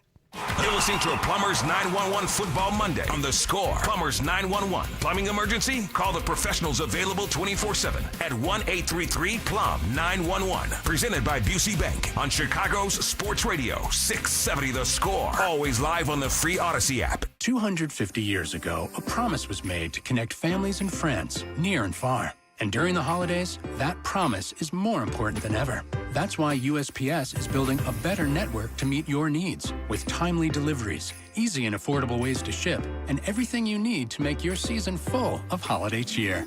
Our purpose is delivering your peace of mind, knowing your love will arrive, bringing joy to all. The United States Postal Service. Learn more at USPS.com/holidays. Get ready. The Blackhawks hit home ice December 10th at 6:30 in an original centennial matchup versus the New York Rangers. Then on Saturday the 13th at 7 o'clock, it's Chris Chelios bobblehead night. 8,000 fans snag an exclusive bobblehead. Both games feature our Vienna Beef toy drive. Bring an unwrapped toy to Gate 3 or Gate 6 to help local kids this holiday season. All toy proceeds will benefit Mariac, St. Vincent, and Breakthrough Urban Ministries in the Chicago area. Tickets at blackhawks.com/tickets.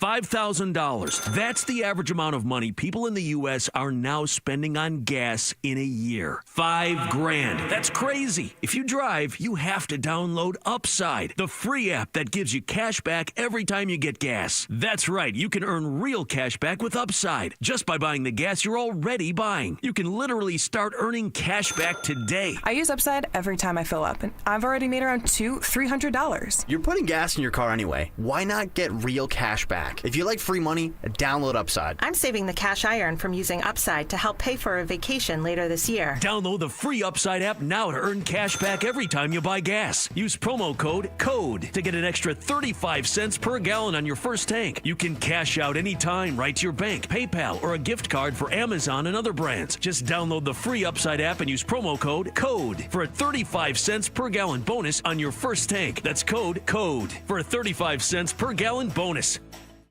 Introducing Remy Martin's This Is My City VSOP limited edition collection, paying homage to the iconic sounds, style, and teams of our very own Chicago. The collection celebrates the city's influence on culture and features Remy Martin's renowned VSOP liquid. This limited edition bottle is available now, and you can learn more at RemyMartin.com. Remy Martin VSOP Cognac, 40% alcohol by volume, imported by Remy Cointreau, USA, New York, New York. Please drink responsibly. Plumbing emergency? Plumbers 911 helps you connect with a fully licensed plumbing contractor who can help with any plumbing issue at any time. Their professional plumbers are highly trained, background checked, and insured. They can address and resolve emergencies, including leak detection, water heaters, sump pumps, repiping, and more. Plumbers 911 phones are open 24/7 at 1-833-PLUM-911. Dial 1-833-PLUM-911. Plumbers 911, where they do it right the first time. Hi, it's Layla Rahimi for FanDuel Sportsbook, the official sportsbook of 670 The Score. The FanDuel Sportsbook app is your home for all your favorite NFL bets. From yards to touchdowns to who will win, with FanDuel, any play can be the play of the game. Tonight, FanDuel is giving all customers a 30% PBT. That's right, you can get in on the action with a 30% profit boost token this Monday night. So make FanDuel your go-to app for any snap. Just visit FanDuel.com/Layla, Leila, to bet on the game. FanDuel Sportsbook, the official sportsbook of 670 The Score. Play your game with FanDuel, an official sports betting partner of the NFL. 21 and up in President, Illinois. Opt-in required. Bonus issued as non-withdrawable profit boost tokens. Restrictions apply, including any token expiration and max wager amount. See terms at sportsbook.fanduel.com. Gambling problem? Call 1-800-GAMBLER. This December, Window Nation puts an end to your window problems. You'll save big, too, with 50% off all window styles. Plus, you could get 0 interest for 5 years. Hurry, the sale ends soon, so schedule your free estimate right now at windownation.com. More Rahimi, Harris, and Grody. Back in 60 seconds on 670 The Score. This is the story of the one. As an HVAC technician, he and his digital multimeter are in high demand. So when a noisy office HVAC turns out to be a failing blower motor, he doesn't break a sweat. With Grainger's easy-to-use website and product information, he selects the product he needs to keep everything humming right along. Call 1-800-GRAINGER, click Grainger.com, or just stop by. Grainger, for the ones who get it done.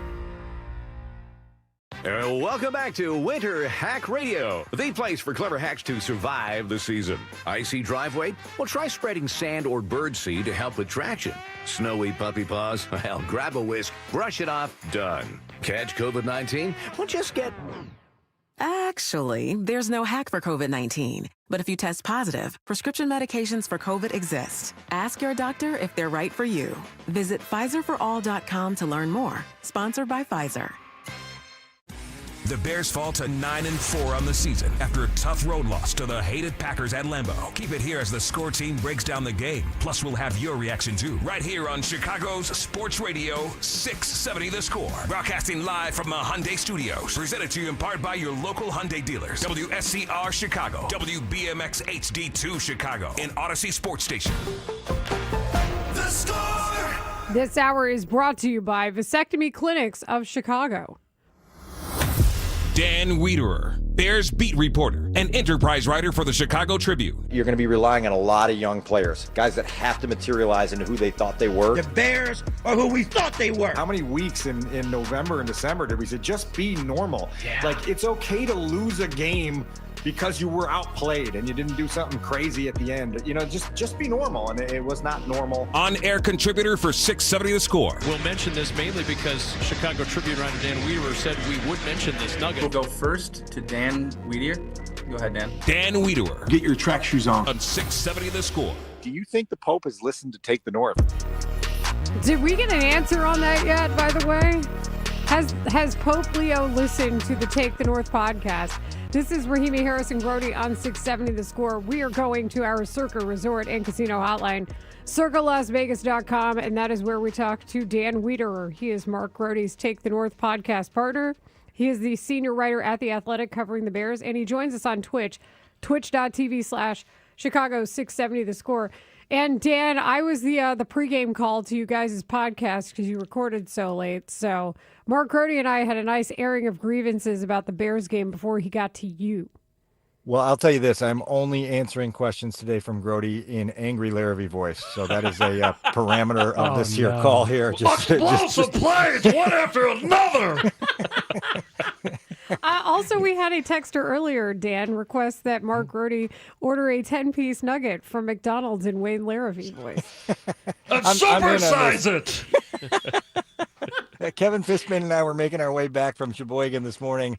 I think I hit the rumble strips a couple times listening to that impression and laughing pretty hard on that. I appreciate it. Say Sheboygan. Sheboygan! Oh my God! So what did you two chat about on this Take the North podcast? Marshall sounds like he's out on the bit. We're gonna have to. I know. No, you're good. I was letting y'all cook. I'm letting y'all cook. Dan, I'm gonna make it real easy for you because I think that Layla's asking great, like what was the theme of the podcast, and Dan, I think you kind of took the lead with it yesterday. That like it's bad, but it's not horrible. Yeah, I think there are different forms of dejection. And I think over the years, we've experienced that form of dejection where the Bears go play the Packers and they get embarrassed and then they get pointed at and laughed at. And this is a different form of dejection where you're like, man, we let a golden opportunity slip past us and it hurts, right? And it stings. But this team is still in position to reach the postseason. This team's got a big response week coming up with a Cleveland team that they should and can beat if they prepare the right way. And I think Mark, as we talked about last night, I think there's a value for this team, independent of the final result, of playing in those games like they played in yesterday. A big stage, high stakes game, high-level game that comes down to the final play, and you just gain experience collectively of what that's like and what the margin for error is inside of those games. And I think the Bears learned a tough lesson yesterday on how some of the mistakes that they've gotten away with against lesser opponents come back and bite you in a game against a for-real opponent like Green Bay is. Was it more of a reality check or a humility check when you look back now that you've had a night to think about what happened yesterday? Yeah, reality check for me, because look, all of the celebration last week about the Bears vaulting to the top of the conference was necessary to contextualize with the idea of how close they were to being outside the playoff picture frame, right? And so when you lose a football game in that fashion yesterday and you go from 1 in the conference to 7 in the conference based on the results of a couple plays down the stretch of a game, it gives you a firm reality check of what you're doing right now and what is at stake every time you go out for a possession, offense, defense, special teams. And so that I think is going to be driven home today. I thought Ben's message after the game that 9 wins is not going to get them into the playoffs. They have 9 wins now. There's clearly more work to be done so that we're not just talking about a 9-8 season or a 10-7 season. You got to go out and earn your way into the postseason. And so that reality check, I think, came to life last night. We were all talking about, obviously, that the final play where Caleb Williams is intercepted in the end zone by Keyshawn Nixon, sudden death. The game is over with 22 seconds left. Dan, I know we talked about it on the podcast, but have you given that final play any more thought? What are you discerning from what should have happened and did not happen with Caleb Williams and his receivers on the final play of the game, for the Bears anyway?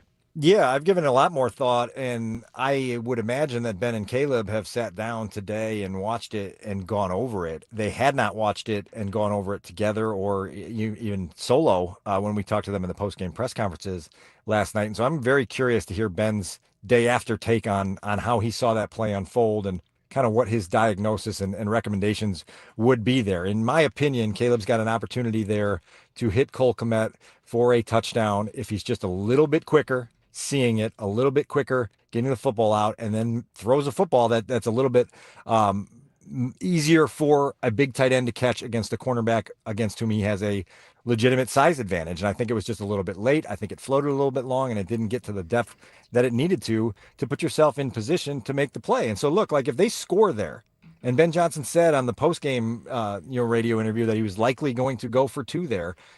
You're staring down the barrel of a season-changing victory with just a little more precision and a little more exactitude of those details. And I think Caleb will probably see that, probably kick himself a little bit, and then just understand that this is what it is like on the next tier of NFL football. The Bears have gotten out of the basement. They've gotten to the firm ground on the middle tier, and now you're trying to go one level up, and this is what it's like on that next level up. Our segment with Dan Weeder is sponsored by Plumbers 911. Plumbing emergency?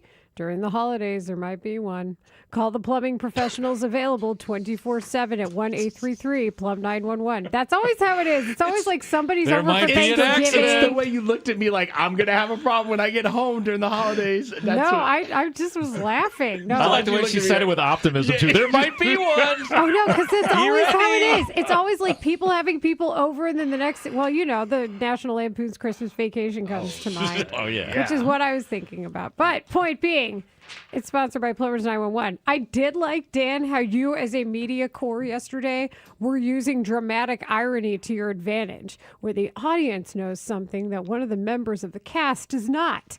And so I noticed that DJ Moore was asked, like I could tell you guys were trying to see if DJ Moore was going to be mentioned as being possibly an open read on that play, and that was not mentioned.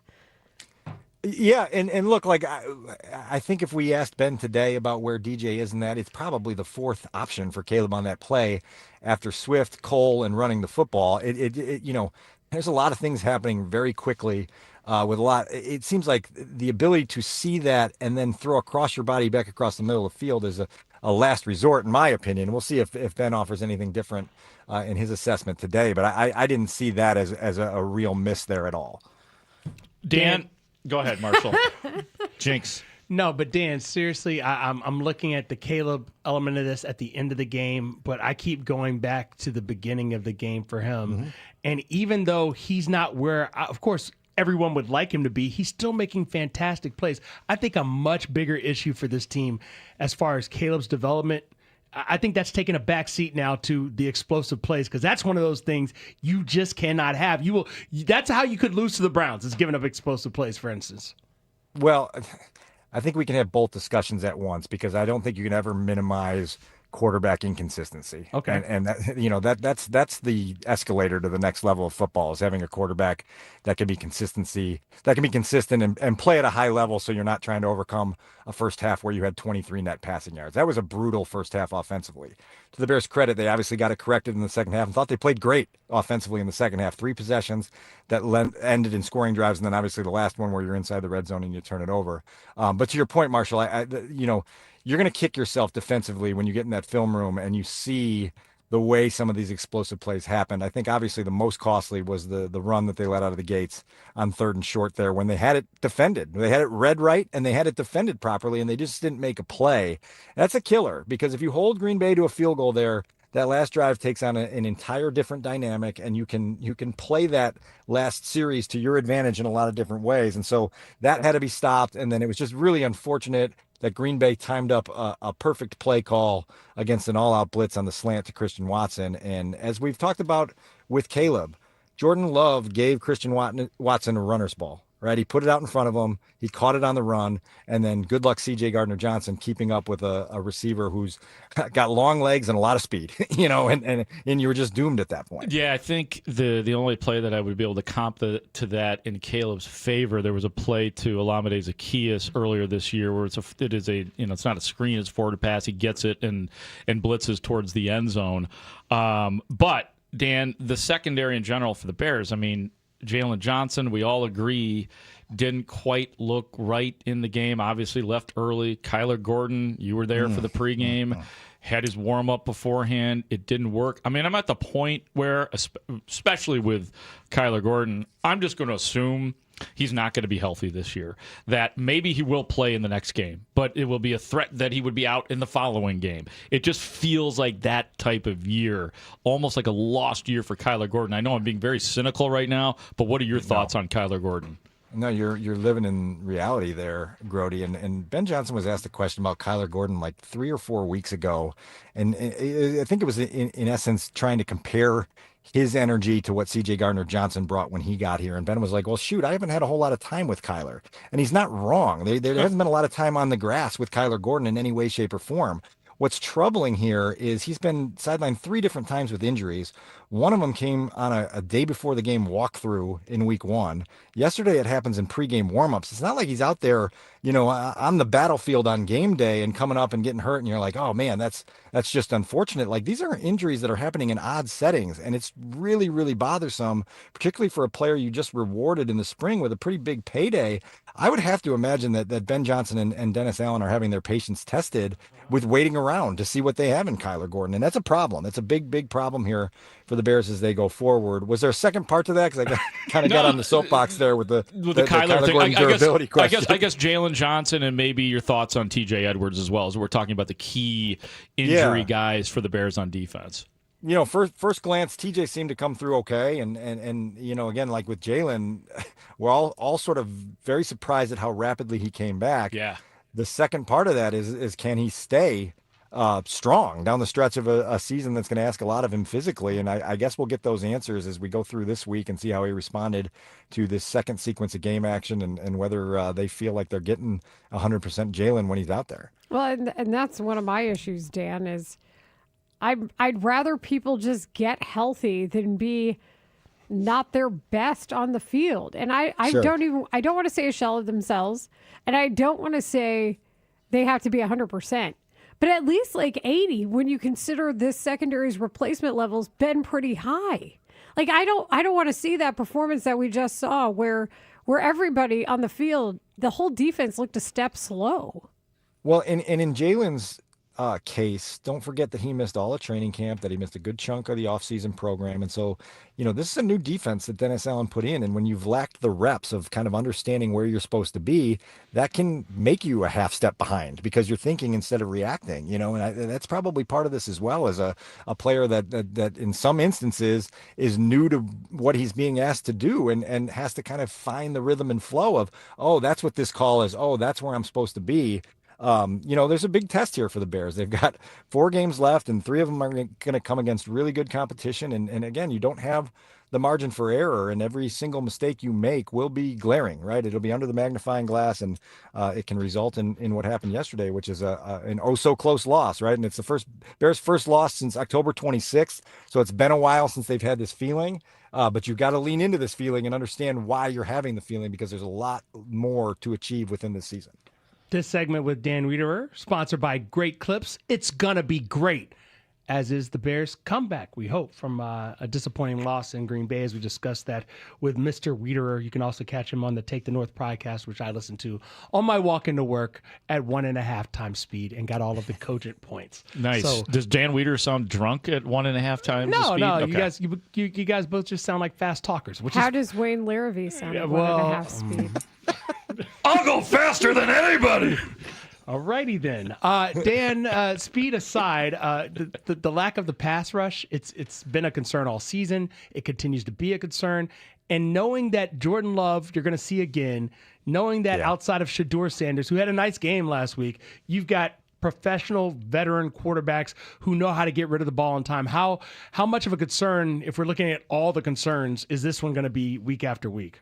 Yeah, I mean, it's been a concern all year that you just haven't been able to generate enough consistent disruption on opposing quarterbacks. Grody, we talked last week about the topic of finding love, right? Which was finding Jordan Love, because the Bears hadn't done it successfully at any time during Jordan Love's career in the league. They rarely touch him in games against the Packers. I think they have 7 quarterback hits on him his entire time playing in the league. And so you've got to find ways to disrupt that quarterback. He's really good at getting it out. He's really good at seeing the field, and he made him pay a few instances yesterday, particularly when the Bears sent, 0 blitzes at him, and they had answers dialed up, and they hit those answers, and they absolutely killed the Bears with those. And so, obviously you're going to have a young, inexperienced quarterback on Sunday at Soldier Field, and you would hope that Dennis Allen's good enough to put together a game plan that accounts for some of those deficiencies, and you can go capitalize on that.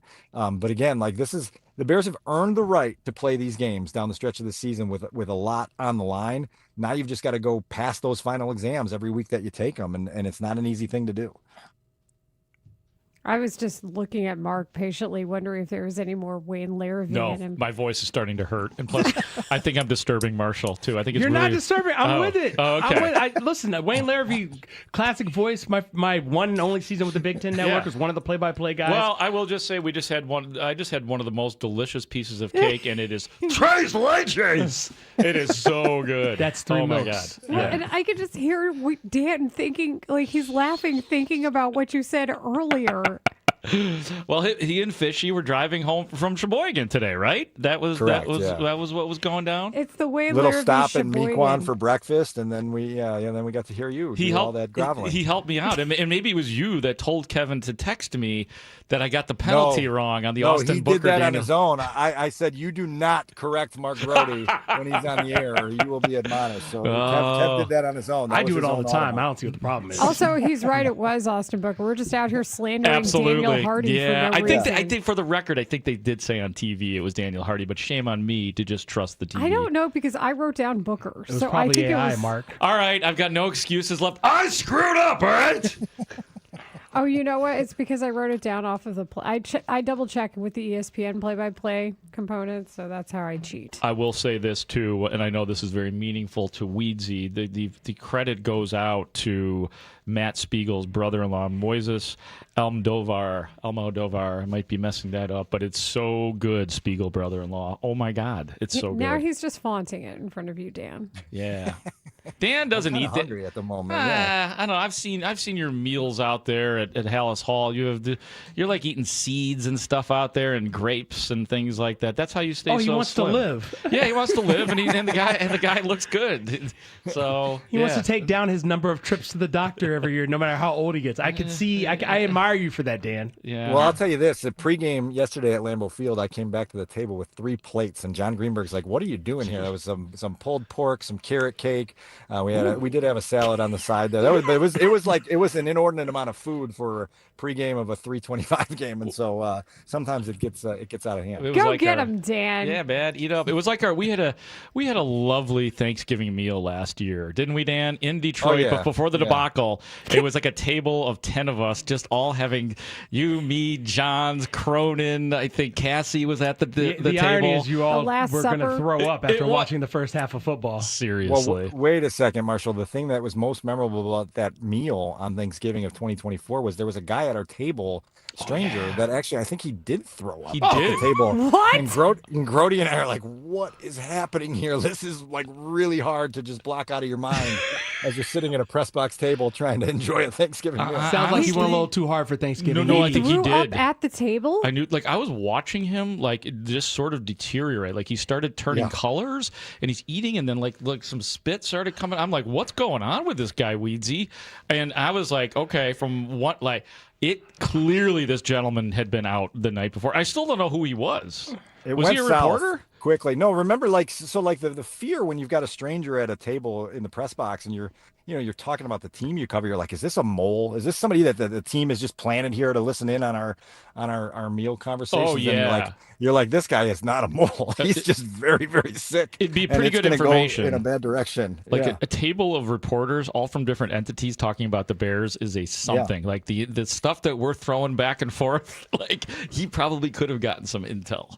See, now we're giving them too many ideas. Yeah, and you're we're gonna be right. doomed when we go out to San Francisco. I got a question for you guys, really quick though. Like, I've been trying to get a gauge on how people are reacting to yesterday, and my sense is like you can't have this massive uh-oh feeling just after the first loss in 6 weeks, but it feels like there's a little bit of the uh-oh feeling creeping in from the masses, and I'm just trying to kind of, I guess, decipher it. I don't think so. I think what we've seen is that they're happy that the halftime adjustments have been made. Like that seems to be a big groundswell, but Twitter's not an accurate representation of fans anymore, just because of it's the same few people doing replies on different accounts, and there's still only a certain portion. So I don't know. Callers have been all over the place, but callers are typically so. We did just have a call say what would happen if the Bears lose to Cleveland, and really wanting to know our answer, as if and he's right. Like It's if a the Bears fair lose to topic. the Browns, that is catastrophe. Like that's sports catastrophe. Honestly. No question. The old John Fox saying that it's either crisis or carnival, and that would be a full-blown crisis, right? Where the tilt-a-whirl has like 5 or 6 loose screws, and you're worried that thing's going to fly off the track and hit a spectator. Can you do me a favor and stop quoting John Fox? Because you did it on the podcast last night. That's it. I'm putting it.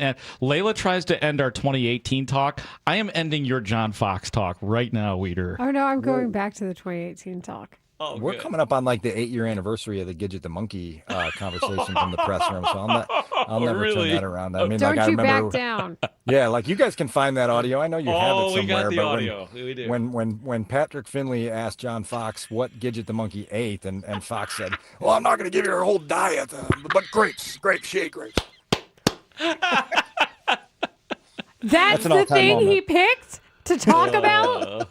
It's the funniest thing you'll Grapes? ever hear. Oh my God. Okay. Not going to give it a whole diet. Didn't he die catastrophically too? What, did he left in a closet or something? No, it was like tied to the hitch of the trailer. And I think maybe got sunstroke or something. And What? It was a very bad ending for Gidget the Monkey. Oh, God. This is horrible. All right. Well, while we sort that out, Mark, thank you for your Gidget the Monkey details. And Dan, thank you for adding that very colorful anniversary to our calendar. Important week here for the Bears. We'll see how they respond. They've been good all year. So Bye, we'll Dan. see what they do. See Bye, you, guys. buddy. Take the North. Thanks, You Dan. can hear more of that from Weeder at any time. We got a podcast up and running right now if you want to check it out later. Yep. You should. And then in addition, we are going to talk about some of the play calling. And we mentioned DJ Moore. Well, what happened? Where was he in the game plan yesterday? So let's discuss that next. The Bears lose, but they're still 9-4. Williams looking, throwing, it is intercepted!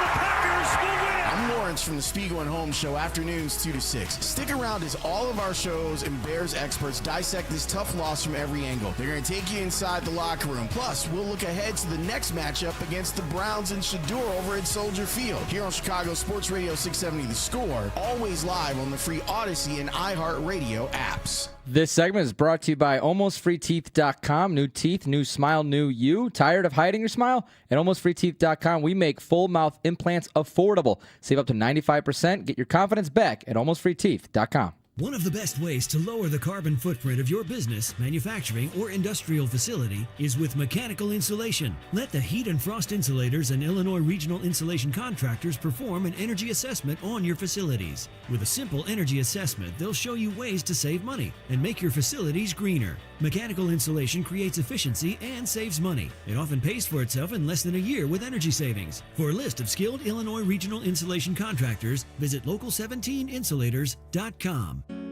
For nearly 100 years, Busey Wealth Management has helped families and businesses make smart financial decisions that stand the test of time. From personalized investment plans to tax strategies that work for you, we take a big picture approach, connecting you with the right experts to help protect what you've built and plan for what's next.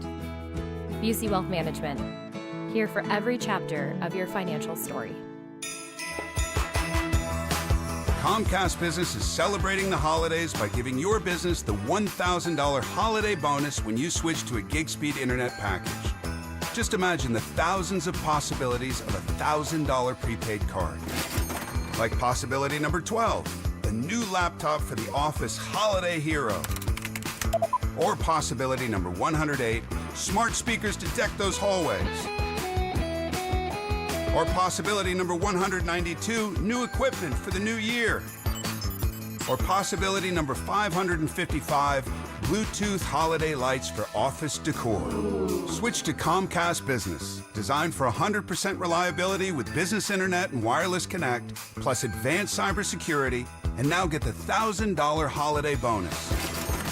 Comcast Business, powering possibilities. Ends 12/14/25. New customers only with 2-year agreement. Requires qualifying gig package. Other restrictions apply. On the days when you're thriving. Come on, everyone. You're almost there. The nights when you need us most. Mom, I don't feel good. And every moment in between. As a Blue Cross and Blue Shield of Illinois member, we are committed to helping you stay covered at each stage of life. Whatever challenges may come your way, our mission is to be here for you and your family so you can feel confident as the new year approaches.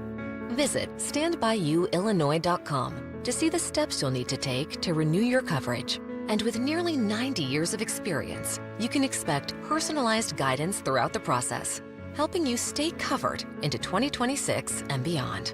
We thank you for trusting us on your health and wellness journey through it all. Visit standbyouillinois.com or call 866-575-2583 to renew your coverage today. Febreze. It's a classic odor tale. You fried fish for dinner, cleaned up, but the smell is still in the house. And the neighbors are coming over for game night. They're on their way. And then you spray Febreze Air Mist. Febreze Air starts working instantly to fight even your toughest odors, so you go from fish to fresh like that. Now, all you have to worry about is Pam cheating at charades.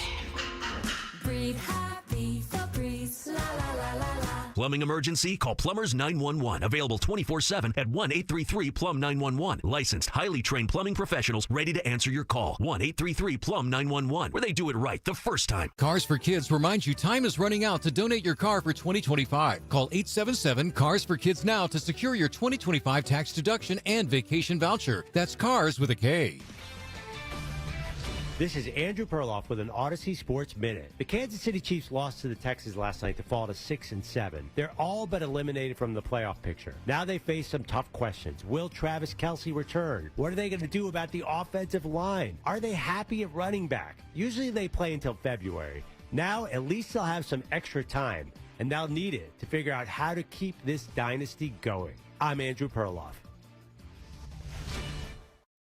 We'll be right back with Rahimi, Harris, and Grody on 670 The Score. This is the story of the one. As an HVAC technician, he and his digital multimeter are in high demand. So when a noisy office HVAC turns out to be a failing blower motor, he doesn't break a sweat. With Grainger's easy-to-use website and product information, he selects the product he needs to keep everything humming right along. Call 1-800-GRAINGER, click Grainger.com, or just stop by. Grainger, for the ones who get it done. It's RSV season. Is your baby protected? RSV is the #1 cause of hospitalization in all infants. Protect your baby from severe RSV with an immunization. I think he's having trouble breathing. A vaccine during pregnancy or preventive antibody is now available. Help prevent RSV before it happens. Learn more by visiting lung.org/RSV. Furnished by the American Lung Association. Rahimi, Harris, and Grody. Middays 10 a.m. to 2 on Chicago Sports Radio 670 The Score. Inside, look out! Oh, what a play that was by Brooks. Carl Brooks saw the trickery, blew up DJ Moore. Yeah, poor DJ Moore. DJ Moore, I was worried if he was okay after that play. That courtesy of Fox Sports. This is Rahimi, Harris, and Grody on 670 The Score. And man, what's going on here? DJ Moore was only targeted 3 times. I haven't said this all show. The Bears could not get a screen game going. They tried to get one with DJ Moore. That got blown up as well. Yeah, then they used him out of the backfield. But poor DJ, I thought in a game where Rome Odunze wasn't going to be available, we would at least see more targets. And instead, we saw him have the same amount as Olamide Zaccheaus. When you say it like that, it puts it in perspective because Olamide Zaccheaus was the guy early on in the season that looked like he might be more of just a guy that was helping to fill out the back end of the roster. Then he's prominently featured early on. And to look up and see the 3 targets, it's not just that he only had 3 targets.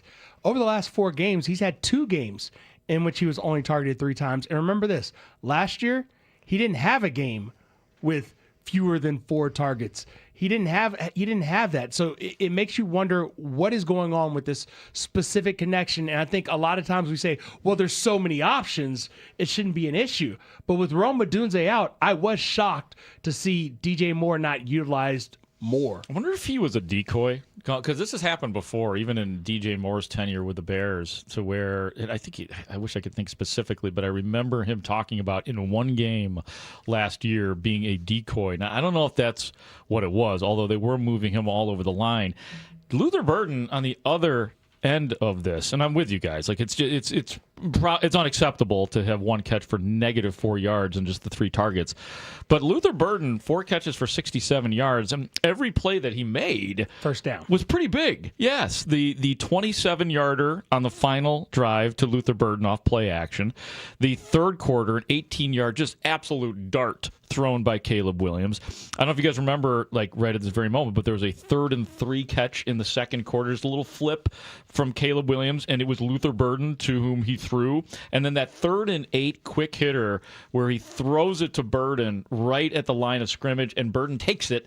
It's a 3rd down play, and he takes it to the sticks for the first down on that play. So it seemed like purposeful that they were really trying to feature. It was a Luther Burden game, and it wasn't a DJ Moore game, and I don't know if that was by design, but I do wonder. Well, here's the issue, is I loved the Luther Burden portion of the program. Yeah. I think we have all enjoyed watching him develop and flourish. There wasn't a lot of development that needed to happen. It's been mostly flourishing when he's been able to do his job. It's that nobody had a game in the first half. And that I think with part of the Bears, Ben Johnson, as we know, loves a good screen game. Loves a jailbreak screen, loves a good simple screen, we saw jet sweep being used. I think that's also kind of a same vein of the screen game because the two tend to go together in a way. You call them similarly, whatever. Point being, they don't have a screen game right now that's consistent. So because of that, I think like a lot of the things you would normally see DJ Moore do, like a wide receiver screen, for example, these are things that get taken out of the playbook if they're not executing them well. You had a whole half where everybody could have eaten, but unfortunately we didn't see that. We just talked about Caleb Williams' bad numbers at the half. The Bears' offense's bad numbers at the half. They couldn't get anything going. So I think that functions into part of this. But overall, this is what happens. You've got all these people on your team. You want to have opportunities, and he was the odd man out, but it's happened to a pattern. So Burden leads the team with the 6 targets, right? And then Colston Loveland is second with 5th. And then DeAndre Swift is 3rd with 4. Cole Kmet has 3. Zaccheaus has 3. And then it's Devin Duvernay. It's Durham Smythe. And Smythe. Yeah, they each have a catch. And so do Kyle Monangai and DJ Moore. And it just goes to show you that the lack of passing game, 32 yards passing at the half, the lack of passing game really affects the ability to get all the players involved that you wanted. And it wasn't like DJ Moore wasn't targeted early. He was targeted very early in this game. They go to him, sail a ball over his head, and that kind of sets the tone for what maybe the Caleb Williams to DJ Moore relationship is going to be like on the day. There was a game, too, just a few games ago where Rome had 0 catches. We're talking about Rome Odunze. Oh, 0 catches. 0 catches. Remember, that was when the Bears put out the thing on their website or on Twitter or whatever, wherever it was, of all the blocking that Rome Odunze did in that game. Because and we're all like, what right? happened? So I bring that up as an example of sometimes this happens. And I don't know if it's a criticism of Ben Johnson's offense or if it's just the flow of the game.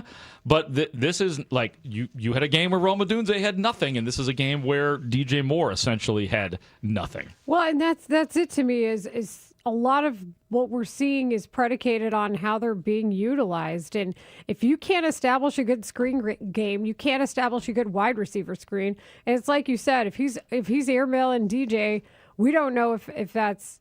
I tend to think at this point in DJ Moore's career, DJ Moore knows how to run routes. Like we've seen that, so I don't know. They're not going to say whose fault it is on that individual play. And Ben Johnson has appropriately called out the receivers and routes too. But it just seems like, if he goes to it once, then you're not seeing it happen on a regular basis the rest of the time. But then again, I'm not trying to weaponize the guy, but we've seen failed pass attempts to Olamide Zaccheaus, and he'll go back to him. So I don't necessarily know that that's the thing either. No, I don't think Caleb is. Would that be petty? If No, Caleb is petty no. like that, I I think so. it's just like if you know something isn't working, you just are afraid to go back to it. Like Caleb is a situational person when it comes to decision making. He knows what's going to run more of a risk than doesn't. I think that's one of the things you can clearly see his decision making process. Good point too, on Twitch. They're paying DJ $24.5 million through 2029. They might want to get him the ball or a new home, which might be difficult as he is not producing. And another some. What's up, Twitchers? You guys are great. Another Twitcher talking about why is Durham Smythe getting targets over DJ Moore. I've thought about DJ Moore when I read that. He had to even be like, Smythe? What? I think some interesting points brought up by some texters here because, you look at what the thought process was without Rome Odunze in there. It was screaming for a DJ Moore type of game and impact.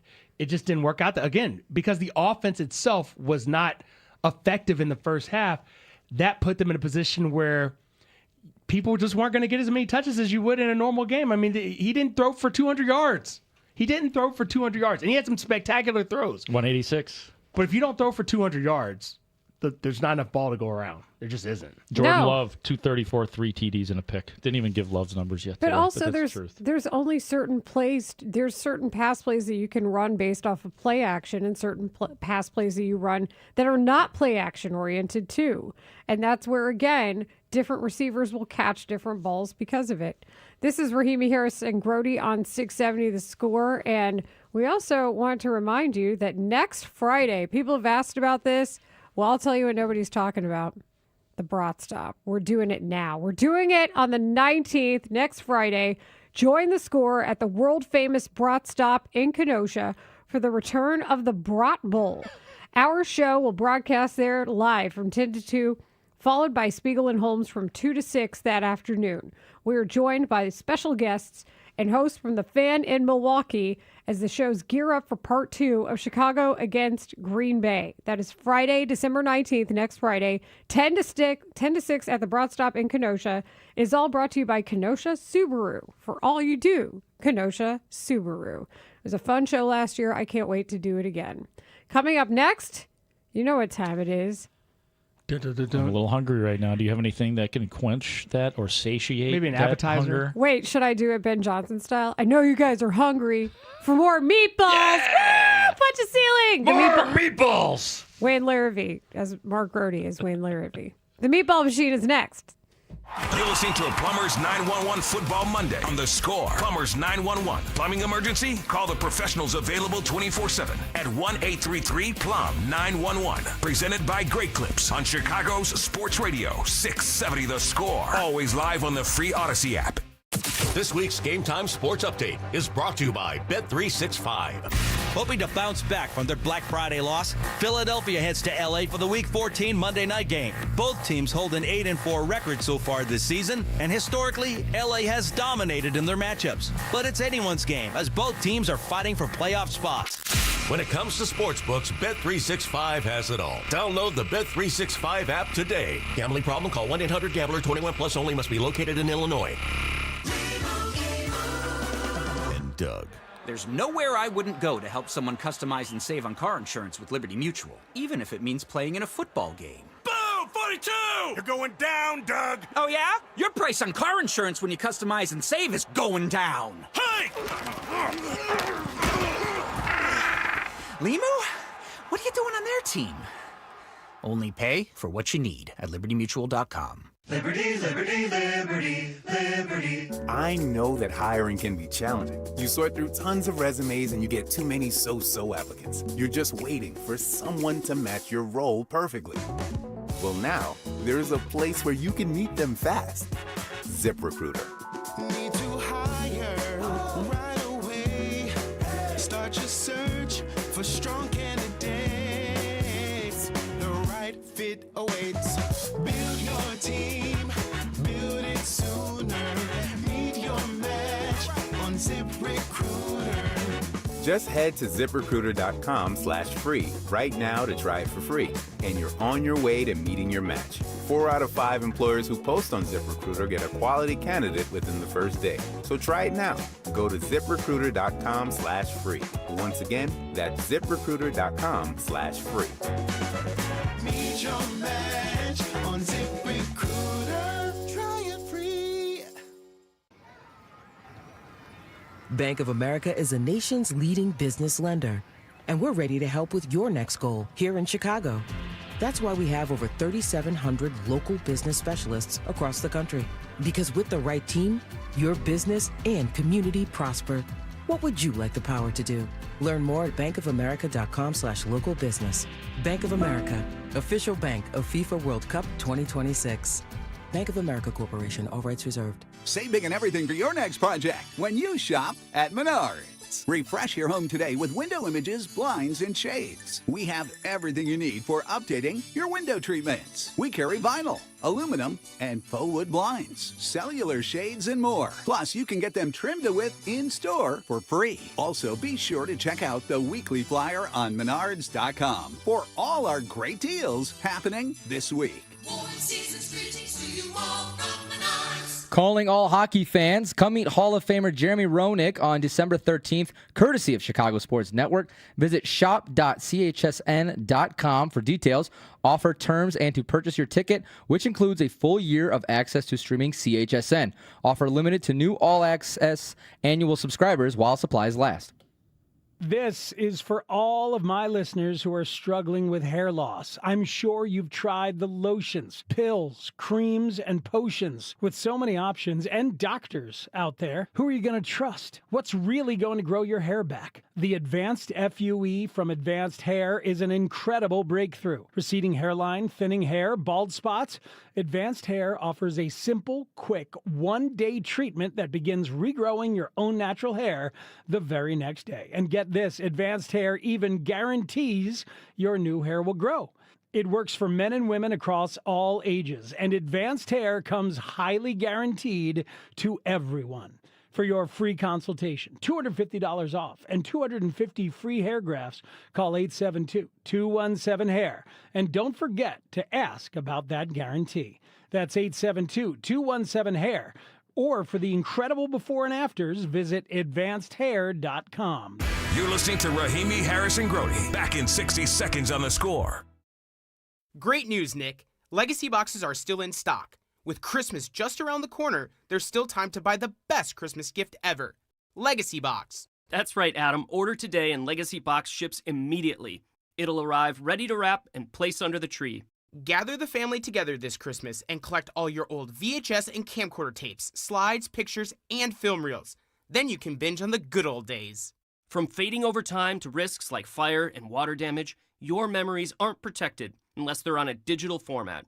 Legacy Box helps you replay those great moments from the past, from Christmas morning to your wedding day. Legacy Box is the world's largest digitizer of home movies and photos. All the work is done right here in the USA, and over 1 million customers have trusted Legacy Box. This Christmas is the time to digitize. Visit legacybox.com/value for exclusive holiday savings. That's legacybox.com/value for last-minute shopping. legacybox.com/value. Hey guys, check out this meatball machine. It is that time. Meatball time. Hey Tyler, hey Ray, how many meatballs do we have? We got a whopping 15. This happened more so after the game, but a lot of mixed feelings, I would say, as far as not as disappointed Bears fans as I thought there would be. I'm so sick of this. Watching this game with all of this good talent on defense. What is Dennis Allen doing? What? Yeah, I just witnessed Darnell Wright block nobody on a play. That gives you a great idea how the first half is going. It's halftime. Defense is playing their asses off. Caleb looks like a rookie playing his first game. He's so in over his head. He's been exposed. This Bears team's been exposed. This is not a playoff team. This is going to get ugly. Checking in early just to say I hate those mother fudging Packers. They drive me up a wall. I'm so sick and tired of them. I hope we just stuff it in their face yet. Okay, the way we all collectively recoiled when he said a word that started with F. Oh, and it was my fudge. God. Mother fudging. I was about to lose it. The previous caller was, that seems extreme. Which you know, part? that's very meatball. About not being a playoff team? Yeah, and then the Caleb Williams talking, that They're just the seems 7th like a seed. lot. They're the 7th seed, Layla. Well, yeah, the NFC has a lot of parity, as Oh, we I know. Green Bay has a whole-ass tie. It's a fine line. That tie with the Cowboys looks even weirder after yesterday's game, by the way. I hate ties. And then what's the point? Right. And then the tie becomes the tiebreaker? We just got to do more math at the end of the season. No, you have to do less math because there's no tiebreaker involved because there's a tie. Oh. The tie is the tiebreaker. Yes, you don't have to worry Make about it make head-to-head and all that sense. stuff. Stupid. I love ties. No, you don't. Oh, I don't? You just said you didn't. Yeah, but then he said it's easy. The math is easier. So that's why I said I love ties. It's fine. I hate it all. Meatball? Come on, defense.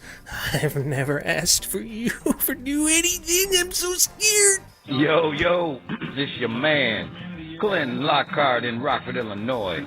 8 minutes left in this game. Haven't said this in a while. Are the Bears just like the 90s Bulls? We will put the pressure on you in the first half, but after that second half comes out, we kick your ass. Let's see. 8 minutes left. Go Bears! What were you thinking? Get the first down, Ben! Holy cow, I can't believe it! What in the world were you thinking? You get the first down there! This isn't brain surgery, you dumbass! Well, that sucked. Didn't we run that play against the Eagles to beat them? Of course the Packers are going to practice that. I just don't even know anymore. Damn. In my Florence voice. That's all right, though. That's all right. Hey, hell of a game. Hell of a game. I was just waiting for us to get in that end zone and then go for the extra point, that 2-point conversion. But that's okay. I am not mad. I feel a lot better than I was at the beginning of that first half, at the end of that first half. So, with all that being said, it's still bear down on mine. Still the Packers, and we'll see they bitch asses again in 2 weeks. Oh, that's bear okay. down. Bitch asses. Hi, Rick from Valparaiso. I've been doing a little bit of thinking, and I do not use the word little lightly. This Bear game was nothing to write home about. Unless you wanted to write home to inform your family that this Bear game was nothing to write home about. The bend but don't break concept is simply wonderful as long as you don't confuse it with the bend but then break concept, which has never ever seemed to work in the NFL. I'm frustrated. We needed a horse on that last play of the game, not whatever in the that frickin' was. Happy holidays, everybody. This loss hurts. This loss sucks. But we're still 9-4. The Bears. I'm doing the walk of shame. Back to my house. Hanging out with my Packers fan neighbor. And he was nervous. Oh, I fell. But we had a good time. Oh, I just fell in the snow. I can talk about how the defense looked. I can talk about how they, for some reason, just abandoned the run game for the first half. I could talk about those things that I think cost them this game against Green Bay of all teams, but Caleb Williams, you have got to play better in the first half, dude. I mean, that second half, that's it. That's what you need to do, and you need to do that all the time, man. Where the is that guy? I swear to God, that missed throw to Luther Burden, I yelled out loud, do you need to go back to college? Like, I know it's your first year in this offense, and I know you had a terrible coach last year, but I need you to get with it, dude. These 186-yard games, go for 4 yards, please. I left an earlier message where I was basically yelling at Caleb Williams, and while I am a little frustrated with him, I have to overall look at this picture and say, even though they did lose this game, I wasn't afraid of Green Bay going into this, and I'm happy that the Bears proved me right in the second half, because the way they stormed back and controlled the line of scrimmage and ran the ball with authority and made Micah Parsons and his teammates all gassed and tired and just controlled things, and they were gonna win that game if not for that breakdown on defense where they let Josh Jacobs run away on 3rd and 1. This team has proven that they can go toe-to-toe with anybody. And considering that was on the road, it's going to be real hard for Green Bay to come into Chicago and win that game. I don't think the Bears are going to be like the Commanders next season. I don't think there's going to be a huge drop-off. I think they're here. I think they're for real. I think they're going to be here to stay. Bear down. Let's go get these next time. Heartbroken and just bleh is my initial feeling from this. But honestly, in hindsight, I feel like this was Caleb's breakout game. The second half of that game, man, like, that's a great defense. And he had them on a string. It's what Spiegs, it's what everybody talks about. Can the quarterback have them on a string? And Caleb had them on a string in that second half. I know what the stats say. I know what the first half looked like. Trust me, I know. But the reality is that's the breakout game, because he found his off-platform throws. He competed against a great defense, almost brought us back, and trying to win the game or tie the game with a touchdown, throwing a pick. Aggressive mistake I can't hate. Caleb's a man. The guy who censored himself with the harmonica For the win. Rick, For the win. who also said it's not a game you write home about unless you're writing home to your family to tell them a game it wasn't about to not write home about. I laughed at all of the jokes, all of them. Finally, a good place for the harmonica. I love the use of harmonica as a way to bleep out the words. That's nice. I did have to go back and look at Caleb Williams' numbers after that. One of the final meatballers was talking about the second half breakout game. And I guess technically, I mean, he did throw for 154 yards in the second half and looked way better. But you still got to have the consistency, and he didn't make the play at the end of the game. So I hope that's not his breakout game. I hope there's better games to come. Yeah, has to be. To our Twitch friend who called in twice. Good for you. I'm glad that you went through the whole scope of emotions with us on the Meatball Machine. Anybody check on the guy who fell? When he said walk of shame, I was not thinking leaving his Packers friend's house, by the way. I like the dude that compared the Bears to the 90s Bulls because they start slow and they just explode. Starting slow for the Bulls was giving the ball to Bill Cartwright in the paint and him scoring baskets, by the way. And that ain't slow. No. Bears. Bulls. Like Spiegel and 1990 Holmes Bills. next. They're here.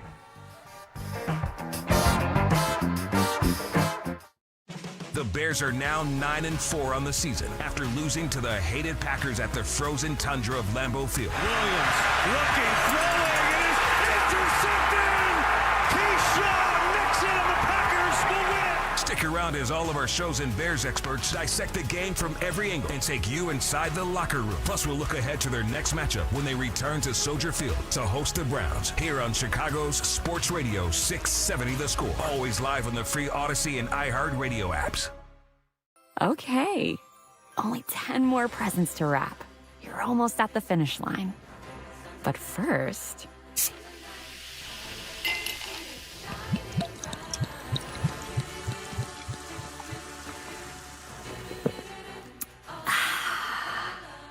There, the last one. Enjoy a Coca-Cola for a pause that refreshes. Plumbing emergency? Plumbers 911 helps you connect with a fully licensed plumbing contractor who can help with any plumbing issue at any time. Their professional plumbers are highly trained, background checked, and insured. They can address and resolve emergencies, including leak detection, water heaters, sump pumps, repiping, and more. Plumbers 911 phones are open 24/7 at 1-833-PLUM-911. Dial 1-833-PLUM-911. Plumbers 911, where they do it right the first time. I know that hiring can be challenging. You sort through tons of resumes and you get too many so-so applicants. You're just waiting for someone to match your role perfectly. Well, now, there's a place where you can meet them fast. ZipRecruiter. Need to hire right away. Start your search for strong candidates. The right fit awaits. Build your team. Build it sooner. Meet your match on ZipRecruiter. Just head to ZipRecruiter.com/free right now to try it for free. And you're on your way to meeting your match. 4 out of 5 employers who post on ZipRecruiter get a quality candidate within the first day. So try it now. Go to ZipRecruiter.com/free. Once again, that's ZipRecruiter.com/free. Meet your match on ZipRecruiter. Try it free. 250 years ago, a promise was made to connect families and friends near and far. And during the holidays, that promise is more important than ever. That's why USPS is building a better network to meet your needs, with timely deliveries, easy and affordable ways to ship, and everything you need to make your season full of holiday cheer. Our purpose is delivering your peace of mind, knowing your love will arrive, bringing joy to all. The United States Postal Service. Learn more at USPS.com/holidays. Hey, Chicagoland, it's Zach Zaidman. The season of performance is here at McGrath Acura of Westmont, where precision meets excitement this holiday season. Hurry in and make every drive feel like a celebration. Lease a 2025 Acura ADX front-wheel drive for $209 a month for 36 months. But don't wait. The season of performance event ends January 5th. Visit McGrath Acura of Westmont on Ogden Avenue today. When you do math, you choose McGrath. Excludes taxes, titles, license, and fees. To well-qualified lessees. See dealer for details. Expires 1/5/26. It's David Haugh for FanDuel Sportsbook, the official sportsbook of 670 The Score. The FanDuel Sportsbook app is your home for all of your favorite NFL bets. From yards to touchdowns to who will win, with FanDuel, any play can be the play of the game. And tonight, FanDuel is giving all customers, a 30% profit boost token. Yes, that's right. You can get in on all of the action with a 30% profit boost token this Monday night for Monday Night Football. So make FanDuel your go-to app for any snap. Just visit FanDuel.com/score to bet on the big game. That's FanDuel.com/SCORE. Play your game with FanDuel, an official sports betting partner of the NFL. Must be 21 and older and present in Illinois. Opt-in required. Bonus issued as non-withdrawable profit boost tokens. Restrictions apply, including any token expiration and max wager amount. See terms at sportsbook.fanduel.com. If you have a gambling problem, call 1-800-GAMBLER. Rahimi, Harris, and Grody will be back in 60 seconds on The Score. Guys, thanks for helping me carry my Christmas tree. Zoe, this thing weighs a ton. Drewski, lift with your legs, man. Santa! Did you get my letter? He's talking to you, Bridges. I'm not. Of course he did, right, Santa? You know, my elf Drewski here, he handles the nice list. An elf? I'm 6'3". What everyone wants is iPhone 17. And at T-Mobile, you can get it on them. That center stage front camera is amazing for group selfies. Right, Mrs. Claus? I'm Mrs. Claus's much younger sister. And at T-Mobile, there's no trade-in needed when you switch, so you can keep your old phone. Or give it as a gift. And the best part? You can make the switch to T-Mobile from your phone in just 15 minutes. Guys, my side of the tree is slipping. Timber! The holidays are better at T-Mobile. Switch in just 15 minutes and get iPhone 17 on us with no trade-in needed. With 24 monthly bill credits for well-qualified customers plus tax and $35 device connection charge. Credits end and balance due if you pay off early or cancel. Finance agreement, 256 gigs, $830. Eligible port in a new line. $100 plus a month plan with auto pay plus taxes and fees required. Check out in 15 minutes or less per line. Visit T-Mobile.com. Hosting a watch party or a holiday shindig? Let Portillo's take the stress off the plate. From craveable Italian beef and burgers to fresh salads and chocolate cake, Portillo's will help you catch up with your crew. Order now at Portillos.com/catering.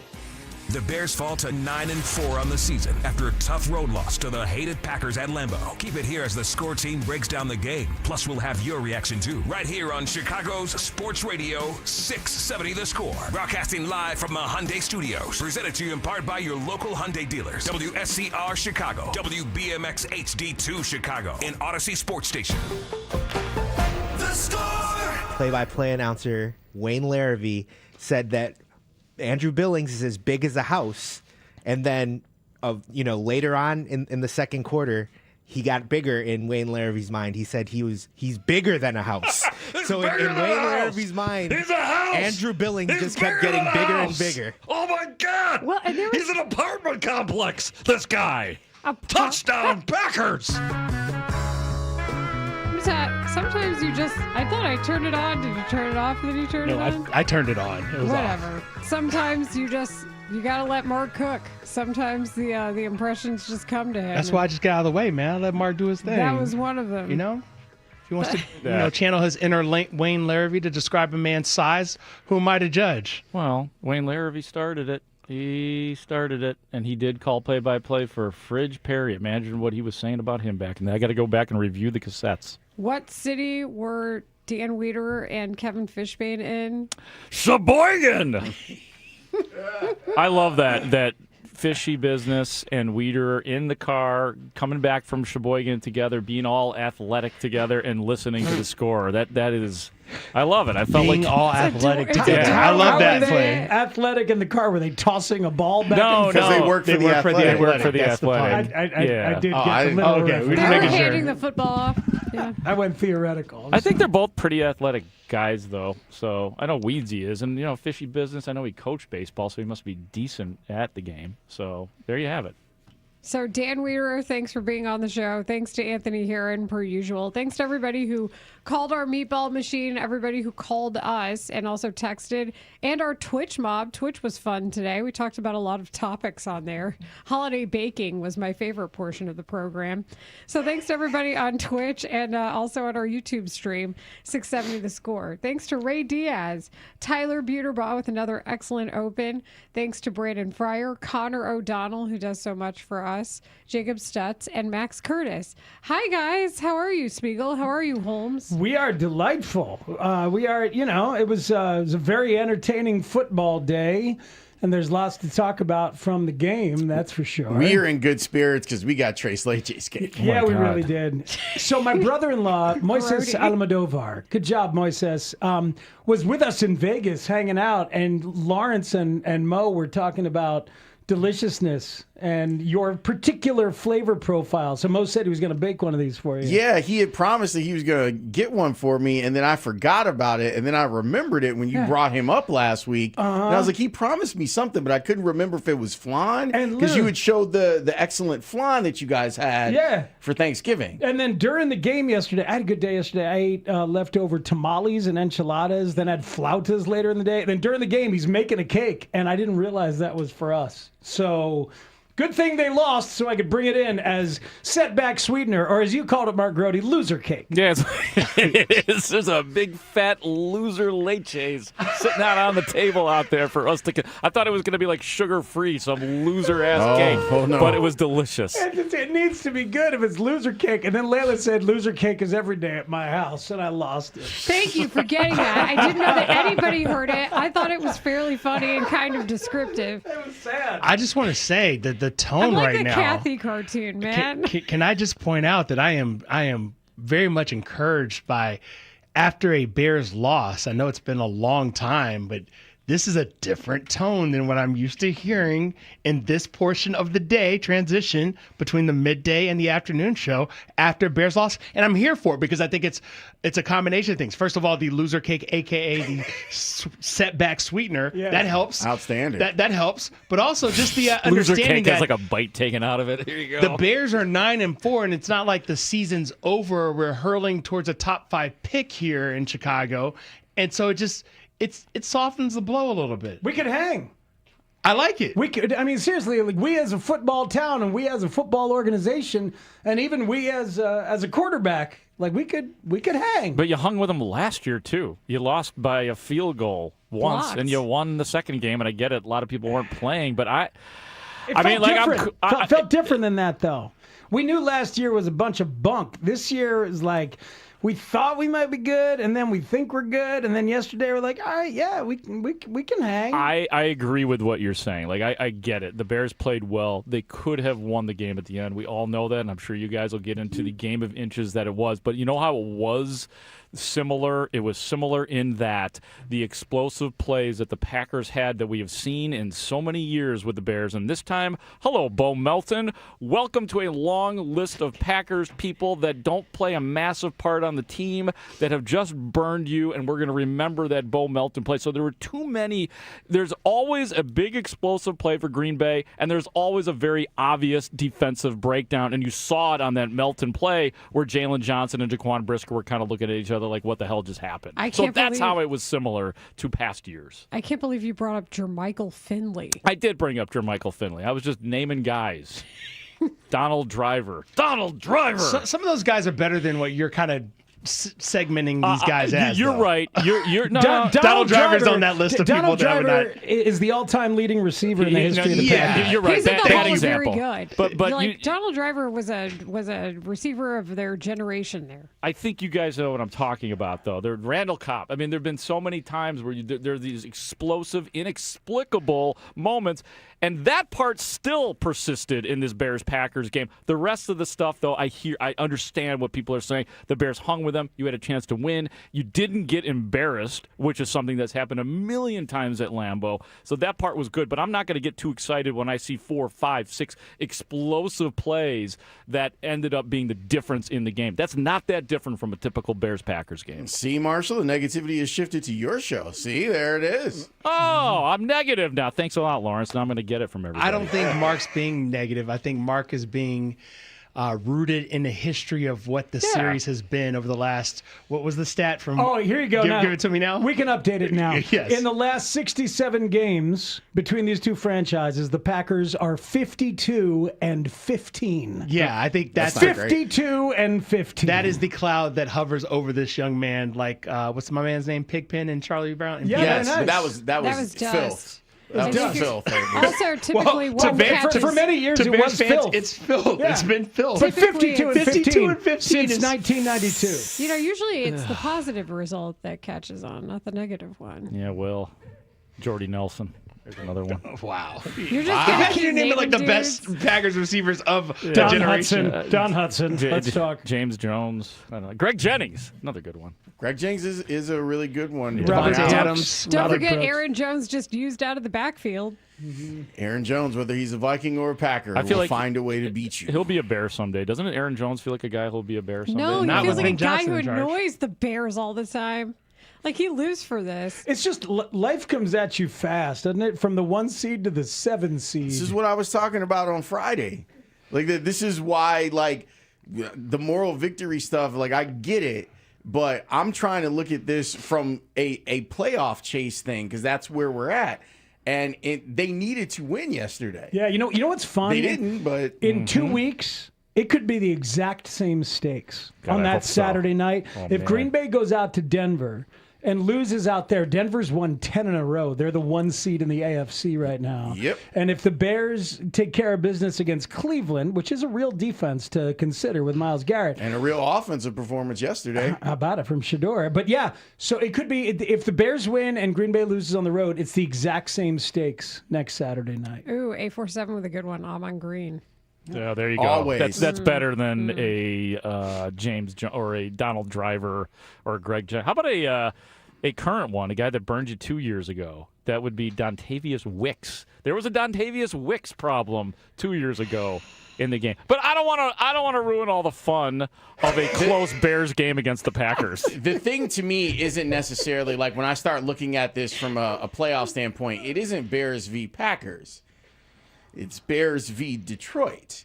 That's why I needed the Bears to win yesterday. But also- because Detroit's back in this thing. But also Bears v. Niners. I mean, Yes, absolutely. Like you're looking at go win that game. You're good. Go win. Even if they win against Cleveland, and even if Green Bay wins, you beat Green Bay. You're good to go. It could end up being Bears versus Carolina or Tampa. Like where's I think that seems like a lot of losses. Dead. Well, Tampa laid a real egg the other day. Tampa and Carolina are both 7-6, and they play each other twice, week 16 and week 18. So it's like I like that for the Bears. Yeah, but there's intrigue all over the league. Yesterday, you're in the middle of That's why if you just get to 11 wins, you're good to go. Well, depending on which games you win to get to 11 wins, you should be good to go. If you beat the Packers and you beat the Niners, or you beat the Packers and you beat the Lions. Well, if you beat the Packers and the Lions, you're good to go. You're real. If you beat the go. Packers and the Lions, you are there for. Are you even in the division? You're even in the division then, right? Mm-hmm. I assume this is assuming that the Bears beat Cleveland. Right? Well, the Packers, Packers are 4-0 in the division. But that's right now. the issue: is that the Packers are 4-0, the Bears are 1-3. Yeah, but it doesn't matter because the tie. But my point is, like, that's the real concern here. That's why the game against the Vikings at home was, even though it was in the first huge. week of the season, Massive. If you knew what this team was capable of doing, that's why it was so frustrating. And we said it then. Like those are the kind of losses that if you're fighting, hopefully they're not fighting for the bottom of the wild card standings, because we would look back on that loss. This is our concern. I dude. know. Well, here's another question: is what happens if they lose to the Packers and the Lions? Like, are you evaluating this year differently because of it? You're winning the other two games.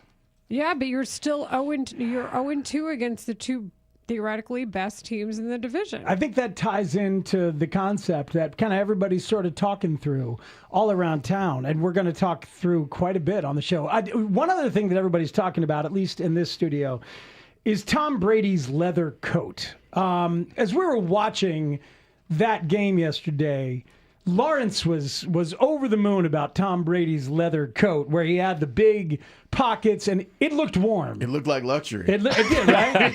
and I said, no, not the overcoat, but the leather one he was wearing underneath. It looked like a leather vest. Yeah, and I said that's got to be $1,000, right? And Lawrence said back in the thread, what'd you say, Lawrence? Seriously, $10,000, easy. It's not $1,000. Sometimes those producer skills, they come in handy. Like our search term skills as former producers are elite. Go ahead. I found Tom Brady's leather coat. What you got?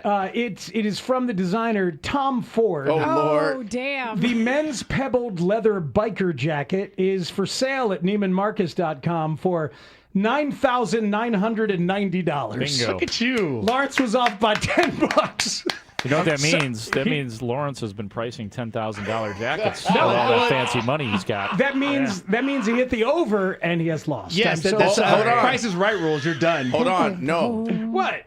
Where you buying that coat? Because they got tax there. Well, I was under. NeimanMarcus.com. I win both showcases. No, but Y'all can kiss my it's suggested retail price. No taxes are involved. We all know the stakes. But also, Lawrence, when you said that looks like luxury, I was like, you would know because you know luxury. Marshall, you're right. Confirmed. So here's the deal. You could use Klarna and get it for a clean $480 a month. Well, for how many months? well. I'm not financing a jacket. How many months is that on that? Can we not put it on layaway? Neiman Marcus doesn't have layaway? It's eternity. Neiman Marcus and layaway. The beautiful part for Tom Brady is he may not ever have to wear that jacket. Again, he may never wear that again. Grody, I had that thought yesterday. It's the coldest he'll ever be. He's never wearing that jacket again. That's the real flex. No, he could wear it without the overcoat. He wore it at an event a couple years ago. That's how I Are they found not it. doing this? Who's doing the Saturday night game? Oh, I guess they are. And you know what the temperature is going to be that day, right? It's going to be terrible. It's a high of 12 degrees that day. That's And 12 that game's days at away. night. And that game is at night. You don't know what you're doing. That's 12 days away. I would Who like are to you? suggest, He Spiegel. works with Cheryl Scott. He knows the weather. Spiegel, Guys, I think it's you guys should do turn the page today to the Green Bay game on Saturday, December 20th. Skip Cleveland. Skip Cleveland at your peril. You know what's funny, it's Grody? a We trap actually game. did talk a little bit about that in our meeting, that everyone wants to kind of like let this particular game go, Yeah. and then you move on to whatever the next thing is. Not a bad idea. Hey, not my a bad, bad Speaks. That was strategy. wrong. Hey. People don't want to hear about the Bears lost to Green Bay for 3 days. We had Turn the Page Industries. Do not fall prey to the trap game, sir. I was wrong, Speaks. I apologize. Thank you. From the Department of Corrections, as Mark Grody would tell you. Still jail. Still jail. The high of 10 degrees is this Sunday. Oh, okay. For that game. For the Cleveland game. Yeah. The next week, the high is a brisk 29. That's warm, man. Shorts weather. Can we just get it above freezing to melt all this gross Yes, city I snow? very much piled like up? that. This is the part that I hate about snow. The linger. First 2 days, all right, great. Go out there. I'll shovel that fluffy stuff. That's great. But then when you're traveling down the alleys of Chicago that don't get plowed, not a lot of fun. We're above 32 tomorrow. We've got 36 on Tuesday, 37 on Wednesday. Any sunshine in there? Yes. Partly. Yeah, rain. that's enough. In the, Let me say that. So ice. It'll wash away some of it. That monthly payment for Tom Brady's coat is more than the car payment on my Hyundai from the fine folks at Rosen Hyundai of Kenosha and Algonquin. Did you get one of those secret Santa Fe prices that they talk about? I'm not hip to those. Did someone that's the whisper in your commercial. ear? Oh, those, yeah. That's right. Yeah, of course I'm They're hip to like, you those. won't believe this, but I got... And then they cut to the shot of you in the Hyundai As driving me. off the lot. As Like me. you stole something? But yeah, I mean, so look, it's your option, folks. You want to get yourself a brand new Hyundai Santa Fe from Rosen Hyundai, or would you rather get Tom Brady's leather coat? That coat. That coat looks good. I mean, I can walk around the city. I don't need a car to walk around. The coat, though. I feel like that coat's got Grody's name all over it. When he's got his 2 dates. Oh, I like yeah. that. Speaking of Grody, Yeah.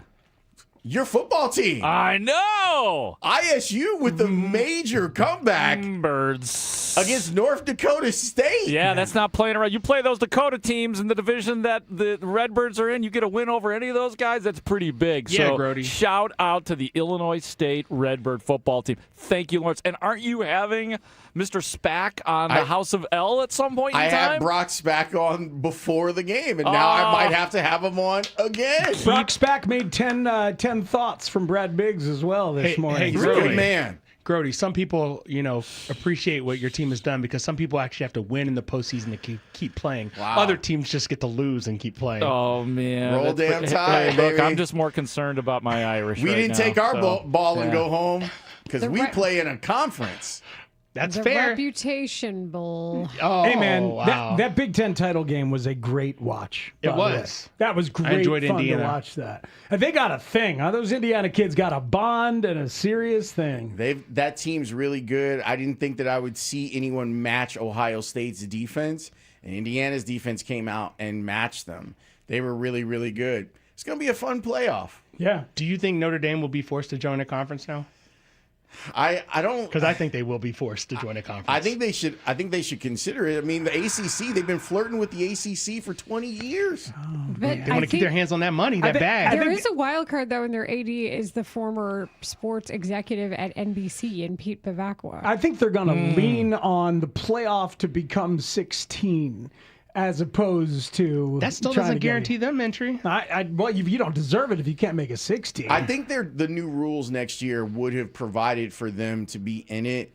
It does suck for them, and I know that the team made the choice on not going forward. Air quotes for those who can't see me. It really does stink though for like seniors.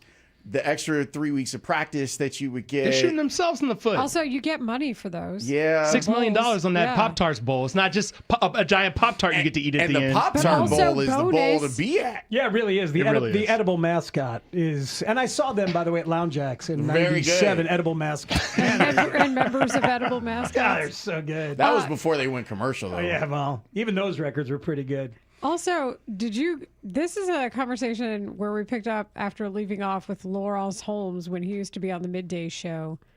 All three of us, Rahimi, Harris, and Grody, are anti-frosting on the Pop-Tart. Oh, yeah. Where do you stand? What's your favorite flavor of Pop-Tart all time? It's interesting. You guys are serial killers. Are we? No, they taste better without the frosting. The frosting's Yeah. just like, it's too much. Just give me it almost washes out the flavor of the filling. I can see that. My tastes have elevated a little bit as I've aged. Excuse me. I can see that. I might come to your side on that. You're very tres leches now. Yes. It's not an uno leches cake. Oh, No, not no, a no. dos leches. Hell no. Trace. The trace. We triple the milk. All a three of the 14 milks. leches cake. I couldn't I've handle had that. one of those. Isn't that what Bono sang? Didn't he sing Uno, Dos, Tres? 14. Yeah, 1, 2, 3, 14. 14. Oh my God, that is the beginning of that Yeah, song. 1, 2, 3, 14. It's very weird. Here's what we've got going on the show today. We are going to talk with Kurt Warner. That's at 3 o'clock. We are going to talk with the Bears fan about what happened. Young Alex went to Green Bay. He's got a story to tell. And apparently the Bears thing is a thing. He ran into some of that. He also got himself a Munchies basket while he was there. And he had an edible, huh? Met some Wisconsin people. So we will talk to him about that. Did I say Adam Haugh? He will join us at 4 o'clock today. We're taking calls, but when we come back, we're going to talk about a great day of frustration and hope.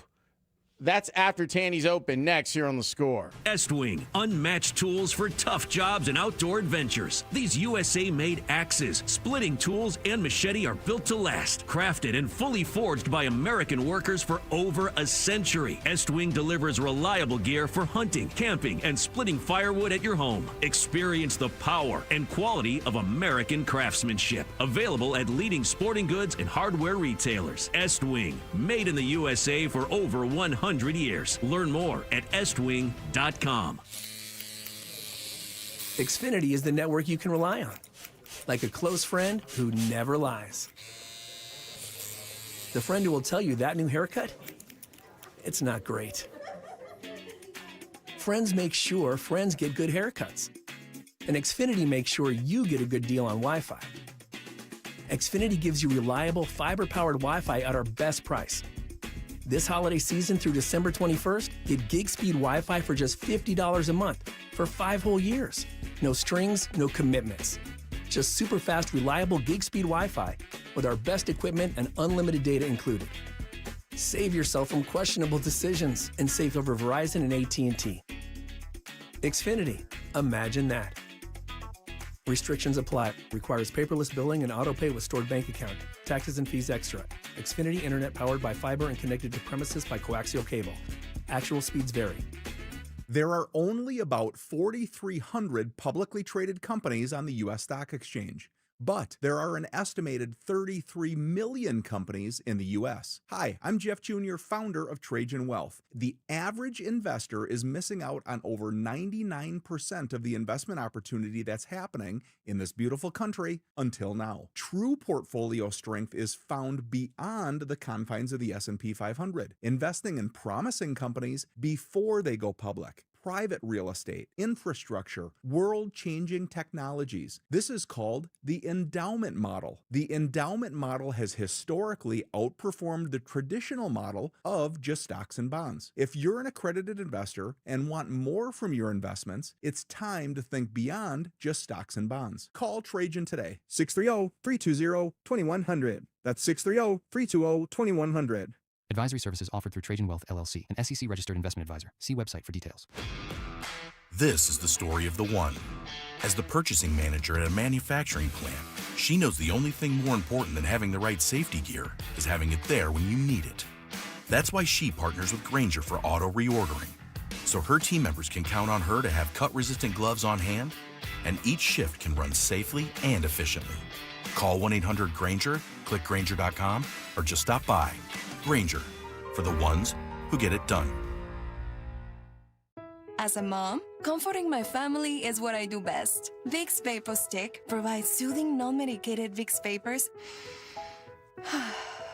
in an easy-to-apply stick, and it dries fast, so there's no mess. I use it to comfort myself and my family. Thanks, Mom. Vicks Vapo Stick, soothing comfort for the whole family. And try Vicks Vapo Shower Max for steamy Vicks Vapors when you need more comfort for yourself. Use as directed. Waiting for a new Hyundai? Your wait is over.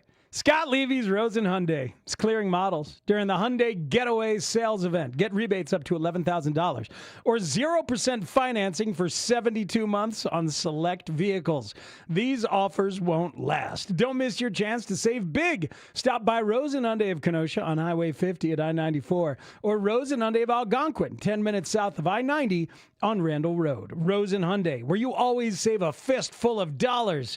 Find your ride at buyrosen.com. Financing to qualified buyers. Plumbing emergency? Call Plumbers 911. Available 24/7 at 1-833-PLUM-911. Licensed, highly trained plumbing professionals ready to answer your call. 1-833-PLUM-911, where they do it right the first time. Don't live one more day with agonizing joint pain. QC Kinetics has solutions that will give you relief without steroids, harmful drugs, or surgery. The consultation is free. QCkinetics.com. Are you paying too much for term life insurance? There's a tremendous price war among the major term life companies. Rates have dropped dramatically in the past 2 years. For example, a man age 45 non-tobacco user, $1 million of coverage is only $75 per month, level for the next 10 years. Or a man age 50 non-tobacco user can buy $500,000 of coverage for a monthly premium of only $110, guaranteed not to change for the next 20 years. That's right, level rates for 20 years. And if you're a smoker, we have great rates for you as well. At the Term Lifeline, we specialize in policies of $500,000 and above. So if you're looking for new or replacement term life insurance, call right now for a free quote. 800-676-1090. 800-676-1090. 800-676-1090. That's 800-676-1090. Rates and availability may vary by state. Sample rate quotes are based on preferred non-tobacco underwriting exam required to qualify. Paid for by Airtime Media. This is Andrew Bogish with an Odyssey Sports Minute. Can I think Notre Dame got screwed by the CFP selection committee but not actually have sympathy for the Irish? That's kind of where I am today. Whether or not Notre Dame deserved a spot in the bracket's debatable, but no one deserves to get strung along like they did. And P.S., I would have thrown the same exact temper tantrum they did and said no to all bowl games as well. I'm Andrew Bogish. Roll Tide. This hour is being brought to you by Menards. Save big money at Menards. Spiegel and Holmes. Okay, here we go, sports fans. Afternoons on the Score. Tom Rinaldi, you're on the Bears sideline. How they feeling about this rivalry? Well, Aaron Andrews called it spicy. It's a big week. We know how important this rivalry is. That was Ben Johnson's first message this week, directly echoing what he said 10 months ago in that opening presser. But he told us that when he interviewed to get this job, George McCaskey, the chairman of the Bears, stressed the importance of this rivalry to him. It's one of the reasons it was in his mind and one of the reasons he made those comments, guys. Obviously, when it comes down to the wire like that and you're on the losing side of it, it's disappointing. Well, that was a heck of a football game. Got to give the Bears a ton of credit. We knew that it was going to be a tough challenge, and it was exactly that. Really close at the end, but give a lot of credit to Green Bay. They made a couple more plays than us. What's coming? Love has time. Floats one. Watson. Oh! Touchdown, Packers. Love loading up. Ball deep. Down the field. Has a net. It's caught. Touchdown, Bo Melton. Love on a play fake. Quick throw. Watson with the speed. Christian Watson in a foot race, and he's going to win it. Touchdown, Green Bay. That's a really good football team. We got a lot of respect. They got good talent and good coaching. Caleb Williams, I mean, he is a tough guy to sack, and he made a ton of big-time throws tonight. Play fake, Williams. Looking, throwing, it is caught. Touchdown. Oh, We're fortunate that we made a play when we needed to at the end of the game, but you know, it was a back and forth battle, particularly in that second half. And it all comes down to this 4th and 1. Williams looking, throwing, it is intercepted. Keyshawn Nixon and the Packers will win it.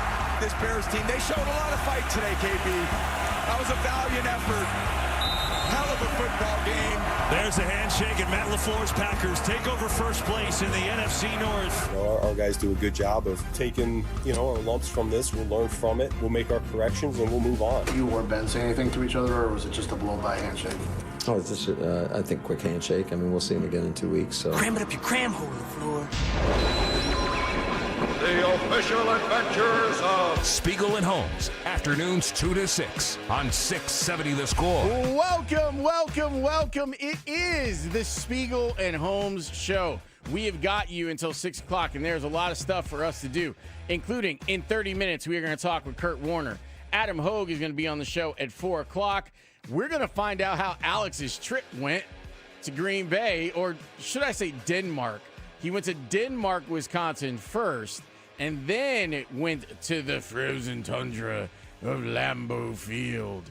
There's a lot to get to. Alex has made it back from Wisconsin. Thank God. Danny is here. He was left alone yesterday, and that's the way that he likes it. That man is Matt Spiegel. Cram it up your cram hole, LaFleur. It's a little more sad today. How about LaFleur? I mean, they got a lot of good things going on there, and Caleb Williams is really good, and I really like Olamide Zaccheaus and DJ Moore, such professional, and the way they were running the ball with Monunga. I mean, JT Barrett did a great job of coaching up them, and then look at the running backs coach. I mean, look, they clearly, with Eric Bieniemy, have got a lot of things going well for them. I mean, Dennis Allen made it tough for us all day. I mean, Ryan Poles is just the nicest man in the world. And have you ever had a conversation with Kevin Warren? That guy is really on top of it. And other than that, there's no one in the Bears organization that I'd like to say anything about. Yeah, he definitely has felt slighted, and he clearly enjoyed it. I got to say, though, I was hoping that he would go full-on heel in the post-game presser. Really lean into the rivalry? Just to start with, hey, everybody, so I guess they're not going to beat us twice this year, huh? Okay, I'll take questions. That's what I was hoping he would just go ahead and even do. Their post-game locker room, like the game ball portion, I watched that this morning.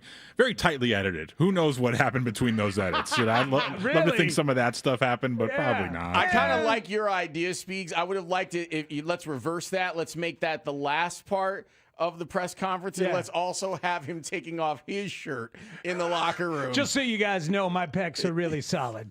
I and these too are have them. been lifting. I don't need a free lame-ass hot dog to take off my shirt. And I put ketchup on my hot dog. I'm 12-1 against those jamokes. All right, see you guys later. Catch you tomorrow. Right, but he didn't do that. He didn't. He Maybe stayed he won classy. the second game if they win. He stayed classy. But man, look, I know that I might be in the minority here, but I've done some crowdsourcing as well. Oh, sorry. Yeah, you're in the minority. Especially here. And in this industry. But go ahead. That's right. I'm not in the industry. I'm usually a boss. Let's be honest. But here's the thing. I loved that they could hang. That the Bears could hang. The joy and surprise of how good they were in the second half. The fact that the coaches made the adjustments, and they started to late in the second quarter, but they really did in the second half at halftime. It came out, and the way the offense was, and they figured out how to stay away from Micah and frustrate him and retake the control of the line of scrimmage, and they did not turtle. Cole Kmet said after the game, quote, "I've seen teams I've been a part of here fold at halftime like that." He's right. When things aren't going so well. So to come out like that and play the way we did, I thought was good on our end and things we've got to carry going forward. And I know the players will not ever cop to a moral victory, and they don't have to. But for the fans, for the way that thing felt, I just enjoyed the fact that they could hang so much. Maybe it's the last one of the season, certainly the last one of the regular season, but in a season that has been defined by figuring out just how good are the Bears actually. Yesterday was like a final piece to show me, you know what?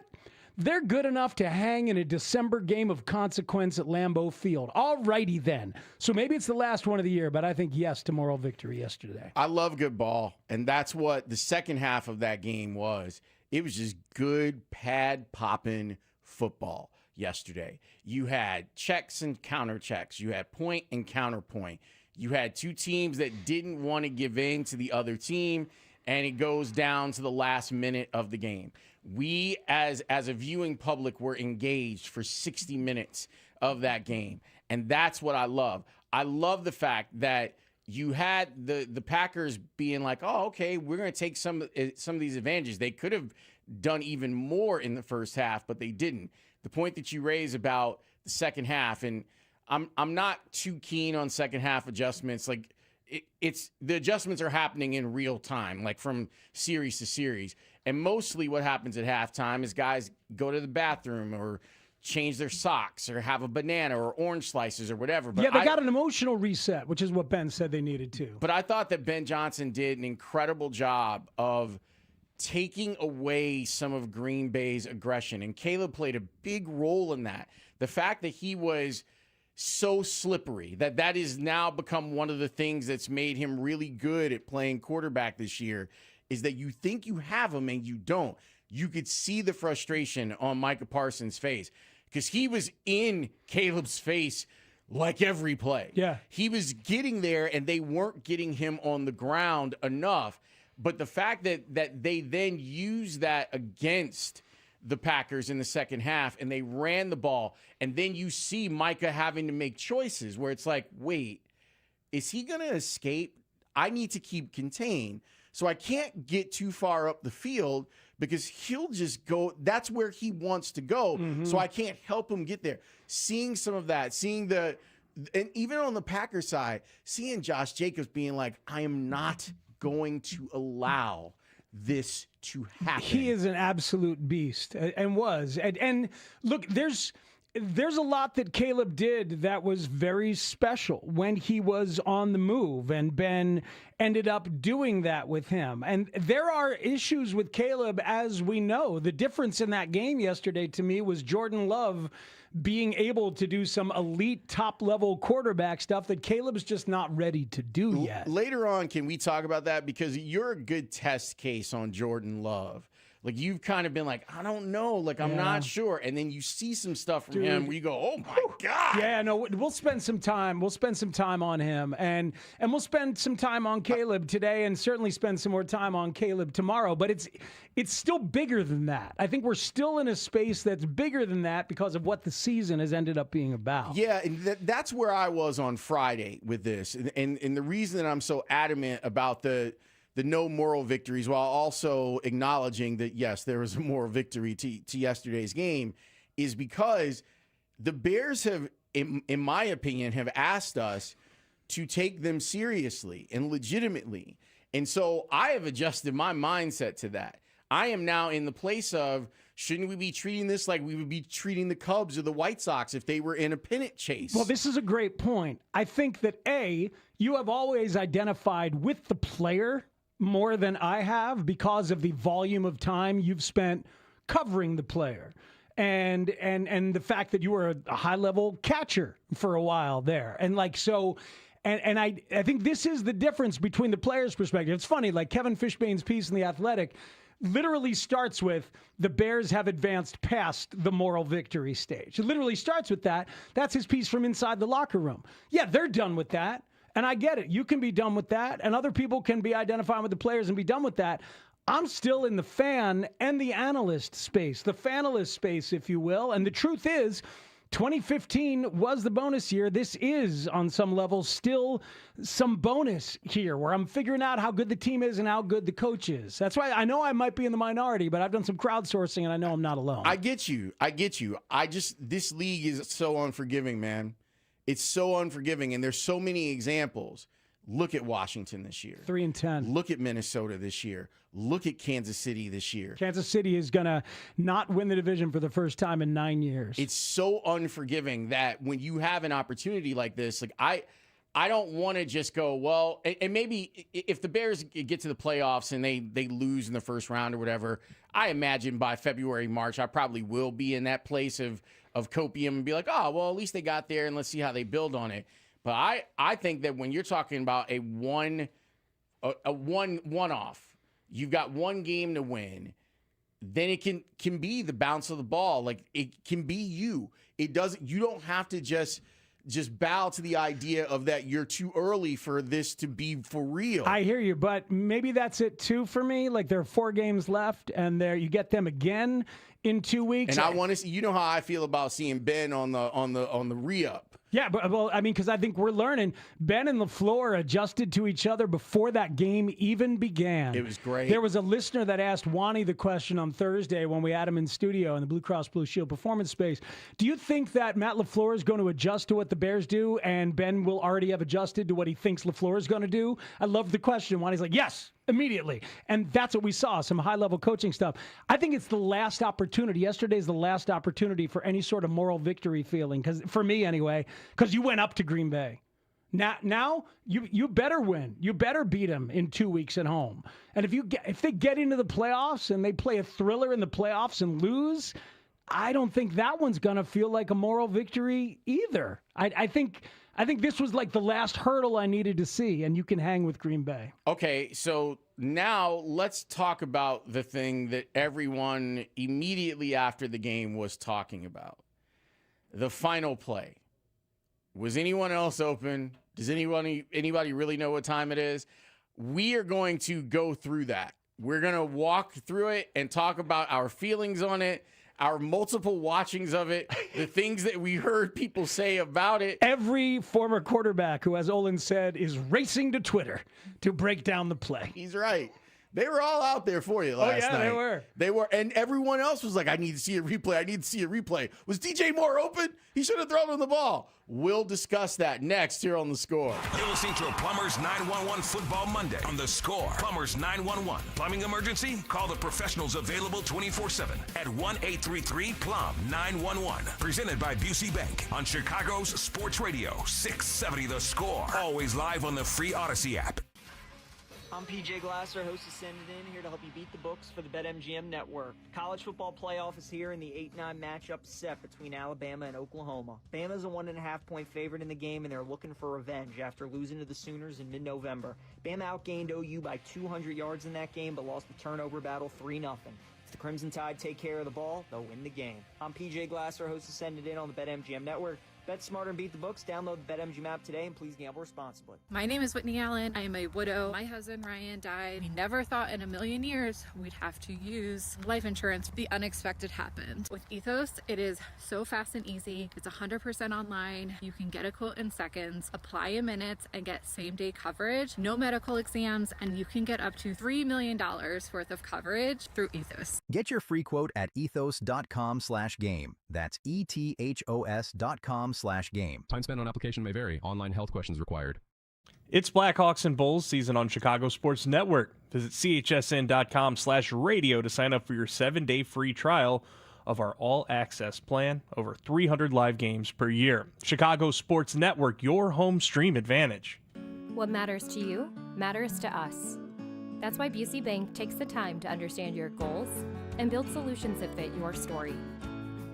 From everyday banking to long-term planning, our team is here to help you navigate every stage with care and expertise. We're more than a bank. We're your neighbor, your advisor, and your advocate. Busey Bank, building business, growing wealth since 1868. Member FDIC. We all hear the radio ads about the IRS. They tell you to be afraid, to be scared, and they try to frighten you into calling. I'm not here to do that. Tax Relief Advocates is different. TRA is here to tell you that if you owe money to the IRS, whether it's $5,000, $50,000, or $500,000, we have a solution. It doesn't matter if you're sitting in your car, at work, or with your kids. No matter where you are, call now. 800-507-9701. Don't lose hope. TRA can eliminate or reduce what you owe to the IRS. Generous programs are now available that can give you a fresh start. Our passion is taxes and helping individuals fix their IRS problems. We have over 1,000 5-star reviews on Google and an A+ with the Better Business Bureau. You don't need to be afraid of the IRS any longer. End your tax nightmare today by visiting us online at TRA.com or call 800-507-9701. That's 800-507-9701. Tax Relief Advocates. Real solutions for real people. Save big on everything for your next project now at Menards. Upgrade your bathroom today with our great selection of bath fans. Browen's Roomside series provides powerful ventilation with a quiet performance. They're available in a white or matte black finish. Get a Browen Roomside series bath fan today. On sale for $139.99.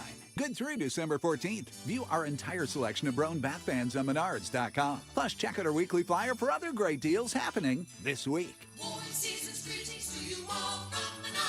Hey Chicago, it's David Haugh from The Score here, and you know I'm all about staying connected no matter what, and nobody does it like Verizon. I'm talking about the best 5G in Chicago, and with Verizon, everything just works. Need to check traffic before your commute?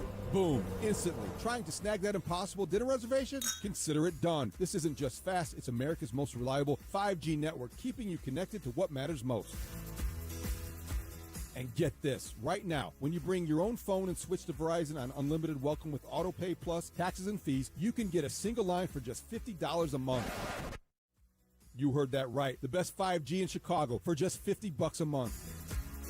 So if you're ready to experience the difference with the best 5G network around, stop by your nearest Chicago Verizon store today. $20 monthly promo credits applied over 36 months with a new line on unlimited welcome. In times of congestion, unlimited 5G and 4G LTE may be temporarily slower than other traffic. Domestic data roaming at 2G speeds. Rankings based on Root Metrics Root Score. Report dated 2H2024. Your results may vary. Additional terms apply.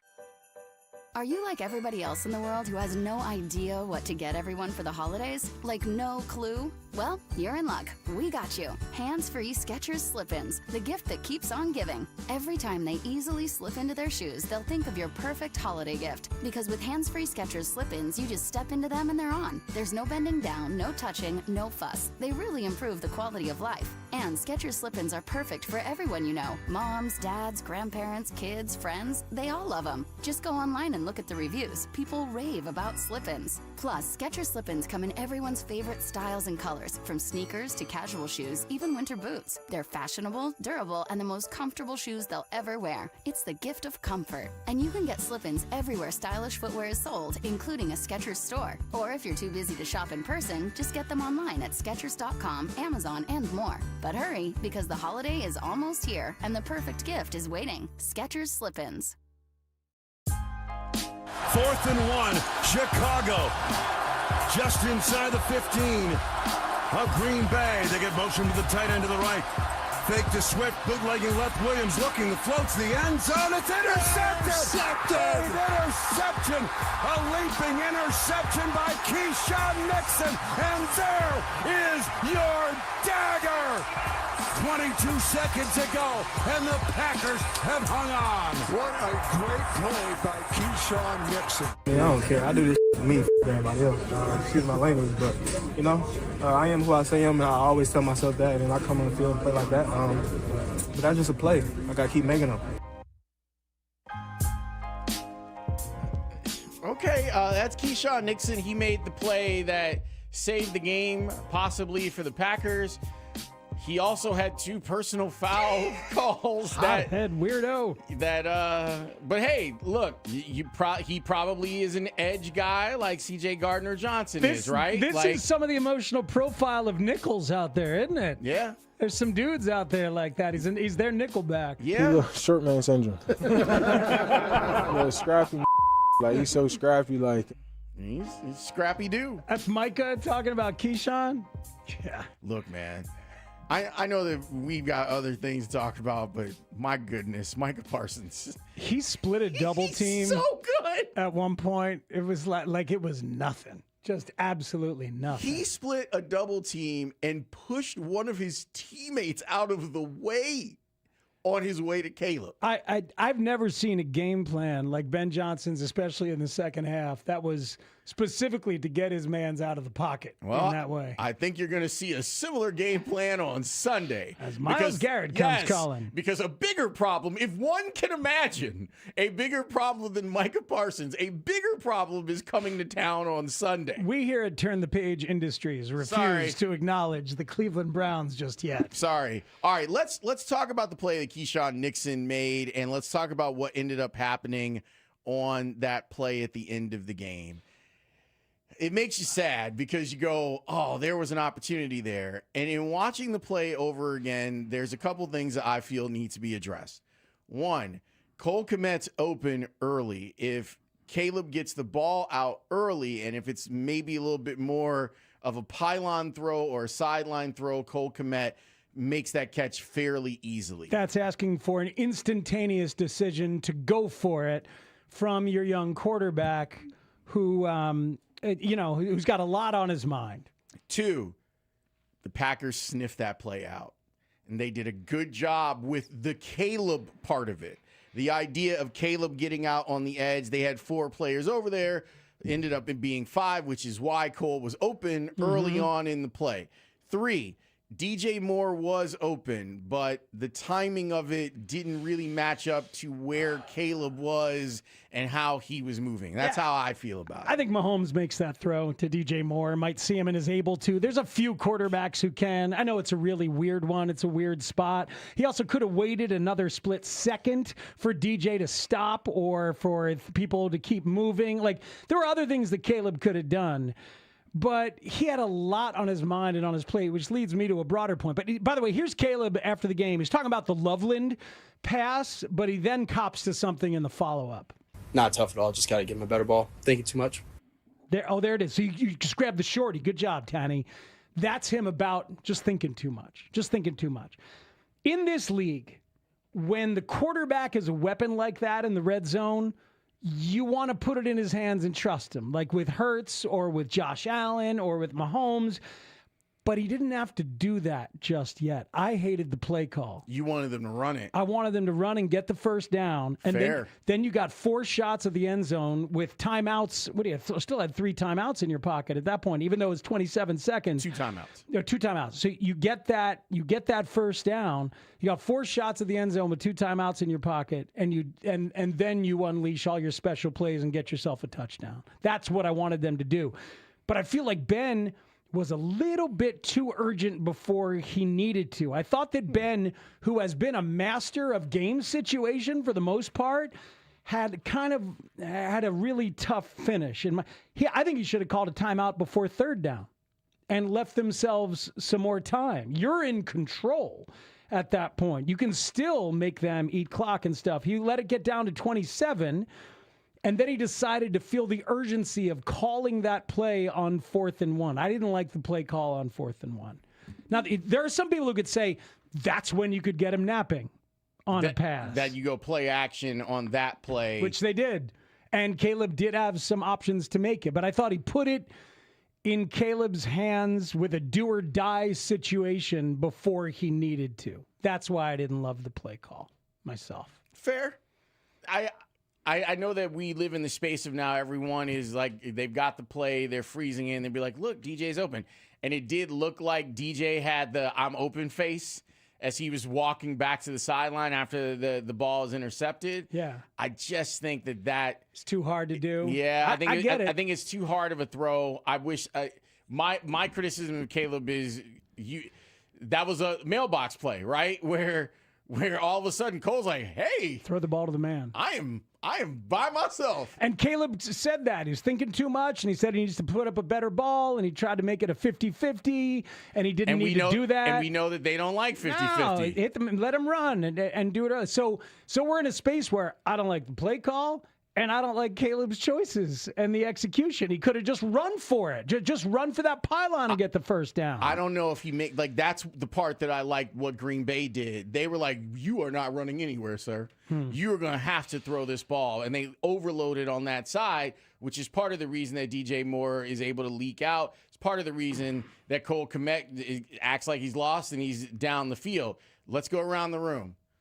Are we all going for 2? If they score, I said it in the thread. Yeah, you sure did. Like early on it, before and then Brady. Before Brady. Yep, exactly. Definitely would have, because I would not have wanted to roll the dice against that offense in overtime. That would have been more deflating, I feel like, for your ball club than losing it after scoring the touchdown and failing on 2 points. Alex, you were there. Yeah, we were talking about the whole time. We said it was down on our end of the field. And we're like, they're going to score here, and they're going to go for 2 to win the game. And they may try to run it in at that point because they were so effective with the run in the second half. And that's why it stung so much to have it end like that, didn't it? Right in front of my face. Oh, I bet. And right on the couch where I was, I'm like, I'm gonna get a 2-point conversion to try to win this thing. Shades of Wani doing it. Remember when Wani went for 2 against Green Bay when the Bears were getting dominated, but all of a sudden they had a shot? And I love that Wani went for 2 at that time. I would have loved this, and you got denied that. And man, that's got to leave a mark. It's got to leave a mark on Ben and a mark on Caleb that moment. I think he was thinking a little bit too much, and I wonder if Ben thinks even he was thinking a little bit too much. Well, they've got to let go of it quickly because now you're in a dogfight for the last playoff spot in the NFC. That becomes important. That's why I wanted them to win yesterday. Let's talk with Kurt Warner about the final play, how the two quarterbacks played, what he thinks of the Bears and the Packers.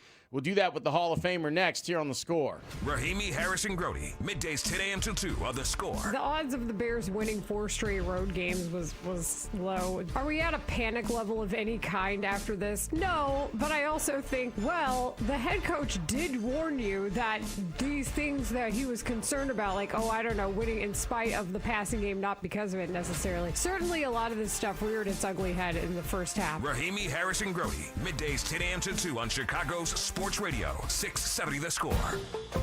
And live on the free Odyssey app. FanDuel Sportsbook is the official sportsbook of 670 The Score. Hey, it's Spiegs. The FanDuel Sportsbook app, it's your home for all your favorite NFL bets. From yards to touchdowns to who will win. With FanDuel, any play can be the play of the game. Tonight, FanDuel's giving all customers a 30% profit boost token. That's right. You can get in on the action with a 30% profit boost token this Monday night. So make FanDuel your go-to app for any snap. Just visit FanDuel.com/Matt to bet on the game. That's FanDuel.com/Matt. Play your game with FanDuel, an official sports betting partner of the NFL. 21 plus and present in Illinois. Opt-in required. Bonus issued as non-withdrawable profit boost tokens. Restrictions apply, including any token expiration and max wager amount. See terms at sportsbook.fanduel.com. Gambling problem? Call 1-800-GAMBLER. Okay. Only 10 more presents to wrap. You're almost at the finish line. But first...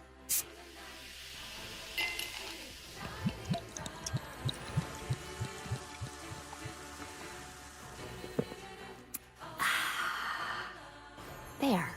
The last one. Enjoy a Coca-Cola for a pause that refreshes. I know that hiring can be challenging. You sort through tons of resumes and you get too many so-so applicants. You're just waiting for someone to match your role perfectly. Well, now, there's a place where you can meet them fast. ZipRecruiter. Need to hire right away. Start your search for strong candidates. The right fit awaits. Build your team. Build it sooner. Meet your match on ZipRecruiter. Just head to ZipRecruiter.com/free right now to try it for free. And you're on your way to meeting your match. 4 out of 5 employers who post on ZipRecruiter get a quality candidate within the first day. So try it now. Go to ZipRecruiter.com/free. Once again, that's ZipRecruiter.com/free. Meet your match on ZipRecruiter. Try it free. Makita knows that pros never settle, and neither do we. With Makita, you get tools that perform at the highest level on every job without compromise. Makita is for the most detailed pros, expertly engineered to deliver precision, job after job. When your work calls for the best, call on Makita. Makita, built to be the best. Available at the Home Depot. At Target, great memories start with great prices. Get gingerbread house kits for just $12, plus all the Wondershop baking must-haves. Gather the whole fam, grab some gingerbread kits, and start building sweet moments together. Then keep the joy rolling, baking up tasty treats with Wondershop that'll make the season a blast. Make unforgettable memories with incredible prices on gingerbread kits and Wondershop baking essentials.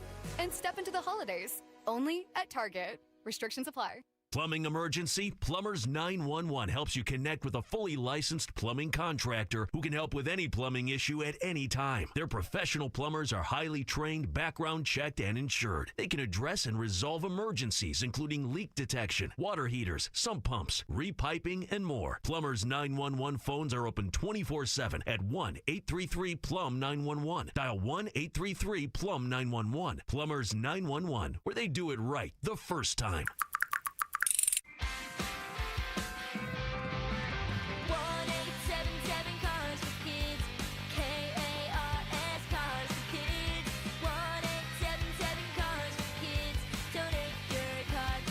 Call 1-877-CARS-FOR-KIDS to reach a friendly live agent. Donation's super easy, and your car can be picked up as soon as tomorrow. Call us now, 1-877-CARS-FOR-KIDS. Donate your car today. Hurry! It's our last chance to donate for 2025. 250 years ago, a promise was made to connect families and friends, near and far. And during the holidays, that promise is more important than ever. That's why USPS is building a better network to meet your needs, with timely deliveries, easy and affordable ways to ship, and everything you need to make your season full of holiday cheer. Our purpose is delivering your peace of mind, knowing your love will arrive, bringing joy to all. The United States Postal Service. Learn more at USPS.com/holidays. This December, Window Nation puts an end to your window problems. You'll save big, too, with 50% off all window styles. Plus, you could get 0 interest for 5 years. Hurry, the sale ends soon, so schedule your free estimate right now at windownation.com. This is where Chicago comes to talk Bears football. We are Sports Radio 670 The Score. Broadcasting live from the Hyundai Studios. Presented to you in part by your local Hyundai dealers. WSCR Chicago, WBMX HD2 Chicago, and Odyssey Sports Station. The Score! This hour is being brought to you by Joel Osco. We will rally around Kurt Warner. Kurt Warner. You're a big horse, and you must be ridden every Monday night. Two-time NFL MVP. They talk about this, the greatest show on turf, maybe the best offense ever in football. Super Bowl champion. Warner to throw. Going deep downfield, adjusting for it is Isaac Bruce. Touchdown, 73 yards. Pro Football Hall of Famer. Not just the NFL Hall of Fame. And I wear that as a badge of honor because without pro football, in all its forms and fashions, I'm not here tonight. Radio analyst for Westwood One Sports. Caleb doesn't have the efficiency right now, but he's got the explosiveness. And that's what he brings to the table right now. They're running the football really well, and he brings these explosive special plays to the offense, even if they're not fully efficient. NFL Network analyst. Who has the better offensive scheme? I would actually go with the Bears scheme. And I like what Matt LaFleur does, especially in the run game and his play action down in the red zone. But when I look at the overall scheme, I love what Ben Johnson's doing. Now, you're saying it's not as efficient yet. We talked about it earlier. Caleb Williams is going to get better and get more accurate, but I love the way that he changes things up. I mean, this is one team that's run for over 250 yards twice this year. You don't even think about that part of it. And then the way he creates opportunities for his quarterback, love what he's doing in Chicago. Kurt Warner with Spiegel and Holmes on 670 The Score. Our segment with Kurt Warner is sponsored by Plumbers 911. Plumbing emergency. Call the plumbing professionals 24/7 at 1-833-PLUM-911. It's also brought to you by Great Clips. It's going to be great. Kurt Warner joins us on the Circa Resort and Casino Hotline, circalasvegas.com. We're trying to figure out how to feel about yesterday's game, Kurt. It's very good to talk with you. What did you take away from Bears-Packers? What was the most interesting thing? I think the biggest thing that you continue to take away is, and I think you hear a lot of people talking about it today, is just how they're convinced that Chicago's for real. I think, as you've watched them win a lot of close games and some of the lack of efficiency with Caleb that we've talked about and not a lot of big names on defense. I think a lot of people were like, okay, how good are they? Like, are they the number one seed? Are they a playoff team type of thing? And I think every week, go into Philly and you beat Philly the way that you did. And then in this game, to be competitive and to fight back and to put yourself in position to tie that game up or maybe win that game late. I think they're continuing to convince people that it's a really good football team. And, they didn't just get lucky or, Caleb pull out a couple late wins with a team that's not very good. I think they're convincing people that, they're playing with the best teams in the league and they're competitive with the best teams in the league. And yes, they can improve and they can get better, but that they're a formidable team right now. And I don't think a lot of people were fully convinced of that just a few weeks ago. Yeah, I agree with you. And it's an interesting dynamic, as Lawrence talked about, that we heard you talking about Ben Johnson in the open. After the game, Ben praised the Green Bay defense, said at home, going into this, they were giving up 13 points a game, 240 yards per game. So they go silent cadence because they have to. But what did you think of what Ben did? A lot of max protect, the run game, and so many bootlegs. I lost count of how many bootlegs for Caleb, especially in that second half.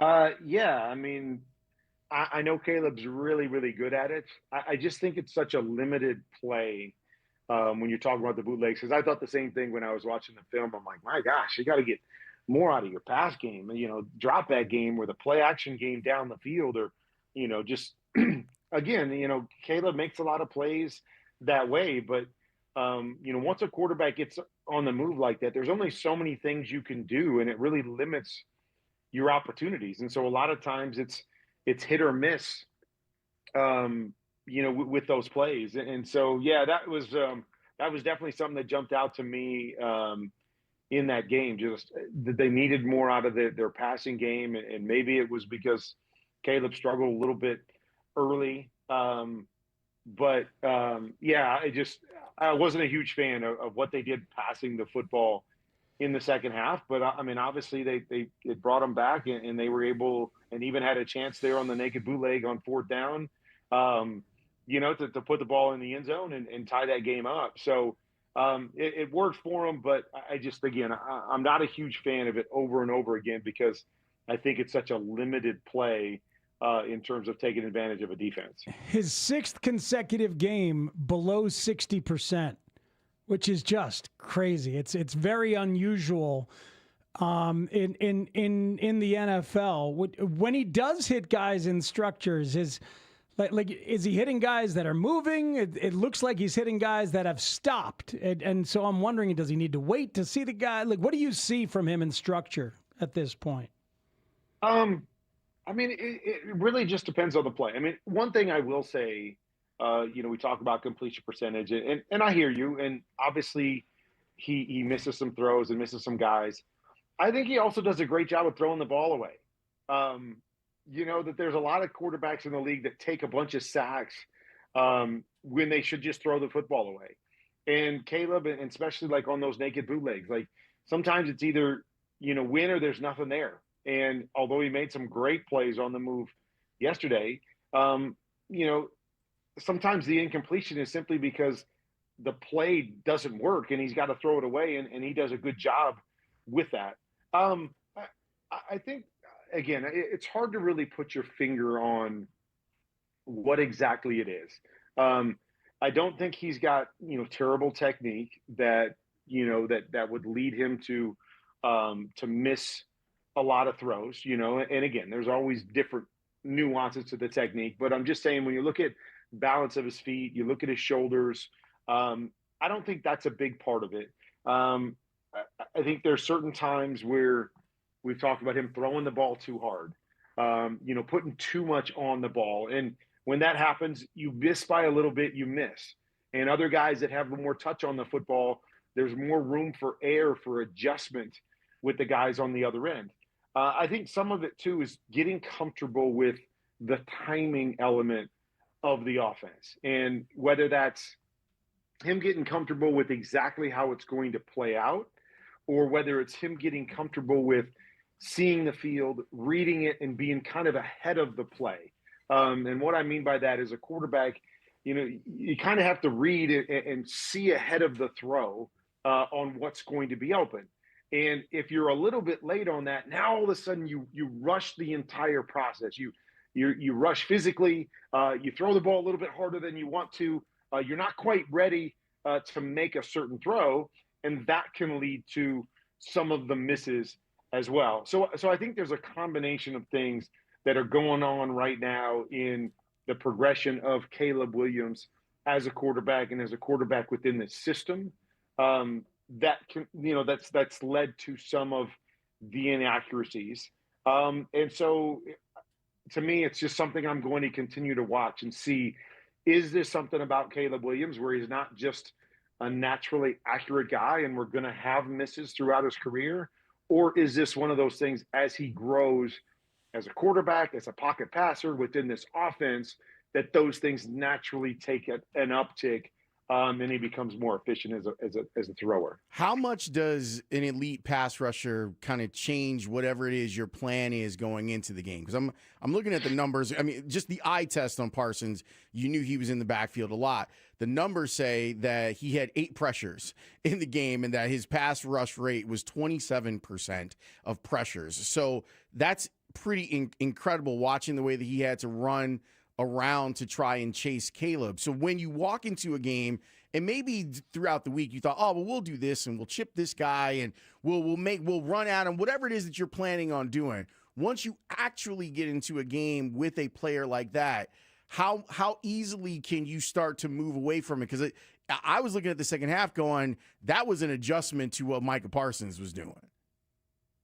Well, I mean, yeah. I mean, anytime a guy's ruining a game, it becomes more of a facet inside the game of what you're thinking and how you're playing. I mean, as a quarterback, the whole goal is always to not think about those guys up in front of you. It's much easier said than done when you're in games like that. But that's your goal is I got to come back and I got to do my job so well that I'm seeing it and getting it out of my hands before that guy can even get there. And that was, always my mindset was I couldn't drop my eyes. I couldn't, look to see, is he going to be protected? Where is Micah Parsons? That was something that I had to avoid the best I could in the course of every game. And, you would always get caught up in games where, you knew somebody was there and you were getting hit a lot. And your eyes would drop here and there. But usually when your eyes drop as a quarterback, that's when you're done. Outside of maybe a guy like Caleb that can, make a play running around or find a window. But you're done in terms of being able to attack a defense down the field, once you start thinking about those things. So you just have to do your best to compartmentalize it. And even if you're getting hit, like, hey, I got to trust my guys the next time to block him, and I've got to do my job, or I got to get this ball out of my hands before he can get there and help my guys up front. And that's the mindset you have to have. Kurt, I was hoping that the bad version of Jordan Love was going to show up. Nope. That's not what we saw. I know what I saw, but you're the guy who played it and knows it. What do you see when you see him playing these days? Yeah, I mean, the interesting thing was that they hit the same kind of play 4 times in the game. And those were the big plays that the Packers got in the game were the deep over routes that they threw over and over again in that game. Outside of that, the Packers were just kind of efficient, and Jordan was just kind of efficient. There was times I thought he missed some throws, but even when he kind of misses a particular read, he does a nice job of just finding a positive play, getting a completion to his back and moving the chains. Or when he goes through a progression too fast, he finds a way of doing something positive instead of negative. And that to me, is he's making the big plays when they were there, like he did yesterday. And then he's not making the big mistake, even if it's not clear or he's not seeing it. And I think that's what he's doing really well right now. And what he's, and why their team continues to win is that they're not necessarily dominating or blowing teams out of the water from an offensive standpoint, but he makes enough big plays and he's not making mistakes. And that's going to give your team a chance every time out. And I thought he played a really good, efficient game with 2 or 3 big plays that were difference makers. How did you feel about the Bears' last play? I mean, I think there's so many ways to look at it. The first thing I could say is it was kind of predictable because we've seen them do that, and they basically ran the exact same play for the touchdown against Philadelphia on 4th down to put that game away. So you see them do a lot. They ran a naked on 4th down earlier in the game where Caleb ran for the first down, and then obviously a lot of naked bootlegs within the course of the game. So I think you could say predictable, but I also think there's an element to, even though it's predictable, it's been very successful for him. Even though it's predictable, Caleb Williams is really good in that setting. Even if he's got to run like he did earlier in the game. It opens up options to get Caleb Williams and his legs outside. And then bottom line is he had a guy wide open. Like if you go back and watch the play, 4 guys on the defense of the Packers jumped the flat. Maybe because they, it was predictable and they knew it might be coming. But 4 guys jumped it. It was a backside player that had, I can't think now. Keyshawn Nixon. Yeah, Nixon coming over from the backside to have to take away that corner route. The biggest thing on that play, and again, there's so many elements to it, is that if that was me running that play, I probably get to that corner much sooner than Caleb did, because, and I'm not saying that because I was necessarily a better player. I'm saying that because I wasn't an athlete. And so my legs were not a part of the equation in terms of, I'm going to run for the first down. So I peek the flat, it's covered. I'm right up over the top to the corner route. With Caleb, he was a little bit late getting to the corner route. And part of me wonders, well, I ran for the first down, and it's kind of the safer play on 4th down than to throw it down the field. Was that the reason he maybe got to the corner route a little bit late on that? And then obviously the throw is a little bit, short, and I think probably because he was late and the tight end was further down the field, and it leads to an interception there. So, there's so many things, like, how do you want to look at it? Well, was it a bad play call because it was predictable? Well, maybe to a degree, but it's also been successful, and you've had success with it. And there was a guy open on the play, so it's hard to complain about a play call where there was a guy wide open for an opportunity to tie the football game, and you're doing something that your quarterback's really good at. So I don't really have a problem with it overall, but I maybe could have popped something a little bit easier had you done something that you hadn't shown in those situations, quite often during the year. Kurt, I didn't want the Bills and the Bengals game to end, even though I was sitting there waiting for the Bears. The quarterback play in that game, my goodness. Is there anybody better than Burrow when he's healthy? He's amazing. He's awesome. He sees the field so well. He's so accurate with the football. And he's got, great mentality. He's very confident, and his team believes in him, and he's not afraid to make mistakes. I always think the great ones are those guys that don't play tentative, that don't care about the environment and whatever. They're just going to go play, and they're going to believe that they're going to make every throw and every play. And that's who Joe Burrow is. There's no hesitation in the way that he plays. But I don't think there's anybody that processes the game in this NFL as well as Joe does. And that's why I enjoy watching him so much, because he plays the game very much like I did. But I appreciate that part of it in an era where we've got a lot of tremendously athletic quarterbacks that do incredible things every time out. I appreciate, the guys that still play the game, head first and see it and get it out and get it to their playmakers and do those sorts of things. And Joe Burrow does that as well as anybody, and it's fun to watch. I hate to sound out of town stupid, but starting from when he got the opportunity to play, it seems like Shedeur Sanders is getting better with each rep. What are you seeing with him? Because he's the Bears' next opponent. Yeah, I mean, this was his best game by a long shot. And I think he's doing a lot of things really well. He throws a good ball. He throws a catchable ball. He's accurate, like we saw in college.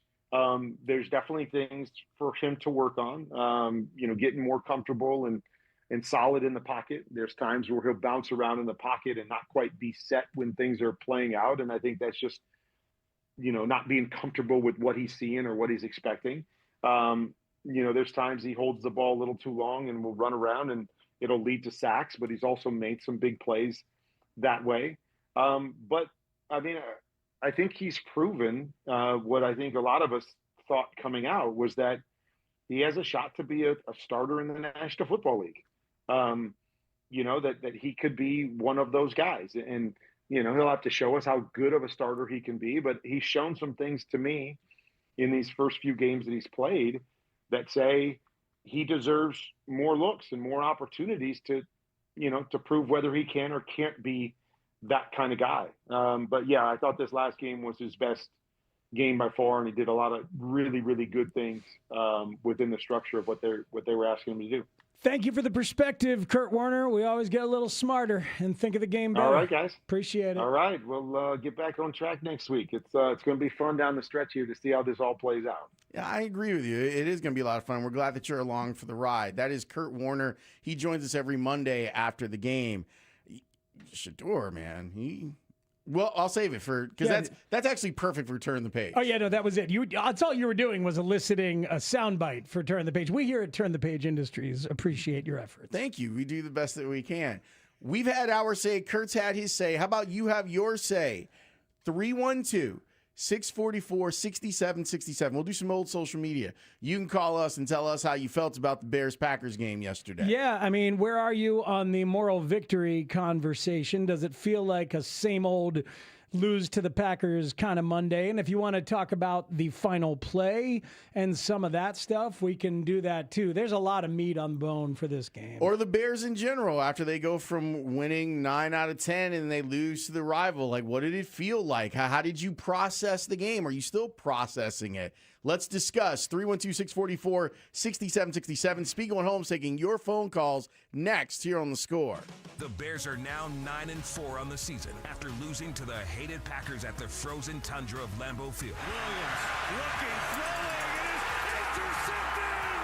Keyshawn Nixon and the Packers will win it! Stick around as all of our shows and Bears experts dissect the game from every angle and take you inside the locker room. Plus, we'll look ahead to their next matchup when they return to Soldier Field to host the Browns here on Chicago's Sports Radio 670 The Score. Always live on the free Odyssey and iHeartRadio apps.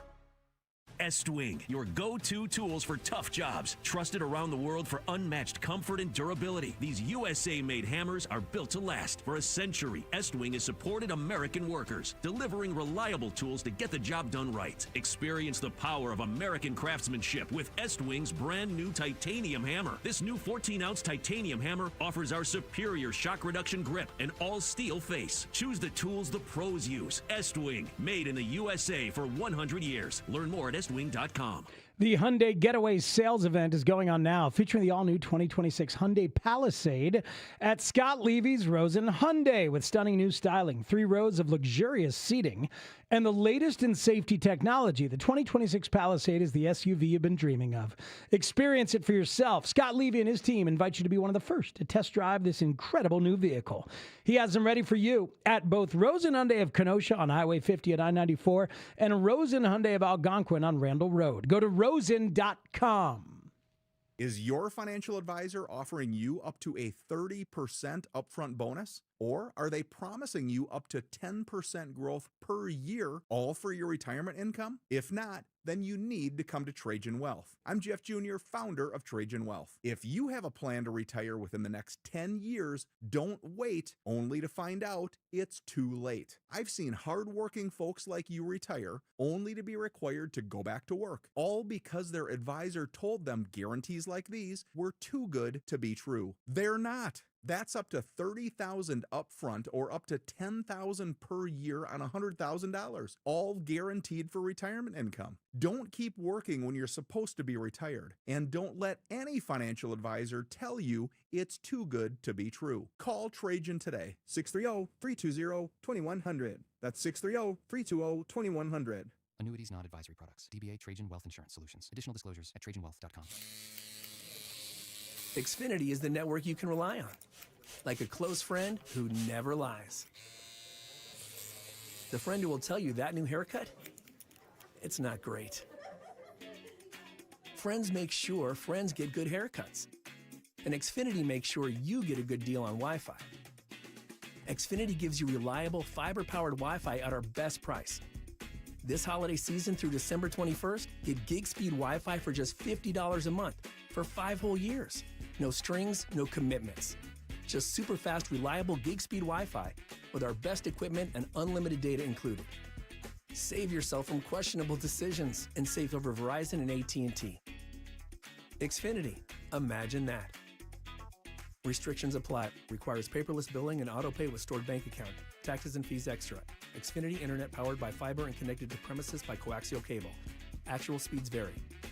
Hey everyone, I'm Josh Radner, and I am so excited to tell you about How We Made Your Mother, a rewatch podcast looking back at How I Met Your Mother. And I'm here with Craig Thomas, who co-created the show along with Carter Bays. Hi, Craig. Hey, Josh. Somehow it has been 20 years since the show premiered. I'm going to check the math on that. 10 years since it went off the air, and we thought that made this a perfect time to look back, see what the hell we did, and why the show still seems to resonate with fans around the world today. Follow and listen to How We Made Your Mother wherever you get your podcast. Check engine or ABS light on? Take the guesswork out of your warning lights with O'Reilly Veriscan. It's free. Ask for O'Reilly Veriscan. O'Reilly Auto Parts. Out here in the middle of these acres, it can feel like you're the only person on earth. That's how it feels when you're struggling with your mental health. But you don't have to feel alone. Find more information at loveyourmindtoday.org. Brought to you by the Huntsman Mental Health Institute and the Ad Council. Don't live one more day with agonizing joint pain. QC Kinetics has solutions that will give you relief without steroids, harmful drugs, or surgery. The consultation is free. QCkinetics.com. The premier name for bridal and engagement rings in Chicagoland is Rasny Jewelers, with locations in Addison, Hinsdale, Highland Park, and Chicago. Visit rasny.com. Are you paying too much for term life insurance? There's a tremendous price war among the major term life companies. Rates have dropped dramatically in the past 2 years. For example, a man age 45 non-tobacco user, $1 million of coverage is only $75 per month, level for the next 10 years. Or a man age 50 non-tobacco user can buy $500,000 of coverage for a monthly premium of only $110, guaranteed not to change for the next 20 years. That's right, level rates for 20 years. And if you're a smoker, we have great rates for you as well. At the Term Lifeline, we specialize in policies of $500,000 and above. So if you're looking for new or replacement term life insurance, call right now for a free quote. 800-676-1090. 800-676-1090. 800-676-1090. That's 800-676-1090. Rates and availability may vary by state. Sample rate quotes are based on preferred non-tobacco underwriting exam required to qualify. Paid for by Airtime Media. I'm Bill Ryder with an Odyssey Sports Minute. The big loser in the College Football Playoff Committee's decision being Notre Dame, the big winner is you and me. College football fans have won in the new model, and there was always going to be these kind of moments. A Notre Dame not getting in despite having a deserved resume. That's the way it goes when you have this kind of parity in this era in college football. It is heartbreaking for the team on the outside, but it is incredible for sports fans. I'm Bill Ryder. Spiegel and Holmes Show Flashback.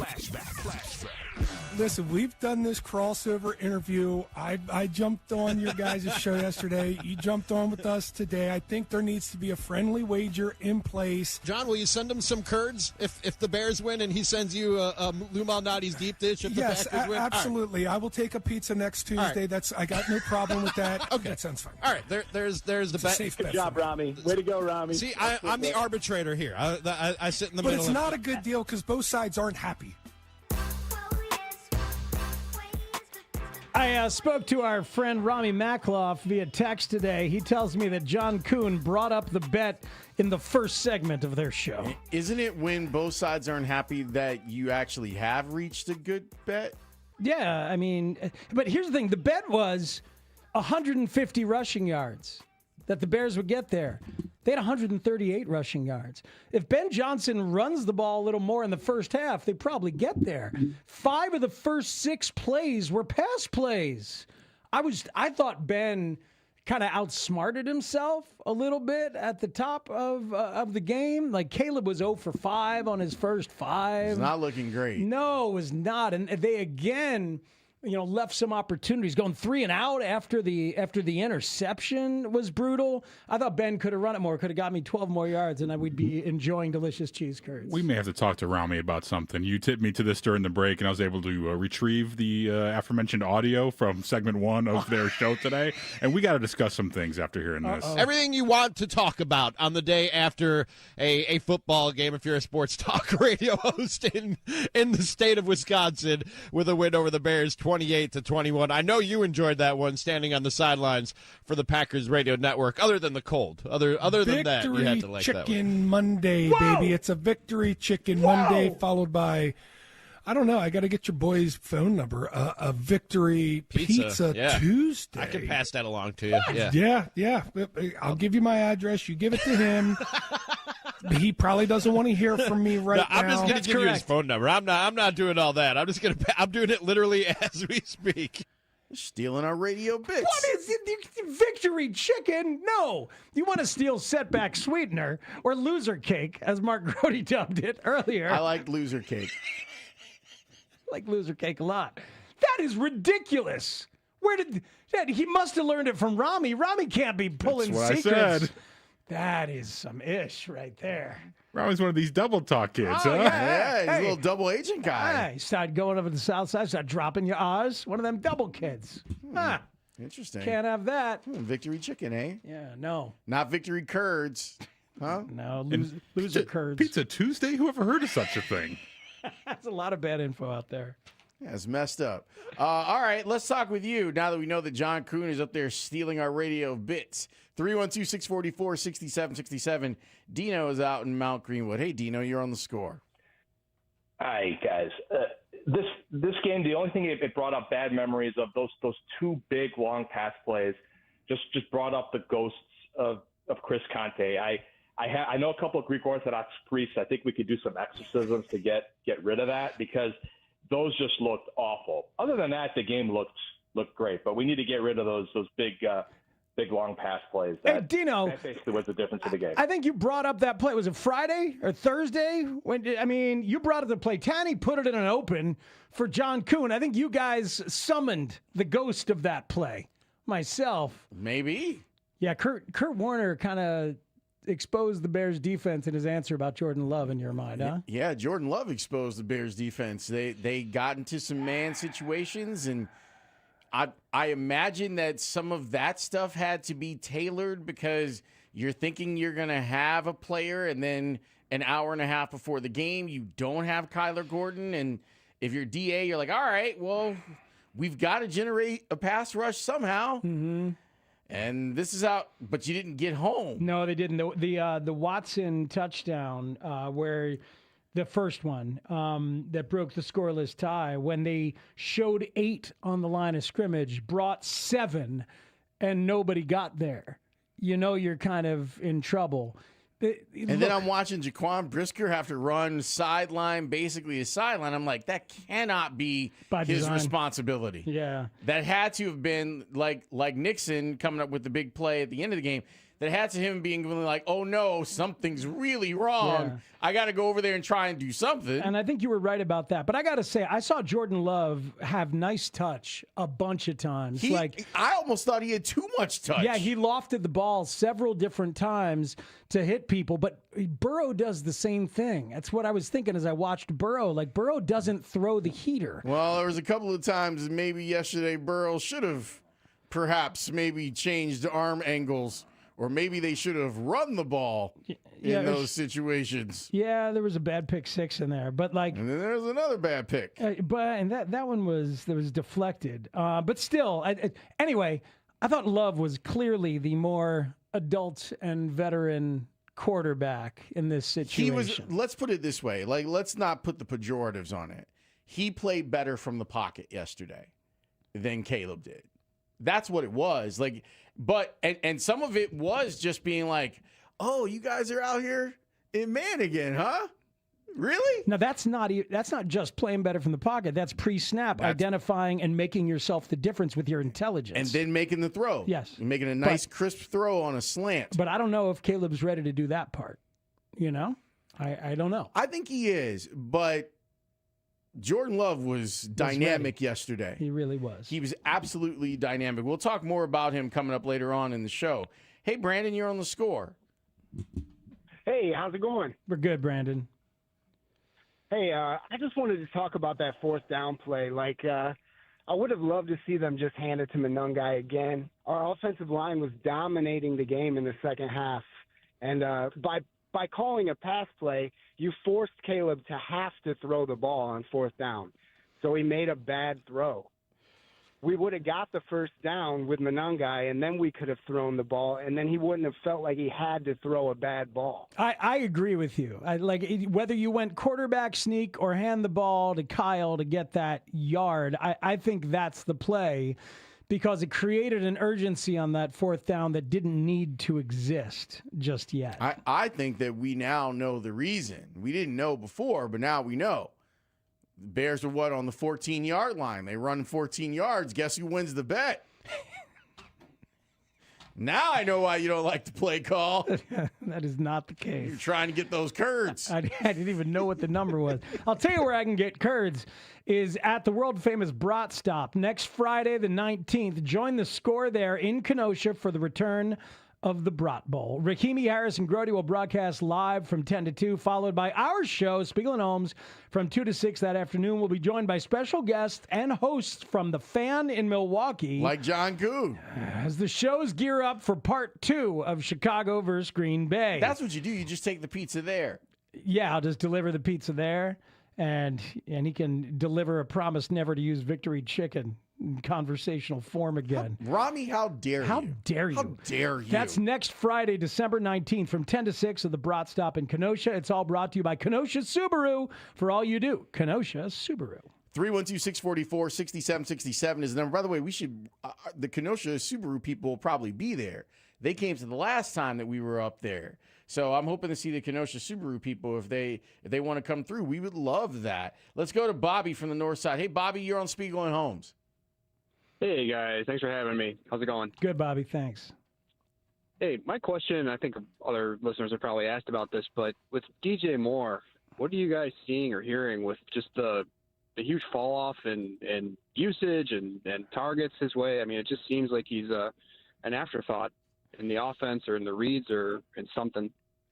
Well, there's a couple things. Number one, Rome Odunze is the number one by miles and miles. I learned today that Rome Odunze's target total of 90 going into the game is far and away, obviously, the team's leader. And he look, so he's the number one. He's been the number one. And a lot of times Caleb doesn't get necessarily past the number one. And then after that, you look at OZ and Burden, kind of like, is this, if you want to consider them the same position, but those guys have been getting a lot of targets too. I think it's a good question. I think it's about Caleb's decision making on those plays in the pocket and how he often does not stay in the pocket and get through the progressions and get to wherever DJ is. And, you know, here's the way that Ben Johnson talked about Rome Odunze a little bit post-game. We kind of knew that going into the week that he may not be available, and so something that we're conscious of. The fortunate thing for us is we have weapons all over the place. Our tight end room is very strong. Our running back room is strong. We have a lot of depth in that receiver room. I know Luther certainly had a little bit more on his plate here this week, and I thought he handled it pretty well from my perspective without seeing the tape yet.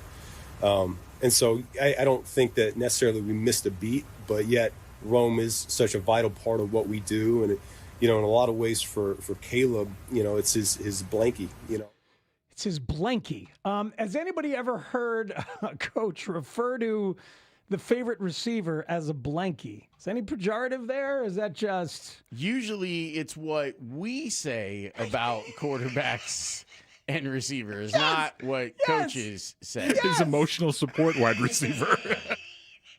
Right. Security blanket, even that would be like a lot to say. DJ Moore was that for Justin Fields. The security blanket? Yes. Yeah. But blankie? I mean, it felt a little, that's a little... Infantilized? It's a little bit infantilizing to say that Rome is your quarterback's blankie when we know that you want the quarterback to be a little more egalitarian about it and get through his reads and get to everybody. I do think that I am curious on what, in an honest moment, DJ Moore would say about a reduced role, because this is still a really good wide receiver who has given X number one receiver volume, even though he is not prototypically built like an X number one receiver. I totally agree with you. So I think there's two things going on. One, he has not been the primary. And then two, after that, Like, I feel like a lot of times we look at targets and we think, why aren't they doing that? And it's, why isn't the quarterback getting to that? Well, there's also why are they serving up murder balls for old DJ? Hey, DJ, how about this quick game wide receiver screen that they're already in the backfield for? He also needs to stay on his feet when he comes out of his breaks. He's fallen like 4 times. Well, that was a bunch of guys yesterday. Yeah, but him especially. Yeah, no, it's true. Like there's some DJ issues. Yeah, you're talking about the wide receiver screen where they're in his face. How about the one where they did a little inside reverse to him, and that was just completely and utterly eaten alive? So if you're him, your offensive contributions have been, thanks for trying to get me murdered, and then thanks for trying to get me murdered again. Yeah. Oh, by the way, I was open on the last play. Yeah, it was a fake pitch just before the 2-minute warning, and then they handed off that little inside reverse thing, which the Mighty Sequoias used to run very well. And it was just eaten alive completely by the D-line. That Packers defense was really good yesterday. They were aggressive. And they were aggressive until Ben took that aggression out of them with the run game, which was great. They're a very complete team. That's my biggest takeaway about them is that they're very complete. They've got a lot of things going for them. They have fixed some of the problems that midway through the season. Yes. You go, wow, something not going quite right. And if you go back to the beginning of the season, you're going, there's the team that's going to win the NFC. And now they kind of look like they might be that team. Green Bay, they scored 7 against the Eagles on that Monday night when we saw Wemby over at the United Center. And Green Bay, after that, has scored 27, 23, 31, and 28. Yeah, that's good. That works out. More of your phone calls, by the way. We want to keep talking with you. 312-644-6767.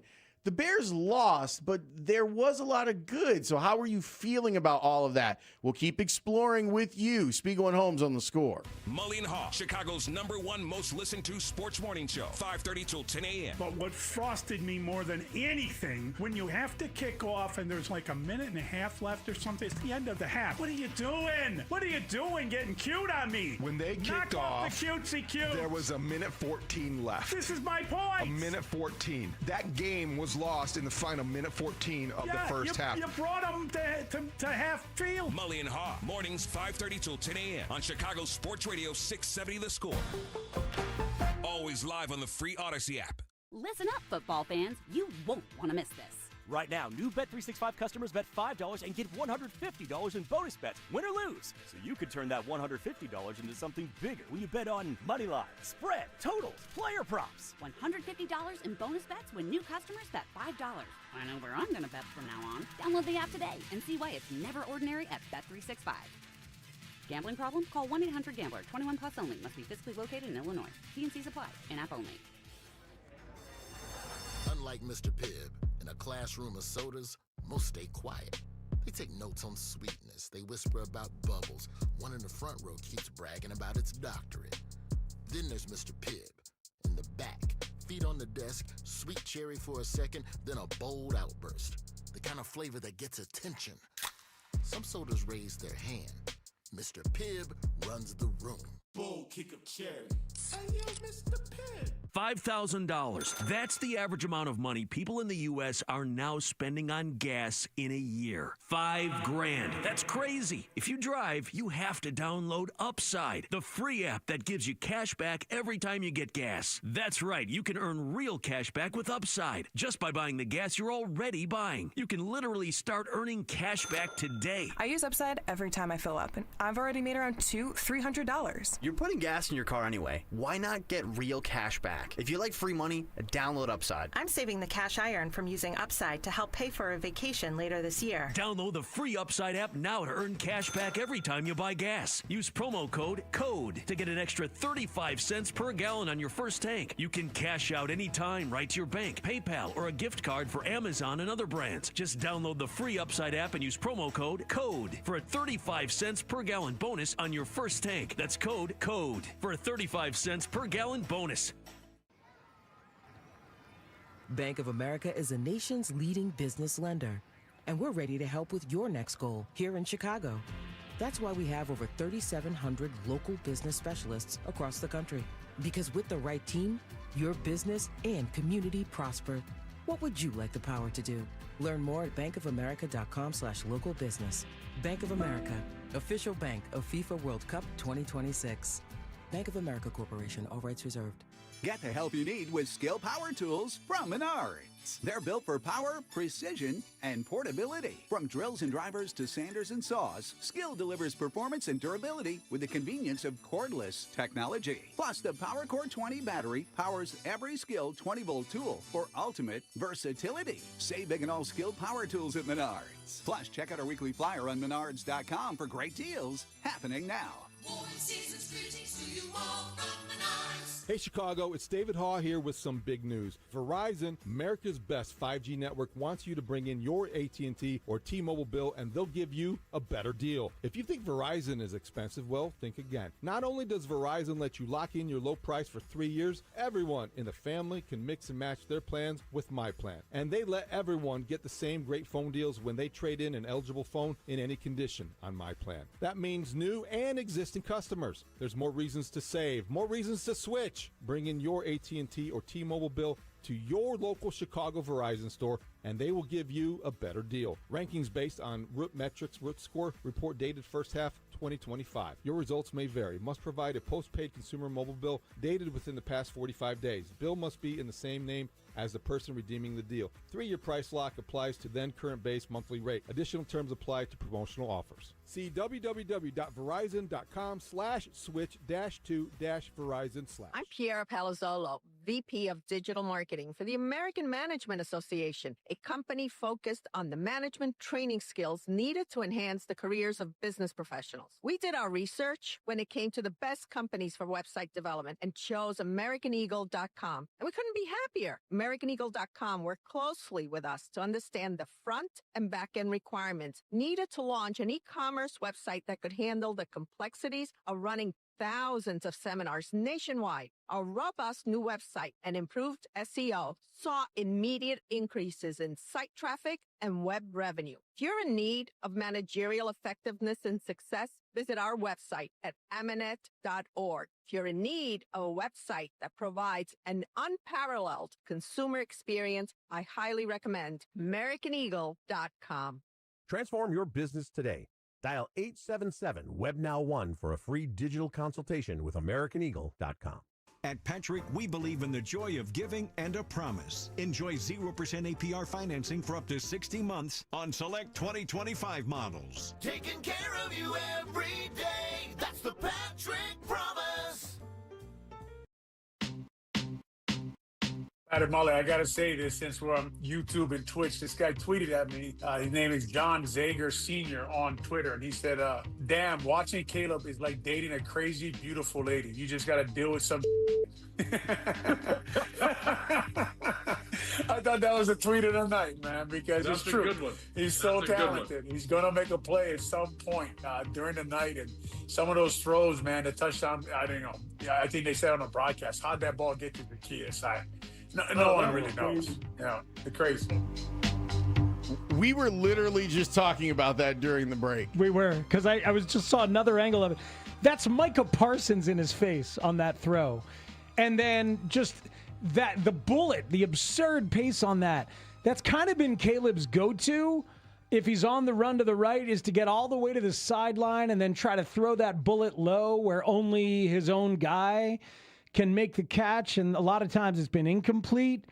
But when he does, I mean, that was unbelievable. The one I loved was the Duvernay one, where like he's going to that same part, but he doesn't go all the way to the sidelines. He realizes he has some empty space. He's like, all right, I got a new platform. Let me stop here and look around, and then made an incredible throw to Duvernay. Yeah, he had some miracle special stuff on the run. Speaks. Look at the Micah Parsons rush chart. Dude, it looks, it is amazing. Yeah, this is everything. So this chart, you should tweet this if you have not, from Next Gen Stats. It shows all the times he did get a pressure, but all the times he didn't. But just like his pathway, chasing Caleb around, indefatigable. That guy just keeps going. So much speed. And the way that he talked about Caleb, though, because we're talking about like those orbit scrambles that we've talked about, he said to Caleb, I just let him know you're not going around me. I held to that the whole game. He did not beat me to the outside, not one time. I kind of hold that with passion. If you're going to run the boot, you run it the other way. That's part of the hunt. Eventually, I'm going to get him. I came close a couple times. It was like playing free-for-all football when you're young again. So we talk about that from the quarterback's perspective, playing backyard football. That's what Micah felt like he was doing. All over the place. It's fun. Scott is in Wisconsin, and now Scott is on Spiegel and Holmes. Hey, Scott. Hey, how you guys doing? We're great, man. Thank you. Great show. Hey, you're right.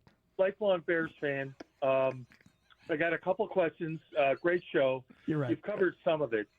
A couple problems I have. I like the direction the Bears are going in. I love Johnson, the head coach. Two things from yesterday's game.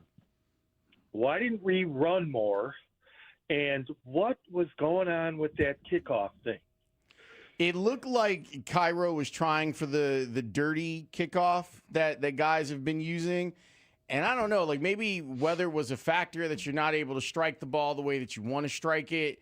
But that's now a thing that you kind of want the ball to be going sideways as it hits into the landing zone. It's a weapon, and they did it against the Steelers, pinned them on the 5 on one kickoff against the Steelers. They sure did. It's a good weapon as long as you don't mishit it.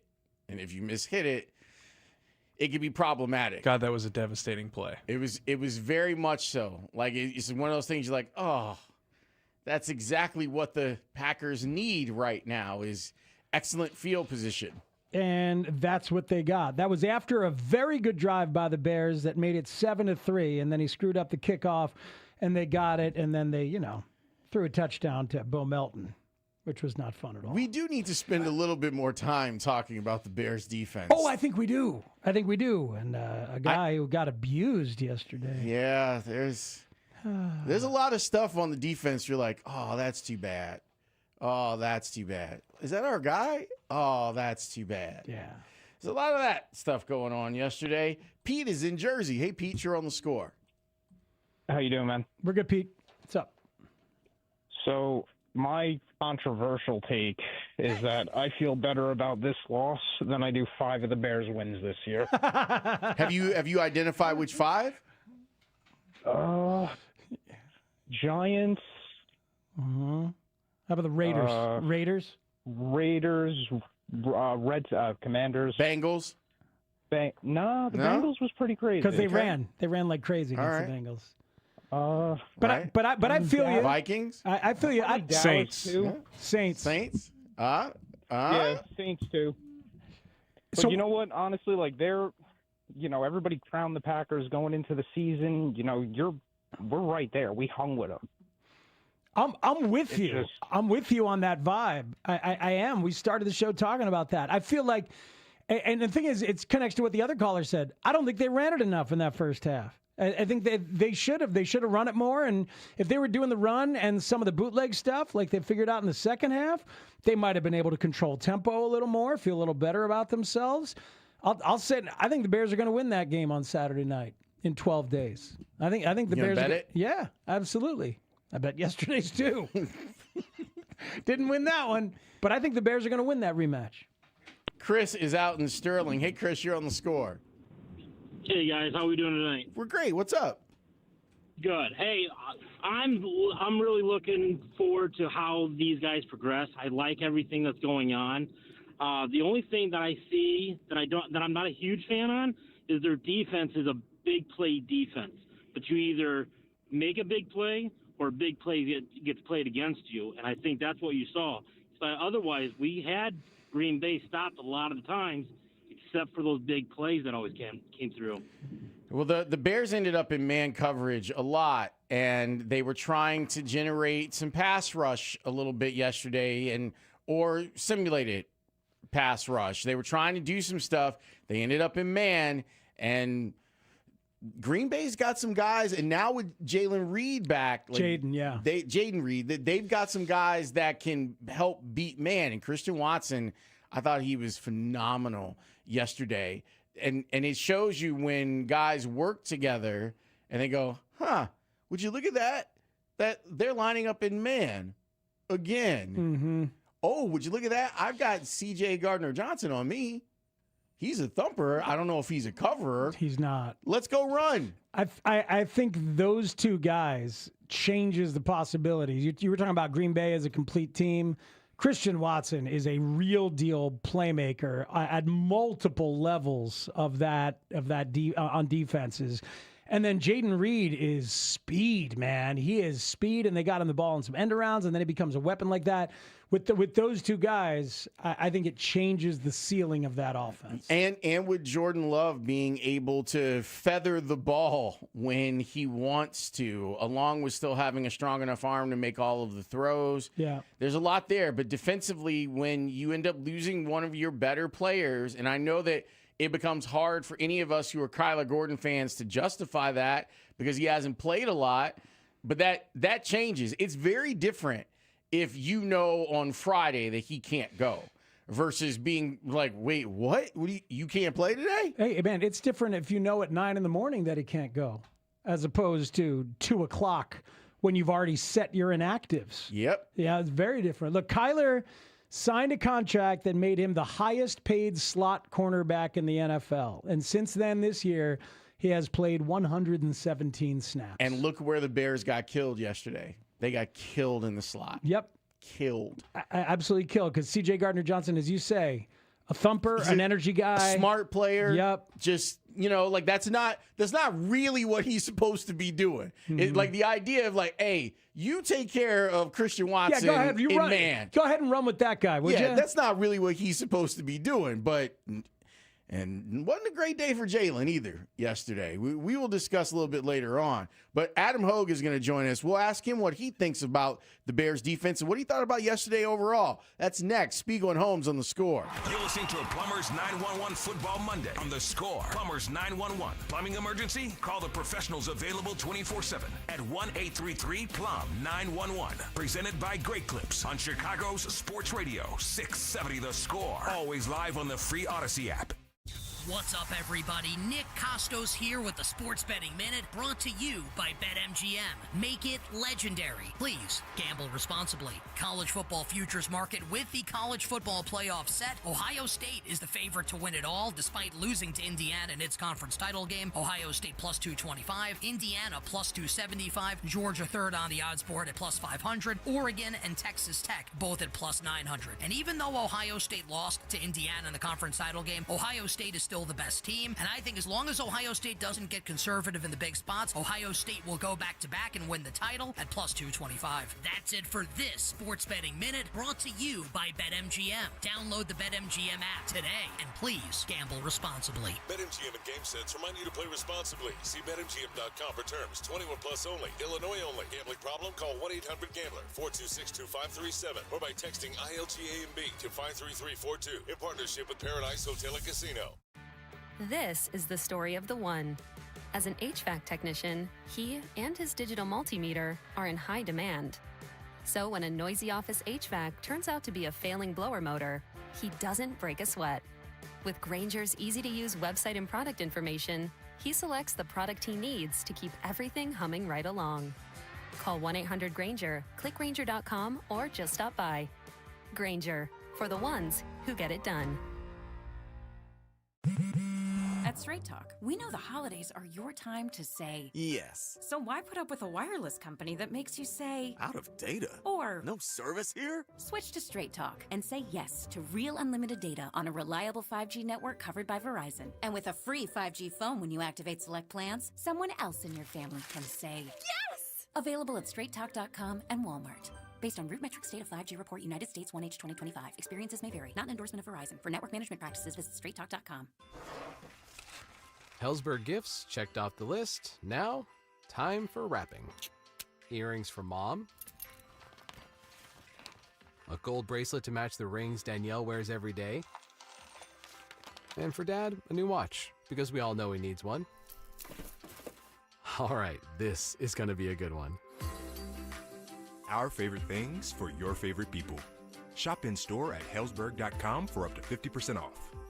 Plumbing emergency? Plumbers 911 helps you connect with a fully licensed plumbing contractor who can help with any plumbing issue at any time. Their professional plumbers are highly trained, background checked, and insured. They can address and resolve emergencies, including leak detection, water heaters, sump pumps, repiping, and more. Plumbers 911 phones are open 24/7 at 1-833-PLUM-911. Dial 1-833-PLUM-911. Plumbers 911, where they do it right the first time.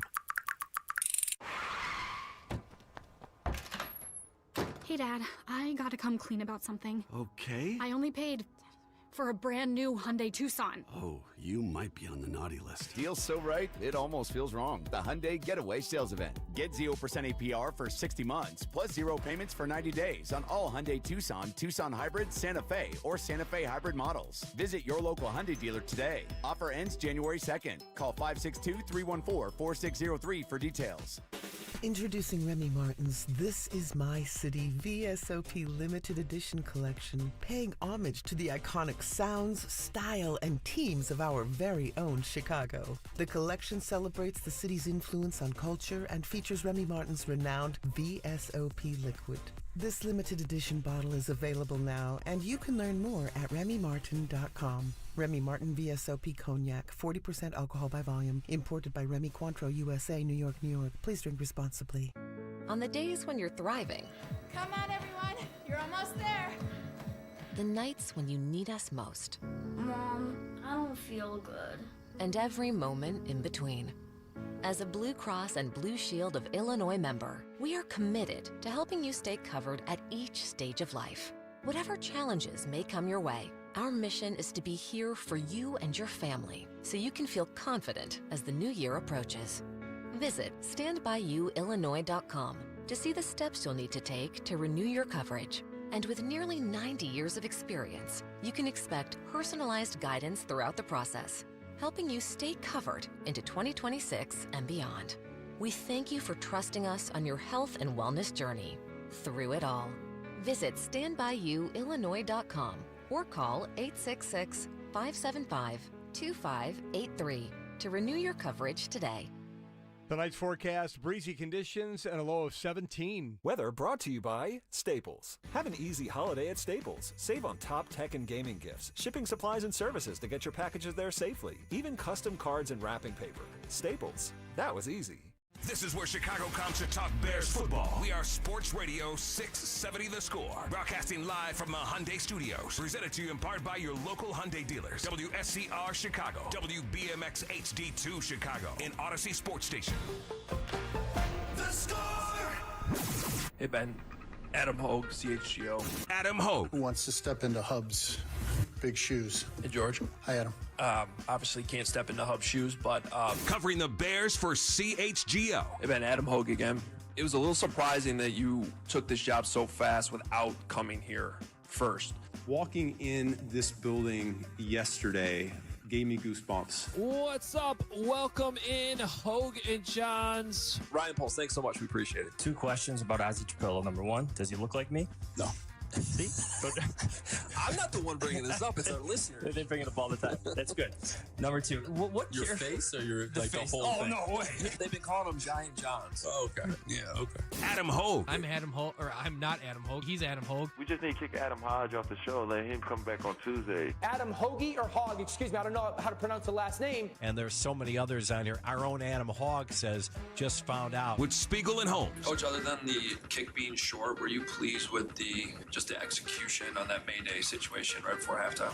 Yeah, I was, Coach. I really was. On 670 The Score. Great to have Adam Haugh on the show. He joins us now on the Circa Resort and Casino Hotline, circalasvegas.com. Hoger, thanks for joining us. Let's start with the thing that everyone was wondering about after the game was immediately over. What did you think of the last play? Yeah, I like the play call. I think from everything we've learned in the aftermath, it was a good play call, even, especially from what we've heard from the Packers. Matt LaFleur just in the last hour saying that they were playing the run. We heard from Keyshawn Nixon that he was on DJ Moore and only came off DJ Moore because Evan Williams, the safety, was supposed to be on Cole Kmet, and he bailed on Cole to go cover the flat where DeAndre Swift was. And really, it was just Caleb had to get off the flat earlier and find Cole, and it just didn't happen fast enough. Today on CHGO, I was able to do like a side-by-side breakdown of this play versus the one in Philly last week. And it's super interesting because it's from the exact same. So it's right hash. You know, they're closer to the goal line, obviously, but where they're at, you know, from sideline to sideline, they're in the same exact spot. So you can literally go side by side from where Caleb gets to the other hash, how the play is developing. And the biggest thing you'll notice is when he goes to throw, he's way closer to the numbers than he was when he went to go throw last week against the Eagles. And that's an indication of this whole thing took longer. You can also see Cole Kmet at the point where he goes to throw it to him yesterday. Cole is back looking for the ball. Last week against Philly, when Caleb went to throw it, Cole hadn't even turned around yet. He's throwing that ball with anticipation.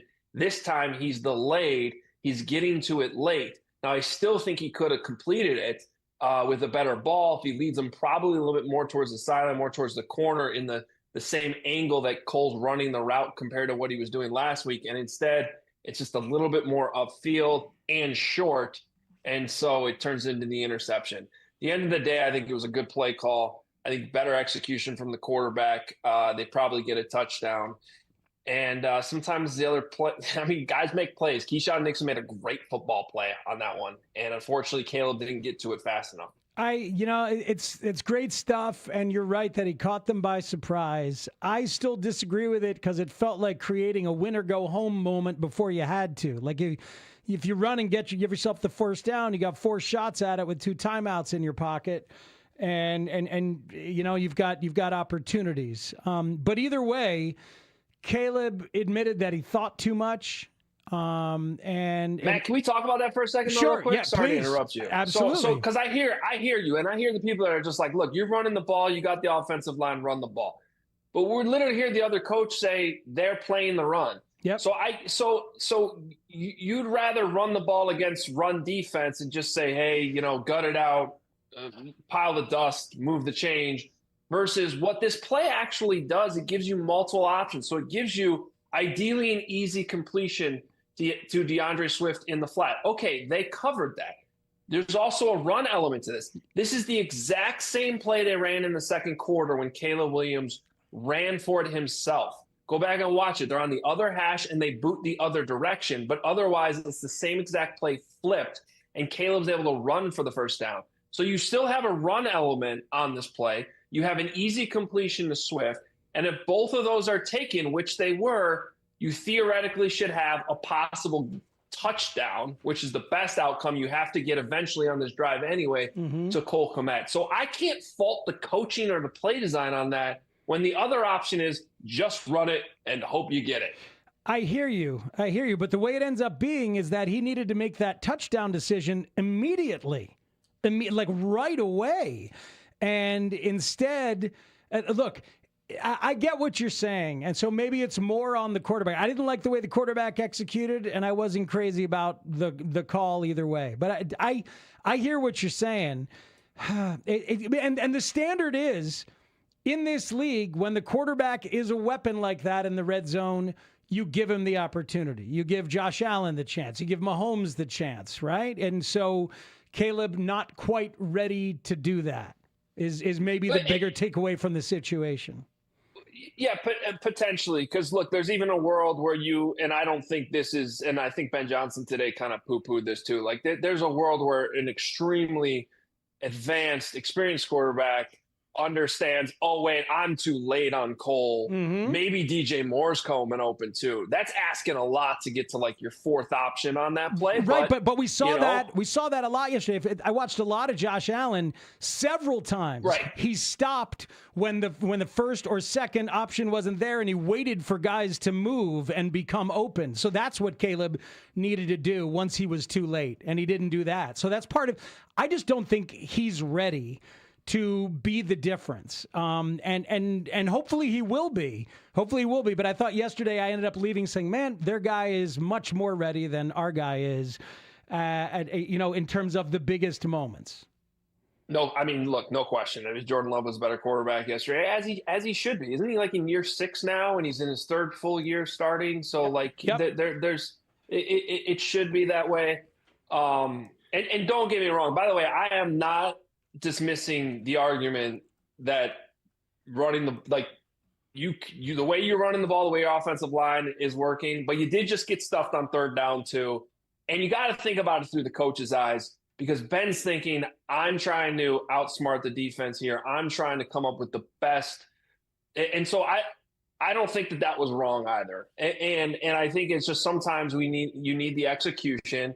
And this is the exact same play that worked a week ago against the Philadelphia Eagles. So honestly, like, we can talk about this to death, as we probably will, as we have today and will all week probably. But at the end of sometimes it just comes down to execution, players making plays. Keyshawn Nixon made a better play than Caleb Williams, and it sucks because you just lost to the Packers one more time, and it hurts, and that's okay. It hurts. How worried are the Bears about Kyler Gordon again? Well, I mean, you have to be worried. Look, we don't know the severity of it. We haven't got a lot of information. It could have been anything from it's really cold, he felt some tightness, let's not push this, to a complete re-aggravation. But at this point, it is December 8th, and even if it's on that, less severe scale that I just gave you, this is a loss. It's starting to become a lost season for Kyler Gordon. And so I think you got to be worried about what you can realistically get from him the rest of the season. And I think a bigger discussion needs to be had for the player in the offseason from a strength and conditioning standpoint.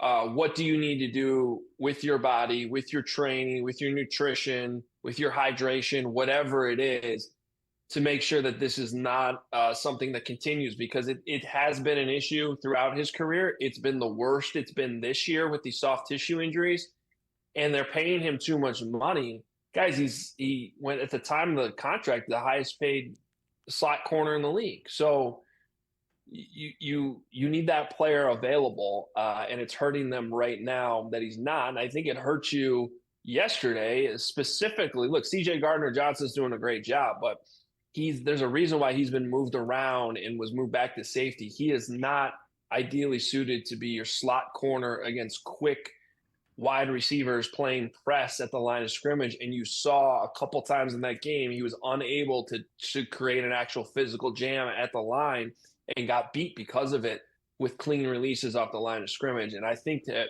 it's not a leap to say Kyler Gordon, when healthy, would have been a better option in coverage in those. Really, I'm thinking of 2 specific instances, but the one being when Christian Watson caught it and ran away from the defense. Yeah, and I'm kind of worried about Jalen Johnson, too, where I know that he's on a pitch count, and that makes sense, right? You're bringing a guy back. Maybe he's not playing 99% of the snaps, but he also didn't quite look like himself athletically yesterday, and I think that was the thing that was surprising.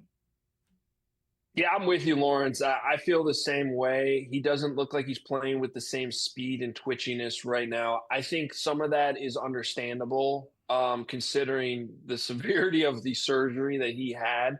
And I think it's fair to say it's going to take him a little bit here to get his feet completely under him. Remember, he didn't have a training camp. This thing happened right before camp.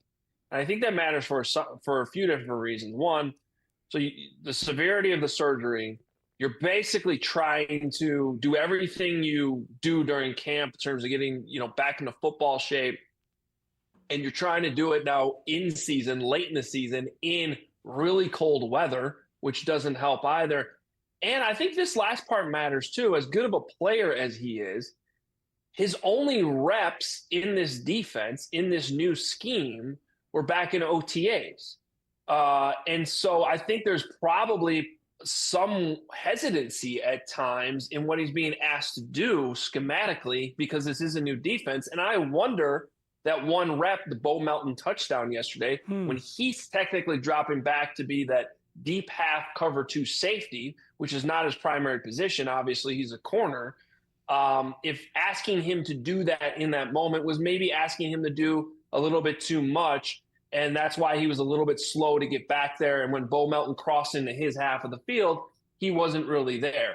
So I think that those types of decisions from a coordinator standpoint, you got to take everything I just said into consideration. And at the same time, he's a really good player who's supposed to be your one blue chip player on the defense. And you do have high expectations for him to execute at a high level. But I thought he was hesitant. I thought he was hesitant too, getting his nose in that back break. I thought the play of the game, as much as we've talked about the interception, was the missed tackle on Josh Jacobs in the backfield.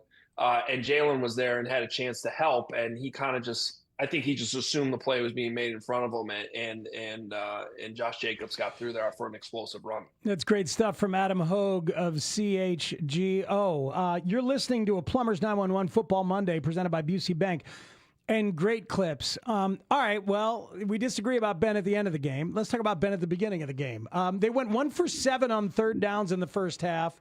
They had 6 first downs. They had 3 points on 5 possessions. Caleb starts 0 for 5. They had 1 run play in the first 6 plays. Did Ben outsmart himself a little at the beginning of the game by not trying to run the ball right away? Maybe. I found that discussion I don't know how much of you guys have been able to hear it because I know it was during your show.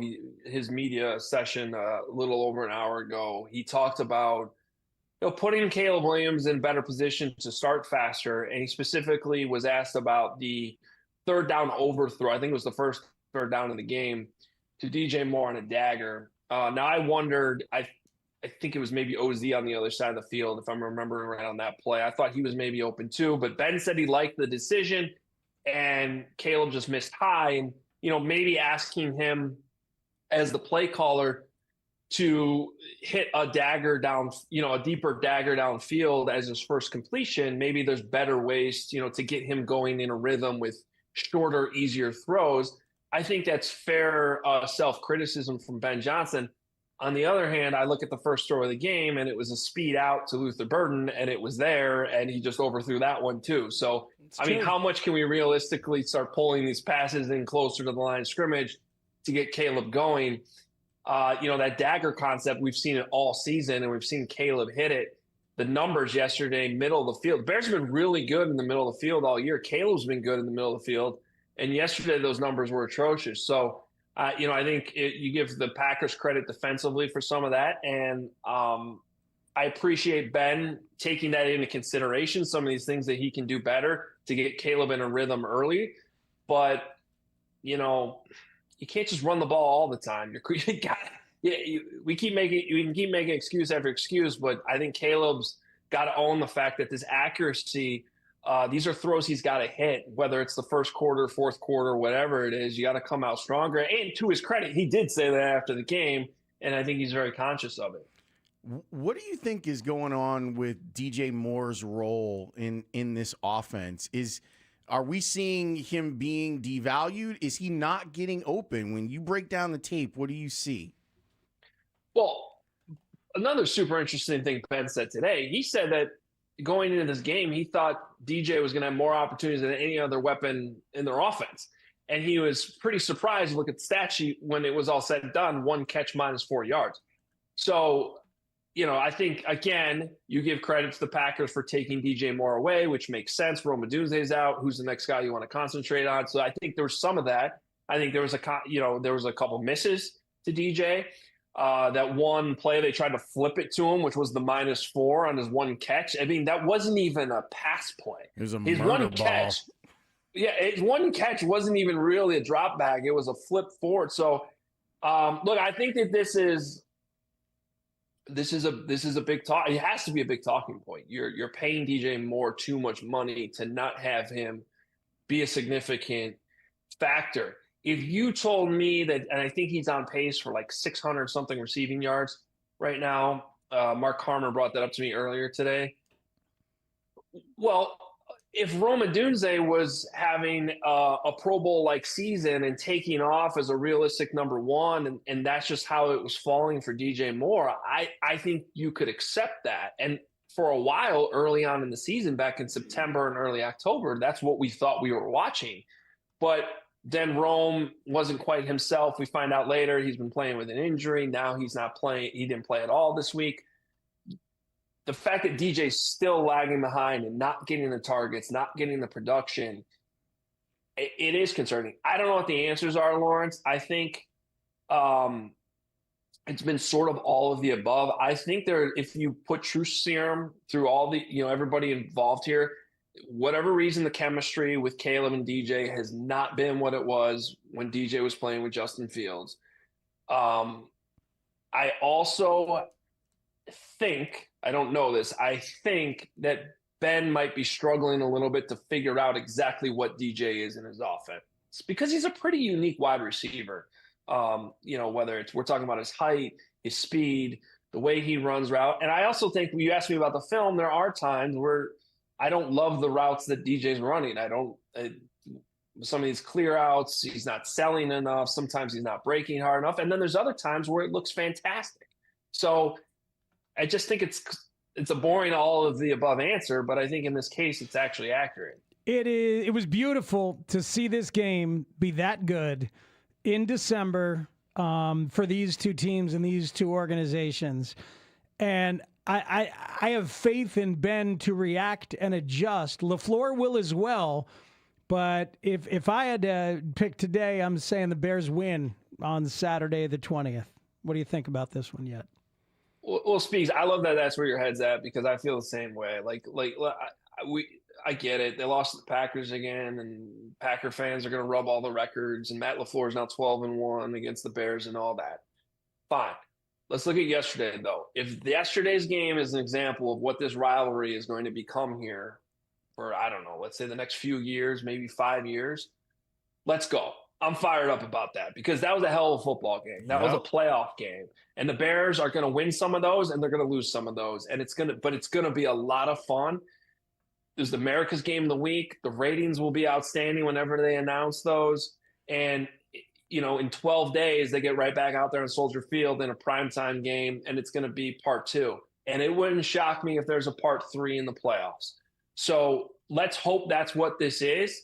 And maybe they'll have this thing split by next week on Saturday, and then the rubber match comes in the playoffs, and that would be fantastic for football. And hopefully the way this thing goes, because we got the coaches here to make it a rivalry. I think the players, the more they get more and more reps, we saw some chippiness yesterday, a little bit at times. It was a fun game. It was a really good game, and it sucks the Bears were on the wrong end of it, but sign me up for next week and sign me up for a playoff game if that's the way it all falls. Hoger, we appreciate it, man. Thanks so much for joining us. Yeah, always good talking football with you guys. Have a great day. That is Adam Haugh of CHGO's football coverage, which is outstanding. Shout out to those guys. How about it? Yeah, he's right about it. You get the number one team out there, get Tom Brady in his $10,000 coat. Damn right he had on a $10,000 coat. For those who didn't know, we were admiring the coat, and Lawrence guessed in the group thread that Tom Brady's leather coat, the one he was wearing underneath, was $10,000. I found it today. I looked it up. It's from designer Tom Ford at Neiman Marcus. It goes for $9,990. My man's was $10 off, which means, of course, you lose. Ooh, sorry, Lawrence. He would have won the coat. What a bad guess. Oh, man. He went over. You got to go under. I guessed $1. I need that coat. I win the coat. It doesn't. Tom, yeah, you got to toughen up, my man. You got 4 layers of coats on. You're wearing gloves now. You know how many cold games you played in? I'm a little disappointed in you right now. Oh, that's tremendous. Gronk was giving him the business. Good. Somebody's got to. Hey, that coat was... It's really nice. It was really nice. Very nice. I don't know what I'm going to do with it. It doesn't fit. But I did win it for $1. For $1. So I'm very excited about that. Drew Careyall is messing it up for people. Have your pet spayed and neutered. When we come back, why don't we talk a little bit about what Ben had to say? This is today. This is the update. Yeah, fresh stuff. So some of the stuff that Haugh was talking about, we can hear from Ben's lips next on The Score. After the Bears lost to the Packers, Bears fans are reacting on The Score. Good morning, Steve. I called to complain about some of the players in the Bears secondary. It's really cold outside. Arm tackles aren't going to do it. Good morning, Jerry. We went away from the run. We're the best running team. At the start of the game, we didn't do as much running. Hey, Dan. We got to beat these Browns, man, and if that defense doesn't tighten up, Shadur Sanders is going to pick them apart. Keep it here as Bears fans continue to react on Sports Radio 670 The Score and live on the free Odyssey app. Football season means it's time to start thinking about the roof on your business. Is it time to winterize? Make the right call. A game plan that includes the highly trained craftsmen and craftswomen of roofers and waterproofers, Local 11, to get the job done right. To find professionally trained roofing and waterproofing contractors who are dedicated to providing quality, value, and service, go to ChicagoRoofingContractors.org for all your roofing needs. The holidays are here again, and just when you think you can't pack one more party or errand into your overstuffed schedule, you realize you really need a haircut. That's where Great Clips comes in. With convenient online check-in, you can put your name on the list from anywhere and get a text when you're next for a cut. The skilled stylist at Great Clips will get you looking holiday ready in no time at a price that won't break your budget. Because the holidays are busy, but Great Clips has your back. Download the app today. Great Clips, it's gonna be great. There are only about 4,300 publicly traded companies on the U.S. Stock Exchange, but there are an estimated 33 million companies in the U.S. Hi, I'm Jeff Jr., founder of Trajan Wealth. The average investor is missing out on over 99% of the investment opportunity that's happening in this beautiful country until now. True portfolio strength is found beyond the confines of the S&P 500, investing in promising companies before they go public. Private real estate, infrastructure, world-changing technologies. This is called the endowment model. The endowment model has historically outperformed the traditional model of just stocks and bonds. If you're an accredited investor and want more from your investments, it's time to think beyond just stocks and bonds. Call Trajan today, 630-320-2100. That's 630-320-2100. Advisory services offered through Trajan Wealth, LLC, an SEC-registered investment advisor. See website for details. Comcast Business is celebrating the holidays by giving your business the $1,000 holiday bonus when you switch to a gig-speed internet package. Just imagine the thousands of possibilities of a $1,000 prepaid card. Like possibility number 12, a new laptop for the office holiday hero. Or possibility number 108, smart speakers to deck those hallways. Or possibility number 192, new equipment for the new year.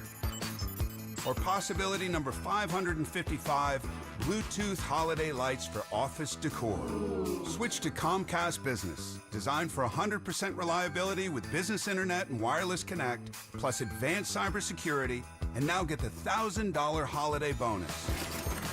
Comcast Business, powering possibilities. Ends 12/14/25. New customers only with 2-year agreement. Requires qualifying gig package. Other restrictions apply. I'm Bob Burke, founder and chairman of Burke America Parts Group, a family of brands that includes RepairClinic.com, an appliance and HVAC parts solution company that's grown into an international brand. Before AmericanEagle.com, we partially launched a new technology platform developed by another firm. American Eagle helped take our technology to a whole new level with digital marketing, software development, and business insights into our key markets, appliances, HVAC, and outdoor power equipment, and did so both on time and on budget. AmericanEagle.com has the resources, experience, and talent needed to produce solutions. Our new technology platform, developed by AmericanEagle.com, has produced tremendous results with higher traffic, conversion, engagement, and online revenue. If you have any home repairs you need to take care of, check us out at RepairClinic.com.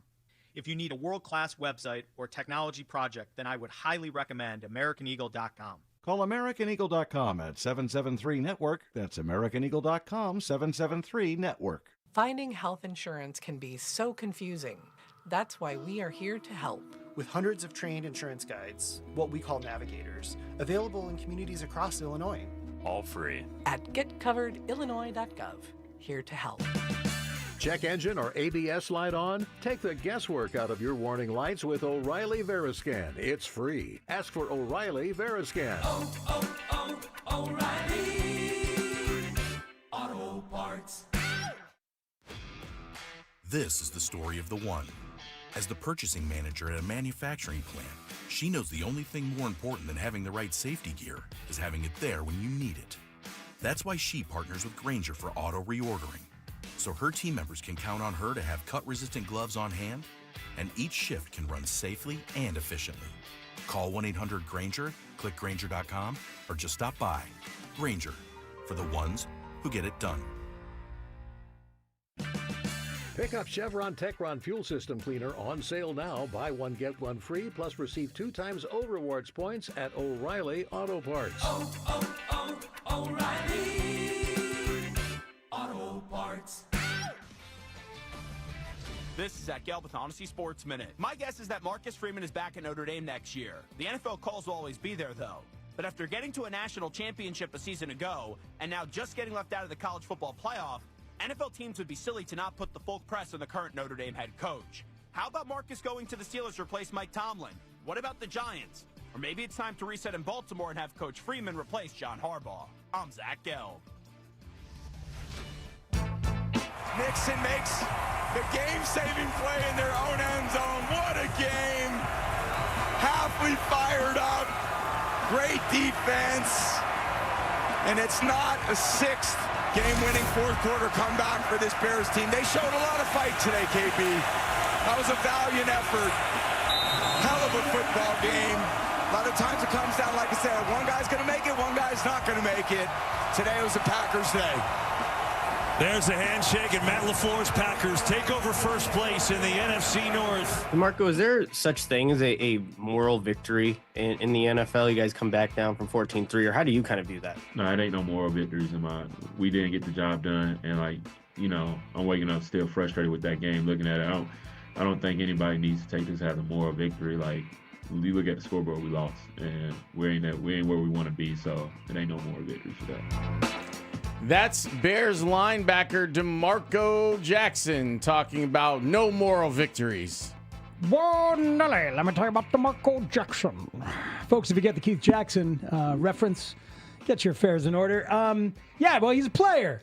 No moral victories for him. I get it. No moral victories for them, but for us, I felt one myself yesterday. But we have talked, we have discussed, we have dealt with it, and onward we go. Let's hear from the Bears head coach. Let's hear. This is fresh. This is just hot off the presses. This is Ben Johnson talking with the assembled media. Why don't we start first with him discussing the offense and walking us through the final play? Yeah, just like I said yesterday, really feel like offensively, we need to start faster than what we did. Obviously, 71 yards in the first half wasn't good enough. Only 3 points on 5 possessions.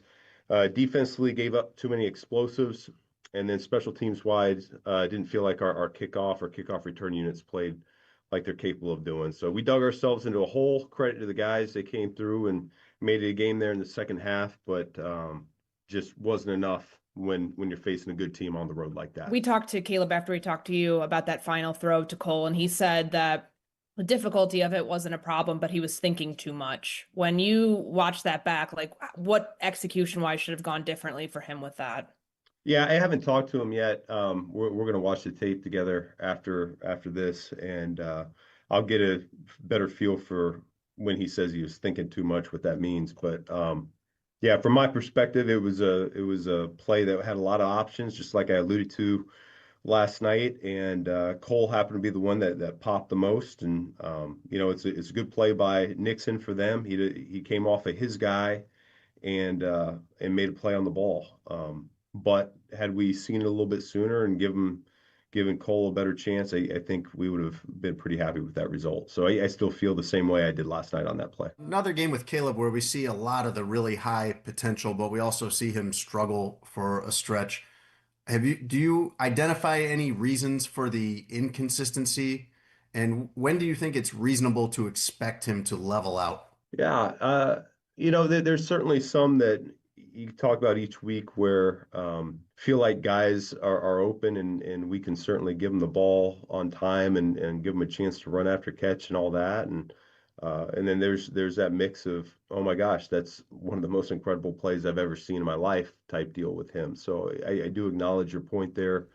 And that's something we're striving to do is combine both of those worlds to where we think we're going to have a really good quarterback in this league, really dangerous quarterback in this league, really dangerous offense, really good team for a long time when we're really able to combine both of those thought processes. So we're not quite there yet. We're working diligently every day. I've said it every week that you see growth in so many other areas that I think when that last little bit comes along, I think we're going to be really pleased with where we are. That is really great, honest stuff from Ben Johnson about the quarterback progression. Let's do some more on that tomorrow, because I have a feeling we might have to wait until the off season and a full few months of being able to focus on things for some of that next level to get there. Well, that we are seeing the tough love be out there too. Him being like, yeah, I kind of want to talk to him about thinking too much. Not tough at all. Just got to give him a better ball. Thinking too much.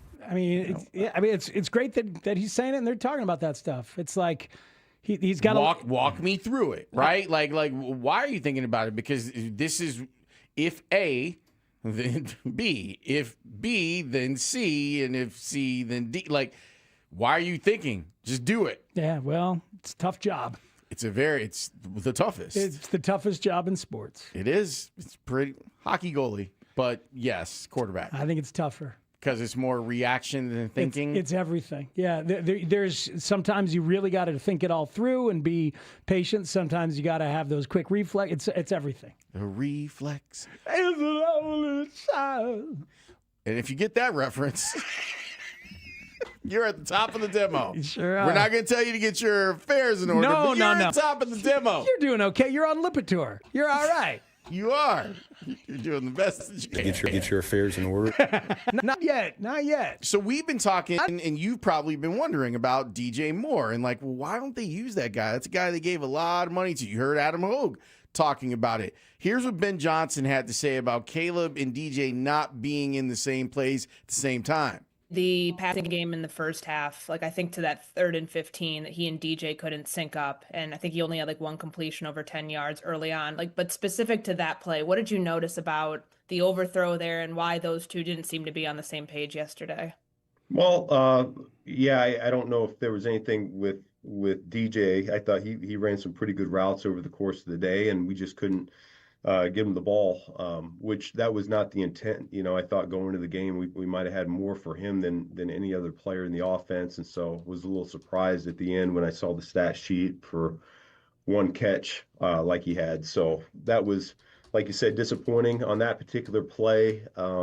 Was good with the decision. We just left it a little bit high there early in the game. And something that I've kind of talked about, over the last few weeks is with Caleb is, man, how can I best serve him to get him in a rhythm early in games so where we can have some strong starts to the first half. And, it's when you're asking your first completion to be a 18-yard dagger route, that's not always the easiest thing, particularly in those elements on the road like that. So something that he's certainly capable of doing. He makes that throw all the time in practice. And yeah, we weren't able to do it there yesterday, that early in the game. So. Yeah, he missed the earlier throw, too, the 2nd and 5 where he slightly overthrew Burden. Then he scrambled for a first down, and Darnell Wright had a holding call when he grabbed fully a hold of the pass rusher. He sure did.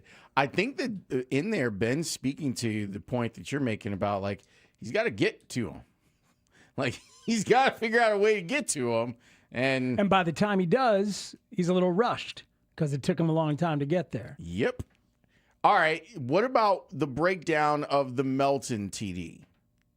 Just in general, 1:14 left on the clock, and before half, we can't allow a touchdown. Our guys know that. Something that we're going to address and clean up. But in that particular coverage, there were some elements on the back end. I'm not going to get into specifics there that we felt like we could do a better job of taking that ball away. So. Yeah, I'm like I said, I'm not going to get into specifics on what that thing should look like. I think that's for our guys in house here, but we can defend that play better. At top of the 5 o'clock hour, when we talk a little Jordan Love and some Bears defense, Lawrence Holmes will go ahead and get into specifics on that play. Yeah, I mean, I kept watching it, and I keep wondering. I'm going to text Haugh.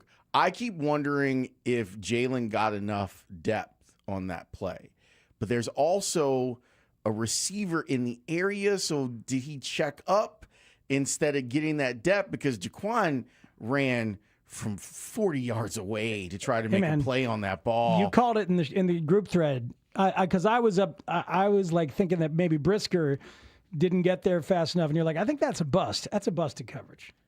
I think it's a bust. I think that's what it is. I think it is but it was definitely something that needs to get cleaned up, as Ben Johnson had to say. One more thing. This is something that was very interesting to us as a show, and probably you, and it was definitely interesting to Fox. Fox was in on this at the beginning, like the feud between the two coaches. And they were in on it afterwards. I'm sure you went over, started working because you do the pod right after the game.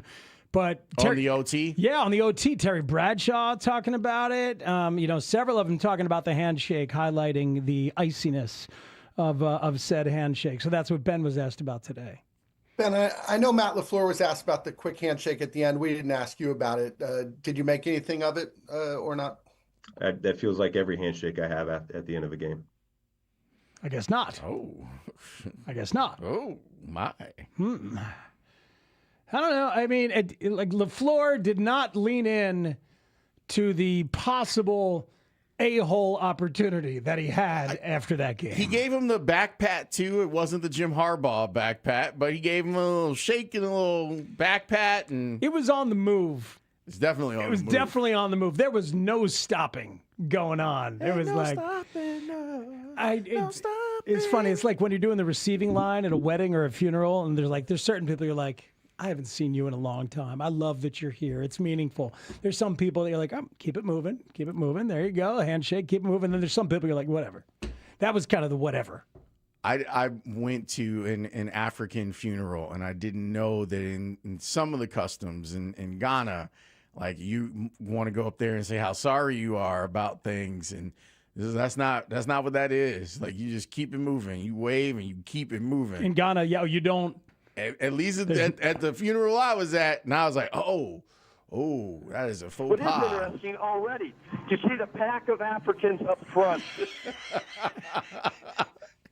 Tanny, I've never felt more American in my life than being at that funeral. At the African funeral. I've never felt more American. I was like, oh, I am an American. They opened for Edible Mascot when I saw that show.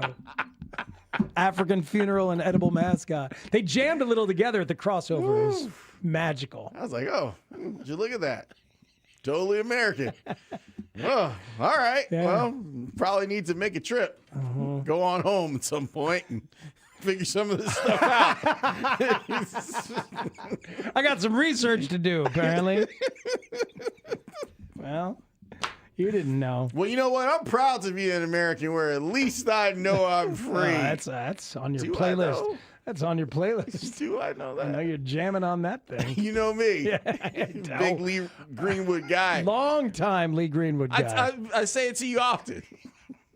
Yeah. How much I enjoy his general disposition. Salute the general disposition. Salute that man. Matt LaFleur did whine a little bit after the game. Let's talk about that a little bit. He did? Yeah, he found a way to whine. Oh, yeah. I actually think he's justified. What, really? Yeah. That's disgusting. That's next on the score. From sea, welcome the new shining sea. Yeah, baby. The Bears are now 9-4 on the season after losing to the hated Packers at the frozen tundra of Lambeau Field. Williams looking, throwing, it is intercepted! The Packers will win it! Layla Rahimi here from the Rahimi, Harris, and Grody Show, middays 10 a.m. to 2. Stick around as all of our shows and Bears experts dissect this tough loss from every angle and take you inside the locker room. Plus, we'll look ahead to their next matchup when they return to Soldier Field to host the Browns. Here on Chicago's Sports Radio 670 The Score, always live on the free Odyssey and iHeartRadio apps. Bet365 is paying out before the final whistle. Check out Bet365's unrivaled early payout offer. When you bet on a team to win and they take a 17-point lead, you get paid no matter the final score. Forget the final whistle and start counting that cash. Hold up. You get early payout on parlays, too. Download the app and see why it's never ordinary at Bet365. Gambling problem? Call 1-800-GAMBLER. 21 plus only. Must be physically located in Illinois. T&Cs apply. Bank of America is a nation's leading business lender, and we're ready to help with your next goal here in Chicago. That's why we have over 3,700 local business specialists across the country. Because with the right team, your business and community prosper. What would you like the power to do? Learn more at bankofamerica.com/local business. Bank of America, official bank of FIFA World Cup 2026. Bank of America Corporation, all rights reserved. We all hear the radio ads about the IRS. They tell you to be afraid, to be scared, and they try to frighten you into calling. I'm not here to do that. Tax Relief Advocates is different. TRA is here to tell you that if you owe money to the IRS, whether it's $5,000, $50,000, or $500,000, we have a solution. It doesn't matter if you're sitting in your car, at work, or with your kids. No matter where you are, call now. 800-507-9701. Don't lose hope. TRA can eliminate or reduce what you owe to the IRS. Generous programs are now available that can give you a fresh start. Our passion is taxes and helping individuals fix their IRS problems. We have over 1,000 5-star reviews on Google and an A+ with the Better Business Bureau. You don't need to be afraid of the IRS any longer. End your tax nightmare today by visiting us online at TRA.com or call 800-507-9701. That's 800-507-9701. Tax Relief Advocates. Real solutions for real people. Okay. Only 10 more presents to wrap. You're almost at the finish line. But first...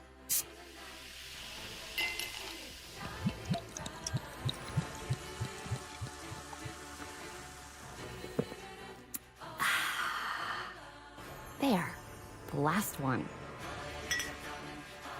Enjoy a Coca-Cola for a pause that refreshes. Imagine this, a brand new finished basement your family can enjoy right now, and you don't pay a dime until 2028 with Matrix Basement Finishing. Lock in your 2025 pricing today and enjoy your dream basement years before you even make that first payment. Whether it's a home theater, a gym, game room, make your home bigger, better, and more fun without waiting. Your dream space shouldn't have to wait until 2028. MatrixBasements.com. You know, the guys with the X. This holiday, more couples than ever are getting engaged, and Rasny Jewelers makes choosing the perfect ring personal, easy, and meaningful. At Rasny Jewelers, it's the same family for 75 years. That's a powerful statement that few can make. When you come into our stores, we'll sit down and talk about exactly what you're looking for. We'll start by exploring different diamonds, looking at different shapes, seeing what looks good, and then we'll design the perfect ring from there. Whether you already have a vision in mind or you're starting from the very beginning, we guide you through the process step by step. We have rings that are ready to go, and you can walk out the door and you can propose to your loved one right away. Visiting Rasny Jewelers, you're going to get that wow factor from beginning to end, covering all the details necessary to make Christmas morning unbelievable. So this holiday, trust Chicago's family-owned jeweler, Rasny Jewelers, suburban Addison, Highland Park, Hinsdale, Chicago Oak Street, and Rasny.com. We all hear the radio ads about the IRS. They tell you to be afraid, to be scared, and they try to frighten you into calling. I'm not here to do that. Tax Relief Advocates is different. TRA is here to tell you that if you owe money to the IRS, whether it's $5,000, $50,000, or $500,000, we have a solution. It doesn't matter if you're sitting in your car, at work, or with your kids. No matter where you are, call now. 800-575-9834. Don't lose hope. TRA can eliminate or reduce what you owe to the IRS. Generous programs are now available that can give you a fresh start. Our passion is taxes and helping individuals fix their IRS problems. We have over 1,000 5-star reviews on Google and an A+ with the Better Business Bureau. You don't need to be afraid of the IRS any longer. End your tax nightmare today by visiting us online at TRA.com or call 800-575-9834. That's 800-575-9834. Tax Relief Advocates. Real solutions for real people. 670 The Score is home to your game day pregame coverage. Join us before each game for the latest inside scoop on your home team before they take on their next opponent. Football Fridays is brought to you in part by your local Ford dealers. Visit a store today. Packers will take over. So Caleb Williams in this rivalry. Say hello to Micah Parsons. You might be saying hello to him a lot today. For his sake, hopefully not. Scoreless early from Lambeau.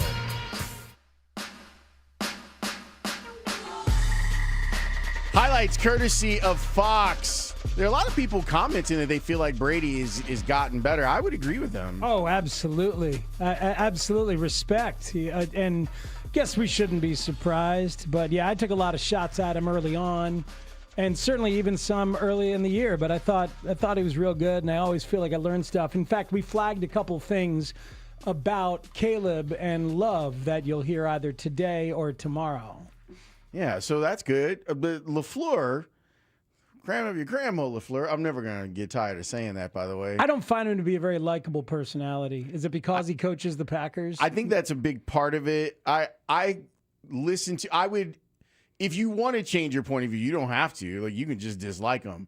But I thought his preseason interview that he did on the Pivot, he was really good, and I found him to be very likable. Did you hear him talk about Halloween a couple weeks ago? I did. Dismiss that? That was just weird. Like, he hates joy, apparently. Yeah, well, he's choosing to pick the lane where he is the guy that hates super joy. serious football guy. Right. I'm here at the building at 3:45. That kind of sounds like an unlikable person to me. Thank you, Alex. And I like him as a coach. I like his offensive principles, but as when you watch enough of his stuff as I do with Turn the Page stuff, he's got this relationship with the media up there. Maybe it's one of those things you're not there every day, so you don't get the intricacies. But he's kind of standoffish with a lot of those guys that are everyday regulars up there. What was funny about it too, Tanny, is that he was doing that, and then they went into that little bit of funk.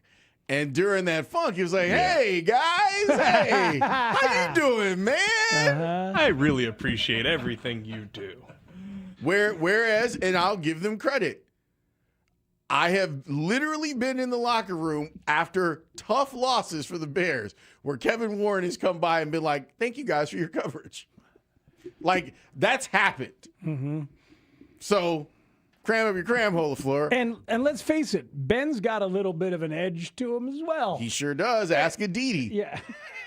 She'll tell you. He's got a bit of a cocky edge, so no surprise that they have a little bit of a clash going on. Are we not being fair to LaFleur I'm because sure- we like Ben so much? I'm definitely choosing not to be fair to Matt LaFleur. Although, if you read the stuff about what happens when he was on Brian Kelly's staff early on in his career, I'd be a jerk too to everyone if I was treated that way. That's true.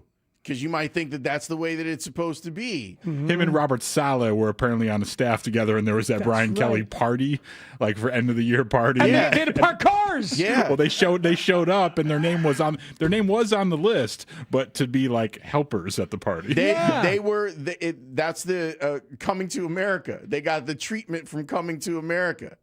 Where the Prince and Simi go to the McDowell's house, they go, "No, you here to park cars, fella." Oh, that's right. See, and LaFleur just wanted to hang out with Brian Kelly and his family, I believe. Well, we'll have a lot of time to do that when the offseason comes around because Brian's not doing anything right now. Except getting paid. But my thing is maybe because we like Ben and we like that Ben's got an edge and the Bears have needed a coach that's got a little bit of an edge. And we know that Eberflus was there drinking it up with him at a basketball game a couple of years ago. But maybe we aren't being fair to him because he did just get blindsided by the Ben Johnson thing. Sure. Let me just say, I have no intention of being fair to Matt LaFleur. Just absolutely none. Here he is after the game talking about the referees from the game yesterday. I guess I don't know. I don't know. I thought there was one that certainly was questionable, to say the least. But apparently the officials disagree. So it is what it is, and we just got to continue to strain and fight and try to get to the quarterback. What kind of answer did you get on that when you were pointing to the scoreboard and talking to the ref there at that timeout? Yeah, I'm not going to get into what we were talking about. I just, officials, I don't think that their jobs are easy by any stretch. I think it is a difficult job, but, I guess I don't know what holding is anymore because I thought that was pretty clear and obvious hold, but I guess I don't know what that means. You know what? Enough about this handshake already, okay? that guy. Yeah, it wasn't really. He should cram it up his cram hole. That's all right. I'm just saying. And just to play devil's advocate and to try to be fair to LaFleur. Oh boy, that's a losing battle. I'm going to go in the Wayback Machine on you here. Okay, how far back? Phil Jackson used to do that all the time. Absolutely. You know what? And then the next game, what would happen? Yeah. He gets some calls. So is this a setup for 2 weeks from now Micah or Michael getting those calls. Well, hopefully just for this week against Denver on the road. Hopefully it'll be over then. Yeah, so you agreed a little bit. Look, of course you're right. When it's our coach, we love the way that he works the refs. When it's that guy, he's 12-1, man. He's really good at football. He's 12-1. That's the thing. Yeah, he's really good. And, I mean, they do a lot of very smart things, and that was a very well-coached team. I really thought it was two really well-coached teams yesterday. I would agree. In the second half, more so for the Bears. Yeah, well, no, schematic choices for sure. But either way, in terms of preparation and, Because you heard Ben say, not too happy with kickoff return coverage. Right. And punt return coverage. Did you hear Ben go politically correct on us yesterday in the postgame? With? Ben he's a little too woke. I think he's a little too woke. His third eye's open. Oh, no, the mob got to him? I think the woke mob has got to him. He refused to call a potential Theo Benedette touchdown what it's rightfully called. Yeah, you're right. Theo was going to be number one there, was trying to go for a big guy touchdown. I was about to say fat guy touchdown, but... What's wrong with fat guy touchdown? I mean, Theo might not look at himself as fat. But that doesn't matter. That's what it's called. Well, it's for fun. I mean, sometimes people call it a big guy touchdown. But they're all big guys. They're football players. Right, but usually offensive linemen are bigger than most. So let me just get this straight. Let me ask you this question. What? Would you call Trent Williams a fat guy? No, but I'm not his coach. And I'm not to his face. I wouldn't say it from a mile away. I'd be like, big guy touchdown. But it's okay to say that big guy it's touchdown. okay to say that Rome Odunze is Caleb's Scary guy touchdown. Okay, yeah. It's okay to say that Rome Odunze is Caleb's blankie. That's okay. Well, that's I got caught up in the woke BS. Jeremy Roenick making a show. That's amazing. But yeah, no, it's a fat guy touchdown. That's the parlance, of our time. Yes, it's dude. all right. It's 2025. Okay. Yeah, man. I'm good with big guy touchdowns. It's fine. Yeah, you're right. Theo was going to be number one there, was trying to go for a big guy touchdown. I was about to say fat guy touchdown, but... I realize I'm in the crosshairs of the woke mob right now, so before my final nail gets put in my cancel culture cat